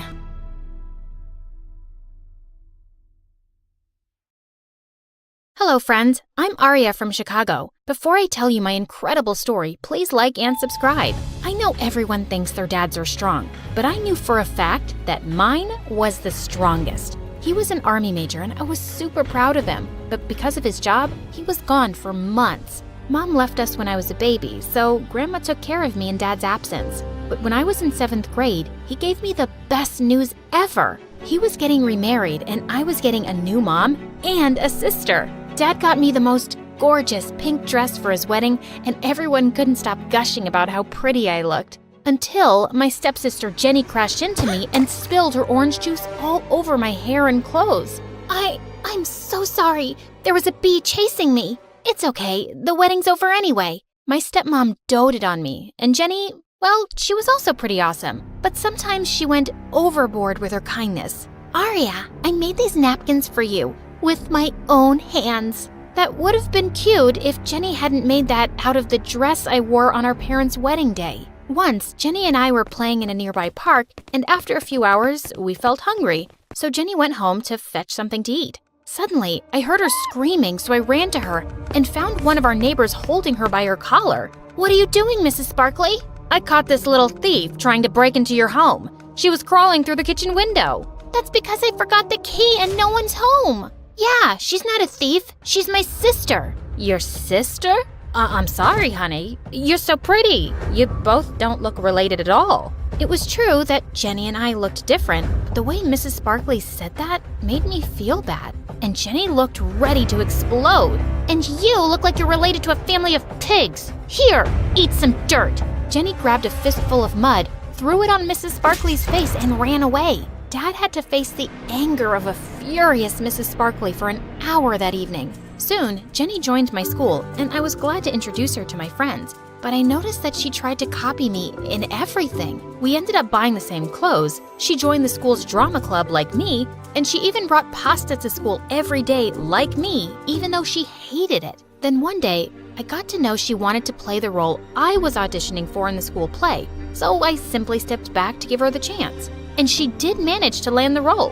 When we got home, she happily broke the news to Mom and Dad. But just then, Dad got a call, and when he hung up, he cried with joy. It was your drama teacher. Some casting director watched your recent play, and he wants to cast you in an upcoming teen movie. I was ecstatic. Dad said he'd take us all to dinner at a fancy restaurant to celebrate. But that night, Jenny got a bad headache, and Mom had to stay back to take care of her. After that day, I started getting popular in school. Everyone suddenly wanted to hang out with me, but I felt Jenny slowly growing distant. She no longer wanted to play with me at home, and at school, she'd often say awful things to embarrass me. Did you guys know that Aria ate her bookers when she was little? Ew! And she loves smelling her socks after a sweaty gym session. Whenever I told Mom about it, Jenny started crying like a baby and said she was just having some harmless fun. 6 months passed, and one day, Dad got a call that he and his team had to leave for Afghanistan immediately. A couple of days after Dad left, we got the most terrible news. Dad and a few of his teammates had gone missing. I was devastated, but Mom and Jenny acted like everything was normal. It was Jenny's birthday in a week, and both of them were busy planning for the party. Arya, should I get a Barbie cake or a unicorn cake? How can you even think about celebrating when there's still no news about Dad? It's my 13th birthday. I can't let anyone ruin it. Besides, who knows if he'll ever be found? That made me so angry. I gave Jenny a tight slap. She pounced on me and we fought like wildcats until Mom pulled us apart. When she heard what happened, she grounded me for a week. But when the party was in full swing, I may have sneaked into the kitchen and sprinkled some extra pepper in the food and poured a bottle of vinegar into the lemonade. Mom, I feel like I ate the sun. Get me some lemonade, quick. What did you mix in it? It tastes like pee. Ugh. The party was ruined, and obviously, it didn't take long for Mom and Jenny to figure out who was responsible for it. Your daddy spoiled you way too much, Arya. But now it's time to knock some sense into that pretty little head of yours. Mom placed a mop bucket in front of me and asked me to clean the kitchen. Just then, I saw Jenny walk out of my room with all my favorite dresses. Since you didn't get me a birthday cake, I'm taking these. Oh, and I also like the headband you're wearing. Jenny snatched it from my head and put it on hers, and Mom didn't say a word. 2 years passed and there was still no news of Dad or his teammates. But I never lost hope. Several acting offers poured in after my movie stint, but I refused them all since I was more interested in studying and topping my grades. Besides, I knew if I got more popular, Jenny would resent it and find ways to make my life miserable. When I reached the 10th grade, a new girl named Cheryl joined our class mid-session. Our teacher made her sit with me so that I could help her catch up on the work she'd missed. But soon, I noticed something really weird about her. She didn't smile or laugh at all. Do you know what happens when an elephant feels dizzy? It elephants! What's a cow's favorite holiday? New Year's Eve! Soon, the whole class was gossiping about how weird Cheryl was. Someone even started a rumor that she was a robot. Then one day, I entered the classroom and saw Jenny's minions had pinned Cheryl to a wall and Jenny was tickling her. Why can't you laugh? Are you really a robot? Stop it. Leave her alone. I will, when she smiles. I'm sure Cheryl doesn't want to waste her smile on a moron like you. Just then, our teacher entered and everyone went back to their seats. After that incident, Cheryl and I grew super close. She told me that she had a rare condition called Mobius syndrome that made it impossible for her to have any facial expressions. The kids at my previous school kept bullying me, so I begged Mom to shift me to a new one. But I guess I'll always be a weirdo. Cheryl, you're perfect just the way you are. I'm gonna make sure no one makes you feel otherwise. I asked our teacher if Cheryl and I could organize workshops to educate kids about Mobius syndrome, and she gladly agreed. Our workshops were a great success. Every kid who attended told Cheryl how brave she was for talking about her condition, including our school's most popular jock, Chris. You're awesome, Cheryl. Just the way you are. OMG, did Chris just call me awesome? Pinch me, Arya, so I know it's not a dream. Even our principal praised us and told me it was heartwarming to see the efforts I'd put in to help Cheryl. A few days later, we had a debate competition in which both Cheryl and I participated. When the results were announced, I stood first and Cheryl stood second. We both hugged each other, but just then, Cheryl's mom marched up on stage and started yelling at her. You always stood first in your previous school. What happened to you? Why have you suddenly turned stupid? But she came in second, and that's pretty awesome too. You should be happy for her. Of course you'd say that since you bagged the top spot. Cheryl, this girl's your competition. You need to stay careful. Whatever did that mean? After that day, Cheryl and I participated in a few more competitions, all of which I won while she stood second or third. She didn't seem to mind, but I knew her mom was giving her a tough time for it. She thinks I was better off in my previous school. But doesn't she care about all the bullying you faced? She says because of my condition, it's something I have to learn to live with. And here I thought my stepmom was a witch. Months passed, and soon it was time for prom night. Cheryl had a massive crush on Chris since our workshop days, and she felt he liked her too. I think he's gonna ask me out for prom. I'm so excited. I've already decided what I'm gonna wear. Just then, I saw Chris heading towards us. But instead of asking Cheryl, he asked me out. I felt awful, and obviously I politely turned him down. Why did you do that? The way he was looking at you, I think he really likes you. You're so lucky, Arya. Everyone likes you. Oh, I have my share of haters too. Besides, how can I go out with a boy my best friend has a crush on? Remember? Sisters before misters? Later that day, our science teacher had asked us to prepare a project and told us the best one would get a scholarship opportunity at a prestigious university in New York. I need to win this one. I'm pretty sure my stepmom wouldn't spend a single penny on my college education. And if I win this competition, Mom would finally stop breathing down my neck. No matter which of us wins, a pizza party with lots of ice cream is guaranteed. For the next few days, Cheryl and I got busy with our projects. When we brought them to school on the submission day, I was surprised to see how amazing her project was. This looks so incredible. I'm sure you're winning this time. You really think so? I spent the last 3 nights working on it. Just then, it was announced that we had to keep our projects in the auditorium for the teachers to review. After placing my project next to Cheryl's, I was about to leave when a hand roughly turned me around. How dare you agree to go out with Chris? I asked him out for prom night, but he told me he was taking you. What the fudge? First Cheryl and now Jenny? Did the entire school have a crush on that guy? I have no idea why he said that. He did ask me out, but I refused. You lying witch. Suddenly, Jenny pushed me hard and I landed straight on Cheryl's project. Oh God, Jenny, what did you do? I frantically tried saving Cheryl's project, but just then I saw her walk in. What's taking you so long, Arya? Ah, my project! I'm sorry, Cheryl. It was an accident. Stop lying, Arya. I just saw you ruin this project. I tried to stop her, Cheryl, but she said she had to win this competition at all costs. I was shocked at how evil Jenny could be. I was about to slap her, but Cheryl caught my hand midair, and my heart broke to see the distrust in her eyes. I can't believe you'd stoop so low to win a competition. I should have believed my mom. All you ever cared about was winning. Our friendship never meant anything to you. That's not true. I tried to stop Cheryl, but she ran away with tears in her eyes as Jenny smirked at me. I was summoned to the principal's office, but given my spotless track record, I was let off after a stern lecture. After that day, Cheryl refused to talk to me and started hanging out with Jenny instead. Watching those two together made my blood boil, and I couldn't concentrate on my studies. For the first time, I got a C in science, my favorite subject. My home life was already a mess, and whatever little happiness I found in school was being destroyed by Jenny. On prom night, I was in my bed watching my favorite MSA videos when Jenny barged into my room, dressed like a wannabe model. How does it feel to be a loser, Arya? Sitting all alone on prom night in your tacky clothes. Why do you hate me so much? What have I ever done to you? Remember Mom's wedding day? I was the flower girl, yet everyone kept talking about how pretty you looked. And then I bagged that play, but you got chosen for a movie. You've always tried to one-up me. Arya's so pretty. Arya's a genius. Arya, Arya, Arya. I didn't do it intentionally. And is it really my fault that I'm good at what I do? No, but do you have any idea how that makes me feel? So technically, I should have stopped my growth just because you weren't growing at the same pace? You know what, Jenny? I am not responsible for your insecurities, and I am so done with you.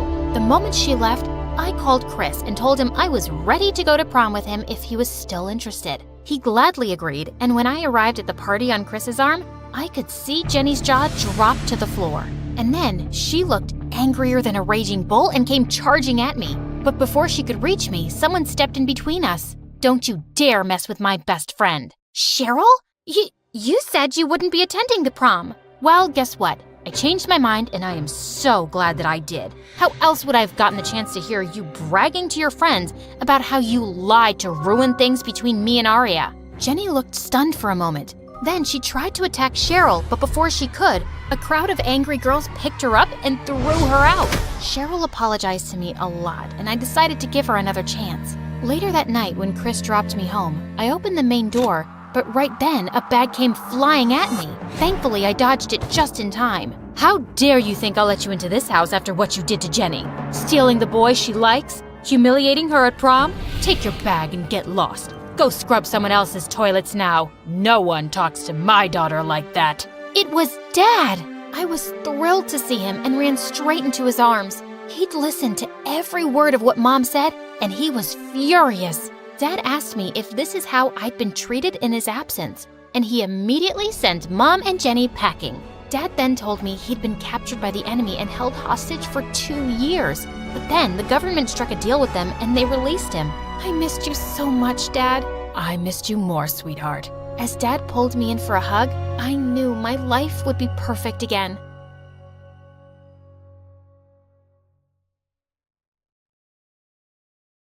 Hi, I'm Grace, and I'm a liar. But before that, please like and subscribe. When I was little, my mom worked for this rich woman who was the third cousin of the daughter of the king of bleep. Oops, I forgot. Mom and I signed an NDA, so I really can't say which country or what king. Anyway, the rich woman had a fabulous life. She and her daughter Gigi, who was my age, lived in a beautiful mansion. They went to the spa every week and on vacation every weekend. But the only thing was that the paparazzi never left them alone. They camped in front of the house and hid in the trees to get a glimpse of Gigi and her mom. Gigi and I looked alike, so I'd often pose as her decoy. I'd walk out the front door in her fancy clothes and smile for the paparazzi, while Gigi snuck out the back into a tinted SUV and sped off. Life was great until Gigi and her mom moved back to bleep and Mom lost her job. We moved into a tiny house and Mom had to work 2 jobs just to afford the rent. I hated being poor. It made me sick to my stomach. So I decided I had to be rich one day. I worked harder than ever in school so I could get a good job and make a ton of money. Then one day, I was called into the principal's office and she gave me the best news ever. Congratulations, Grace! You've been awarded a scholarship to one of the most prestigious private schools in the city. I was over the moon, but there was one big problem. My new school was filled with rich kids. There was no way I was gonna fit in. That night, I had nightmares about them laughing at me and chasing me through the halls. The next morning, I woke up and prayed that I could win $1 million. And then the craziest thing happened. I talked with your Aunt Maddie. She lives near your new school. You'll be staying with her so I can save some money. I jumped for joy.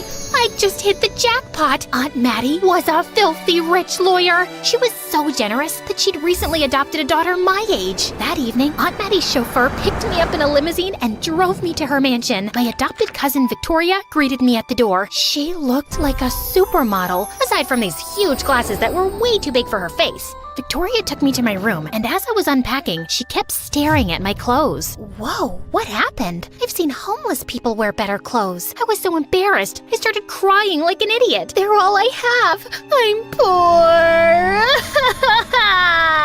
Oh, don't worry about it, Grace. I've got your back. You can borrow some of my clothes. I've got plenty. Victoria led me to her room, where she opened a walk-in closet twice the size of my mom's house, filled with dozens of Gucci and Versace dresses, shoes, and handbags. I was in heaven. When we got to school, I strutted like a superstar down the hallway, and all the kids couldn't stop staring at me. In class, the teacher asked us all to introduce ourselves and share something interesting about our families. All the other kids came from wealthy families that owned huge business empires. Some even had parents who were famous celebrities. When the teacher asked me to introduce myself, I walked to the front of the class. I felt really nervous. I couldn't tell them about my poor single mom who worked as a janitor at a beauty salon and waited tables at a 2-star restaurant. Then suddenly, something strange came over me, and the most unexpected words just fell out of my mouth. Hi everyone, I'm Grace, and I'm an heiress to the throne of bleep. Due to the privacy of the royal family, we cannot... Jeez, can we skip the legal mumbo-jumbo and get back to the story? Now, where was I? Oh yeah, everyone in class stared at me like I was a unicorn. I took out my phone and flashed one of my photos from a magazine, and the kids went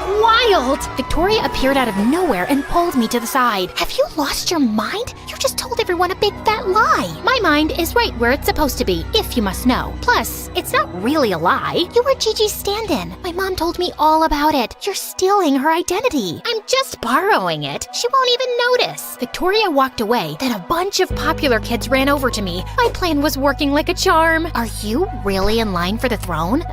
Yep. It's a very real possibility. Everyone in line before me is old and sick. I thought you moved back to Europe. That's fake news. But aren't you living with Victoria? Yes, My mother wants me to have a more grounded experience among commoners, but it's just temporary. Ta-ta! Sorry, no more questions today. Maybe we can have crumpets and tea later. Then Damien, the most beautiful boy I'd ever seen, patted me on my shoulder and my heart skipped a beat. His sparkly brown eyes and warm smile made my heart flutter. Your Highness, would you do me the honor of coming to my party tonight? He took my hand and kissed it. Yes, please. That night, I raided Victoria's closet and found the perfect dress. I pranced around in the mirror, flashed my prettiest smile, and practiced kissing my hand. What's up with you? I told Victoria all about how Damien invited me to his party, and she looked pissed. Don't you mention that jerk to me. He's not a jerk. He's really cool, and he looks like an angel. Listen, you'll live to regret it if you choose to hang out with that idiot. Are you sure we're talking about the same guy? Damien's at the top of our class. He smells like fresh strawberries. He's super cute and the captain of the football team. He's perfect. Never mind. I'm out of here. Victoria stormed off in a huff, but I didn't have time to figure out what put a bee in her bonnet. I had to get to Damien's party. Of course, Damien's party was awesome. We danced together for hours, and at the end of the night, he gave me the most romantic kiss. You're amazing, Grace. I know.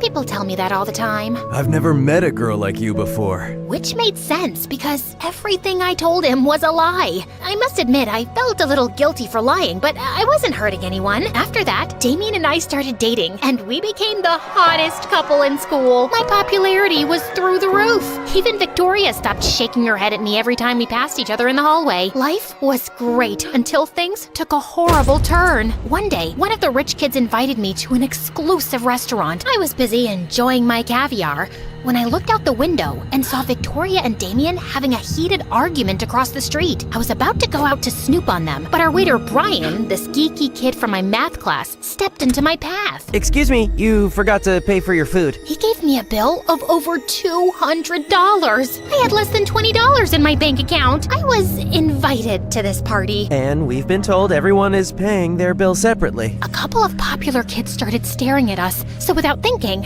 I handed Brian my bank card. I'm sorry, but your card has been declined. That's impossible. I'm heir to $1 million fortune. We also accept cash. This is no way to treat royalty. I want to speak with your manager now. I dragged Brian to the side, but I was so afraid he was going to call the cops on me that I decided to tell him the truth. Listen, there's no way I can pay all that money. Maybe we can work something out. You rich kids always try to take advantage of people. Please pay so I can do my job. Aren't you from some royal family anyway? I'm seriously not a rich kid. That was all a big lie. I just wanted to fit in. Suddenly, tears started streaming down my face. Oh, geez, please don't cry. Listen, I know what it's like to want to fit in with the rich kids. I'll put it on my tab, but you have to pay me back this month. I was so relieved. It felt like a huge weight had been lifted. It was good to tell the truth. But then it hit me. If Brian exposed me, my fabulous life would be destroyed. Could you please keep my secret? Sure, but only if you agree to tutor me. I'm kind of struggling with calculus, and I saw you got 100 on the test. I happily agreed. By the time I was done with this drama, Victoria and Damien were gone, and neither of them answered their phones. I called my driver to take me home. I waited in my room for hours, but didn't hear a word from either of them. I was confused, worried, and a little jealous. What on earth could they have been arguing about? A few minutes after midnight, I woke up to hear a car pulling into the driveway. I looked out the window. It was Damien, and Victoria was in the passenger seat. I saw red. I raced down the stairs and ran straight into Victoria. Why are you sneaking around with Damien? We aren't sneaking around. I saw you two arguing at the party. It's complicated, and I'm really tired. Can we talk about it later? It's not complicated at all. You're a jealous witch and a boyfriend stealer. And don't try to deny it. You hate that I'm more popular than you and that Damien's in love with me. Victoria marched to her room and slammed her door in my face. Something fishy was going on between those two, and I was gonna find out what. The next day, I asked Damien about Victoria. Don't worry about it, babe. She's my partner for a school project. We were only talking about that. You know I only have eyes for you. After that, Damien got really busy with football practice, so I focused on school and tutoring Brian. To my surprise, I enjoyed hanging out with Brian. He was smart and funny, and we were both huge fans of classical music. One night, he played one of Mozart's concertos on the piano for me. That was beautiful. I didn't know you were so talented. I'm kind of a music prodigy. That's how I got a scholarship to our school. A couple of weeks later, Brian aced his calculus test and invited me to his piano recital. I'll be playing that piece you like. and a new song I wrote for you. You wrote a song for me? Brian blushed, and so did I. It's a thank you for all you've done for me. I wouldn't miss your concert for the world. That night, just as I was getting ready to go to the concert with Brian, Damien showed up in a tuxedo. What are you doing here? You're funny. I told you I was picking you up. Oh God, I'd totally forgotten that Damien had invited me to be his date for his family's annual charity ball. Come on, we don't want to be late. Damien took my hand and rushed me to his car. When we arrived at the ball, Damien's parents were excited to meet me. They spent the whole night introducing me to all their fancy friends and bragged about how their son had landed the heiress to a throne. I needed a breath of fresh air, so I went out into the back alley for a bit to find Damien and the school's head cheerleader kissing. When they saw me, they turned as white as bedsheets. It's not what it looks like. Actually, it is. Damien and I are in love. I was gonna tell you after the party. I just wanted to impress my parents by saying you were my girlfriend. You're their favorite royal, and they've been dying to meet you. I slapped Damien hard in the face and stormed out of there. The next day, Brian marched up to me at school with a huge scowl. I waited for you for over an hour, and you didn't even call. I'm sorry. I had another engagement. Like what? Your fake royal duties? If you didn't want to go, you should have just told me. You didn't have to play with my feelings.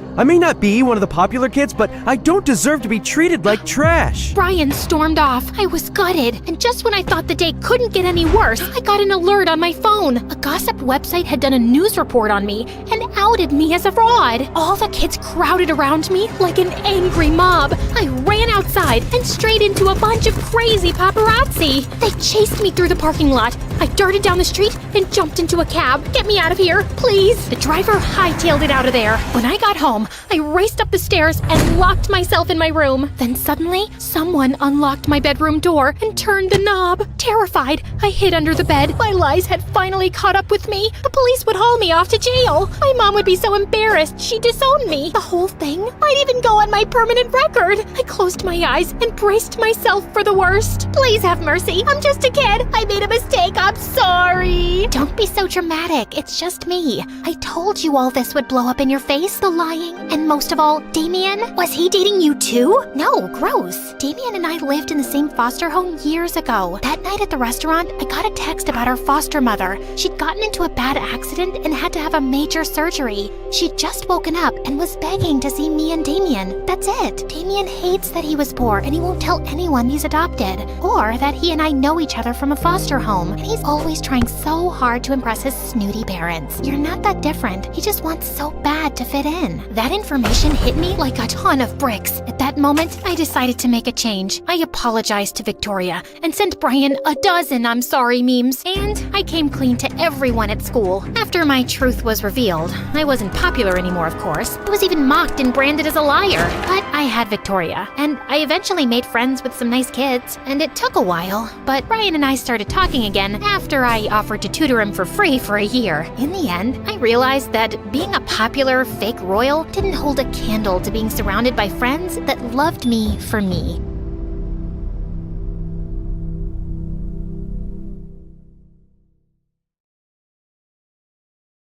Think about your favorite spot. It's probably a tree in the woods, a couch in your sitting room, or maybe your parents' car. For me, it's always been the kitchen. In fact, this kitchen saved me from becoming a raging monster with a thirst for vengeance, destruction, devastation, and sorry. I didn't mean to scare you. I'm Lily, and before I continue, please like and subscribe. You see, my parents were amazing chefs who owned a popular restaurant in town. My grandmother was a baker extraordinaire. Dad's bread literally made grown men cry, and Mom's pasta won a dozen awards. I'd clearly inherited their love for cooking, and they started teaching me when I was really young. But the cooking gene entirely skipped my twin sister Mia. The poor thing couldn't even boil an egg right. She burned everything she baked, and once she got so frustrated that she threw a pot out the window. Cooking sucks. After that, she was banned from the kitchen for life. In middle school, Mia was the absolute worst. On my parents' anniversary, I baked a fancy cake. Then Mia burst into the kitchen on her skateboard. She banged into me and I fell face first into the cake. Oops, sorry, didn't see you there. That night, I stormed up to Mia's room, grabbed her precious laptop, and smashed it to pieces. Mia went ballistic. We fought like a pack of hyenas. mom and dad grounded us for a month. The summer before our freshman year, our parents sat us down and told us they wanted us to help out at the restaurant. I was so excited. I can't wait. This is gonna be awesome. Meh. But on our first day, my parents gave me the worst news. They said Mia would work in the office while I'd be a waitress. What? I can't be a waitress. I'm a chef. I've been training for this for years. My parents gave me a dozen reasons why they needed me to be a waitress, but I can't remember one. As I looked out onto the busy restaurant floor, I felt sick to my stomach. I forgot to mention, I'm terrified of crowds. I mean, it's bad. Like, one time I was in a school play. I only had one line. The moment I saw all those beady eyes staring at me, I got so nervous I fainted, fell backward, bumped into a backdrop that smashed into a light, and then the whole stage came tumbling down. Lily, are you listening? I don't think this is a good idea. You'll do just fine. My first shift was the worst. I screwed up 2 orders, I spilled a drink on the floor, and then one of our biggest customers, Mr. Spinster, yelled at me. My order isn't right. Did you leave your brain in the sink? Just as I was about to burst into tears, this gorgeous boy named Wyatt came to the rescue. He was a waiter at the restaurant, and everyone loved him. Wyatt calmed the customer down, fixed their order, and had them smiling in seconds. They even gave him a big tip when they left. Ignore Mr. Spinster. He's a jerk. This is for you. Wyatt handed me a $100 bill. I can't take this. You did all the work. We were a team.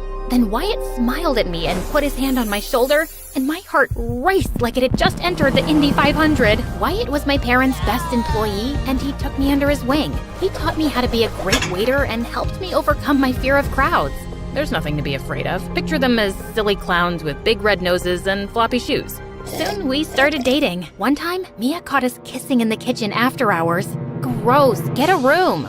Wyatt and I had so much in common. We loved the same foods and MSA videos. He even wanted to own a restaurant someday. Wyatt was my first love, and even my parents adored him. It took some time, but Mia eventually warmed up to Wyatt after he fixed her laptop. But when school started, everything changed. Wyatt was my senior and one of the most popular boys in school. All the girls had a crush on him, but he only had eyes for me, which didn't sit well with his ex-girlfriend, Sophie. One day, Wyatt and I were talking near my locker when Sophie marched up to us. She was the most popular girl in school. Her father owned a dozen hotels around the world, and she was a social media star with millions of followers subscribing to hear about her ultra-rich life. And then Sophie shoved me to the side. Out of my way, nerd. Hey! I lost my balance and stumbled backwards. I marched towards Sophie so I could smack her in her stupid face, but then 2 huge bodyguards grabbed me and set me down 5 feet away.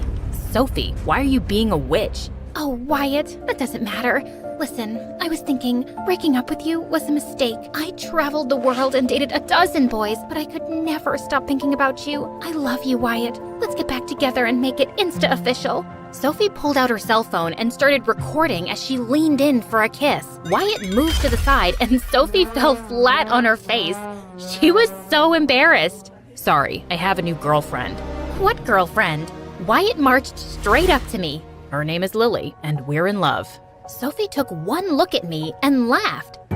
That's your girlfriend? No way! I thought she was your mutant brother that lived under the stairs because his face was so ugly he made your mother cry. I was so mad I wanted to throw a book at her, but then Wyatt pulled me close and kissed me. Come on, babe, let's get out of here. Sophie was so angry she started screaming like a peacock. Yeah, peacock scream. I saw it on YouTube. It's actually pretty wild. That night, Wyatt and I were in my room studying and kissing when Mia barged in. Jeez, Mia, get out! Can we have some privacy, please? What did you guys do to Sophie? She's trashing our restaurant. Mia showed us Sophie's latest live stream on her phone. So I ordered their famous spaghetti and meatballs, and it was like I was eating rubber bands. And don't even get me started on their so-called gourmet burger. It was as dry as the Sahara Desert. I had to drink a gallon of water just to wash it down. Sophie made a dozen more posts just like it and got 1 million likes. The next day, people stopped coming to our restaurant, and it continued for weeks. The bills started piling up, and my parents had to lay off most of their employees, including Wyatt. They were devastated. I tried to reason with Sophie. I'm just being honest. Your parents' food is as disgusting as your gross face. By the way, has anyone ever told you that you smell like a rotten egg that ate a pile of poop? Sophie and her friends laughed like it was the funniest joke in the world. Then something inside me just snapped. I'll show you, disgusting! I charged Sophie like a bull. I slipped past Sophie's bodyguards, punched her in the eye, and shoved her hard. Sophie fell and broke her arm. The next day, Sophie's parents filed a lawsuit against me and my family, sued my parents for a ton of money, and won. My parents' bank accounts were drained, and they were forced to close the restaurant. I felt horrible. I'm so sorry. This is all my fault. I don't know what came over me. You turned into a crazy maniac, and now we're poor. Everything will be fine. I've got this under control. Dad took all the money out of our savings account and started giving it away to charities. He invested in a ton of shady business ventures and even threw $500 into a wishing well. Dad, have you lost your mind? Don't worry, girls. The more money you put into the world, the more you'll get back. That doesn't sound right. We lost our car, then our house, and then we had to live with our grandmother. Mom got so pissed, she left Dad and moved to another town. A few weeks later, Dad and one of his shady business partners were arrested and sent to jail for fraud. My life was in shambles, but at least I had Wyatt. On Wyatt's birthday, I walked to his house to surprise him with his favorite cookies, but I caught him kissing Sophie on his front porch. Hey, loser, what's up? Wyatt finally came to his senses. He's no longer interested in trolls. I just stood there, speechless. I couldn't believe my eyes. If you're gonna stand there like a dummy, do you mind making yourself useful and taking a good kissing picture of us? I'm commissioning a world-famous artist to make some oil paintings of us as a couple. How could you do this to me, Wyatt? I thought we were in love. Things changed. I realized that I'm still in love with Sophie. Sophie convinced her dad to give me a new job at one of his restaurants. Isn't she an angel? I'm perfect. I can't help it. I'm irresistible, like cotton candy and gummy bears. Sophie and I never should have broken up. I didn't mean to hurt you, Lily. I hope we can still be friends. Or not. I'm allergic to losers, and every time Lily's around, she makes me want to puke. At school, Sophie and Wyatt were all over each other. Every time I saw them, I got angrier and angrier. Mia tried to be the voice of reason.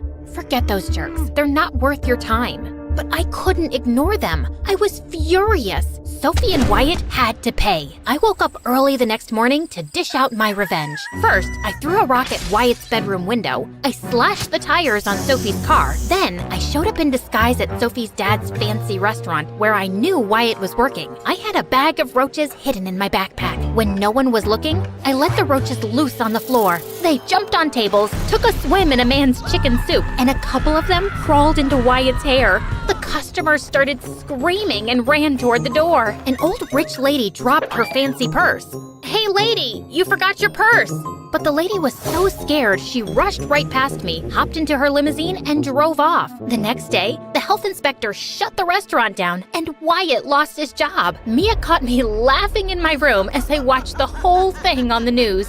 I know you're behind what happened to Wyatt. You've got no proof. And even if I was behind it, why do you care? He's a jerk. You said so yourself. Who are you? And what have you done with my sister? I shoved Mia out of my room and slammed the door shut. I didn't have time for any distractions. I had one thing on my mind, getting back at Sophie. I kept following her around, ready to attack her with a paintball gun or rotten eggs. But ever since I'd hurt her earlier, the bodyguards stayed even closer to her. But Sophie was such a witch, she fired at least one of them daily and had a replacement by the next morning. Like one time, one of her new bodyguards named Simon accidentally photobombed Sophia's selfie, and she lost her mind. You stupid idiot! Your hideous face ruined my selfie! I'm sorry, ma'am. It won't happen again. Of course it won't, because you're fired! Simon begged Sophie to let him keep his job, but Sophie just laughed in his face. So the next day, I met Simon at a coffee shop. He was so pissed at Sophie that he wanted to humiliate her just as much as I did. Sophie's gonna be attending a really posh event at the National Museum tomorrow. Everybody who is anybody will be there. If you're gonna try something to humiliate her, that would be the place to do it. I was so pumped. I had the perfect time and place. Now all I needed to do was figure out how to crush Sophie in the worst way imaginable. Then the best thing happened. I was walking home when I saw this news report about how some old rich lady's purse was stolen at one of Sophie's dad's restaurants. And inside was a priceless diamond necklace There was a $50,000 reward for anyone who returned it. The old lady's face popped up on the screen, and I immediately recognized her and her purse. I raced home and found the purse in my closet with the diamond necklace inside. Then I had an amazing idea. I could frame Sophie for stealing the rich lady's necklace and make sure she got caught at the museum event. The next day, I put on a disguise, and just as I was putting the necklace in my bag, I heard Mia behind me. You better be returning that necklace to get the reward money, because if you're planning what I think you're planning, you've lost your mind. It's none of your business. I pushed past Mia and headed toward the front door. Then a salt shaker hit me in the back of the head. Ouch! Step away from the door, sis. I can't let you do this. Mia grabbed a huge wooden spoon. I grabbed a rolling pin. I'm leaving.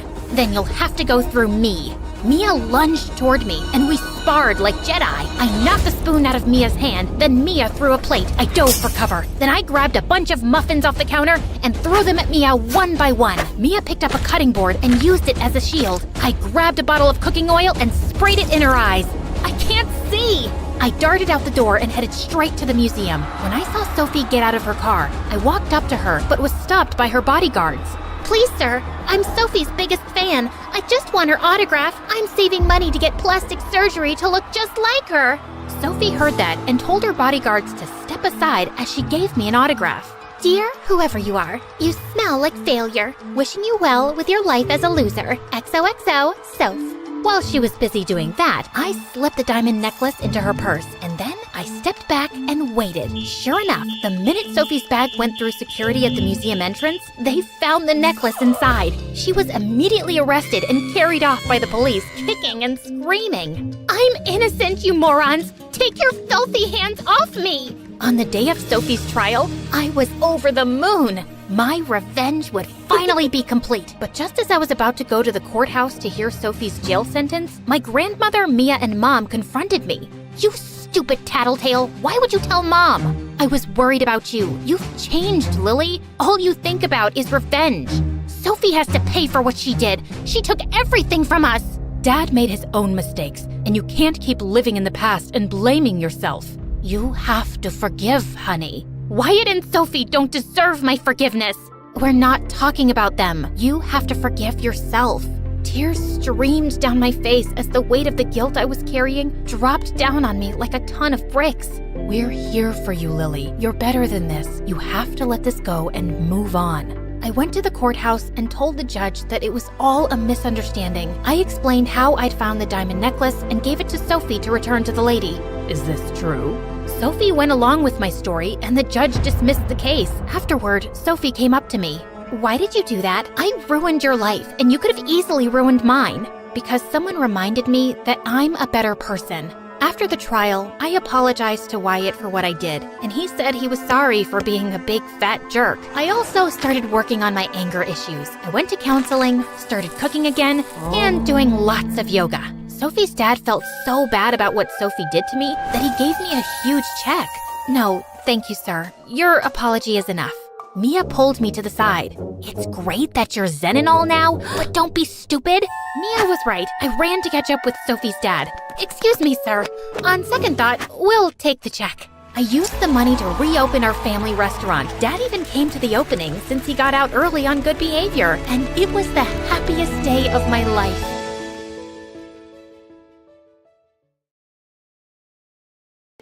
When the music kicked off and everyone started dancing, I escaped to the garden for some fresh air. As I sat down by the fountain and sighed, a soft object hit me squarely in the face. Then someone in black jumped down from the tree above me. Brought your favorite cheeseburger. Meredith, what are you doing here? And why would you hit me with a burger? Wait, are you dressed up like Catwoman? Yeah, it's been my look for weeks now. 1, it shows off my fantastic figure, which is a service to humanity. 2, every vigilante hero needs a costume, and I've always found Catwoman classy. 3, vigilante hero? You basically rob people.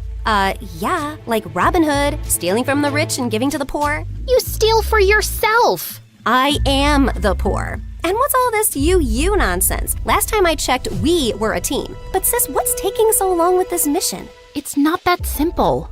It's pretty simple. You make this rich dude fall for you, get access to his vault, steal the painting, and we run off to Bora Bora. Are you having trouble making him fall for you? Maybe he hates your eyebrows. I don't know, but I feel like punching you in the face every time I see your eyebrows, which is basically every time I see your face. Shut up, Em. Everything's going fine. Okay, but hurry up. This catsuit is giving me a butt rash, even though I use baby powder under it. I want to put it away soon and retire on a beach in a bikini. Aren't you looking forward to it? Just take the stupid suit off. You're a con artist, not a cat burglar. And of course, I'm looking forward to it. You should go before you blow my cover. And thanks for the burger. It's not a gift. Duh. You're gonna pay me back. I've noted it in my diary. See ya. I couldn't help laughing as I saw her clumsily climb the wall, then fall over to the other side. But as I turned away, I felt troubled. The problem wasn't about making this rich guy I had to rob fall for me. He already had. The problem was, I'd fallen for him too. Let's start from the start, okay? Hi, I'm Claire, originally from Connecticut. And yes, you might have heard some fun words being used for me. Deceitful witch, manipulative liar, and con artist might come up, none of which is an exaggeration. But people change, okay? Before I tell you my crazy story, please like and subscribe. My mother was born into what she always called old money, which basically means her family had been rich for a long time and their wealth was passed down generations. Unfortunately, it skipped our generation. Apparently, my dad was extremely charming and swept Mom off her feet when she was just 20. She married him against her parents' wishes and they cut her off from their wealth. Then, 2 years later, Mom gave birth to twins, Dad met another woman, and he abandoned us. At least he left us the house in a nice neighborhood, but my grandparents refused to help Mom out and said she had to live with her decisions. Mom, how are you feeling now? Like my organs are shutting down one by one. So, same as this morning then? Here's some chicken soup. There's no chicken in it. Well, you asked for chicken soup when there was no chickens in the fridge, so I guess we all have to use our imaginations, don't we? Oh, the soup at my parents' house always had chunks of chicken and big fat prawns. What has life come to now? I was raised as a creature of luxury. I'm like that fairy tale princess who couldn't sleep because of a single pea under her mattress. So you say, but there's a bunch of sharp pebbles under your mattress and you sleep like a log and snore like a bear. What? How could you put pebbles? I do not snore. Leave me to decompose, please. Well, you have to return to your waitressing job, so get well soon, Mom. Shall not. I loved Mom, but she was basically a spoiled, selfish child who just couldn't adapt to her change in fortunes and start acting like a freaking parent. My sister Meredith and I were twins, but we looked nothing alike. With her soft blonde hair and big baby blues, she looked like the kind of sweet soul who saved kittens from trees, helped old people across the road, and sang to birds. She didn't look like she had an ounce of evil in her, which wasn't true, like at all. But we'll come back to that later. From an early age, it was clear to me and Meredith that we had to be resourceful for money. I started doing odd jobs for our rich neighbors in the 8th grade, like raking their gardens, walking their dogs, and babysitting their kids. But Meredith was always finding more creative ways, like taking stupid boys in her class on paid exclusive tours to an alien site she'd discovered in the nearby forest. I'd seen her digging up the crater where the spaceship had landed, or selling youth water to high school girls, claiming she'd traveled far to the Fountain of Youth over summer break and had a limited supply. They actually thought she was telling the truth because it tasted different. Yeah, that's because she was filling up bottles from the neighbor's gross jacuzzi. People eventually caught on and stopped buying from her, and that's when she started stealing from me. But whenever I'd confront her, she'd throw a tantrum and deny it like I'd accused her of killing someone. So the next time, I hid money in my diary and made my latest entry. Dear Diary, guess what? What? When Mom took Meredith to the hospital for her sore throat the other day, the doctors made a shocking discovery. Meredith has a rare, incurable disease. She only has a few more months with us. We've decided not to tell her so she isn't scared and lives the rest of her short life in peace. Yes, I'm sad, but not that much because my baby sister is going to a better place and leaving me all her stuff. I knew my trick had worked when Meredith came down one morning with swollen eyes. When Mom asked her what was wrong, she burst into tears about her incurable disease. Where would you get an idea like that? Yes, Meredith. Please, tell Mom where you got this idea from. You wrote it in your... Wait, you chubby witch! You made me believe I was dying! Meredith lunged at me and we went rolling all over the kitchen floor. But she ended up getting grounded for a month for stealing and invading my privacy. I soon started missing her at dinner time though. So late one night, I snuck into her room with ice cream to find her playing darts with my face as the target. I'm sorry you're stuck here, but you did steal from me. I know we don't have a lot right now, but we'll work hard and make money in the future. But the future is in the future. What do I do now when I need money for mascara and gummy bears? Maybe we can think of some business idea. Oh, I thought you'd never ask. She pulled out a box from under her bed full of t-shirts. So you know my friend George, the next door gardener's nephew? Apparently he volunteers at a mental institution every weekend. The owners got t-shirts made from all the patients, but they refuse to wear them, blah, blah.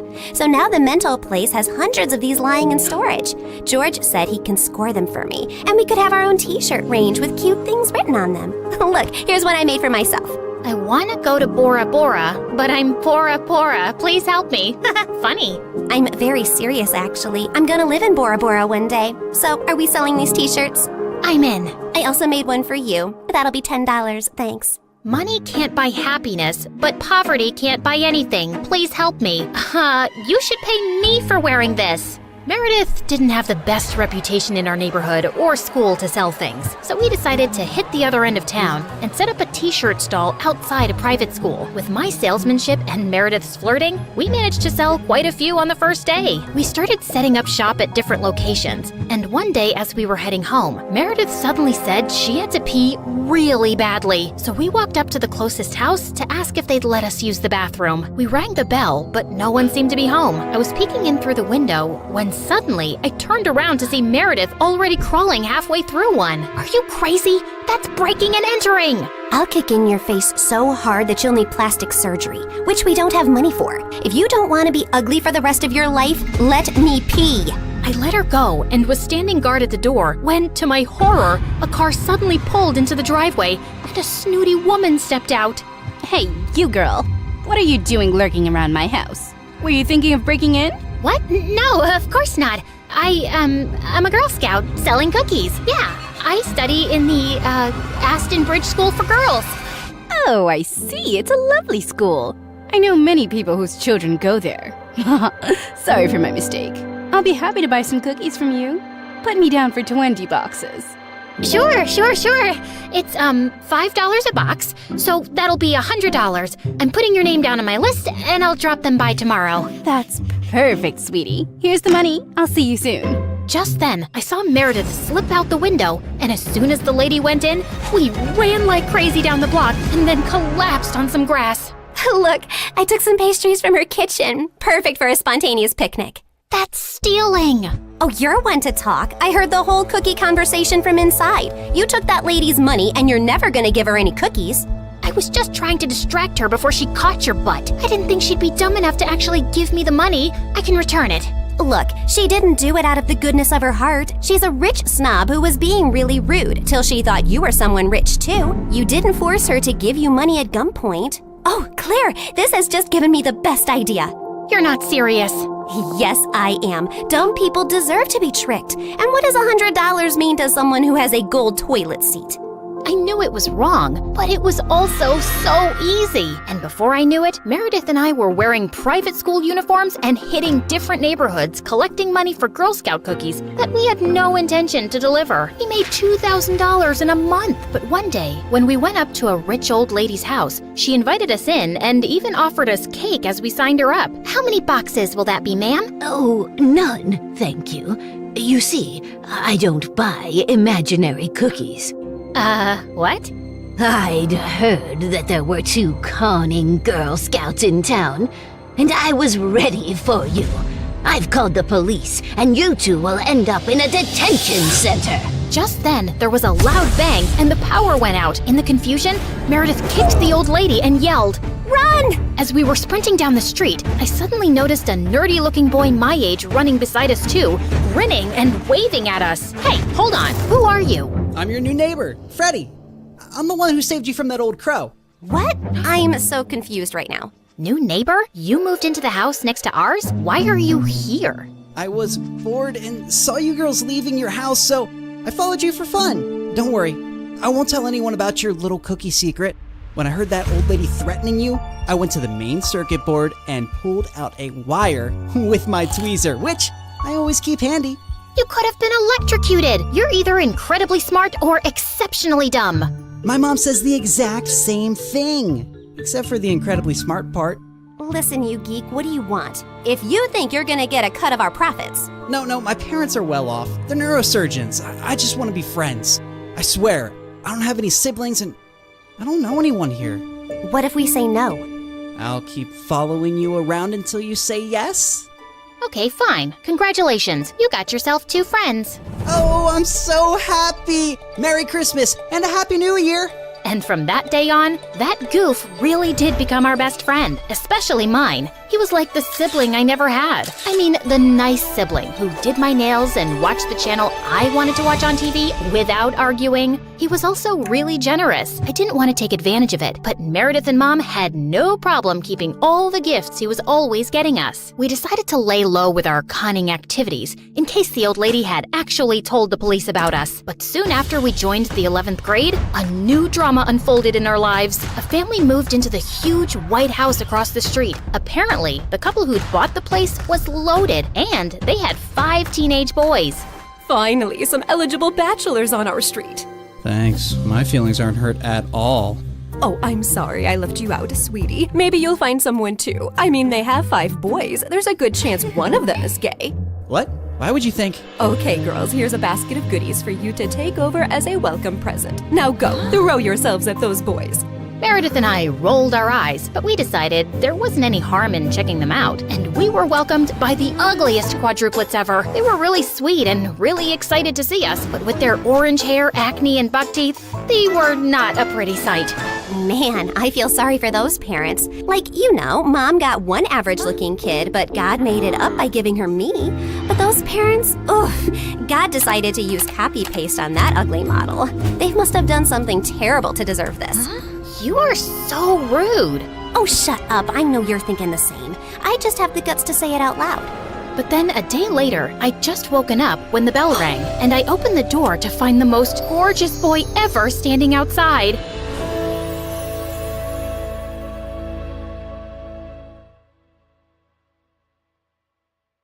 A large chair swiveled around to reveal a tiny, skinny guy. What? You think all mafia bosses are tall, fat, bald, and wear gold rings? Sorry to disappoint you with my looks, but trust me, I am every bit as ruthless. Something about his steely gray eyes sent a shiver down my spine. I believed him. His name was Pierre Soufflé, which was obviously a lie, and the job he had for us was to steal a priceless painting from a museum and replace it with a fake. That's the painting? It's, tiny. What's your problem with tiny things and people? It's also kinda stupid. What is that? A raccoon eating a cheeseburger? It's worth $10 million, so the joke's on you, dummy. Now, the owner of the painting has allowed the museum to borrow it for only 3 days, so we don't have a lot of time. Wouldn't it be easier to steal it from the owner's house? Everyone, look at Lady Einstein coming up with brilliant ideas. Why didn't we think of that ourselves? Happy to help. Of course we thought of that ourselves! Trust me, the museum is easier. Why choose us?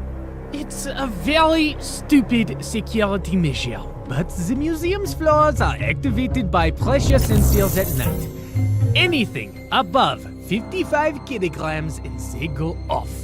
I haven't been able to find a boy who weighs less than that. Ellie, get the weighing scale. Meredith weighed 52 kgs, while I weighed 55.1. How is this possible? You eat so much more than I do. What can I say? I got all the good genes. Okay. You're out, fatty! Meredith, you're my leading lady.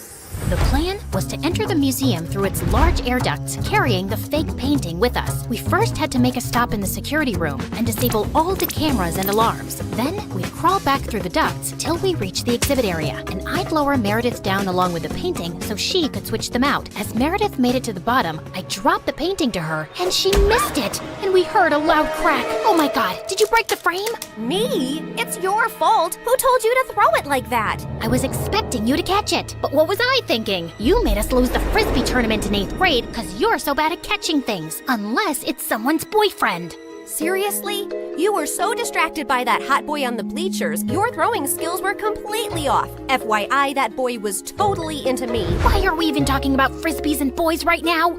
You started it. No, I didn't. Okay, shut up. Let me think how to fix this. Are you trying to glue it together with your saliva? You got a better idea? Any idea would be a better idea than that. Look, it's a museum. They must fix broken, ancient things here all the time, right? I'm looking at the floor map, and there are some offices in the left wing. I'll go get some glue. It took me an hour to find glue and return to our spot. And I found Meredith eating a bowl of ramen. Where did you get that? I brought a packet of instant ramen with me, and you were taking forever, so I went to make it in the staff kitchen. There was someone's chicken sandwich in the fridge, so I used the meat from that. And there was also some tofu, and I added a dash of oyster sauce. I'm so happy you chose this moment in your life to become a gourmet chef. Just send the painting back up so I can fix it. I tried to fill in the crack as best I could, then sent it back down to Meredith, who took the real one off and put the fake one on the wall. But just as she started walking back, the whole floor lit up suddenly, and a blaring sound went off. Oh my god, what's happening? I don't know. Is the painting heavier than the fake one? Just hurry up. We gotta get out now. I pulled up Meredith and the real painting and closed the opening in the ceiling seconds before security burst in. We crawled down the ducts and out of the building as fast as we could. We ran a few blocks down where Pierre's van was waiting for us, and we sped away. Oh, I would have preferred if you hadn't alerted all of New York about a break-in. Now I'll have to move this painting around with cops crawling all over the city. Never mind. Here's your check, and Claire, try to lose some weight. Au revoir. And without warning, we were dumped on a dark street. We scrambled to our feet, headed for the subway, and made it home. It was all over the news the next morning that someone had broken into the museum and switched off all the security systems. But apparently, nothing had been stolen, except a chicken sandwich and a block of tofu from the staff kitchen. You ate the entire block? Hey, I'm not the one who needs to watch her weight. I do not need to. Whatever. Listen, I've been meaning to talk to you about something. It'll have to wait. I got a hair appointment. We'll talk over dinner? Yeah, sure. I was gonna tell Meredith that I wanted a break from this life, and I wasn't sure how she'd react. As I sat in a cafe later, I suddenly found a cute guy next to my table. Mind if I sit here? There are no other empty seats. I won't disturb you. I promise. We actually ended up talking for over an hour, and I found him sweet and charming. I'd love to meet you again if you're free. I don't live in New York, but I come every weekend. You come here for work? No, actually, I came to visit my mom who's admitted in the hospital here for a medical trial. She has some rare brain issue that sent her into a coma. Oh, I'm sorry to hear that. How long has she been in a coma? 6 years now. It's been the toughest thing I've ever dealt with. Actually, she was part of this other really promising clinical trial before, but that didn't work for her. He was in a hospital in Connecticut. As he kept talking, I suddenly felt like I was spinning around very fast, and I could hear my heartbeat in my ears. My chest felt heavy, and I could barely breathe. I don't know what I said to the boy, but I just ran out of there and didn't stop till I got to our hotel room. Hey, I was about to call you. What's wrong? Claire, are we in trouble? I am a terrible person. Hey, you're not that terrible, just a bit ugly. You don't have cops after you, do you? Meredith, I met someone. It's not a cop, is it? No, I met a random guy in a cafe, and his mom was in a clinical trial. I hope this gets interesting at some point. In a hospital in Connecticut. Oh my god, the same hospital Mom was in? And the same trial? What a small world. No, it's not the same trial. It's a different hospital, too. Okay, I'm bored again. The coincidence made me interested for a bit. Meredith, his mom's been in a coma for 6 years. We did that to someone. Didn't you just say it's not the same trial? Yes, but for a few seconds, I thought it was the same trial. And I just realized for the first time today that we did something awful to someone out there. When we switched the patient files, we took away someone else's chance to get better. You realized this just now? Are you dumb or something? Of course that's what we did. I mean, I never really thought about it like this. It was just a name on a file. But meeting someone who's going through that with their mom for years, it just made it so real. We're really bad people. Not really bad, if you consider all the bad people in the world. Okay, look, we didn't have a choice. If I had to do something like that to save Mom all over again, I'd do it in a heartbeat. Okay, so we did that to save Mom, but what about everything else? We had a choice to not continue living this life, but we didn't stop, and I want to stop. What's the big deal, man? It's not like we're stealing from poor people. It doesn't matter who we steal from. It's not about them, it's about us and the people we've become. I don't want to be this person anymore. Look, just calm down. I'll get you a pina colada and everything will seem better. But I pushed her away angrily and she landed on the floor. She looked up at me, stunned. No, I am done. Meredith and I barely spoke over the next few days, and I had no idea what was going through her head, but I'd made my decision. I was gonna go home. I sent Freddie a text to say I'd be coming next week, and he called me back. Hey, I'm actually in New York with my parents for the weekend. Can we catch up? The moment I saw Freddie, I just burst into tears and he hugged me tight. As we talked over dinner, he assured me that he'd talk to Meredith and try to make her come home too. We had just stepped out of the restaurant and walked 2 blocks down when suddenly a black van screeched to a halt beside us and some men pulled us in, handcuffing and blindfolding us. When our blindfolds came off, I realized we were in Pierre's quarters and I found Meredith there too. What's going on here? Welcome. We just gathered here to discuss a teensy-weensy, itsy-bitsy issue. Now, Meredith, go ahead and tell them the moronic thing of titanic proportions that you just did. Apparently, Meredith had found her way to Pierre's headquarters and stolen the real painting from him. She had then tried to sell it to a buyer she'd arranged, and while the exchange was about to happen on the docks, the cops had showed up. Meredith had barely managed to escape, but the buyer and the painting were in police custody. The police didn't let it get out in the news, but they knew the real painting had been stolen and replaced with a fake. They were probably watching every dock, airport, and train station to see if someone would try and move it out. And your sister practically handed it to them. What were you thinking? It's your whole quitting the biz talk that made me do it. I did it for us, so we could sell the painting and retire to Bora Bora for good. And what the heck is Freddie doing here? Hi guys, I'm Freddie. Old friend. Nice to meet you. Not terrified at all. You made me lose a fortune. And you double-crossed me. And Pierre does not take betrayal well. Harry! Sam! Yes, sir! You know what to do. Boss? I'm not really sure how I feel about punching a girl. Yeah, boss, I am not really comfortable with this. Maybe we can just punch the boy. I'm not really a boy. I used to be a girl. Ask Claire and Meredith, we practically grew up like sisters. Please don't hurt him. He has nothing to do with this. Silence! You buffoons! I didn't say hurt anyone yet. I just wanted you to threaten them. But of course, you're useless. I'll do myself. Torture Harry and Sam after this meeting. Now, get lost. Then Pierre shifted his cold gaze to me. That painting is everything to me, and I want it back. And now the only way we can get it is from the owner himself. You, Claire, will be executing this mission. The heir of that painting is a young, charming millionaire.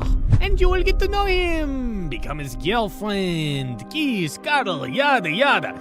You need to earn his trust completely, so he lets you into his life and his home. Then, when the time is right, you will steal the painting from a high-security vault inside his house and bring it back to me.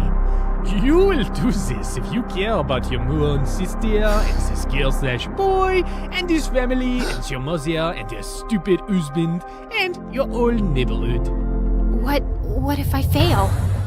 I don't think you want the answer to that. But once you succeed, I'll give you 2 enough to go to Bora Bora and never return. I'd be ecstatic to never set eyes on you annoying girls again. I had my eyes on the target from across the street. As soon as I saw him walk towards the cafe, I headed for the entrance. Just as he opened the door, I bumped straight into him, spilling coffee all over his shirt. Oh, God, I'm so sorry. I wasn't looking. I'll pay for the dry cleaning. His arm rested gently on mine. Hey, it's okay. It was an accident. I looked up into his bright green eyes. In fact, you're the one who's without a coffee now. Can I get you a new one? Sure, I'd like that. can we also start over? Hi, I'm Christina. Hello, I'm Eric.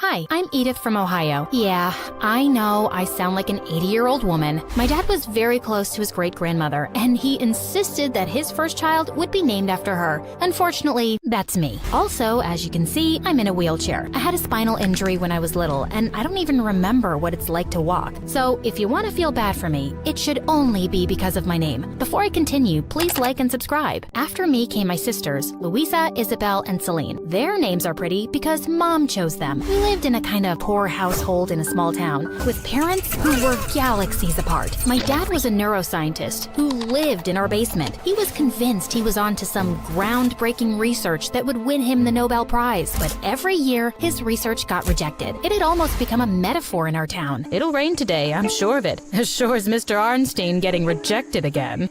My son has failed 10th grade again. He's really pulling a Mr. Arnstein on us. Those comments made me so mad. No one was as smart or hardworking as my dad. Mom, on the other hand, was pretty and vain. She never met a reflective surface she didn't like. All she'd ever wanted was a fancy life, so she reminded Dad of his failures every day. When I met you, you made me believe you were freaking Einstein. I thought we'd be rich by now. Can't you discover gravity or something already? Like really, how hard is it? I might figure out all the mysteries of the universe before I understand why I asked you to marry me. I was such a fool the day I said yes. Not much has changed since. Mom unhappily ran a small flower shop to make ends meet. As the eldest, I wanted to make things easier for both my parents. I was a model student, and I tried helping out at home by making my sisters responsible. It worked when they were younger, but they were growing up to be useless, especially my second sister, Louisa, who was a lot like Mom. She was pretty, but apparently her nose wasn't rich-looking enough. What does that even mean, girl? I've got this flat button nose, and rich people have cute upturned noses. Okay, gotcha. They look like they can smell cow dung all the time. Exactly. She would sleep with a clothespin on her nose, hoping it would turn upwards. She'd also poke her cheek with a pencil while doing her homework, thinking if she did that every day, she might get a cute dimple. Such a moron. The other two weren't much better. Isabel wanted to be a dancer, and I've never met anyone so uncoordinated. Celine was also super untalented, but she kept trying new things all the time, hoping to find her true calling soon. No one prayed harder than me that it would be really soon. Luckily, I'd inherited Dad's brains, and in the 11th grade, I got a scholarship into a private school that would open up great opportunities for college. You've always been my favorite for a reason, darling. I know you'll do amazing things one day. I know you will too, Dad. I was really excited to start school until disaster struck, and my crazy family was to blame entirely for it. A week before, Mom came home really excited one day because she'd received a huge order for flowers at a rich client's house, and the minute my sisters heard that, they were dying to go with Mom to help her. Dad was out of town, and I'd just settled in for a peaceful evening by myself when I got a frantic call from Isabel. Edith, I'm at the police station. Mom and Louisa are going to jail. What? What do you mean they're going to jail? Louisa stole a necklace from the rich lady's room and got caught. Mom begged and cried, but the lady called the police. Please, you have to go talk to her. Louisa was such a pain. Isabel sent me the lady's location pin, and I took the bus to this massive mansion. I was asked to wait in the main hall, and I just couldn't resist taking a spin on the marble floors. But suddenly, I lost control of my wheelchair and went crashing into a center table, which sent a huge fishbowl to the ground, which made the servants running in slip on the water and land on their butts. Oopsie daisy. Soon, I was in the library, facing the snooty owner and her carbon copy snooty daughter. Who are you, and what are you doing in my house? Again, so sorry for the damage. I'd love to repay you, but my parents are poor, so I can't. Speaking of parents, actually, my mom is the flower lady who came here today, and the girl who took something from you is my, sister. What? You're related to those thieves? Louisa's mentally unstable, I swear, and some days she just refuses to take her meds. Please, please don't send them to jail. What will I do without my mom, given my condition? This is very distressing, and the doctors have told me stress is really really bad for me. The lady didn't look happy, but she called the police station and asked for Mom and Louisa to be released. I thanked them profusely, and just as I was leaving, I ran into a school bag lying on the floor, knocking over its contents. Do you even know how to use that thing? You should take driving classes or something. I apologized and left, but I was horrified. This girl was going to the same school I'd just gotten into. How has my life suddenly become so complicated? Oh, I'll tell ya. It's because Miss Kleptomaniac here decided to steal, and I had to save her greedy butt. And now I have to go to school with this snooty girl who thinks I'm from a family of thieves. Oh, what a great start. Edith, are you done with this useless family meeting? Louisa and I have had a very tough day, and we need our beauty sleep. Maybe the girl won't remember who you are. Fingers crossed.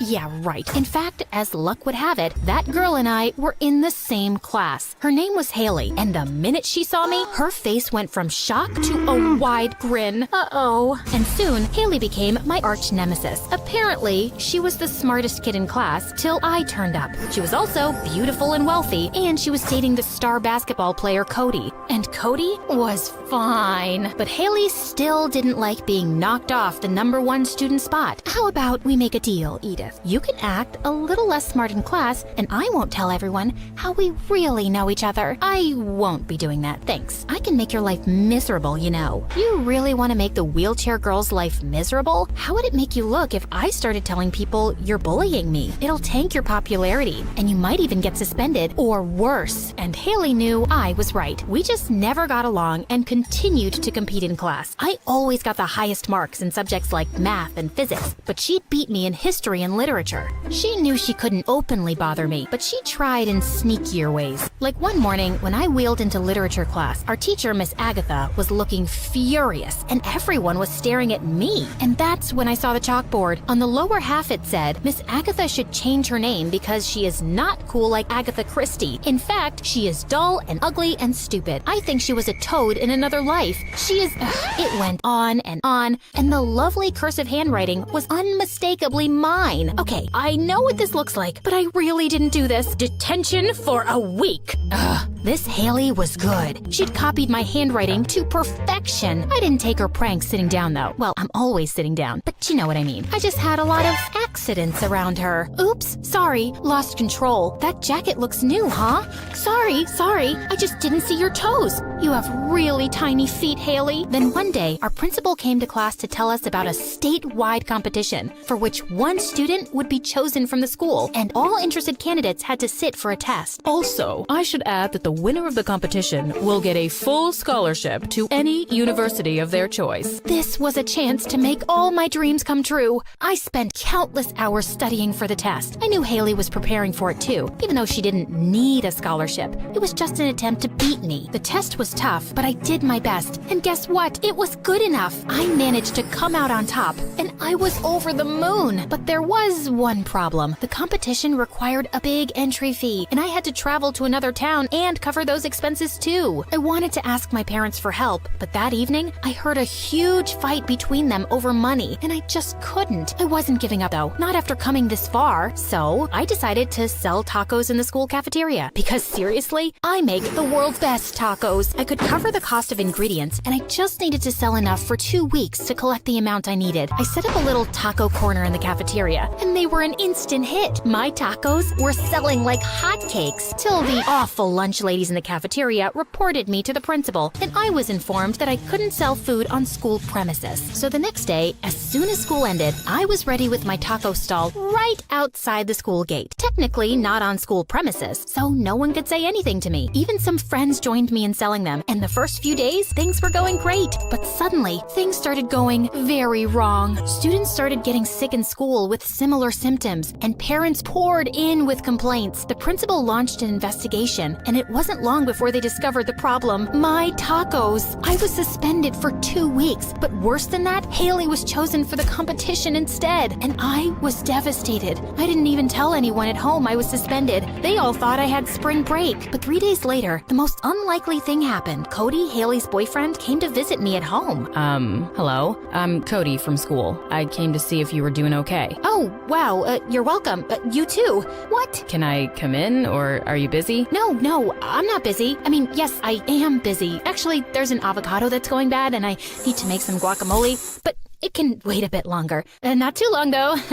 What was I even saying? And that afternoon, Cody told me that Haley had sabotaged my taco business. She'd mentioned something about bringing you down, and I thought she was kidding. She got someone to mix something into your food, which made everyone sick. I am so sorry. I couldn't believe that someone could be so heartless, and there was nothing I could even do about it, and I just started to cry. There'll be other chances, Edith. And I can't believe you started a business and made that much money. You're really cool and brave. After that, Cody started visiting regularly during my suspension, and we'd have fun and joke around. He really made me feel seen, and we could talk about anything. Do you feel people act weird around you sometimes? Yeah, most people get so awkward when they see a wheelchair. Like, they don't know if they need to express sympathy or if they should just ignore it completely. But really, I'm fine, and I just want people to act normal. Do you wish you could walk someday? More than anything in the world, I dream about it all the time. Cody pressed my hand and smiled warmly, and my heart fluttered. And when I went back inside, my stupid sisters were waiting for me with huge grins. You like him.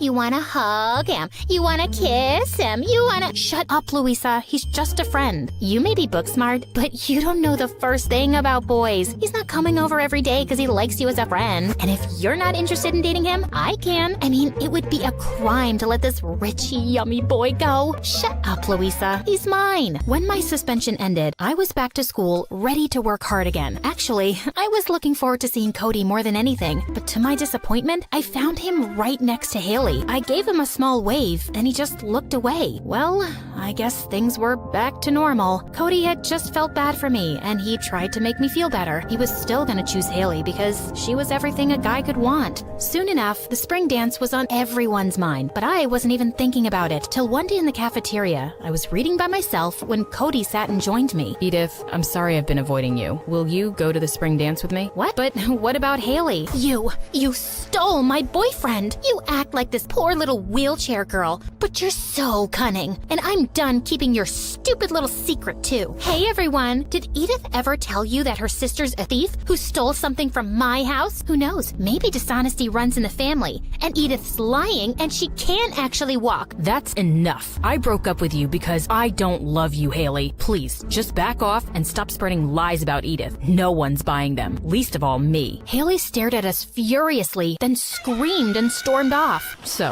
where were we? Oh yeah, the spring dance. Go with me? Since you're desperate, sure. We had an amazing time dancing away, and then we went out for a breather and shared our first kiss. Well, my first kiss ever, and it was magical. But when I got back home, I found Dad in the lounge in tears. Dad, what's wrong? Are you okay?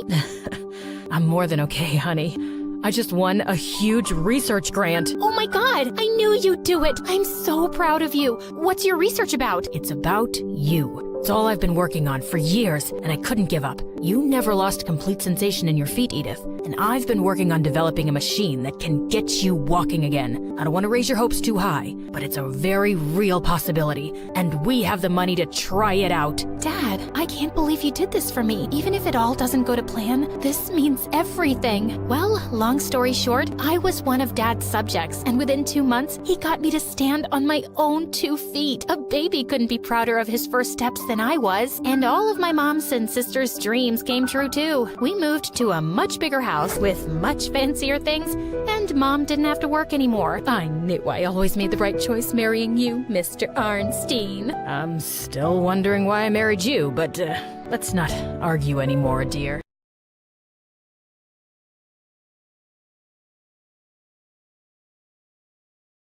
Hi, I'm Sasha from Los Angeles, and my mom is my best friend in the world. But we weren't always so close. In fact, we'd have the most epic fights every day. But before I continue, please like and subscribe. Mom grew up in Louisiana near the bayou, and she was always a little weird. Her best friends were animals, and she had a thick southern accent, and she'd say the strangest things. It's hotter than a goat's butt in a pepper patch. But everyone was nice to her because she came from the wealthiest family in town. She met my dad in high school. They fell in love, got married, and had me. But when I turned 5, Dad begged Mom to move to California. A couple of weeks after we moved into our new house, I started to notice Mom acting strange. Late at night, she'd march up and down the sidewalk, glare up at the windows, and sneak into Dad's study. One day, I asked Mom all about it. Oh, honey, that didn't happen. It was just your imagination. Nuh-uh, you did it every night this week. Then Mom gave me the strangest look. And that night, I heard Mom and Dad arguing, and a couple of days later, Dad moved out. After Dad left, Mom tried to make me happy, but she only made things worse. On my 10th birthday, she threw me a huge party in our backyard with dozens of kids from school and their parents. But when my mom opened her mouth, it was a disaster. Well, butter my backside and call me a biscuit. Excuse me, what? I'm as happy as a tick on a dog. All the kids laughed at my mom. Even their parents thought she was a joke. I got so mad, I sprayed them all with the water hose. They ran away screaming. But to my surprise, instead of thanking me, Mom grounded me for a week. As the years passed, I started to notice that Mom was way too nice. When I was in middle school, Mom inherited millions of dollars. She donated a ton of it to several hospitals, and Mom's name was in all the newspapers. Next day, strangers started coming to our house to ask her for money for their fake charities and stupid businesses. We have to save the toothpicks. Teeth are suffering all around the world. Imagine a plate that could talk to you, then walk into the kitchen and clean itself. Dinner would never be the same. Mom just couldn't tell them no, but the moment they left, they'd call Mom an idiot and spend the money on expensive clothes and fancy cars. Of course, I didn't let them get away with it. I snuck into Mom's office and found all their addresses. Then, I'd toilet paper their house, leave poop on their doorstep, slash their tires, and leave notes demanding that they give Mom her money back or else. It was exhausting protecting Mom all the time, and I swear she never learned. We'd argue for hours about her ridiculous habits, but she refused to change. Dad was worried about Mom too, so he started to come around more. It felt really good having him back in my life. He was the best dad in the world. He took me to the movies, shopping sprees at the mall, and he even let me plan a special vacation to Las Vegas for the two of us when Mom was out of town. I was so excited. I used Mom's credit card to book a fancy room at a luxury casino with the finest restaurants on the planet. Nothing but the best for my daughter. We'd just stepped into the airport when Mom showed up and ruined everything. She canceled the trip and dragged me back home. A week later, I called Dad to apologize for Mom's behavior. Your mom's crazy. I can't stand her anymore. Can we hang out this weekend? Sorry, I'm busy. Maybe another time. I kept calling, trying to make plans with Dad, but he always made up some excuse, and when he didn't call me for my 15th birthday, I was devastated. Mom caught me crying in my room. The next day, she told me someone special was here to see me. I raced down the stairs. I just knew it was Dad, but instead, it was a huge pig named Sam, and she said he'd be my new best friend. Sam followed me around the house. He ate my homework and pooped everywhere, but after a while, I learned to love him. We took long walks in the neighborhood every day. As you can imagine, everyone in town thought I was a crazy psycho, except for my neighbor Josh. Wow, cool. Is that a pig? No, Sherlock, he's a unicorn. Can I pet him? No. For weeks, every time Josh saw me walking Sam, he'd run up and try to talk to me. One time, he even bought me an ice cream cone. It's hot. I was thinking that you'd want one. I wasn't sure if you wanted a cone or a cup. Oh no, it's melting. Oh, now your fingers are all sticky. I'm fine. It's no big deal. I'm so sorry. That wasn't smart. I can do better, I promise. Hold on, I'll run and get you a cup. Another time, Josh bought me a hat, a popsicle, a sandwich, a whole pizza, and a t-shirt with our faces on it. Even though he was annoying and talked about the most random things, I started to enjoy his company and developed the tiniest crush. I even let him pet Sam. Can I really? Sure, but be careful. He's kinda shy. Josh rubbed Sam's head. Sam got mad and chased him into the bushes. Josh scraped his knee and started crying like a baby. Mom saw the whole thing and invited Josh inside. And as usual, she embarrassed me. Now aren't you as cute as a button? No wonder Sasha's been happy as a clam at high tide. Josh was totally confused. Mom, I'm just being honest, honey. You two go together like peas and carrots. Stop acting like a bump on a log. Ain't no secret that you got the hots for that boy. I was mortified. I wanted to fold myself into an envelope and mail myself to Siberia. Luckily, Mom finally left the room. Then Josh started smiling like a demented clown. Why are you looking at me like that?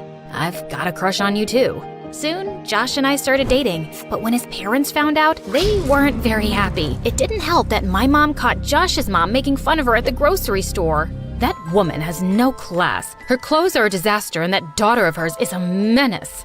Mom marched up to Josh's mom and started screaming like a maniac. Hold your horses, honey. If you keep talking about my daughter like that, I'm gonna slap you silly.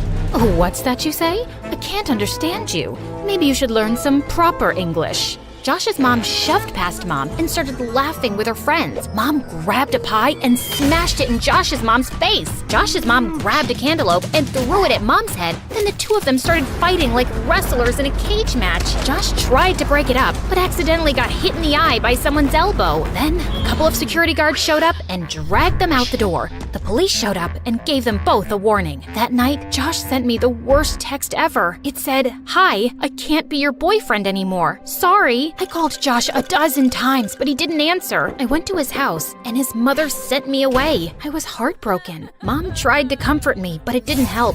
The truth was that my mom was ruining my life, and I started to really resent her. I wanted her to change, but I knew she never would. But things started looking up in the fall. I was accepted to a fancy private school across town, and since no one knew me, it was the perfect time to reinvent myself.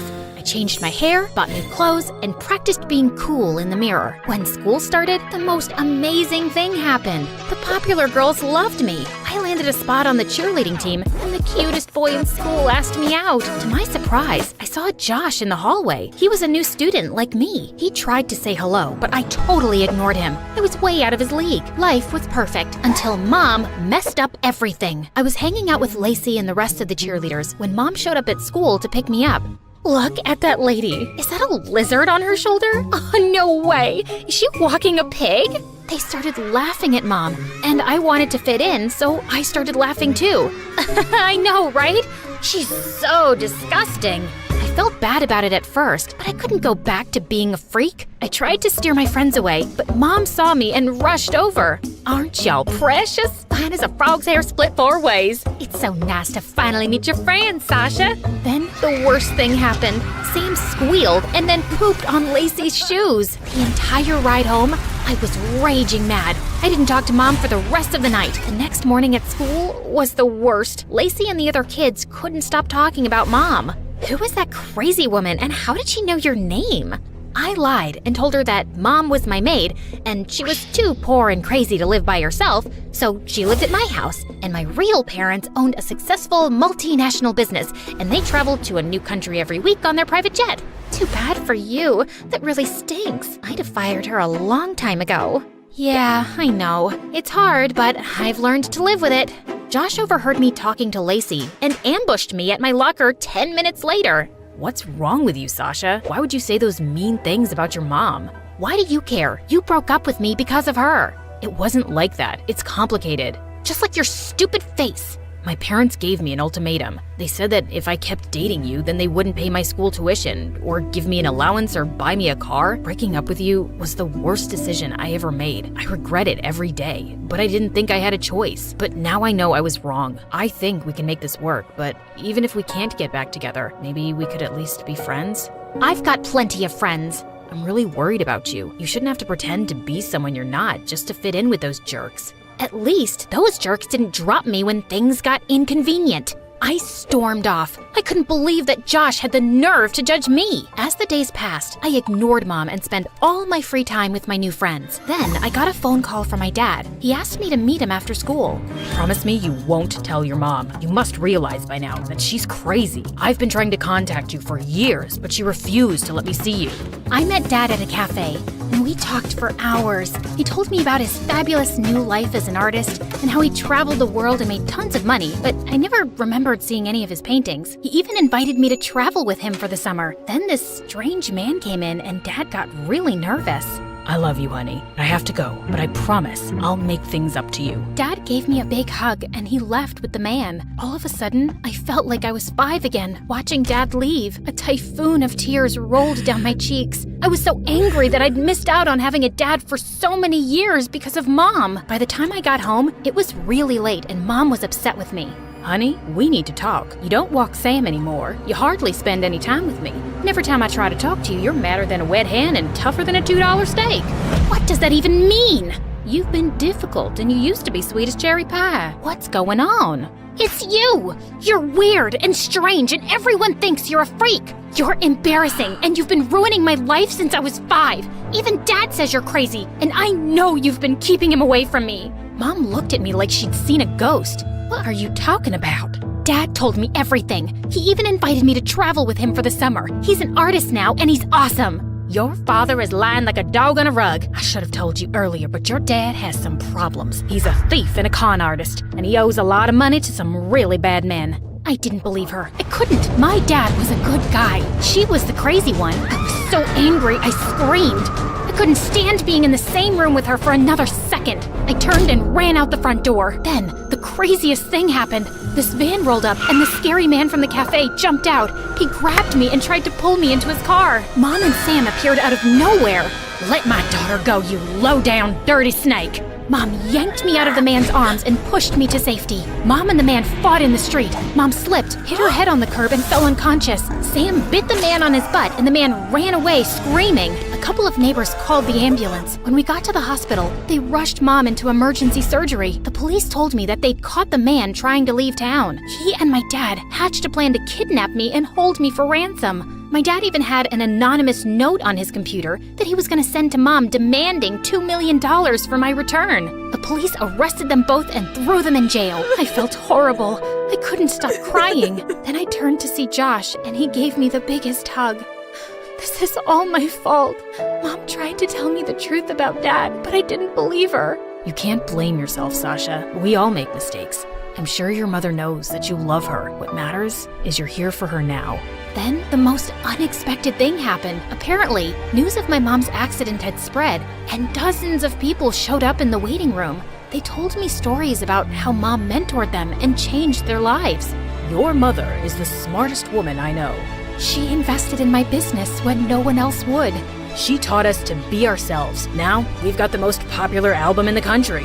I was amazed at how much of an impact Mom had on so many people. I told you your mom was special. Then the doctor came out and gave us the best news. The surgery was a success. Mom was released from the hospital a week later. When she came home, I was so happy. I hugged her as tight as I could. Heavens to Betsy, what's gotten into you? I'm just happy you're okay. I'm sorry about everything I said. I love you so much. I'm not ashamed of you, and I'm proud that you're my mother. I know you love me in your own way. Well, that just stills my pickle. I'm as happy as a clam at high tide. What does that mean? He's not the sharpest tool in the shed. The porch light's on, but no one's home. Huh? We're just kidding. You're the smartest kid I know. I pulled Josh close, and just as I was about to kiss him, Sam jumped between us and licked my face.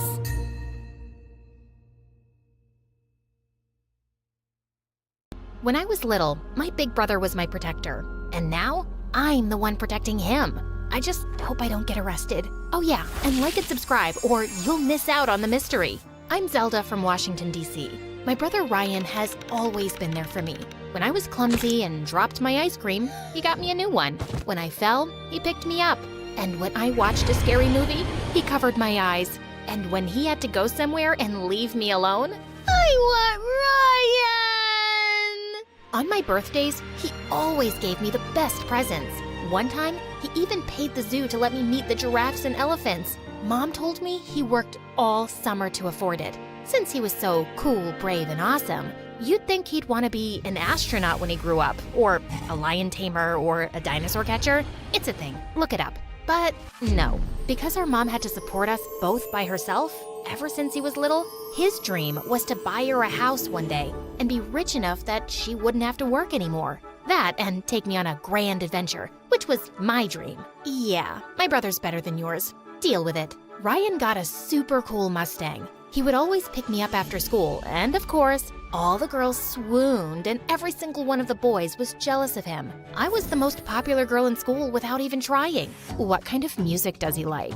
Does he have a girlfriend? How can he afford such a cool car? Is he rich? Take it easy, girls. I'll tell you everything you want to know. My brother works for NASA. He's an engineer. He's saving up to buy my mom a house. No girlfriend. If he had one, I would be the first to know. And as for music, he and I listen to the same kind. Synth. The girls are always asking questions about you. They're all in love. What do you tell them? Just the usual. It's not like you're a mystery or anything. They don't need to know my business. Next time anyone asks, tell them you don't know. What? Why? Look, NASA is secretive. I can't tell everyone about what I do there. The government doesn't want anyone to know. I wish I could tell you more, but I can't. Actually, we really can't talk about it at all. I've already told you too much. Just be cool about it, okay? What? No. I want to know everything. Tell me immediately. Maybe someday I'll be able to explain, but for now, keep everything I said between us. Ryan, that's not fair. Life's not fair. Here we are. Go on. I have to go back to work. I'll see you on your birthday. My birthday's next week. I have school tomorrow. You have to pick me up. Oh, right. Ryan, I'm worried. You're acting weird. Don't worry, little Z. I can handle myself. He dropped me off and drove away like he always did. Except this time, something felt different. Government jobs are very hush-hush. I'm sure he's perfectly safe. Please, respect his wishes and just leave him alone, okay, honey? He forgot my birthday. He never forgets my birthday. He's been a little distracted lately, just a little stressed. But he's okay, I promise. But I knew Ryan more than anyone, and he seemed worried. The next day, I waited outside our house for him to pick me up like he always did, but this time, he didn't show up. OMG, what happened? You're soaked. Didn't your brother pick you up? No, and he didn't call either. Something's wrong. I texted him all day, but there was no response. After school, with all the girls waiting to see him like they always did, I stood at the curb, looking right, left, waiting, calling, and yeah, you guessed it, he didn't show up. My brother, who had been there for me since the day I was born, was now missing. Mom, I can't find Ryan anywhere. He won't answer his phone, and he didn't pick me up today. Oh, honey, I'm sorry, I forgot to tell you. He texted last night and said his phone's dying. He'll be getting a new one soon, but he won't be able to reach us for a few days. Why didn't he tell me? He was acting strange yesterday in the car. Something is going on with him. What if they heard us? Who? The government. What if they listened to our conversation? And now, honey, you're just so used to him being around, and now you're extra worried. This is probably the longest he's been away from you since he graduated college, isn't it? Well, yeah, but it's strange that he didn't text me when he texted you. And why didn't he pick me up? Maybe he had car trouble and couldn't call you. Don't worry. Your brother can take care of himself. He always has. Why wasn't Mom more worried? Everything felt wrong. Was I just being paranoid? She left in a hurry to go to work, and I was alone with my thoughts. Everything Mom said was true. But then again, he really was acting weird yesterday. And just because Mom got a text from his phone doesn't mean it was really him. I had to be sure. I rushed to the bus stop and went to the only place I knew I could get some answers, NASA. I would say he was an engineer, just like he told us, so they wouldn't suspect I knew anything more, which I guess I didn't really. I couldn't believe the giant space shuttle and huge NASA logo out front. This place was intense. At the front desk, I asked if I could speak to my brother. "What's his name, darling?" I told her and waited while she was on the phone. While she talked to the person on the other line, she looked at me as if there was something she didn't want me to know. "Sorry, sweetie. No one here has that name." That's when I saw two men in black suits and sunglasses at the end of the hall looking at me. Or were they looking at me?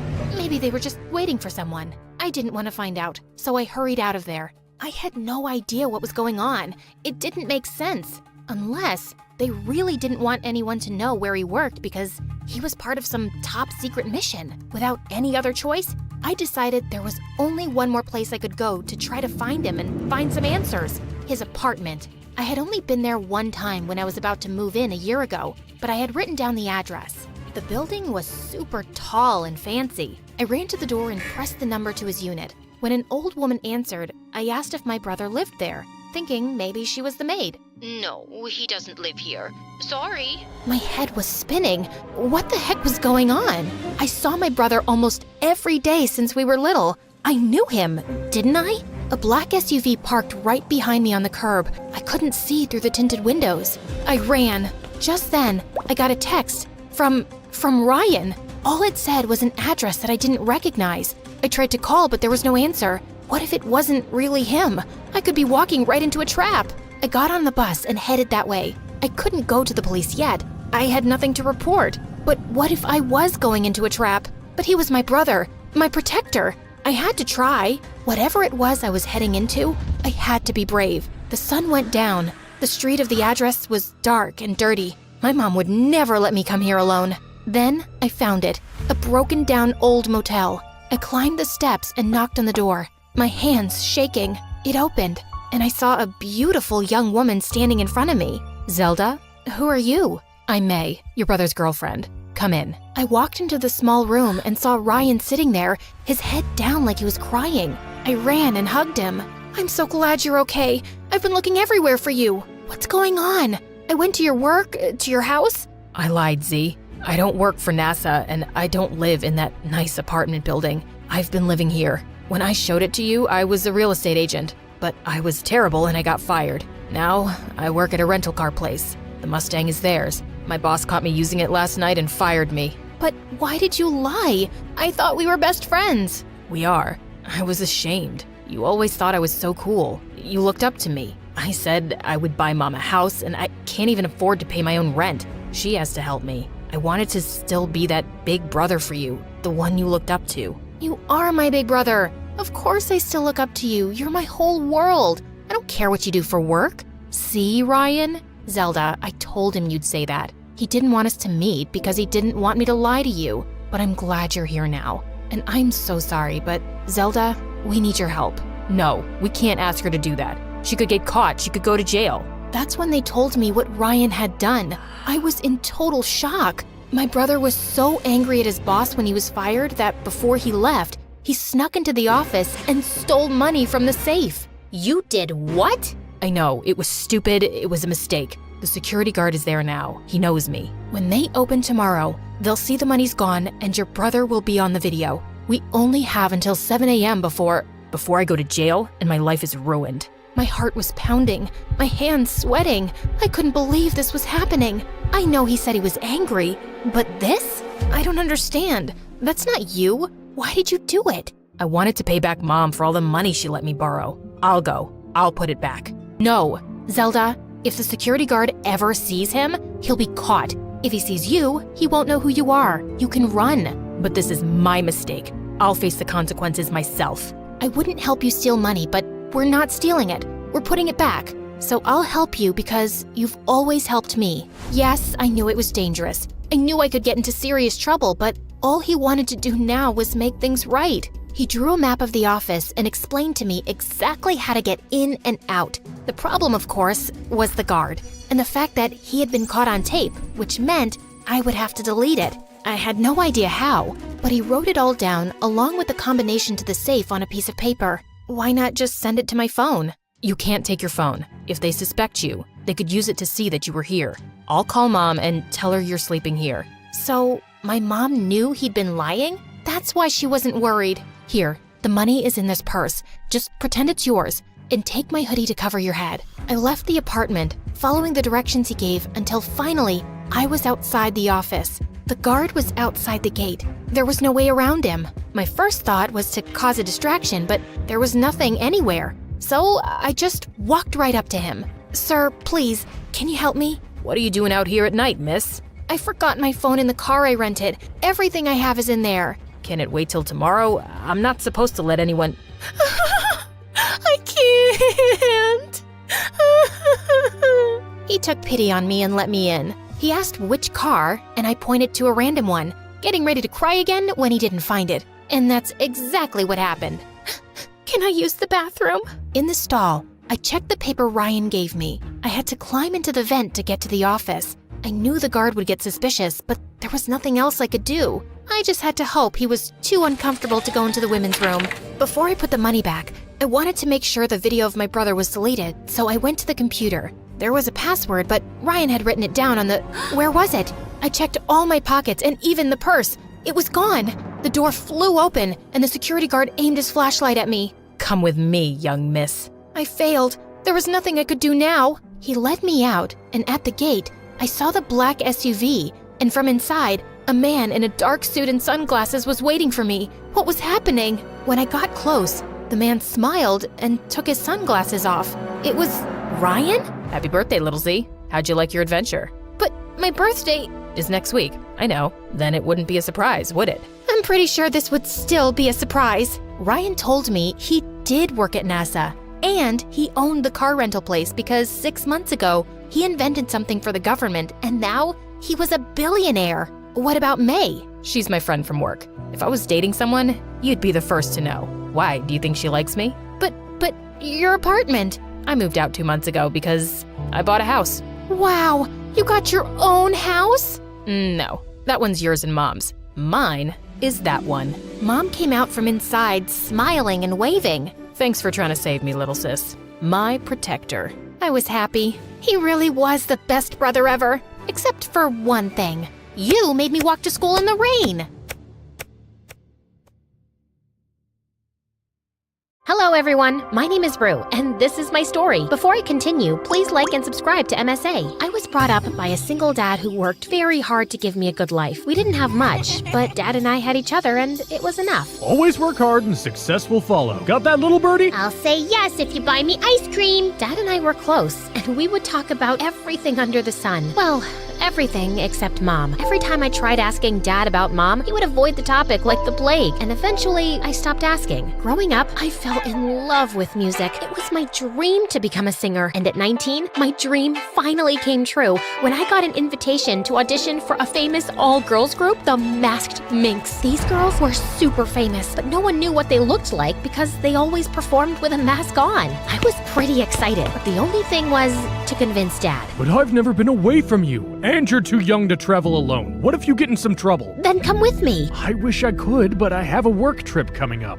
I just know if I had a mom, it would be easier for both of us. She could take me on this trip and you could go to work, Dad. Well, I guess I am that unlucky. No mom, no trips. Sucks, but I know you're doing your best, Dad. Hey, we're very lucky to have each other. I guess I can make some time and take you, but you have to promise that you'll quit bringing up these stories of your mom. I promise. And just like that, Dad and I were on a plane to London. The band had arranged for us to fly first class, and when we finally arrived, I was excited to be welcomed at the airport by a personal chauffeur. Soon after, we reached the hotel where we were staying, and it was also the venue for the auditions. I hugged my dad and entered the audition room, but it was empty. Just then, someone tapped on my shoulder. I turned around and almost passed out. It was a girl, and she had the exact same face as mine, only more polished and prettier. Okay, I know that we have at least 7 people who look exactly like you, but dude, this is beyond freaky. Who are you? Firstly, please don't touch me. I hate being touched. Too many germs. And secondly, I am Ava, and I'm your twin sister. My what? Ava went on to tell me about how we were twins and that our parents separated shortly after we were born. She was raised by our mom, while Dad stayed back in America with me. She was a singer too, but recently she discovered that she had laryngitis and her singing career was basically over. I was the one who sent you the mail and called you here. I have a very important tour coming up, and since I can't sing, I need you to take my place. You'll get a lot of money, and I won't lose my contracts. If you do a good job, maybe I can get my friend in the USA to sign you for his record label. Okay, slow down. Can we take a step back? You're one of the Masked Minx, and you want me to sing for you? That's right.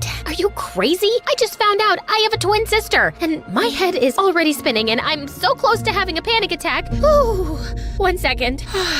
Even if, in some parallel reality, this whole thing was true, I would still have to tell my dad about you. Your dad, our dad, can't know that we've met. I do not want him to get suspicious. Mom has always told me how Dad has hated her all her life. And now, I don't want him to take you away. Please, Rue, help me. How do I even know you're my sister? Ava showed me a copy of my birth certificate and a few pictures of us together as babies, but I couldn't trust her. So before I agreed, I placed a condition. I'll agree if you make me meet Mom. Deal. Dad was waiting for me in the hotel lobby, and I felt so angry by looking at his face. How could he hide such a big truth from me? I wanted to confront Dad, but I also wanted to meet Mom, so I decided to stay quiet and go with the flow. I went back to my room and dozed off, and hours later, I was woken up by a frantic call from Ava. I need to see you. Now, come to the lobby and I'm sending a car. I got dressed urgently and did as Ava asked. We met at a restaurant where Ava walked in with the most gorgeous guy on her arm. She introduced him as Jason, her boyfriend, and I just couldn't stop staring at how perfect he was. I need you to convince Dad to pay $100,000 to my manager. Yeah,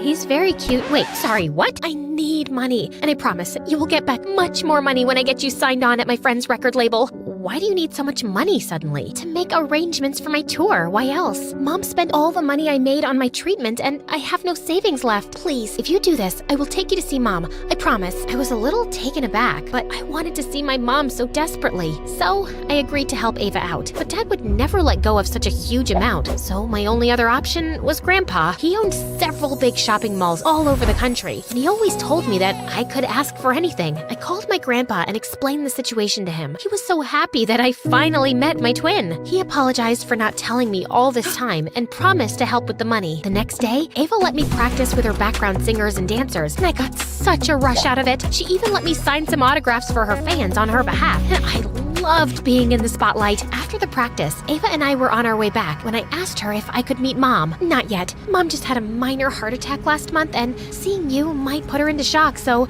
we need to wait. Meanwhile, could you be a doll and get me some more money? Why? I've already spent enough, Ava. I need to see Mom now, or I will call off the deal. I asked the driver to stop the car and walked out feeling confused and angry. I wanted to cry because I had just lost my grandpa his $100,000 and I still hadn't seen my mom. I was outside the hotel when suddenly someone yanked at my arm. Jason, what do you think you're doing? Listen to me carefully, Rue. You have to get out of here. Ava and her mom are bad news. I heard Ava's mom talking about how they're going to drain your dad's finances. I think you're a really nice person, so please just tell your dad the truth and go back home. And why should I trust you over my own family? Because I know them? I've been with Ava long enough to know when she's lying, and her mother is no saint. She's my mom too, and I think I'm old enough to know what's right and wrong, so thank you, but I'll take it from here. Saying that, I turned around and left, but Jason's words kept ringing in my head. I couldn't sleep a wink that night, and the next morning, I decided to finally tell Dad everything, but he was nowhere to be found. So I went downstairs and saw him talking to a strange woman in the hotel lobby. I walked up to him, and when he saw me, he turned white. What are you doing here? I could ask you the same thing. This is Claire, your mom. I am so sorry you had to find out like this, and I know you met your twin. Your grandpa called me after Claire called him demanding for $1 million.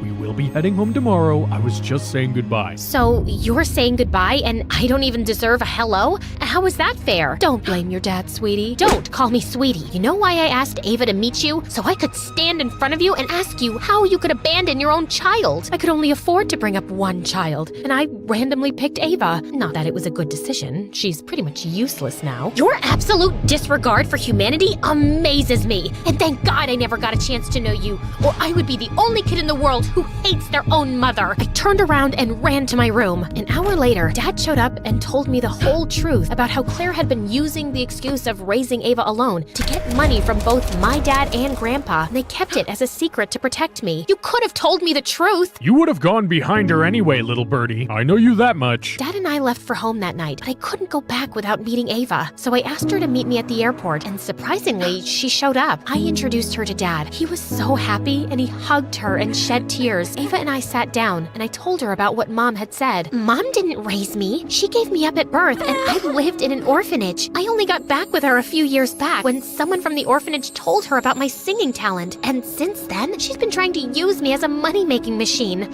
I hate her. Then come with us. Dad and I would love to have you. I would love to, but I can't. I still have so many debts to pay because of Claire. I tried to convince Ava, but she refused. And soon after, Dad and I boarded the flight and left. Weeks passed, but I felt an empty pit in my stomach every time I thought about Ava. She was all alone, fighting my dragon of a mother, and I had to do something to help her, so I turned to Jason for help. I told you, stay away from her. She and her mom are crooks. My mom's using Ava. Please, Jason. She's my sister and your girlfriend. We have to help her out. Okay, this might be a long shot, but what if we do a concert as Ava? It'll be like a face reveal tour. I know a few people who could help us find a band, and we will use social media to spread the word and see where it goes. And what if I'm not that good? I've heard you sing, Rue. You'll be just fine. We spoke to Ava, and she was on board. Jason came down the next week, and we spent days planning every second of the concert. Even my grandpa stepped in to give us a little money. Our posts on social media were very well received, and soon enough, almost all the tickets were sold out. Then one night, I was grabbing coffee when I saw Jason at the same cafe, engrossed in a book. That seems like a heavy read. It's about kids who grew up in an orphanage. I was one of them. I'm sorry, Jason. That must have been tough. It was, but it made me who I am. And besides, I found a great family who loves me and adores me. You learn to find family in unexpected places. Our conversation flowed from there. We talked about our pasts, our dreams, our fears. I shared about the loneliness I felt growing up without a mother, and he spoke of the challenges of growing up without a family at all. I'd never connected with anyone like this before, and it was truly amazing. One night before the performance, I was nervously checking out the stage when when Jason slid his hand inside mine. I just hope it works. I'm sure it will. And Rue, it's amazing what you're doing for Ava. Not everyone has this kind of heart. Not everyone gets a second chance with their families either. Trust me, I'm doing this for myself. Jason came forward, gently stroked my cheeks, and I felt my face on fire. And before I could react, he leaned in and kissed me, but I pushed him away. This is not right. You're with Ava. No, I'm not. Ava and I were just dating for the public. Trust me, we mean nothing to each other. She's still my sister,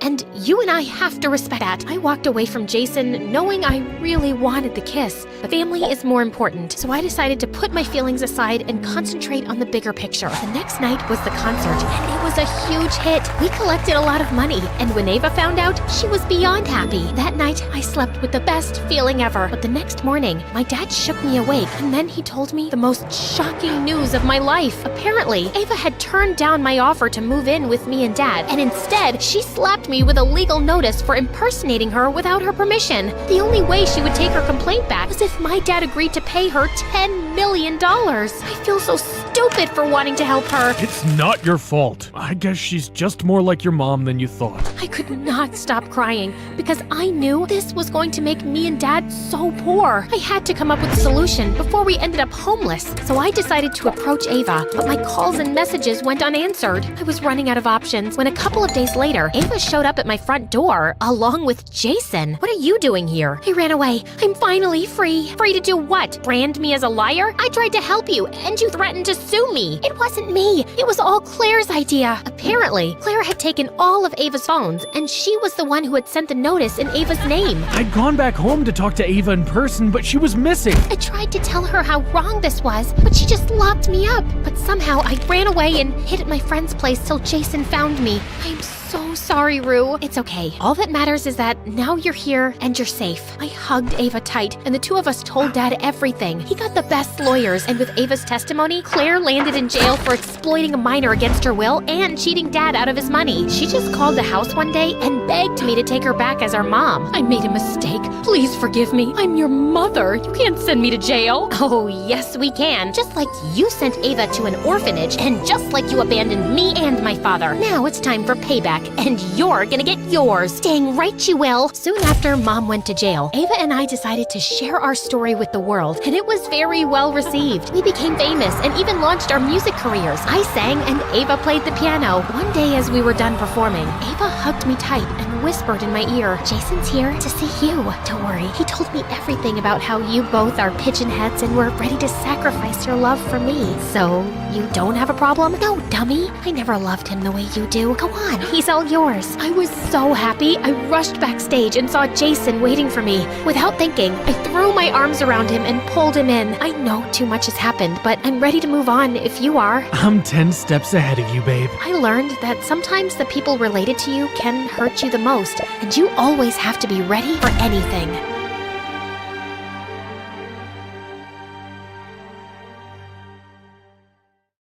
Hi there, I'm Ellie, and I've got a story that'll make you laugh, cry, maybe even question your own sanity. But hey, don't we all need that from time to time? So like and subscribe and strap in, because this roller coaster is about to take off. You see, I was born with a slight anger problem, the kind that made me want to karate chop a stuffed animal when I was just 5. Yep, I had anger issues. On a sunny day at the park, 5-year-old me just wanted to have fun on the swings and slides, but things took a different turn. I'm gonna slide like a penguin. Move it. I'm going first. Hey, no cutting. That's not nice. Do I look like I care? The bully pushed past me, smirking. Feeling furious, I climbed the ladder fast with my juice box in hand. You'll be sorry, mister. I squeezed the box hard, squirting juice straight into the bully's eyes. Then I slapped him and pushed him down the slide, and his nose started bleeding. He started crying like a baby, and his dad came running over. What is wrong with you? Behaving like a monster? You should be ashamed of yourself. I picked up a pebble and threw it at him, but it missed him by an inch.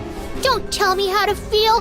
You should be thanking me for teaching your awful kid a lesson.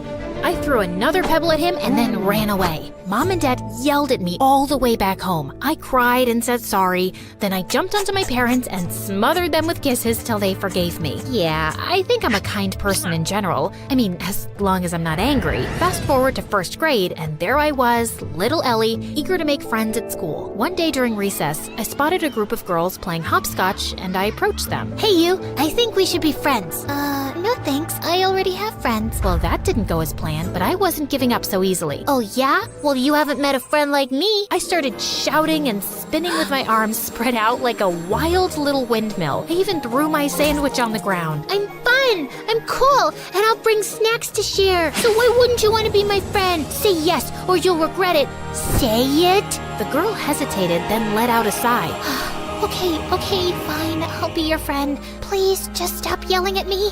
And just like that, I made a new friend. Her name was Lucy, and she was the best. 2 years later in 3rd grade, my family told me one day that we had to move for Dad's job. Scared of losing Lucy, I got really angry. I won't leave Lucy. She's my best friend, and I'm not going anywhere. I protested by staying in our backyard treehouse, and I refused to come down till my parents changed their mind. We know you're upset, but we have to think about what's good for the family. But when I didn't budge, my parents caved after a few days. I was so happy, I finally climbed down from the treehouse, and I learned that standing up for what matters can make a difference, and that my anger was the best thing I had. It gave me whatever I wanted. What I didn't realize back then, though, was that Lucy eventually figured she could take advantage of my anger issues to get her way too. If she wanted something from someone, she'd come up with a sneaky plan to get me all riled up against that person. Yeah, it always made me the bad guy fighting and bullying people, while Lucy looked like she was the nice, calm friend of a monster, but no one got seriously harmed. As we entered middle school, though, Lucy started doing it more frequently and for bigger things, and I began getting into serious trouble. Like one day, Lucy came to me saying that Mrs. Thompson had called her into her office and said she was giving her a C- on her project. You know what else she said?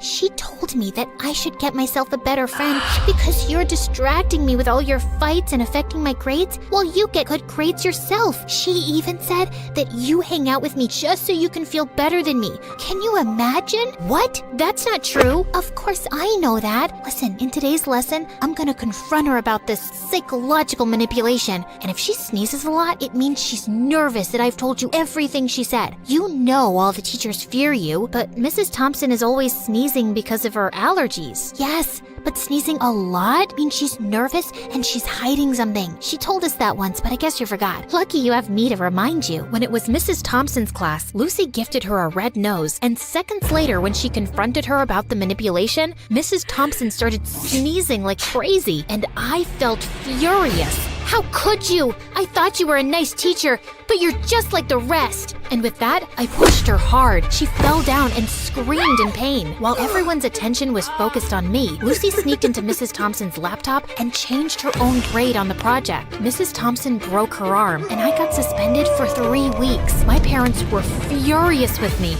and insisted that I tell them exactly what happened. When I did, Mom said that Lucy was the manipulative witch here. I yelled at her and didn't talk to her for days. How could she say that about my BFF? Days later, I visited Lucy, and her mom opened the door and looked at me like I was some cockroach. You again. What do you want? I heard what happened with Mrs. Thompson. Why can't you be a normal human being? Poor Lucy, she almost failed her project because of you. What? Yeah, you're crazy and you're affecting my child. She'll end up failing all her classes because of you. Why does everyone keep saying that? Because it's true. Hey, listen, you silly woman. I was about to scream at her when Lucy showed up and pulled me inside her bedroom. Please, Ellie, you can't talk to Mom like that no matter what she says. But I'm a good friend and I forgive you. Now calm down, girl, and take the Snickers bar. I know it's your favorite candy. Lucy had clearly been spreading lies about me, but I was too blind to see it back then. And when I returned to school, things were a bit different. A new girl, Isabella, had joined our class. She was rich, pretty, and quickly became popular. Lucy seemed annoyed by her existence distance, but she seems like a cool girl to me. Till one day, Lucy and I saw Isabella walking out of the bathroom, and I noticed a marker in her hand. Lucy went in to use the bathroom as I waited in the hallway, but moments later, she came out, dragging me back into the bathroom with her. OMG, you gotta see this. You won't believe what Isabella wrote about you on the door. It's totally her handwriting. I'm so done with this annoying psycho Ellie. She's always bullying everyone. I want a peaceful, calm school that I can brag about to my rich friends. I offer $1,000 to anyone who can get rid of her. DM me on this Instagram account if you're interested. What a stupid, ugly witch. Furious, I stormed over to Isabella. How dare you write that about me on the bathroom door? I saw you with that marker, so don't you dare lie to me. Ellie, seriously?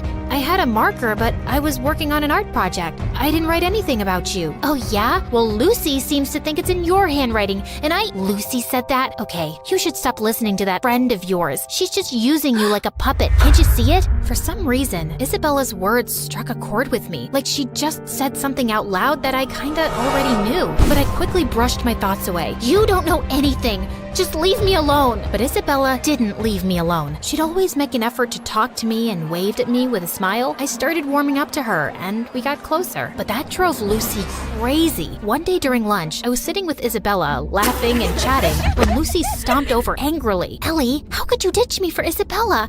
After all we've been through together? Just calm down, will you? I'm not ditching you, just spending time with Isabella. We can all be friends, you know. Are you for real? How dare you replace me? And with that, she pounced on me. I didn't want to fight her, so I just pushed her away, but she grabbed my hair again. Luckily, someone called a teacher, and Lucy got detention for 2 weeks. And I swear, those were the best 2 weeks of my life. Things were calm and peaceful, and I didn't have a single fight with anyone. Isabella even convinced me to start getting therapy for my anger issues, and I felt really good about it. Then one day, Isabella told me something. Hey, Ellie, yesterday when I got back from school, I was shocked to find Lucy in my house. I asked her what she was doing there, but before she could reply, her mom showed up. She's our maid. I swear I had no idea. She said she'd brought Lucy over to help her clean the kitchen before Christmas. Oh, yeah, I know that her mom works as a maid for you, but we never talk about it, because I don't want to embarrass her or anything. But I don't have a good feeling about her suddenly being in your house. She might be up to something fishy. So we decided to keep an eye on Lucy that afternoon, and we watched from a safe distance as Lucy's mom gave her instructions to clean. But just a few moments later, after her mom left, we heard a loud crash,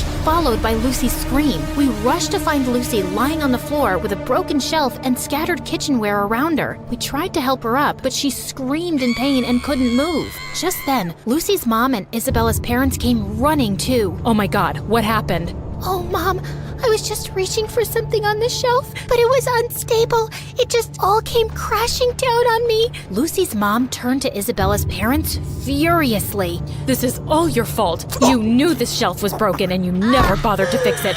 I told you so many times. Now my daughter is injured because of your negligence.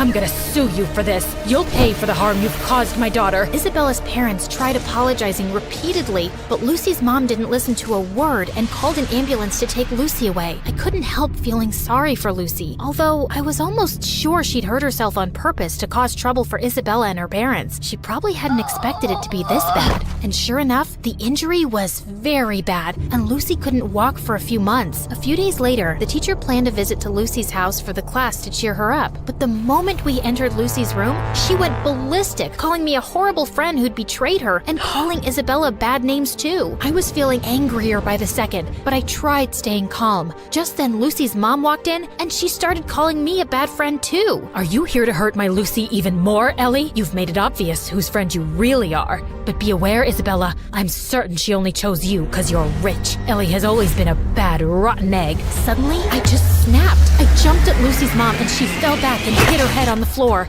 Everyone looked shocked, and I knew I'd messed up big time. I ran out crying. When Mom found out about it, she was so mad. Ellie, I can't believe you attacked Lucy's mom. She called me, threatening to contact Child Services and telling them that you need to be put in some rehab center because you're a danger for other people. I honestly felt terrified hearing that, and my first instinct was to lash out and scream in my defense. But instead, I took a deep breath and thought of my friendship with Isabella, and it helped calm me down. Mom, I know it was wrong, and I'm really sorry. I'm working on controlling my anger. I'll be better, I promise. Mom looked really surprised and then nodded, but she still took my phone away and grounded me for a month, and I didn't protest. I knew I deserved that. Back at school, Isabella told me Lucy's mom was going ahead with the lawsuit, and I really wished there was something I could do to help. Lucy or her mom wouldn't listen to a word I'd say. But then one day, I was in the school's bathroom when someone knocked on the stall door. It was Lucy's mom. Ellie, I need to talk to you. I've been reading Lucy's diary,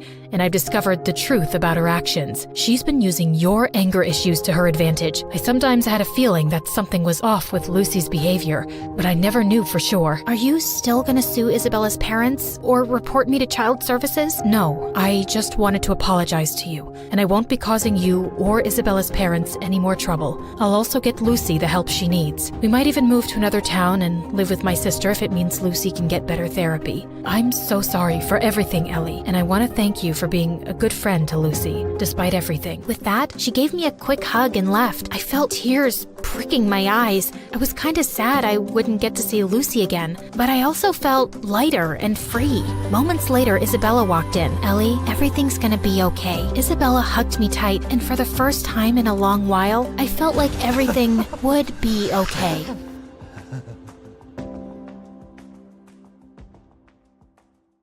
Hello, my name is Iman, and I'm from Iran. Please like and subscribe. My dad always told me the day I was born was the happiest day of his life. I was his pride and joy, and my mom and brother Adam envied me for that. On my 5th birthday, Dad threw a big party for me, and even bought me my very own miniature princess island, which we set up in the backyard. Mom was not happy and complained that Dad was spoiling me. As the two argued, suddenly there was a loud crashing sound outside. I ran out to see that Adam had completely wrecked my gift. Adam, you stupid monster! What have you done? He just laughed like a maniac, and when Dad grounded him, Mom said it was just a toy and he was too harsh on Adam. Adam was 3 years older than me, and Mom spoiled him rotten. He failed the 2nd grade twice, and when he ended up in the same class as me, Mom insisted that I do all his homework and allow him to copy from my tests. Luckily, in the 8th grade, the teacher caught him cheating from me once, and he got suspended for a month, and it was the best month of my life. At school, I was the smartest kid in class and the class president. Everyone loved me, and Adam hated that I got more attention than him. So sometimes he'd take off his shirt and walk around during lunch breaks, showing off his abs. He thought he was God's gift to women. Once in the 10th grade, he sat down next to the most beautiful girl in school without his shirt, and she threw her soda all over him and told him to stop walking around like an ape. I laughed so hard I fell off my seat. I caught Adam glaring at me, and I knew I'd pay for it, but it was just too funny. And just a few days later on Valentine's Day, a boy in my class gave all the girls roses, including me. And the minute we got home, Adam told Mom that I had a boyfriend. Jeez, you're such a liar, Adam. Mom, the boy gave roses to everyone and— Wait, Mom! The boy lived in our neighborhood, and Mom was already storming off to his house. She barged in and yelled at the poor boy's mom. Your son gave my daughter a red rose today. Does he have any intentions to marry her? When should I expect a proposal? The boy's mother was speechless, and then she took the rose back and kicked us out. I felt humiliated and mad. Mom, I'll be the laughing stock in school tomorrow. Why do you always have to listen to Adam? Because he's your big brother and you're just a foolish girl. I can't trust you. Do you know what happens once you take a rose from a boy? What, Mom? What happens? A baby? Exactly. Ugh, I was so sick of the way Mom treated me. I brought home straight A's and trophies and did everything right, while Adam flunked exams and maxed out Dad's credit cards by buying stupid things. But he was still her favorite, and she couldn't trust me. A few days later, Dad called everyone into the lounge for a family meeting, and he made a shocking announcement. I've decided to give all my wealth to Iman, and she will take over the family business once she's old enough. What? You can't do that. That belongs to Adam. Yeah, it all belongs to me. Says who? He doesn't deserve anything because he's spoiled and irresponsible. Who do you think pays the credit card bills? and I'm not blind. I see the way you both treat my Iman. If you start being fair and change your attitude, I might change my mind. And the next morning, it was like I'd woken up in a different house because Mom and Adam were treating me like a princess. Oh, Iman, your bag looks too heavy for your shoulders. Adam will carry it for you. I'm used to it. Thanks. I insist. Adam took the bag off my shoulder with a big smile. Just then, Mom handed us our lunch money, and she gave me a lot more than usual. How come I'm getting what Adam usually gets? Yeah, Mom. Have you forgotten I'm a boy and bigger and need to eat more? Now, we need to be fair to Iman. You can have more tomorrow, Adam. She winked at him, and I just rolled my eyes. You guys should take some acting classes because you suck at pretending. I know why you're doing all this. I took my bag back from Adam and walked off to school by myself. Of course I was onto their plan to impress me, just to get Dad to change his decision. But Adam still kept going overboard with his niceness. At lunchtime, when I was about to sit down at the table, he ran forward to pull the chair out for me, and I ended up falling flat on my butt. Dude, you're not really helping me. And just drop the act. It's not gonna work.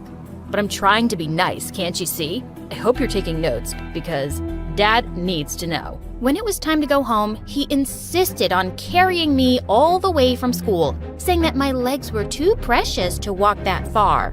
And as soon as we entered the house, Mom announced that she'd give me Adam's room and already shifted all my stuff there. I just realized it's massive and has air conditioning. What does a boy need such a big room for anyway?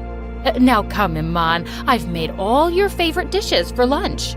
Adam looked pissed, but I just grinned at him as I went downstairs and saw the massive spread on the table.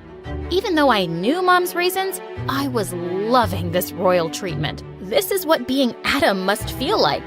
Once we were done eating, Mom asked Adam to do the dishes, and he looked at her confused, and then he smiled widely. Yeah, of course. I'll wash the dishes. Oh, also, Mom, you remember I'm having a party for my friends this weekend, right? I wrote down the menu you have to make. The brat had a party every month, and Mom was always happy to host it. But suddenly she said, actually, I was thinking of having a party for Iman this weekend. So, no, you can't have your friends over. What? Why are you throwing me a party? It's not my birthday. I just want to show you how much I love you, honey. But Mom, the dishes are not going to wash themselves, Adam. This was just amazing. But the next day, as Mom was preparing for the party, I walked into the kitchen to find Adam shouting. I thought you were on my side, Mom. I know we have to be nice to her for now, but this is too much. Why are you doing all of this for her? Maybe your dad is right, Adam. We've been unfair to her. Wow, do you really mean that? Maybe I was wrong about you. And you are just a weak, dumb woman who's scared of Dad and stupid Iman. Hey, cut it out, jerk. She does so much for you, and this is how you behave with her? Why are you defending this woman? Are you stupid? She doesn't love you. She's only doing everything because Dad is giving you his fortune. Well, even if that's true, she's still my mom, and you can't talk to her like that. I shoved him aside and started helping Mom, and he stormed off angrily. Mom looked a bit shocked, and then she thanked me for standing up for her. The next evening, I was having a blast during the party, and then some of my friends approached Mom, which caught her by surprise. Auntie, thank you so much for inviting us, and Iman really deserves this party. She's super smart at school, and she's really kind to everyone. I'm sure you're so proud of her. Mom looked at me and smiled. Yes, I am. And then Dad pulled me away to stand with him while he gave his speech. Iman has always made us proud, and today we celebrate her and all her achievements. Everyone stood smiling at us, except Adam. His eyes were red like a raging bull's, and suddenly he started bursting all the balloons, and then he flipped over the table with all the food. Adam, what is wrong with you? I hate you. You don't deserve everything I do. Oh yeah? And why is that? Because I'm a boy and you're a girl. That made me so mad that I just pushed him into the pool. I don't care what you think. You're done making my life miserable. Adam came out of the pool completely drenched and furious. Mom, Dad, didn't you see what she just did? You're not gonna say anything to her?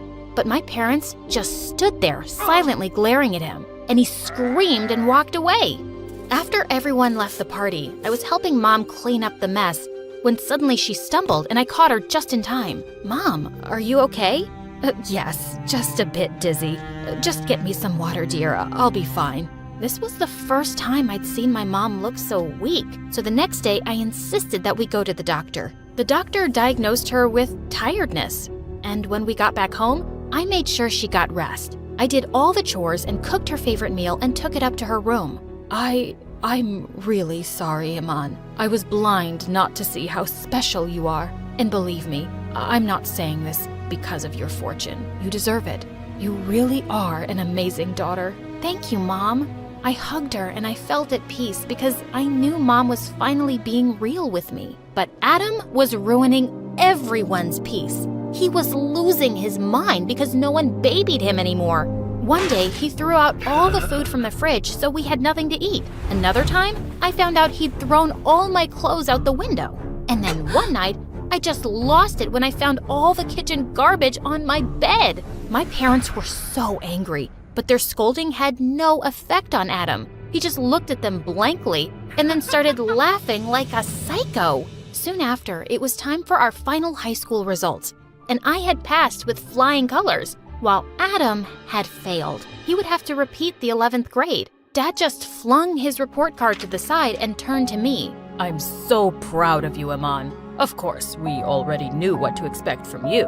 You have never disappointed us. Now come outside for your graduation present. Mom looked really excited too, and I nearly screamed when I saw that it was a brand new car. But then I caught a look on Adam's face, and he looked stunned. Instead of getting angry, he just walked off silently, and I felt kind of bad for him.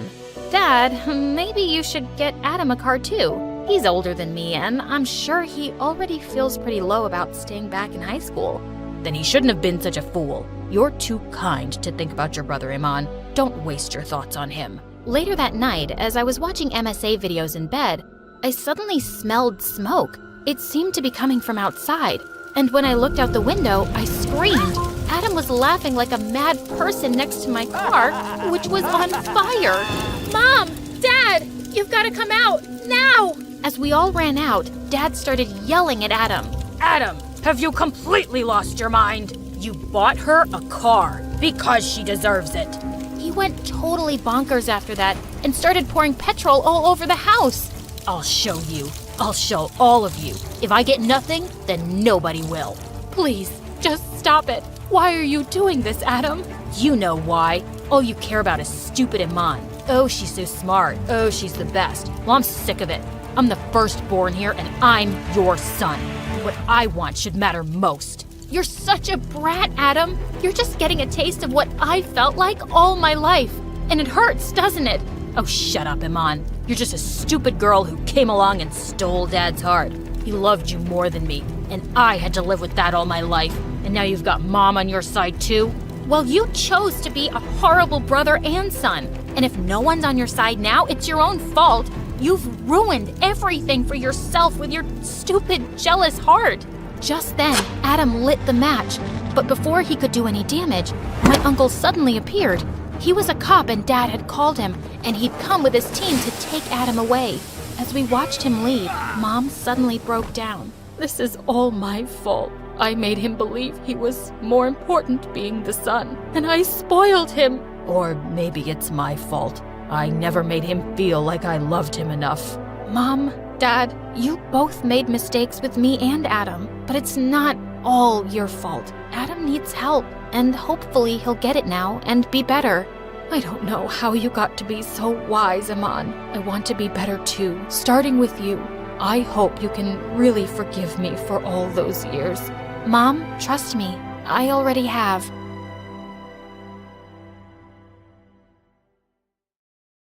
Some superheroes strut around in capes, while others rock pixie boots and a trendy poncho. Because, yes, You are looking at a real superhero. Hi, I'm Annie, and I'm from New Jersey. Don't be fooled by my cute pink locks and dazzling big blue eyes, because as it turns out, I'm also a bit of a crazy, jealous maniac. You know, every superhero has a weakness. Mine was my dad. My dad was the center of my world. Mom left when I was 3, so it was always me and him. We'd hang out all day, and he'd do whatever I wanted. Let's jump on your bed and then go fishing for sharks in the park. I've just made the bed and it's raining outside, but whatever makes you happy, my angel. My dad was the best. He was my superhero. We did everything together and made a big effort to share each other's interests. For example, he learned the names of all the dogs from Paw Patrol. You're such a sky. In return, I learned to play chess, which was Dad's favorite game. Kapow! That's a chick and a mate. One time, when I had a high fever, I asked him not to leave my side for 1 minute. I promise, Annie, I never will. And I totally believed him. He even made a pulley system to get the Uber food delivery to my bedroom window without leaving my room. But then, the worst thing happened. A couple of days later, instead of making me breakfast, he grabbed his car keys and let a babysitter in. I must go to work today, Angel Annie. Teresa will look after you. No, Daddy, I'll go with you. I'm sorry, sweetie. I have to go alone. It's for the best. Why? Because we need the money to live. Fine. If you want to leave, you'll have to step over me, and everyone knows that's bad luck. And to my surprise, he actually stepped over me to leave. I hated babysitters and caused as many problems as I could to get my dad to come back. He used to be late for work pretty much every day and had to sneak out during lunch and leave early to take care of me. So you can imagine what happened next. I got fired. Yay! Daddy's at home forever! Yeah! I was ecstatic, thinking things would go back to normal when I got the biggest shock of my life, kindergarten. I cried all the way and threw a total hissy fit at the front gates. Why? To learn and get a good job when you're older. Jobs suck! You'll make lots of friends. Friends suck! I hated it and let everybody know that I did. I hate it! Stop! Dad got more calls from the kindergarten than the principal's secretary. I know what you're thinking. I was a little monster. And yes, I was. I just couldn't help it. I wanted to be with my dad so bad. Soon, kindergarten turned to school, but things didn't improve. I felt so alone and sad without my dad, and I was always getting into trouble. But then one day, I got the best news ever. I know how unhappy you are at school, so I talked with the principal and I'll take a job at your school as a janitor. This way, we can spend all the time you want together, and I can have a job. God knows we need the money. I know it's not glamorous, but would it be too embarrassing for you? What? Just you and me again? This is the best job ever! But there is one condition. You must behave, because if not, I'll get fired. You promise? Oh, I promise. Pinky promise! And for some years, things were amazing. We drove to school and worked together, sat together at lunch, and whenever he'd go past my classroom mopping the floor, he'd give me a goofy wave. For the first time, I focused on my schoolwork because I didn't want to mess up our arrangement. Other kids were even inviting me to parties. You should go. Make some friends. Maybe you could come with me? Annie, you must learn to do things without me. Rely on other people. Really? Maybe you're right. I guess I can go for like half an hour. Nah, let's just hang out here and watch TV. But then it all changed. I was supposed to be meeting some peeps at the movies, but then remembered Dad's favorite TV show was on. So I decided to go back home and watch it with him. But when I opened the door, I found that Dad was having dinner with a woman with candles and flowers on the table. Annie, Angel, I wasn't expecting you. This is Fern, my new friend. Hello, Annie. I've heard so much about you. It's great to meet you at last. Funny, I've heard absolutely nothing about you. I was hoping we'd spend some time with Fern, Annie. Three's a crowd. Suddenly, I felt so jealous. Why would he want to spend time with her and not me? Soon, Fern became a permanent fixture at our place. Despite my grumpy face when she was around, she was always super nice to me. Wanna hit the shops? I have the biggest discount card. Maybe you can use it to buy another book on winning over skeptical teenagers. And at school, Dad was always calling her. She even joined us for lunch some days. I tried to do everything to get his attention when they were together. Like the time in the canteen, she'd made us all sandwiches, and I pretended to choke.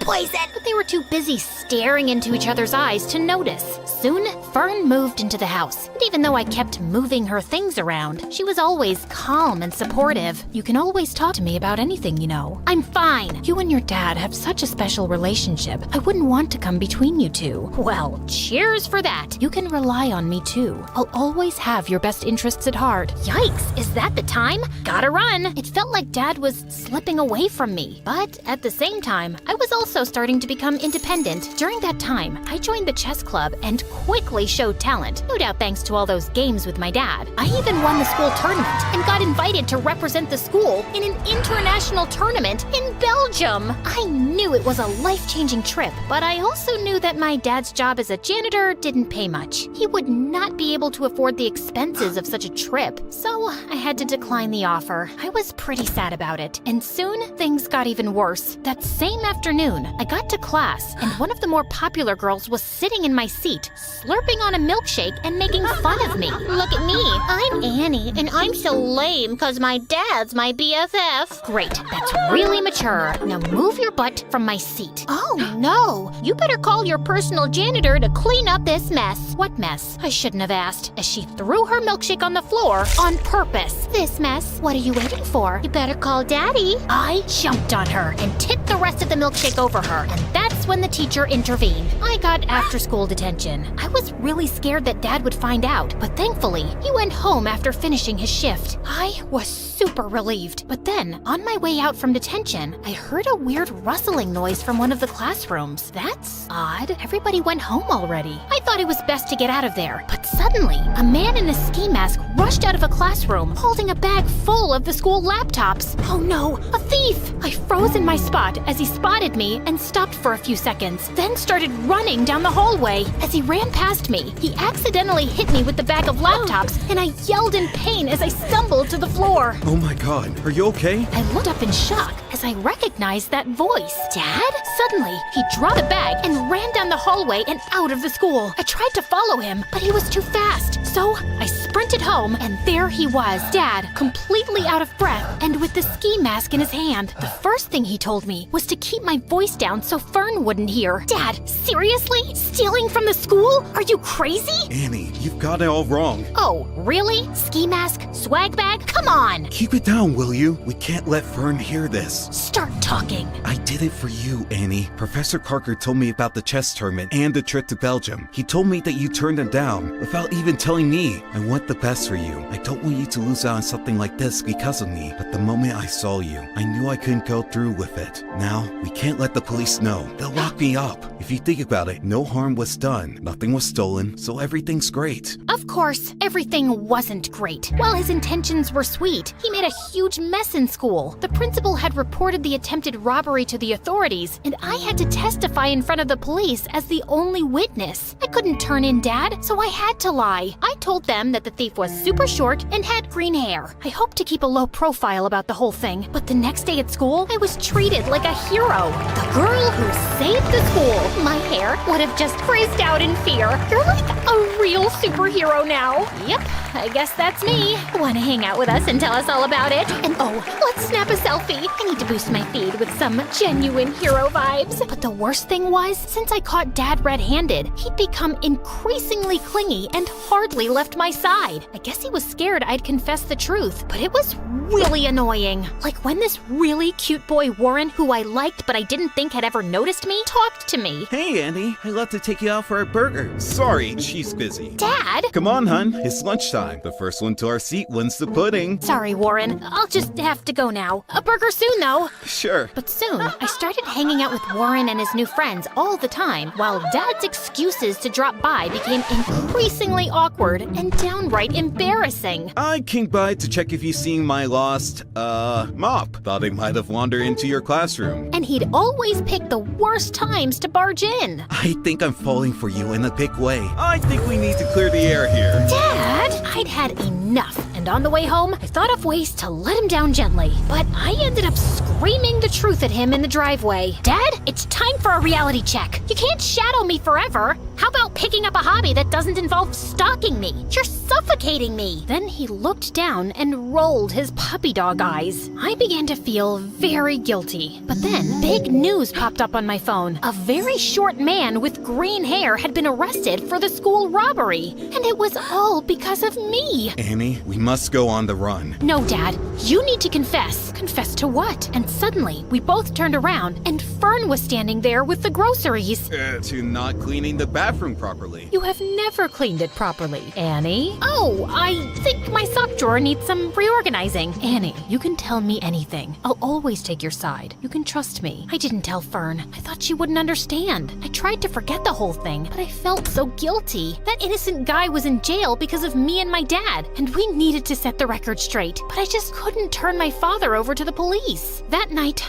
I didn't sleep at all. I was so angry at my dad that the next morning, I skipped breakfast and took the bus to school. But when I got there, I saw him getting into a cop car. Dad! Loads of people were standing around, watching and filming, and I was mortified. I tried to make my way through, but when I reached the police car, it drove away from the school. Then the principal came over and pointed at me. Warren and my friends were shocked. It seems Annie isn't a superhero after all. She was an accomplice to her dad. I've never felt such deep shame. If I had superpowers, I'd have vanished right there or zapped myself to the North Pole. I covered my face, crying, and was ready to run away from there, but a cop caught my arm. Time to face the music and confess. But when I finally told the truth, I felt like a weight had been lifted from my shoulders. They let me off with just a warning since I was a minor, and my dad took full responsibility. Fern came to pick me up, and I was enraged with her. I knew she couldn't be trusted. How could you betray us like that? I must confess that I heard you guys whispering around. I quickly understood what was happening, and I knew I had to step in. You didn't deserve to live with that huge secret and with the guilt. I knew it was the right thing to call the police, and I was about to do it, but then I just couldn't. Not to save your dad, but because I know how close you guys are and how devastating it would be for you. I just didn't want to hurt you. I started crying. Thank you, Fern, for everything, and I'm sorry for being a brat with you. Fern hugged me firmly, and I hugged her back. During those hard times, we became really close. She took me home and stood firmly by my side through it all. But if you didn't turn him in, then who did? Some weeks later, they allowed me to visit Dad. I confess everything myself. It was unfair that someone else was arrested, and it felt even worse that you lied for me. I was afraid you'd start hating me for dragging you into my mess, so I gave myself up. I'm so sorry for being such a terrible dad. Dad started crying, and I soon joined in. No, Dad, you've been the best. I'm sorry I've been so difficult, and you don't need to feel like I'm missing out on anything. Promise, you won't ever do anything like this again. Pinky promise. And now, a few months later, Dad has been released, and we're moving with Fern to a new city for a fresh start, and I'm looking forward to making new friends.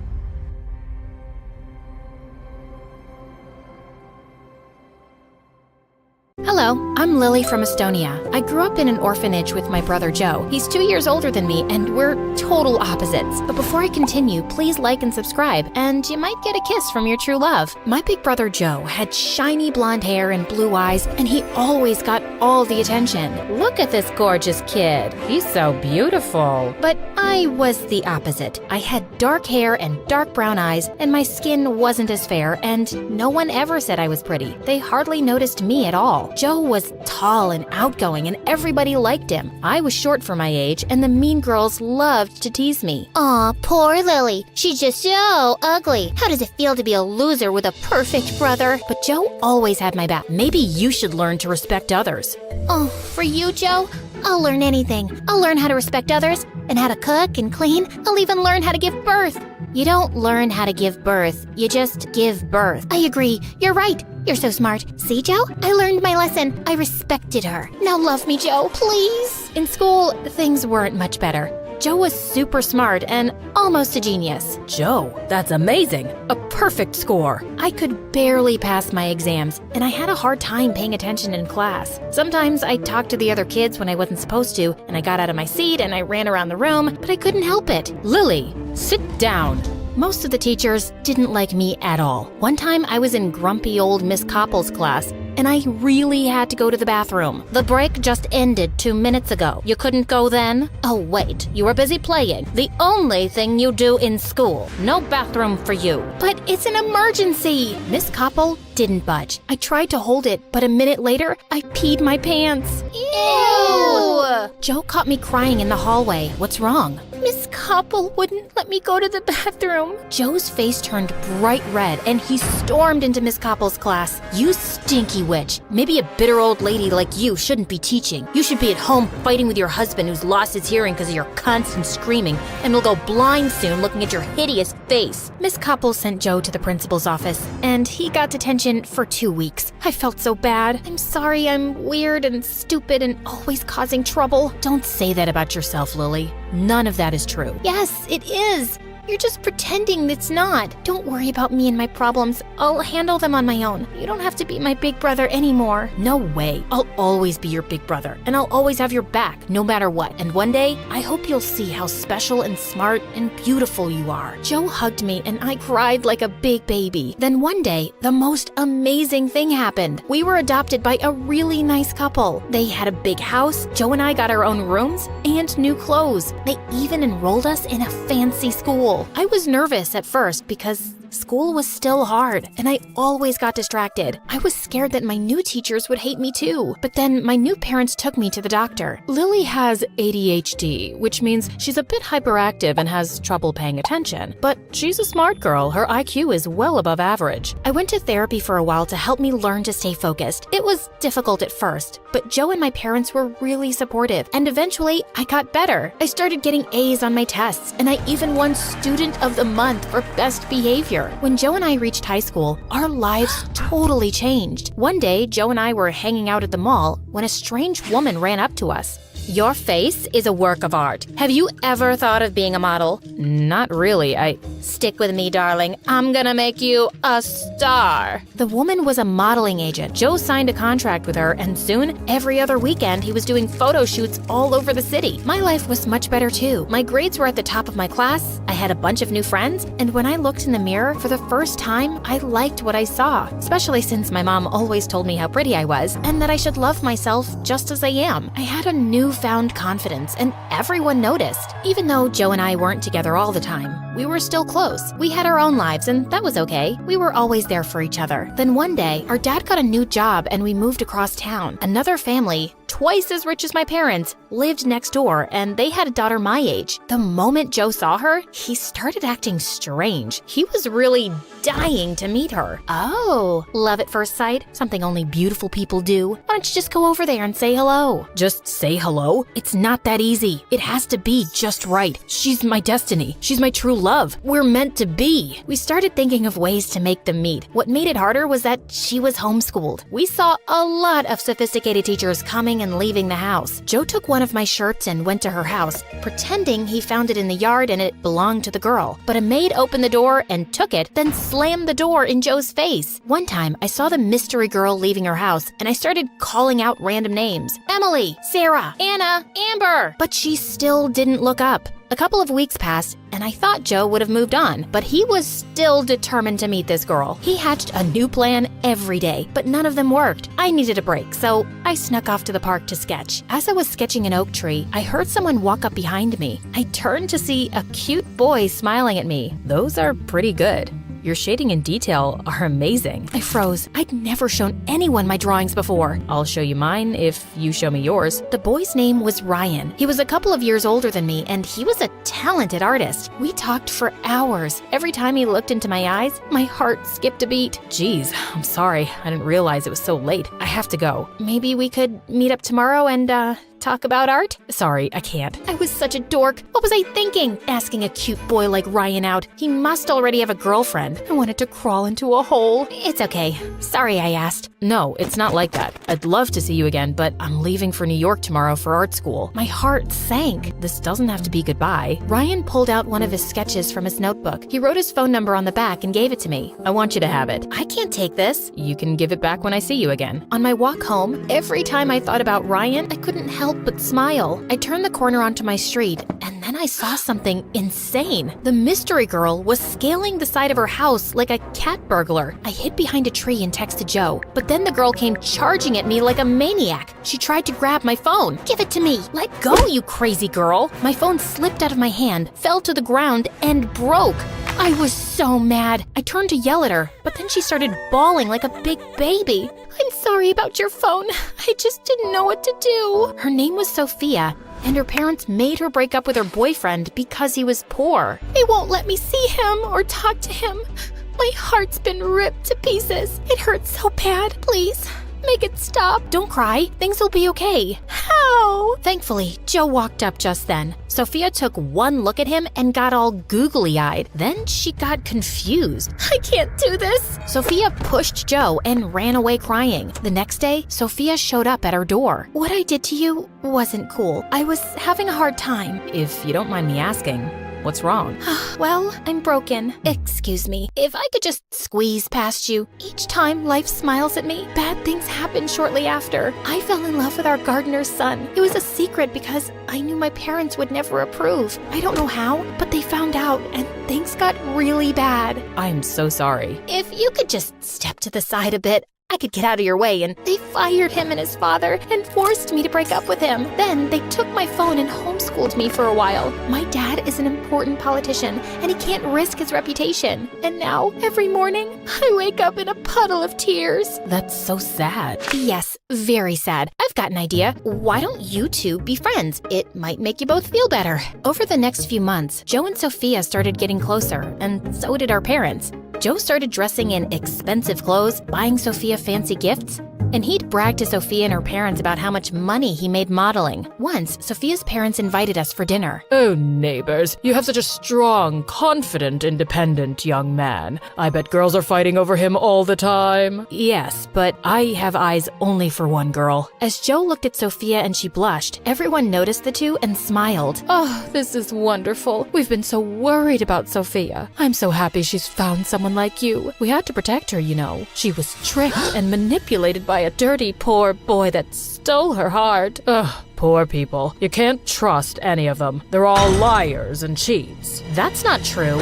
Oh, you sweet, naive girl. You'll learn soon enough. Then Sophia's parents laughed at me, like what I said was some big joke. I'm not naive. You're just wrong. Joe and I used to be poor. We're not liars and cheats. We're not dirty, and we're not bad people. Joe's an exception, of course. Who knew an adopted orphan could be so perfect? You guys hit the jackpot with your son. Your daughter, well, she's no Sophia. Oh, you're right about that, honey. Joe lowered his head. My parents looked away, and I was about to explode. What's that supposed to mean? Thank you for the meal. We must get going. When we got home, my parents sat me and Joe down for a talk. Joe, we don't want you seeing Sophia anymore. No, that's not happening. I love her. You can't tell me what to do. Stop yelling at Dad. Son, what her parents said about your sister is unacceptable. They were just joking. They're really nice once you get to know them. Are you blind? Sophia's parents are jerks, and ever since you've been hanging out with them, you've changed. If I have to impress Sophia's parents to get their blessing, then I'll do it. True love is worth it, but you wouldn't know anything about love. You've never had a boyfriend and you look like you sleep in a trash can. Don't talk to your sister like that. That's enough. No more Sophia, and that's final. Then Joe got mad and shoved Dad. Dad fell and hit his head hard on the table. Dad! I rushed to Dad's side. He was really hurt. Mom called the ambulance. Then I looked up and saw Joe. I'm sorry. Joe ran out of the house. Dad had a minor concussion, and we spent the night in the emergency room. By the time we got back home, all of Joe's things were gone. We heard from the neighbors that he and Sophia moved into her parents' villa in Paris. Dad was weak after the injury, so I helped him out at the office. Staying on top of my schoolwork and helping Dad was tough, but I enjoyed spending more time with him. My parents and I tried calling Joe, but he never answered, which made me really sad. My new friend Ryan always found ways to cheer me up. He sent me funny sketches and MSA videos. One summer, he came back to town and we sat under the oak tree. We saw a boy and a girl playing on the swings, and I started to cry. What's wrong? I miss my brother. He was my best friend and always had my back. I'm scared I'll never see him again. He's your brother, and he could never stop loving you. I'm sure he'll come back to you one day. Then Ryan handed me his sketchbook and I drew a picture of me and Joe. Ryan encouraged me to study art, and eventually I started selling my drawings. 5 years later, we got married in a small ceremony in our backyard, and soon after, we had a baby. But there were complications. I felt this horrible pain, and the machine started to beep. As the doctors raced to save me, I cried out, "Joe! My brother! Joe! Come to me!" Then I fainted. I woke up from a coma 2 days later, and when I opened my eyes, I saw Joe and Sophia sitting beside me with tears in their eyes. "Joe?" "Yes, Lily." "Is that you?" "Yes, I'm here. I'm sorry, Lily. I'm so sorry for everything." I looked up at my parents. They smiled and nodded. I knew from the look in their eyes that they'd forgiven Joe and wanted me to do the same. "You broke our promise. You said you'd always have my back, but you chose Sophia and her parents over us." "My parents are just mean and have been controlling my life since forever. We had enough and we couldn't take it anymore, so we left. And they cut us off." "But it's been so hard. I couldn't find work. We barely had enough money for food and rent, but I was ashamed to come back and ask for help." "We felt like we broke your family. We didn't want to make things worse." "Then we heard you were in a coma, so we came immediately. I couldn't let you down again." "Lily, I'm not asking you to forgive me. I'm asking you to let me earn the privilege to be your big brother again." "You'll always be my big brother. I just wanted to see you. I would have helped you no matter what." Then Joe hugged me and I hugged him back. Hey, I'm Marianne. Please like and subscribe to MSA. I'm about to share a story about the challenges life has thrown at me. My parents, especially my dad, weren't what some would call expressive and loving. They constantly fought and seemed to spend more time hating each other than anything else. Dad always had the TV blaring. The noise kept me up at night, so I often resorted to sleeping with headphones on. I knew he wasn't a bad person. He just had some annoying habits and seemed to enjoy annoying Mom. Mom was kind. She did her best to be the best mom. She'd surprise me with toys and candies. My favorite place was our treehouse, which Mom built for me. It was my escape. I loved spending time there with my bestie Joy. Marianne, everything will be okay. My mom got me 2 dolls and I want to give you one. Let's grab some ice cream. Joy was my best friend since kindergarten. She always knew how to cheer me up, sharing her toys with me. We were inseparable, so much so that some people at school mistook us for twins. Plus, Joy had an amazing voice. Sometimes she sang to me until I fell asleep in the treehouse. Joy's family seemed perfect. Her mom was a successful fashion designer, and her dad was a police officer. Sometimes I found myself wishing I was part of her family, but I'd immediately feel guilty knowing my mom loved me. When I was 16, my gymnastics coach said I should compete in another state. Excited, I asked my parents for money to go. Dad, busy with his motorbike, brushed me off. Wish I could, honey, but I gotta paint the bike. It's my pride and joy. I could tell Mom wanted to help by the way she looked at me, giving me the "I wish I could help you, dear" look. And that day, I made up my mind to do something. I grabbed my dad's motorbike keys, thinking I could ride to the competition myself. But since I didn't really know how to drive, I ended up crashing into a fire hydrant. Dad was furious about his damaged bike, but before he could say anything, Mom intervened. "Don't you dare yell at her." Mom then hugged me and handed me some money. "Here, take this money. I've been saving it for quite a while now. I love you, babe." I hugged Mom tightly. I participated in the gymnastics competition and took second place. On the way back, my coach had some really bad news. "Your mom got into an accident while buying ingredients for your favorite apple pie. She's in the hospital now, in a coma." I couldn't say a word. I just stayed quiet all the way home. When I got back, Dad hugged me and told me not to worry, saying Mom would be okay. Later at dinner, I asked Dad something tough. "Dad, can I stay with Joy's family for a bit? It's not that I don't like being with you, but I feel happier there. They really care about me." Sure, if that makes you happy. I'll talk to Joy's parents. And Joy's family was really welcoming. Joy's mom used to say, "We're glad to have you, dear. You're like my second daughter from now on." That's how I ended up living with my best friend's family. They even gave me my own room. Joy's parents were wonderful. They looked after me and made me feel like I was their daughter. Even though her dad wasn't always home, I loved them with all my heart and thought of them as family. Joy and I even got closer. We'd spend all night talking or playing video games. I still saw my dad from time to time, and he seemed to be improving, becoming nicer. I'll keep getting better until you say you want to come back and live with me. Well, that might take some time, but yeah, keep your hopes up. I smiled and gave him a hug. One day, as I was walking around the house, I found a room full of beautiful clothes. Curious, I started trying them on. Joy's mom walked in on me. You look beautiful. I've always hoped to share my wardrobe with a daughter. Just then, Joy walked in, and her mom invited her to join. Joy, darling, come try on some clothes too. I don't want to. Soon, I got really close to Joy's mom. We hung out a lot, and I even helped her out at photo shoots, sometimes modeling for her. One day, I was shocked to see my picture on the cover of a big magazine. I wish Joy liked fashion like you do. Thank you for always being here for me. I smiled and thanked her for making me feel like part of her family. But something was off with Joy. She started keeping to herself, staying in her room, and didn't want to hang out or do anything with me. When I tried talking to her, she just said, I want to be left alone. I was really worried about Joy's sudden change and couldn't figure out what I did wrong. I kept trying to fix things, even apologizing, but nothing worked. She sometimes even yelled at me. I had to give her space, even though it hurt a lot. One evening at dinner, Joy's mom shared some exciting news. Marianne, your teacher called. Your college aptitude test scores were amazing. I'm so proud of you. Turning to Joy, her mom asked, And how did yours go, honey? Oh, I didn't bother with it. I'm going to be a singer, so I don't need it. Maybe one of your famous friends could help produce my album? I won't do that. I want more for you. You're going to college, and later you can decide what you want. What? You can't make those decisions for me. I'm going to be a singer, and that's that. As your mom, yes, I can guide you. You can't tell me anything. Joy, stop. Your mom's just trying to help. You shut up. My life was better before you showed up. Go back to your miserable family and leave us alone.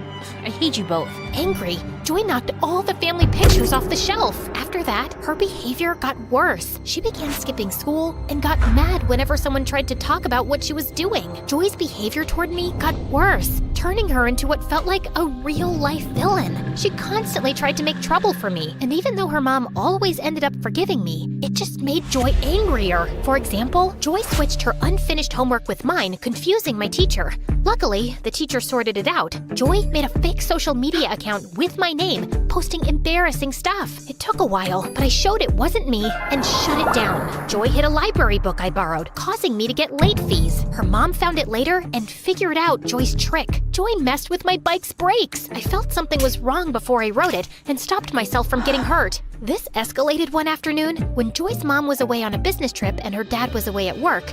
Joy decided to do something drastic. She turned the backyard into a makeshift movie theater. I'm not sure showing a movie here is a good idea. Well, it's better than having you around all the time. The backyard quickly filled with people, the projector buzzing to life. I stayed inside, trying to avoid the chaos, and was flipping through a magazine when suddenly someone stumbled into my room. Oops, my bad. I was looking for the kitchen. Hey, is that a magazine about vintage cars? My dad collects them, and I've read a bunch about them. Is that the issue with the 60s muscle cars? Yes, it is. His name was Brian. We discovered we shared a lot of interests and spent the evening chatting in the kitchen. Just as we were really connecting, the screen outside fell over with a crash. Suddenly, Joy and her mom came in. Look, Mom, I knew it. Marianne set up this whole movie thing just to hang out with her boyfriend. Boyfriend? That's not true. Why would I organize this party? Joy, you're my only friend here. Then explain him being in your room. This must be your party. Enough, Joy. I don't think Marianne would do this. But young man, it's time for you to go home, please. Joy looked so angry and stormed off. She stopped talking to me and just ignored my existence. I kept talking to Brian. Having him in my life was great. He was nice looking and well-mannered. His family had money, and he shared his dream of becoming a doctor with me. A few days later, Joy's mom called me into the living room, where I found my dad sitting. I really care about you and loved having you here, but things with Joy are getting tough. She's feeling left out. Plus, your dad's been talking to us. He's made some changes, wants you back, and misses you a lot. The past few months have been really tough without you. I love you and want you to come home. I didn't say much. When I feel a lot, I find it hard to speak, but I managed to say, I'll pack my things. I moved back with Dad, and honestly, things weren't bad. He had really improved, and hanging out with him wasn't bad at all. But I ended up blocking Brian. I didn't have a strong reason to cut him off. I felt like I didn't deserve him and just needed a fresh start. A few months after finishing high school, I couldn't go to college right away. Dad didn't have the money because we had big hospital bills for Mom. So I started working as a pizza delivery person. It was tough, but I never thought about quitting. I worked really hard and finally got into college. I planned to study economics and maybe even start my own business someday. While studying, I took any job I could get. Eventually, I managed to rent a tiny apartment with a view of the city dump. It wasn't much, but it was mine. I could finally study and rest there. Dad even helped me buy a used car for my delivery job. Things were starting to get better. I kept working hard, aiming for success. I often thought about Joy and her parents, and my mom too. I missed them a lot. With exams coming up, I studied all night and worked all day. I felt unstoppable, like nothing could slow me down. But one day, while out on a delivery, I suddenly felt very dizzy, and the next thing I knew, I crashed into a tree. I was rushed to the hospital. Everything hurt, but what pained me the most was my thoughts. Why couldn't things just go right for once? I hugged my pillow and bursted into tears. Then, a young doctor came in, and I was shocked. Brian, is that really you? He recognized me too. I always thought I'd run into the girl who broke my heart again. Feeling embarrassed, I just looked down and stayed quiet as usual. Brian had finished medical school and was now an intern at the hospital. I apologized, and we chatted for a while and swapped phone numbers. Over time, we got closer and started dating. Brian had the kindest heart, and he even helped me with my college fees. One day, I went to the hospital to bring Brian his lunch and decided to visit Mom afterward. I entered her room, and she looked so peaceful, just like an angel. I gently kissed her forehead. Mom, I have to tell you something. I tried to replace you. I was so angry when I felt you gave up on me, so I gave up on you. I was angry at Dad too, even though the poor man was struggling without you. I used to be mad at Joy, but as I got older, I understood her and we made up. I'm friends with her mom now too. I love them, but no love can match yours. Guess what? I found out this morning I'm pregnant. I'm going to surprise Brian tonight on our date. I think he's going to propose, and I'll say yes. Mom, I'm happy, but my happiness isn't complete without you. Tears overwhelmed me, and I laid my head on her hands when suddenly I felt her hands move. Overjoyed, I ran to the doctor like a little kid, shouting, "My mommy is awake! My mommy is awake!"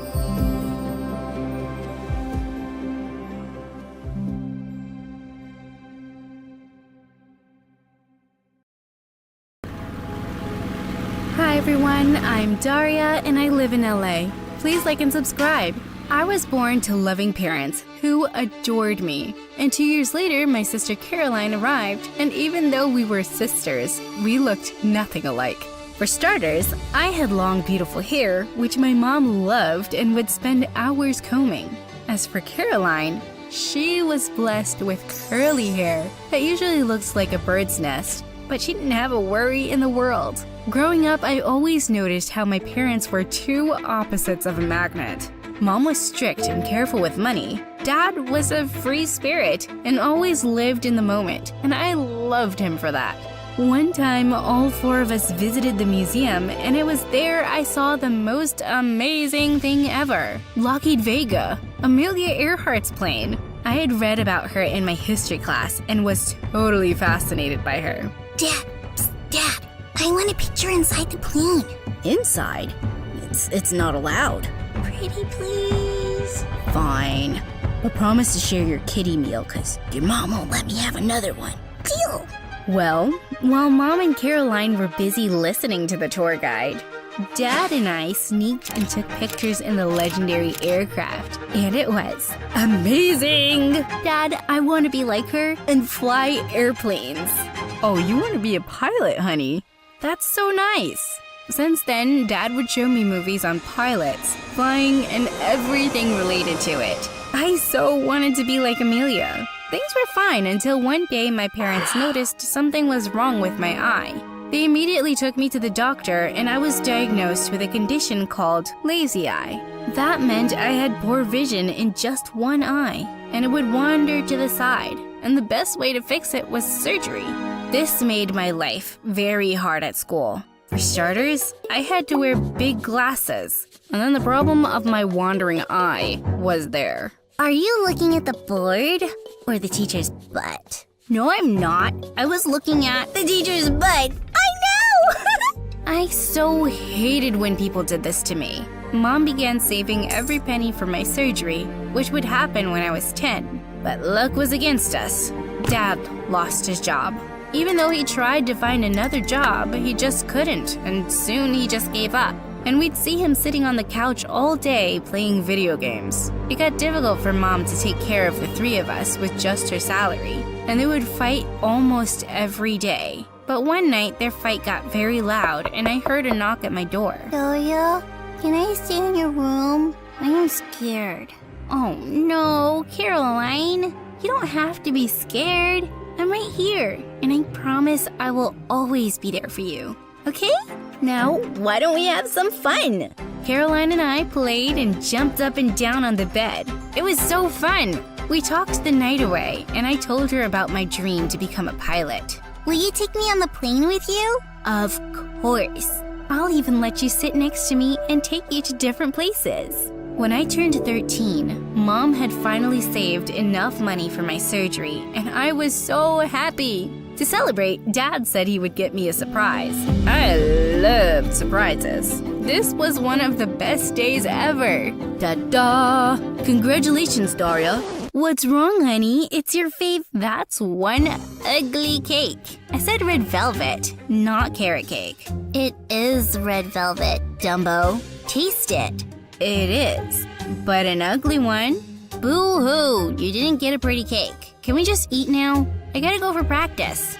Forget it, I'll eat later. That was somewhat rude of her. But as we were growing up, I realized how Caroline had begun to get distant. I talked to Dad about it, and he said it was just a phase, and how she was so much into sports. I did miss the younger, naive Caroline, but thank God I had Keisha, my neighbor and best friend. She knew all my secrets, including my big fat crush on the school's hottest guy, Jason. The guy was everything a girl could ever dream of. Plus, he was in a band too. So hot, right? Daria, you should totally tell him about your crush. So that he'll see me as one of his fangirls? No, thank you. Oh, come on. He won't see you that way. You better tell him soon or I will. Kidding.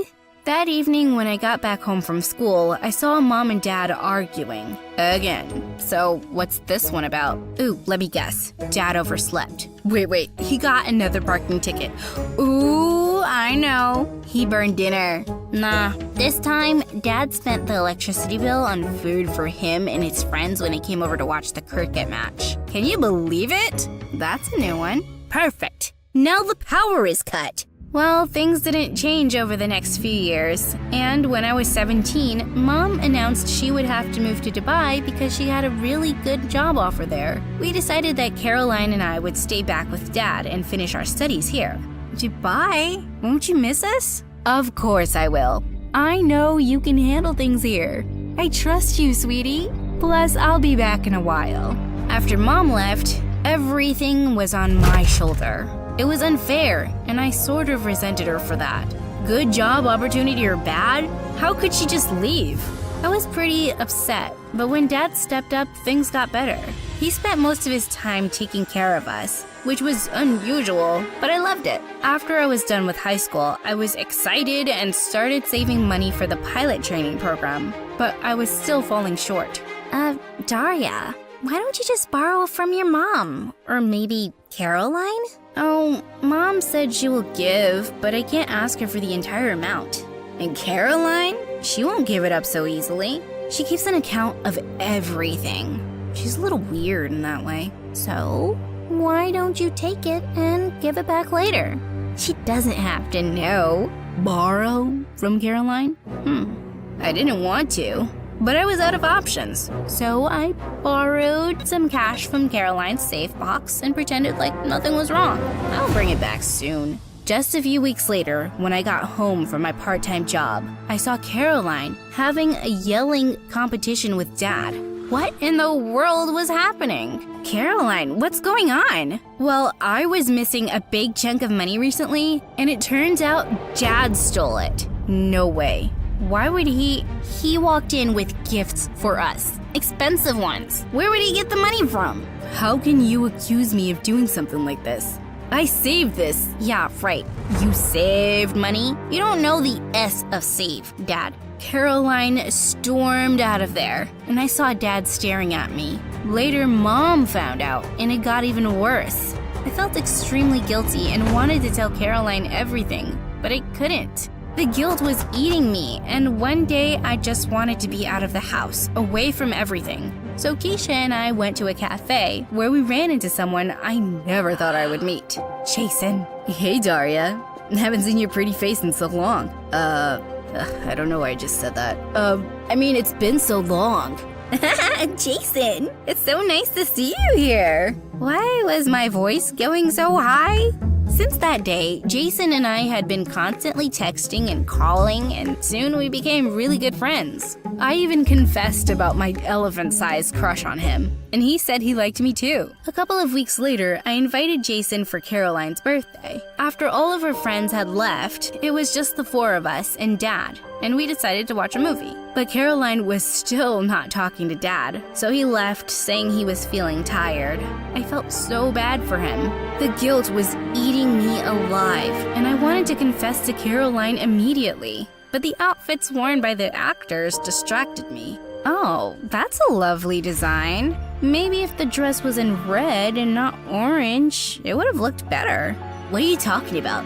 That dress is red. Do you need glasses now, Grandma? Oh, shush. But that is orange, right?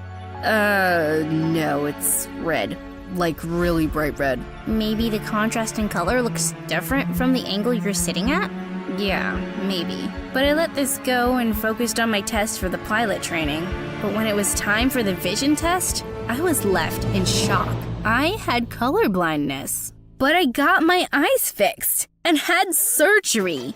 This happens a lot. Color blindness can often go unnoticed. But look at the bright side. It's just partial color blindness. Just partial? This cannot be happening. Does this mean I still can be a pilot? I'm afraid you can't. I'm sorry.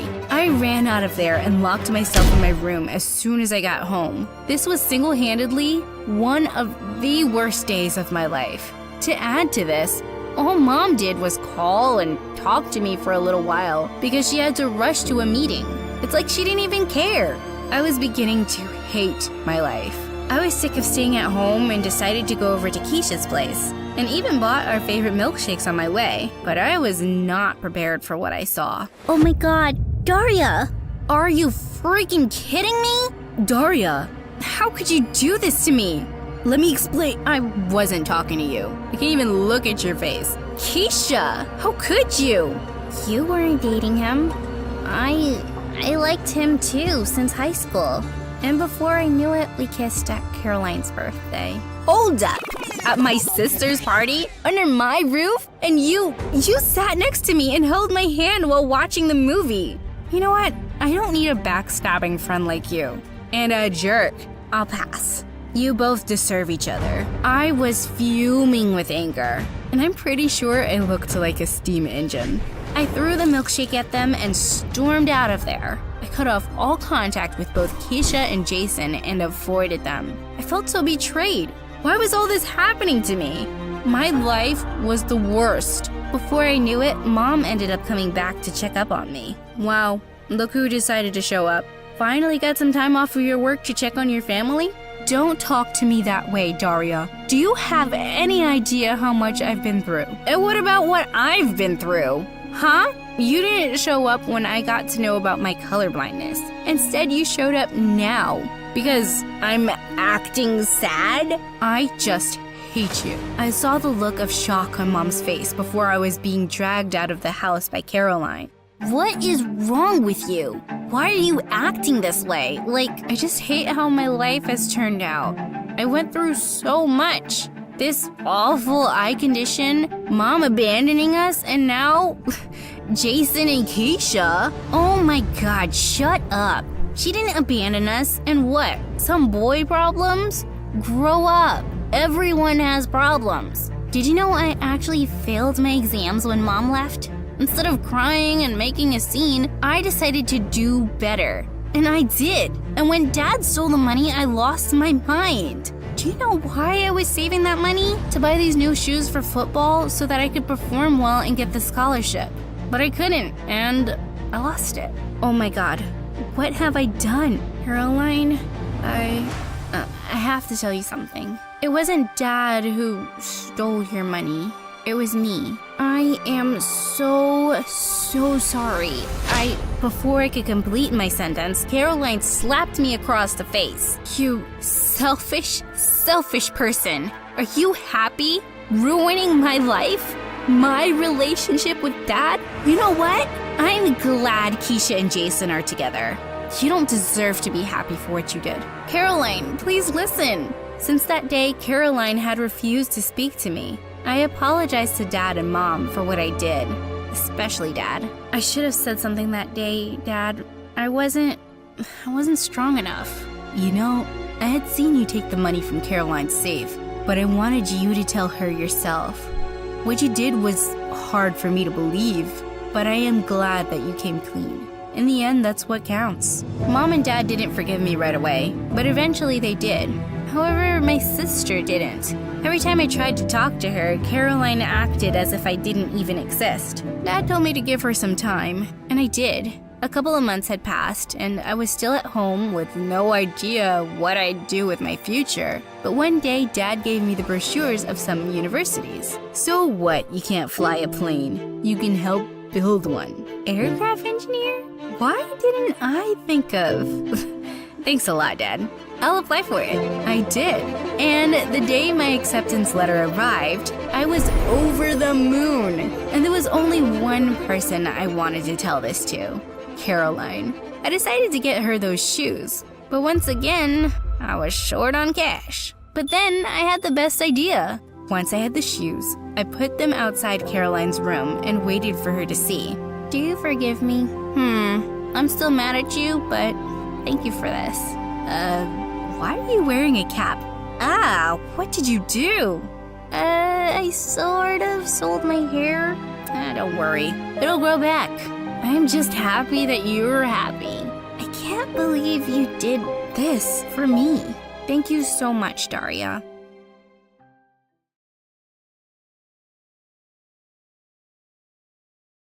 Hi, I'm Joy from Chicago. Please like and subscribe. My parents always loved to call me a unique child. When I was little, I was always making toy buildings out of random stuff. Seashells, bottles, cereal boxes, anything I could get my hands on. I was also kinda shy and found it more fun to help out with chores at home than play with other kids.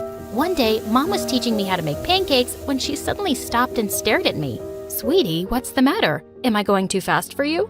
No, Mommy, everything's fine. But you keep blinking a lot, like there's something wrong. I hadn't even realized it, so Mom took me to a doctor, and I got diagnosed with an excessive blinking condition. It was nothing serious, but in school, kids started making fun of me for it, and I'd mostly just stay away from them and sit alone. One day in 3rd grade, I was making a presentation and this stupid boy kept interrupting. Miss Brown, why does Joy blink so much? Just keep quiet and listen to Joy's presentation, please. But how can I listen when Joy's eyes are doing all the talking? The whole class burst out laughing. Just then, this kid Martin walked over to the annoying boy's table. Hey, don't talk about Joy like that. Oh yeah? Who are you, her boyfriend? Martin jumped on him and the two started wrestling like crazy. They both ended up in detention for a week. So after school, I snuck into the detention room and sat next to Martin. Hey, thanks for sticking up for me. I hate when people tease you. You're like the awesomest, smartest girl in our class. I joined Martin for detention every day, and after that, we hung out all the time. It turned out he even lived in my neighborhood. I'd always been a loner, but for the first time, I had a best friend, and it was amazing. Having Martin in my life made me less shy, and I changed a lot. We stayed super close through the years, but when we reached high school, Martin gave me some news one day. My dad's business really took off, and we're moving to another neighborhood. I'm also going to a private school. Wow, that's super cool, but I'll really miss you. Hey, why don't you apply for a scholarship? Then we can still be at the same school. My parents were happy for me to try to get into a better school, so I applied for the scholarship, and I got in. Little did I know that it was the worst decision ever. On the first day of 9th grade, I almost fell over when I saw Martin there. He was dressed head to toe in designer clothes and was wearing a gold watch? Who are you and what did you do to my friend? And how much gel is in your hair, dude? This is just how the cool kids dress nowadays. You didn't know that? No. Should I? Yeah, you should. You need a makeover, girl. I just laughed and punched his arm. Later at lunch, a bunch of rich kids walked by our table. Hey, Martin. I've seen you around my neighborhood. Want to come to my party this Friday? Sure. Can I bring Joy with me? She'll have to buy new shoes first. I bet the one she's wearing right now came from a garbage dump. Hello, I'm right here. And I love these shoes. Joy, she's joking. Calm down. The girl walked away with her minions, and I felt so annoyed at Martin. How could he think that comment was a joke? Apparently, there were lots of kids at school who lived in Martin's neighborhood, and it seemed like he was becoming friends with them overnight. That next Monday, I didn't see Martin until lunchtime, with his arm around a really pretty girl. Hey, saved a seat for you at our usual table. Actually, I have a girlfriend now, so I'm gonna go sit with her. Oh, okay. Well, have fun. I went to sit by myself and watched Martin from afar. He looked happy, but he just wasn't acting like himself. As weeks went by, Martin got super handsome and muscular and really popular. I missed my friend, but I gave him his space. But one day, I caught Martin and his friends surrounding a younger kid, and Martin was reading his diary out loud. Stephanie Twain, the love of my life since 5th grade. I ran forward and snatched the diary from him. What are you doing? What? I'm just here to entertain people. Reading idiots' diaries is my opening act. Martin, why are you acting like this? Just because you're rich now doesn't mean you have to be a jerk. You know what? I think you're just jealous because I have other friends now and I'm not a nerdy loser like you. Look at me. I'm Joy and all I do is study in the library because I have no life. Then Martin started blinking really fast and shaking his head. Are you making fun of me? Before I could stop myself, I slapped Martin hard across the face and ran away from there. The whole rest of the day, I had to fight from crying. What a jerk! But when I got home, I forgot my troubles when I found Mom sitting in the kitchen, looking really worried. What's wrong, Mom? Joy, your dad and I are in serious debt. If we don't find a way to get some money soon, we could lose the house. Lose the house? Are we gonna end up homeless? No, I shouldn't have said anything. We'll be fine. Don't worry about it, honey. But I did worry about it. I watched MSA videos on YouTube to take my mind off of things, but I didn't get much sleep that night. Weeks went by and things kept changing. I just focused on my studies and saw Martin from a distance, turning into a completely different person. Then one day, a new guy named Cameron arrived at school. He looked like Harry Styles, and based on his Lamborghini, he was clearly rich. All the girls were drooling over him, but I just rolled my eyes and walked away. He was probably just another snooty brat. But I was surprised when Cameron came and sat next to me in my robotics class. He seemed super impressed with the robot hand I was building. I've been working on it for almost a year. Are you like a genius? You can tell me the truth. You don't have to be modest. I laughed and ended up sitting with Cameron for lunch, and he never once made fun of my blinking or even asked about it. We were having a great time. Until Martin walked over. Dude, what's a guy like you doing with someone like Joy? I'll introduce you to my friends. They're more your type. Martin, why are you such a... Sure, I'll come and say hi right now. Cameron leaned over to me and whispered, trust me, you just sit back and enjoy the show. I wondered what he was up to as he walked over to Martin's friends. And when Martin introduced his girlfriend, Cameron suddenly took her hand and kissed it. I'm heading to a yacht party tonight. I'll offer you $500 to be my date. His girlfriend instantly pushed Martin away and put her arm through Cameron's. You got yourself a deal, cutie. Wait, what the heck? I thought you really liked me. Cameron pulled away from Martin's girlfriend. Your friends really are something. I just wanted to show you that. And I don't like hanging out with fake people. Don't ever come near me or Joy again, okay? Cameron walked back to me, and I saw Martin's face had turned really red as he stormed off furiously. I hoped he'd had some sense knocked into him. Later that week, I got some amazing news. My teachers wanted to enter my robot hand into a huge science fair with a big cash prize. If I won, I could help my parents out. Your hard work is finally gonna pay off, Joy. I wish I were as talented. Wait, What if you enter the science fair with me? You can help me with the finishing touches. Are you serious? You're the coolest girl ever. Cameron and I worked hard on it all month. The night of the fair, I reached the venue before Cameron, who was bringing the project, but hours passed and he just didn't show up.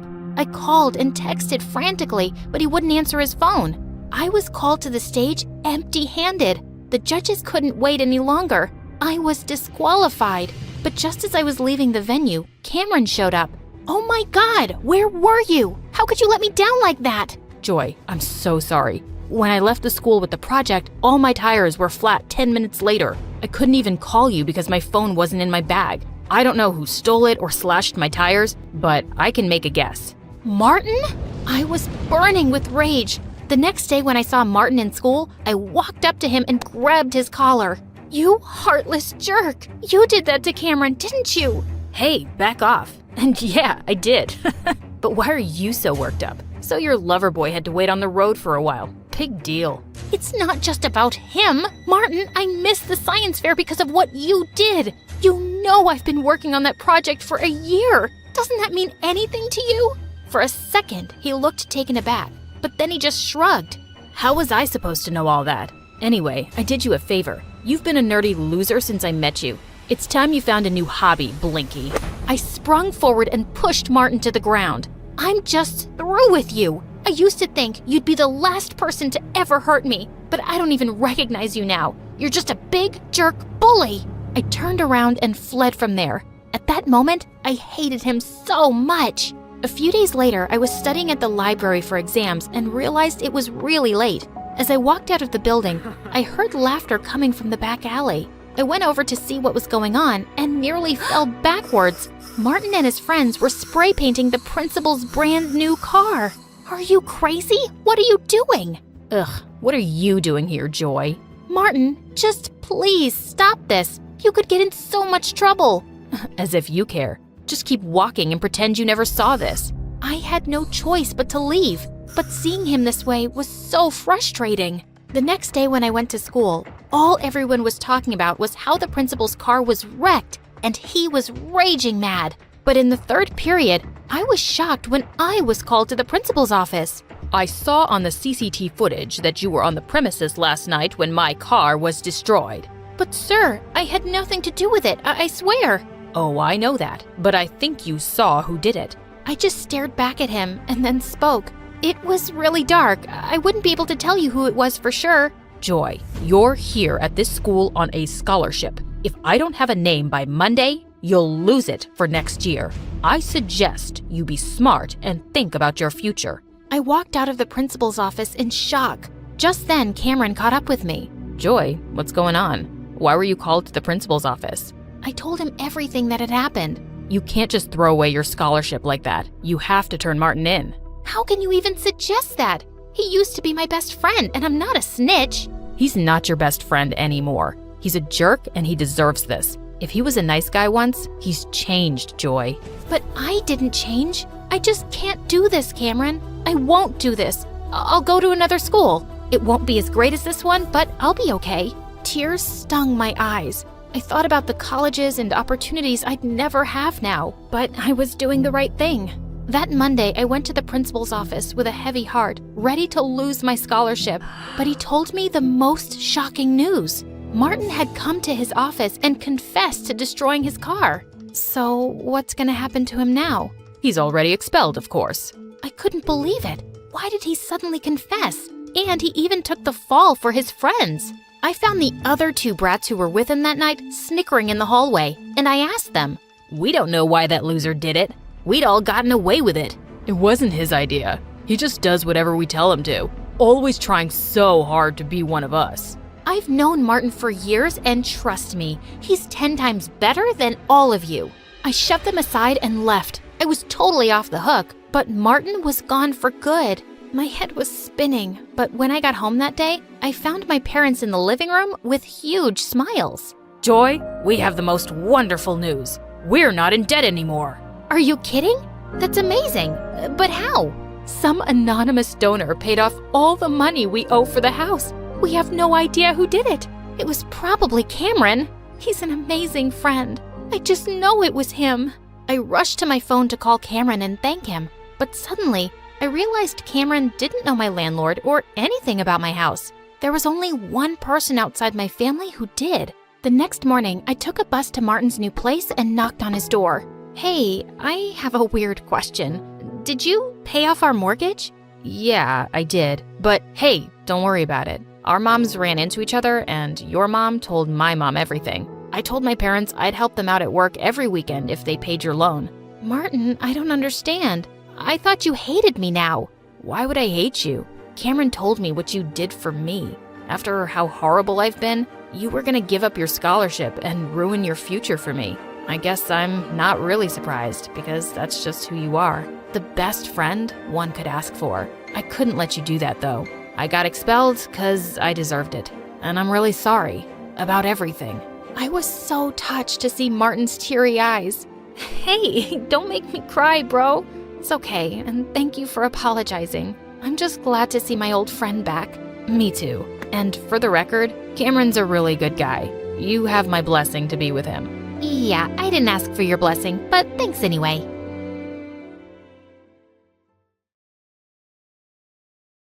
Hey there! My story is a little different from the stories you might have seen on MSA. Wanna know why? 'Cause it has a ghost in it. I'm Beatrix.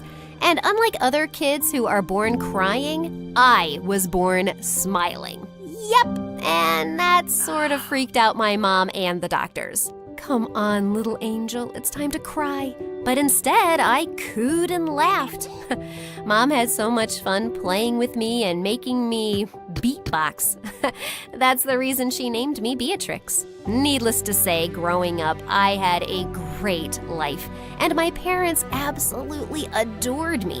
They made me feel like I was the center of their universe, especially Dad. We were like two birds of a feather. He was an amazing singer and owned a studio. He often took me there, and I was always in awe of the place. Daddy, can I be a singer too when I grow up? You already are, kiddo. In fact, you're so good, you even make crying sound like a melody. I always thought that nothing would ever break us apart and our family would stay together forever. I was so wrong. One day, Dad told Mom he had taken on some debt and was unable to pay it back. From that day on, they started fighting over the smallest of things and soon ended up getting divorced. Dad left the city and never looked back. I was heartbroken and hoped he'd come back for me, but he didn't come, even on my birthday. I felt shattered. Mommy, why didn't Daddy come? He promised he'd come for my birthday. Please call him. I did, sweetheart. He must be busy. You have me. Come on, let's cut the cake. No, I want Daddy, or else I don't want this cake at all. After that day, I was asking Mom for Dad all the time, but he changed his number. And then to make things even worse, she married again. I was nervous at first when I met my stepdad, but it turned out he was an absolute gem. Not only did he paint my room in the exact color I wanted, but he also treated me to ice cream every day and spoiled me with all the things I asked for. Every night when Mom used to tuck me in bed and sing me a lullaby, he'd come too. Life was finally good again. And then my half-sister Jennifer was born. Mom and my stepdad only had eyes for her, and it seemed like it was all Jennifer all the time. I started to get jealous of her, but one time when she was crying and Mom and my stepdad weren't around, she gave me the most beautiful smile ever, and I melted. Aw, aren't you the cutest thing in the world? I tried to lift her, but Jennifer ended up crying again, and right then my stepdad stomped into the room. He looked really pissed. I just put her to sleep. Did you wake her up? Did you make her cry? What? No, I was just... Don't yell at her. She's just a kid. Then they started fighting over me all the time. When my stepdad said I was always causing trouble and should be sent away to live with my real dad, I felt like someone punched me in the gut. That's when I felt like I wasn't a part of my own family. But I kept quiet and didn't complain. And since no one even knew where my real dad was, I wasn't sent away. But then I noticed something strange was happening. I couldn't go outside anymore. Mom even had to homeschool me for a month. Thankfully, I grew out of it eventually with Mom's help. And as Jennifer grew up, she loved being around me. We were pretty close, even though she was competitive and wanted Mom's attention all the time.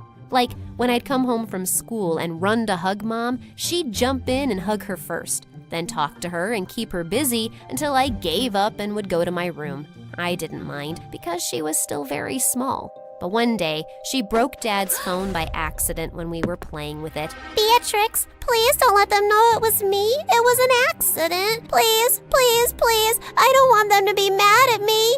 I couldn't see my baby sister that way, so when Mom entered the room and saw Jennifer crying, she assumed I had done something. Mom, we were playing, and I accidentally broke Dad's phone. Why can't you be more careful, Beatrix? Why are you two in his office anyway? Don't you know how angry? At that exact moment, Dad rushed in and turned as red as a fire truck. He began yelling at me and Mom. Look at what your daughter did! I told you she's only trouble! Your daughter? Oh, wow, that hurt. After that fight, I began distancing and avoiding my stepdad every time I saw him. Since at home I had so many problems, school was a relief. There I was part of the music club, and singing always felt like a joy. One time when I was in 12th grade, I was performing in a school play, and the lead had to sing a lullaby but forgot the words. I didn't know them either, but I jumped up and sang the same lullaby Mom used to sing me when I was little. When I was done, there was silence. Oh, shoot, I must have sounded bad. But then, all of a sudden, there was a thunder of applause, and I was stunned. Oh my God, Beatrix, you sounded so amazing! Oh, stop, you're just being nice. Wait, who are you? I'm an ad producer, and I'd like to work with you. But before I could even finish my sentence, the man handed me his card. I called him a couple of days later, and then I found out he wanted me to sing a jingle for a Christmas ad. It was so much fun. When I got paid, I went to Mom and told her I wanted to take her out for dinner, but she seemed so occupied. That's very nice, honey, but I have to go out with your sister tonight. She got 15th position in her class in the exams. Oh, wonderful. Okay, I'll come too. Well, you know how she is. She said it's a mom-daughter thing only. We'll go out some other time. I hope that's all right. Sure. It was pretty clear that Jennifer was more important to her than me. Mom never made the time to go out with me, even as I finished high school and moved out to my own apartment. After a few years, I started to get lots of attention for my singing, and people were totally loving it. I worked hard, and eventually I got a huge show in New York. I was so psyched about it and invited Mom and Jennifer, but minutes before I was supposed to start, Mom said they couldn't come. When I got on stage and saw the crowd and the 2 empty seats in the front row, I suddenly got really nervous and forgot the lyrics. My brain went blank, and since I was on the stage for so long and still hadn't performed, the audience started booing me. I felt my heart sinking, and then everything went dark. When I woke up, I found myself in the hospital. That was supposed to be my big break. Everything is ruined now. It's not, Beatrix. You just need to take it slow. Trust me, you'll be on the stage again soon. Everything will be okay. I wanted to believe her, but right when I was about to step out of my hospital room, I froze at the door and couldn't move. Honey, what's the matter? I don't know. I'm too scared to leave. I hurried back to the bed and refused to move. After talking to the doctor, I was diagnosed with a condition called agoraphobia. It was just like when my dad left. The stage incident triggered the condition I already had but forgot about. It meant I had trouble being in crowds and open spaces. It had been months since I left my home, and Mom was worried sick for me. She suggested I move into the house next to hers. It had been empty for years because the owners had left town. I was fine with it, as long as it was kept locked and I could stay inside. Mom and Jennifer were the only ones allowed in. My stepdad never visited. Jennifer was incredibly understanding, and we grew even closer. Mom came over every day, always spending time and taking care of me. One day, after she left and I was alone, I heard the sound of a door creaking open. I got up to check all the doors in the house and found the back door completely open. That was weird. I remember locking it. Soon after that, weird things started happening. Like, once I noticed the stove was on, even after I was sure I had turned it off. And then my shoes went missing. What was happening? Was I going crazy on top of everything else? I told Jennifer, and she thought the unthinkable. Maybe my house was haunted. I didn't want to believe it, but I couldn't explain it. One day, Jennifer brought over a Ouija board. Why did you bring this? Well, if there is some ghost here, we need to communicate with it and ask what it wants so we can go away. I wasn't too sold on the idea, but I thought I might as well try. Yeah, just like those stupid kids in horror movies. In just a few minutes, it turned out to be a very bad idea. I thought Jennifer was moving the pointer, but she swore it wasn't her. And it definitely wasn't me. It spelled out, "Get out." Huh. Awesome! I was even more scared now, and I couldn't move or even leave the house. I was stuck. Things died down for a little while, but one day while I was watching TV, the volume got super loud and the channel changed by itself. I was terrified and ran out of the house without thinking and immediately ran into the most beautiful delivery guy I ever saw. "Are you okay, miss? I thought maybe someone was in your house. I can check if you want." I just nodded and followed him into the house, and after 10 minutes, he assured me that no one was around and nothing was wrong. "I work around here a lot. If you have any problem, let me know and I'll help you, okay? I'm Easton." From then on, Easton came to visit me every once in a while. We would sit near my door and talk. I told him about my agoraphobia, and he would bring me things that I couldn't get for myself. He was so thoughtful and sweet. One day, when Easton and I were talking, Jennifer came to visit me. The three of us had a good time. Once he left, I could not stop talking about him. He's so kind and sweet. You know, we like the same pizza, and we both love the Marvel movies and Be an Easton sitting in a tree. Kissing. No, what are you talking about? You have a crush on him. It's so obvious. Oh no, it's true. The day Mom was supposed to meet him, I invited her and Jennifer, but he called and said he had to work late. Mom seemed disappointed. I went to get them some snacks, and when I got back, I overheard Mom and Jennifer talking, and Mom was crying. I don't know how I can help her. I've never seen her this happy. But Mom, you should know about it. That Easton does not exist. She's maybe hallucinating, going crazy. What in the chocolate fudge? Beatrix, honey, what do you mean he doesn't exist? Jen, you saw him. Bea, I'm sorry, but I didn't. I was pretending for your sake. There was no one there that day. If Easton wasn't real, then who was I texting a while back? That was me. I put in my number when you weren't looking. Could it be true? After everything, I thought maybe she was right. Maybe I really was losing my mind. Mom consoled me for hours until I finally calmed down. Then we made an appointment to meet the doctor the next day to see if I really was going cuckoo. Just a week later, I was trying to get ready when a diary fell out of my cupboard. I went pale when I saw what was written. Easton used to live here all those years ago? This freaked me out so much that when the doorbell rang, I screamed. I was shaking as I opened the door. But the minute I did, I went pale with fear. It was Easton, standing right in front of me. Beatrix, I'm sorry for not showing up last week. Stay away from me. Why are you haunting me? What do you mean? What's going on? You're not real. You're my imagination.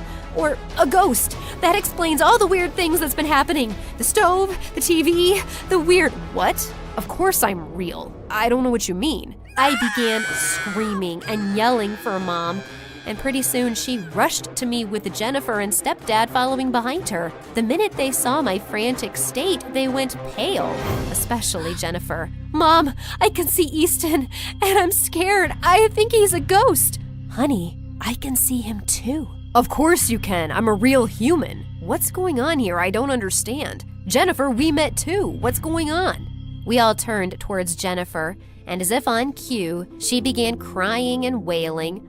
It was all about Beatrix. She's my mom, too. Ever since she got that condition, she's been with you, not me. I've done things to try to make her angry at you and happy with me, but it never works. Jennifer, how could you do this to your sister? You made her think her house was haunted? It ain't my fault she's so dumb, believing there was some ghost.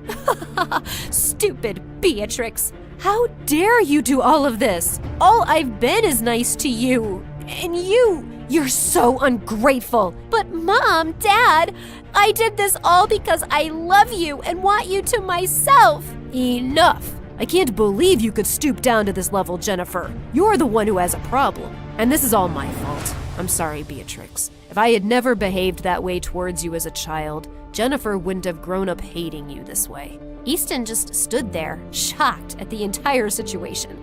After talking to him later, we continued to stay friends. Mom and Dad helped me get through my agoraphobia and get better. Jennifer was sent away for therapy and treatment. With my parents' support, I was able to turn my focus back to music. It took a lot of hard work and dedication, but eventually I was able to start performing again. Mom, stepdad, and Easton were all there in the front row when I went on stage again. And when the show was over, Jennifer surprised me with flowers. She was finally better. I'm sorry for everything. You were always a great sister. I was selfish. No more ghost stuff? Never. Good. Let's go to my not haunted house and celebrate.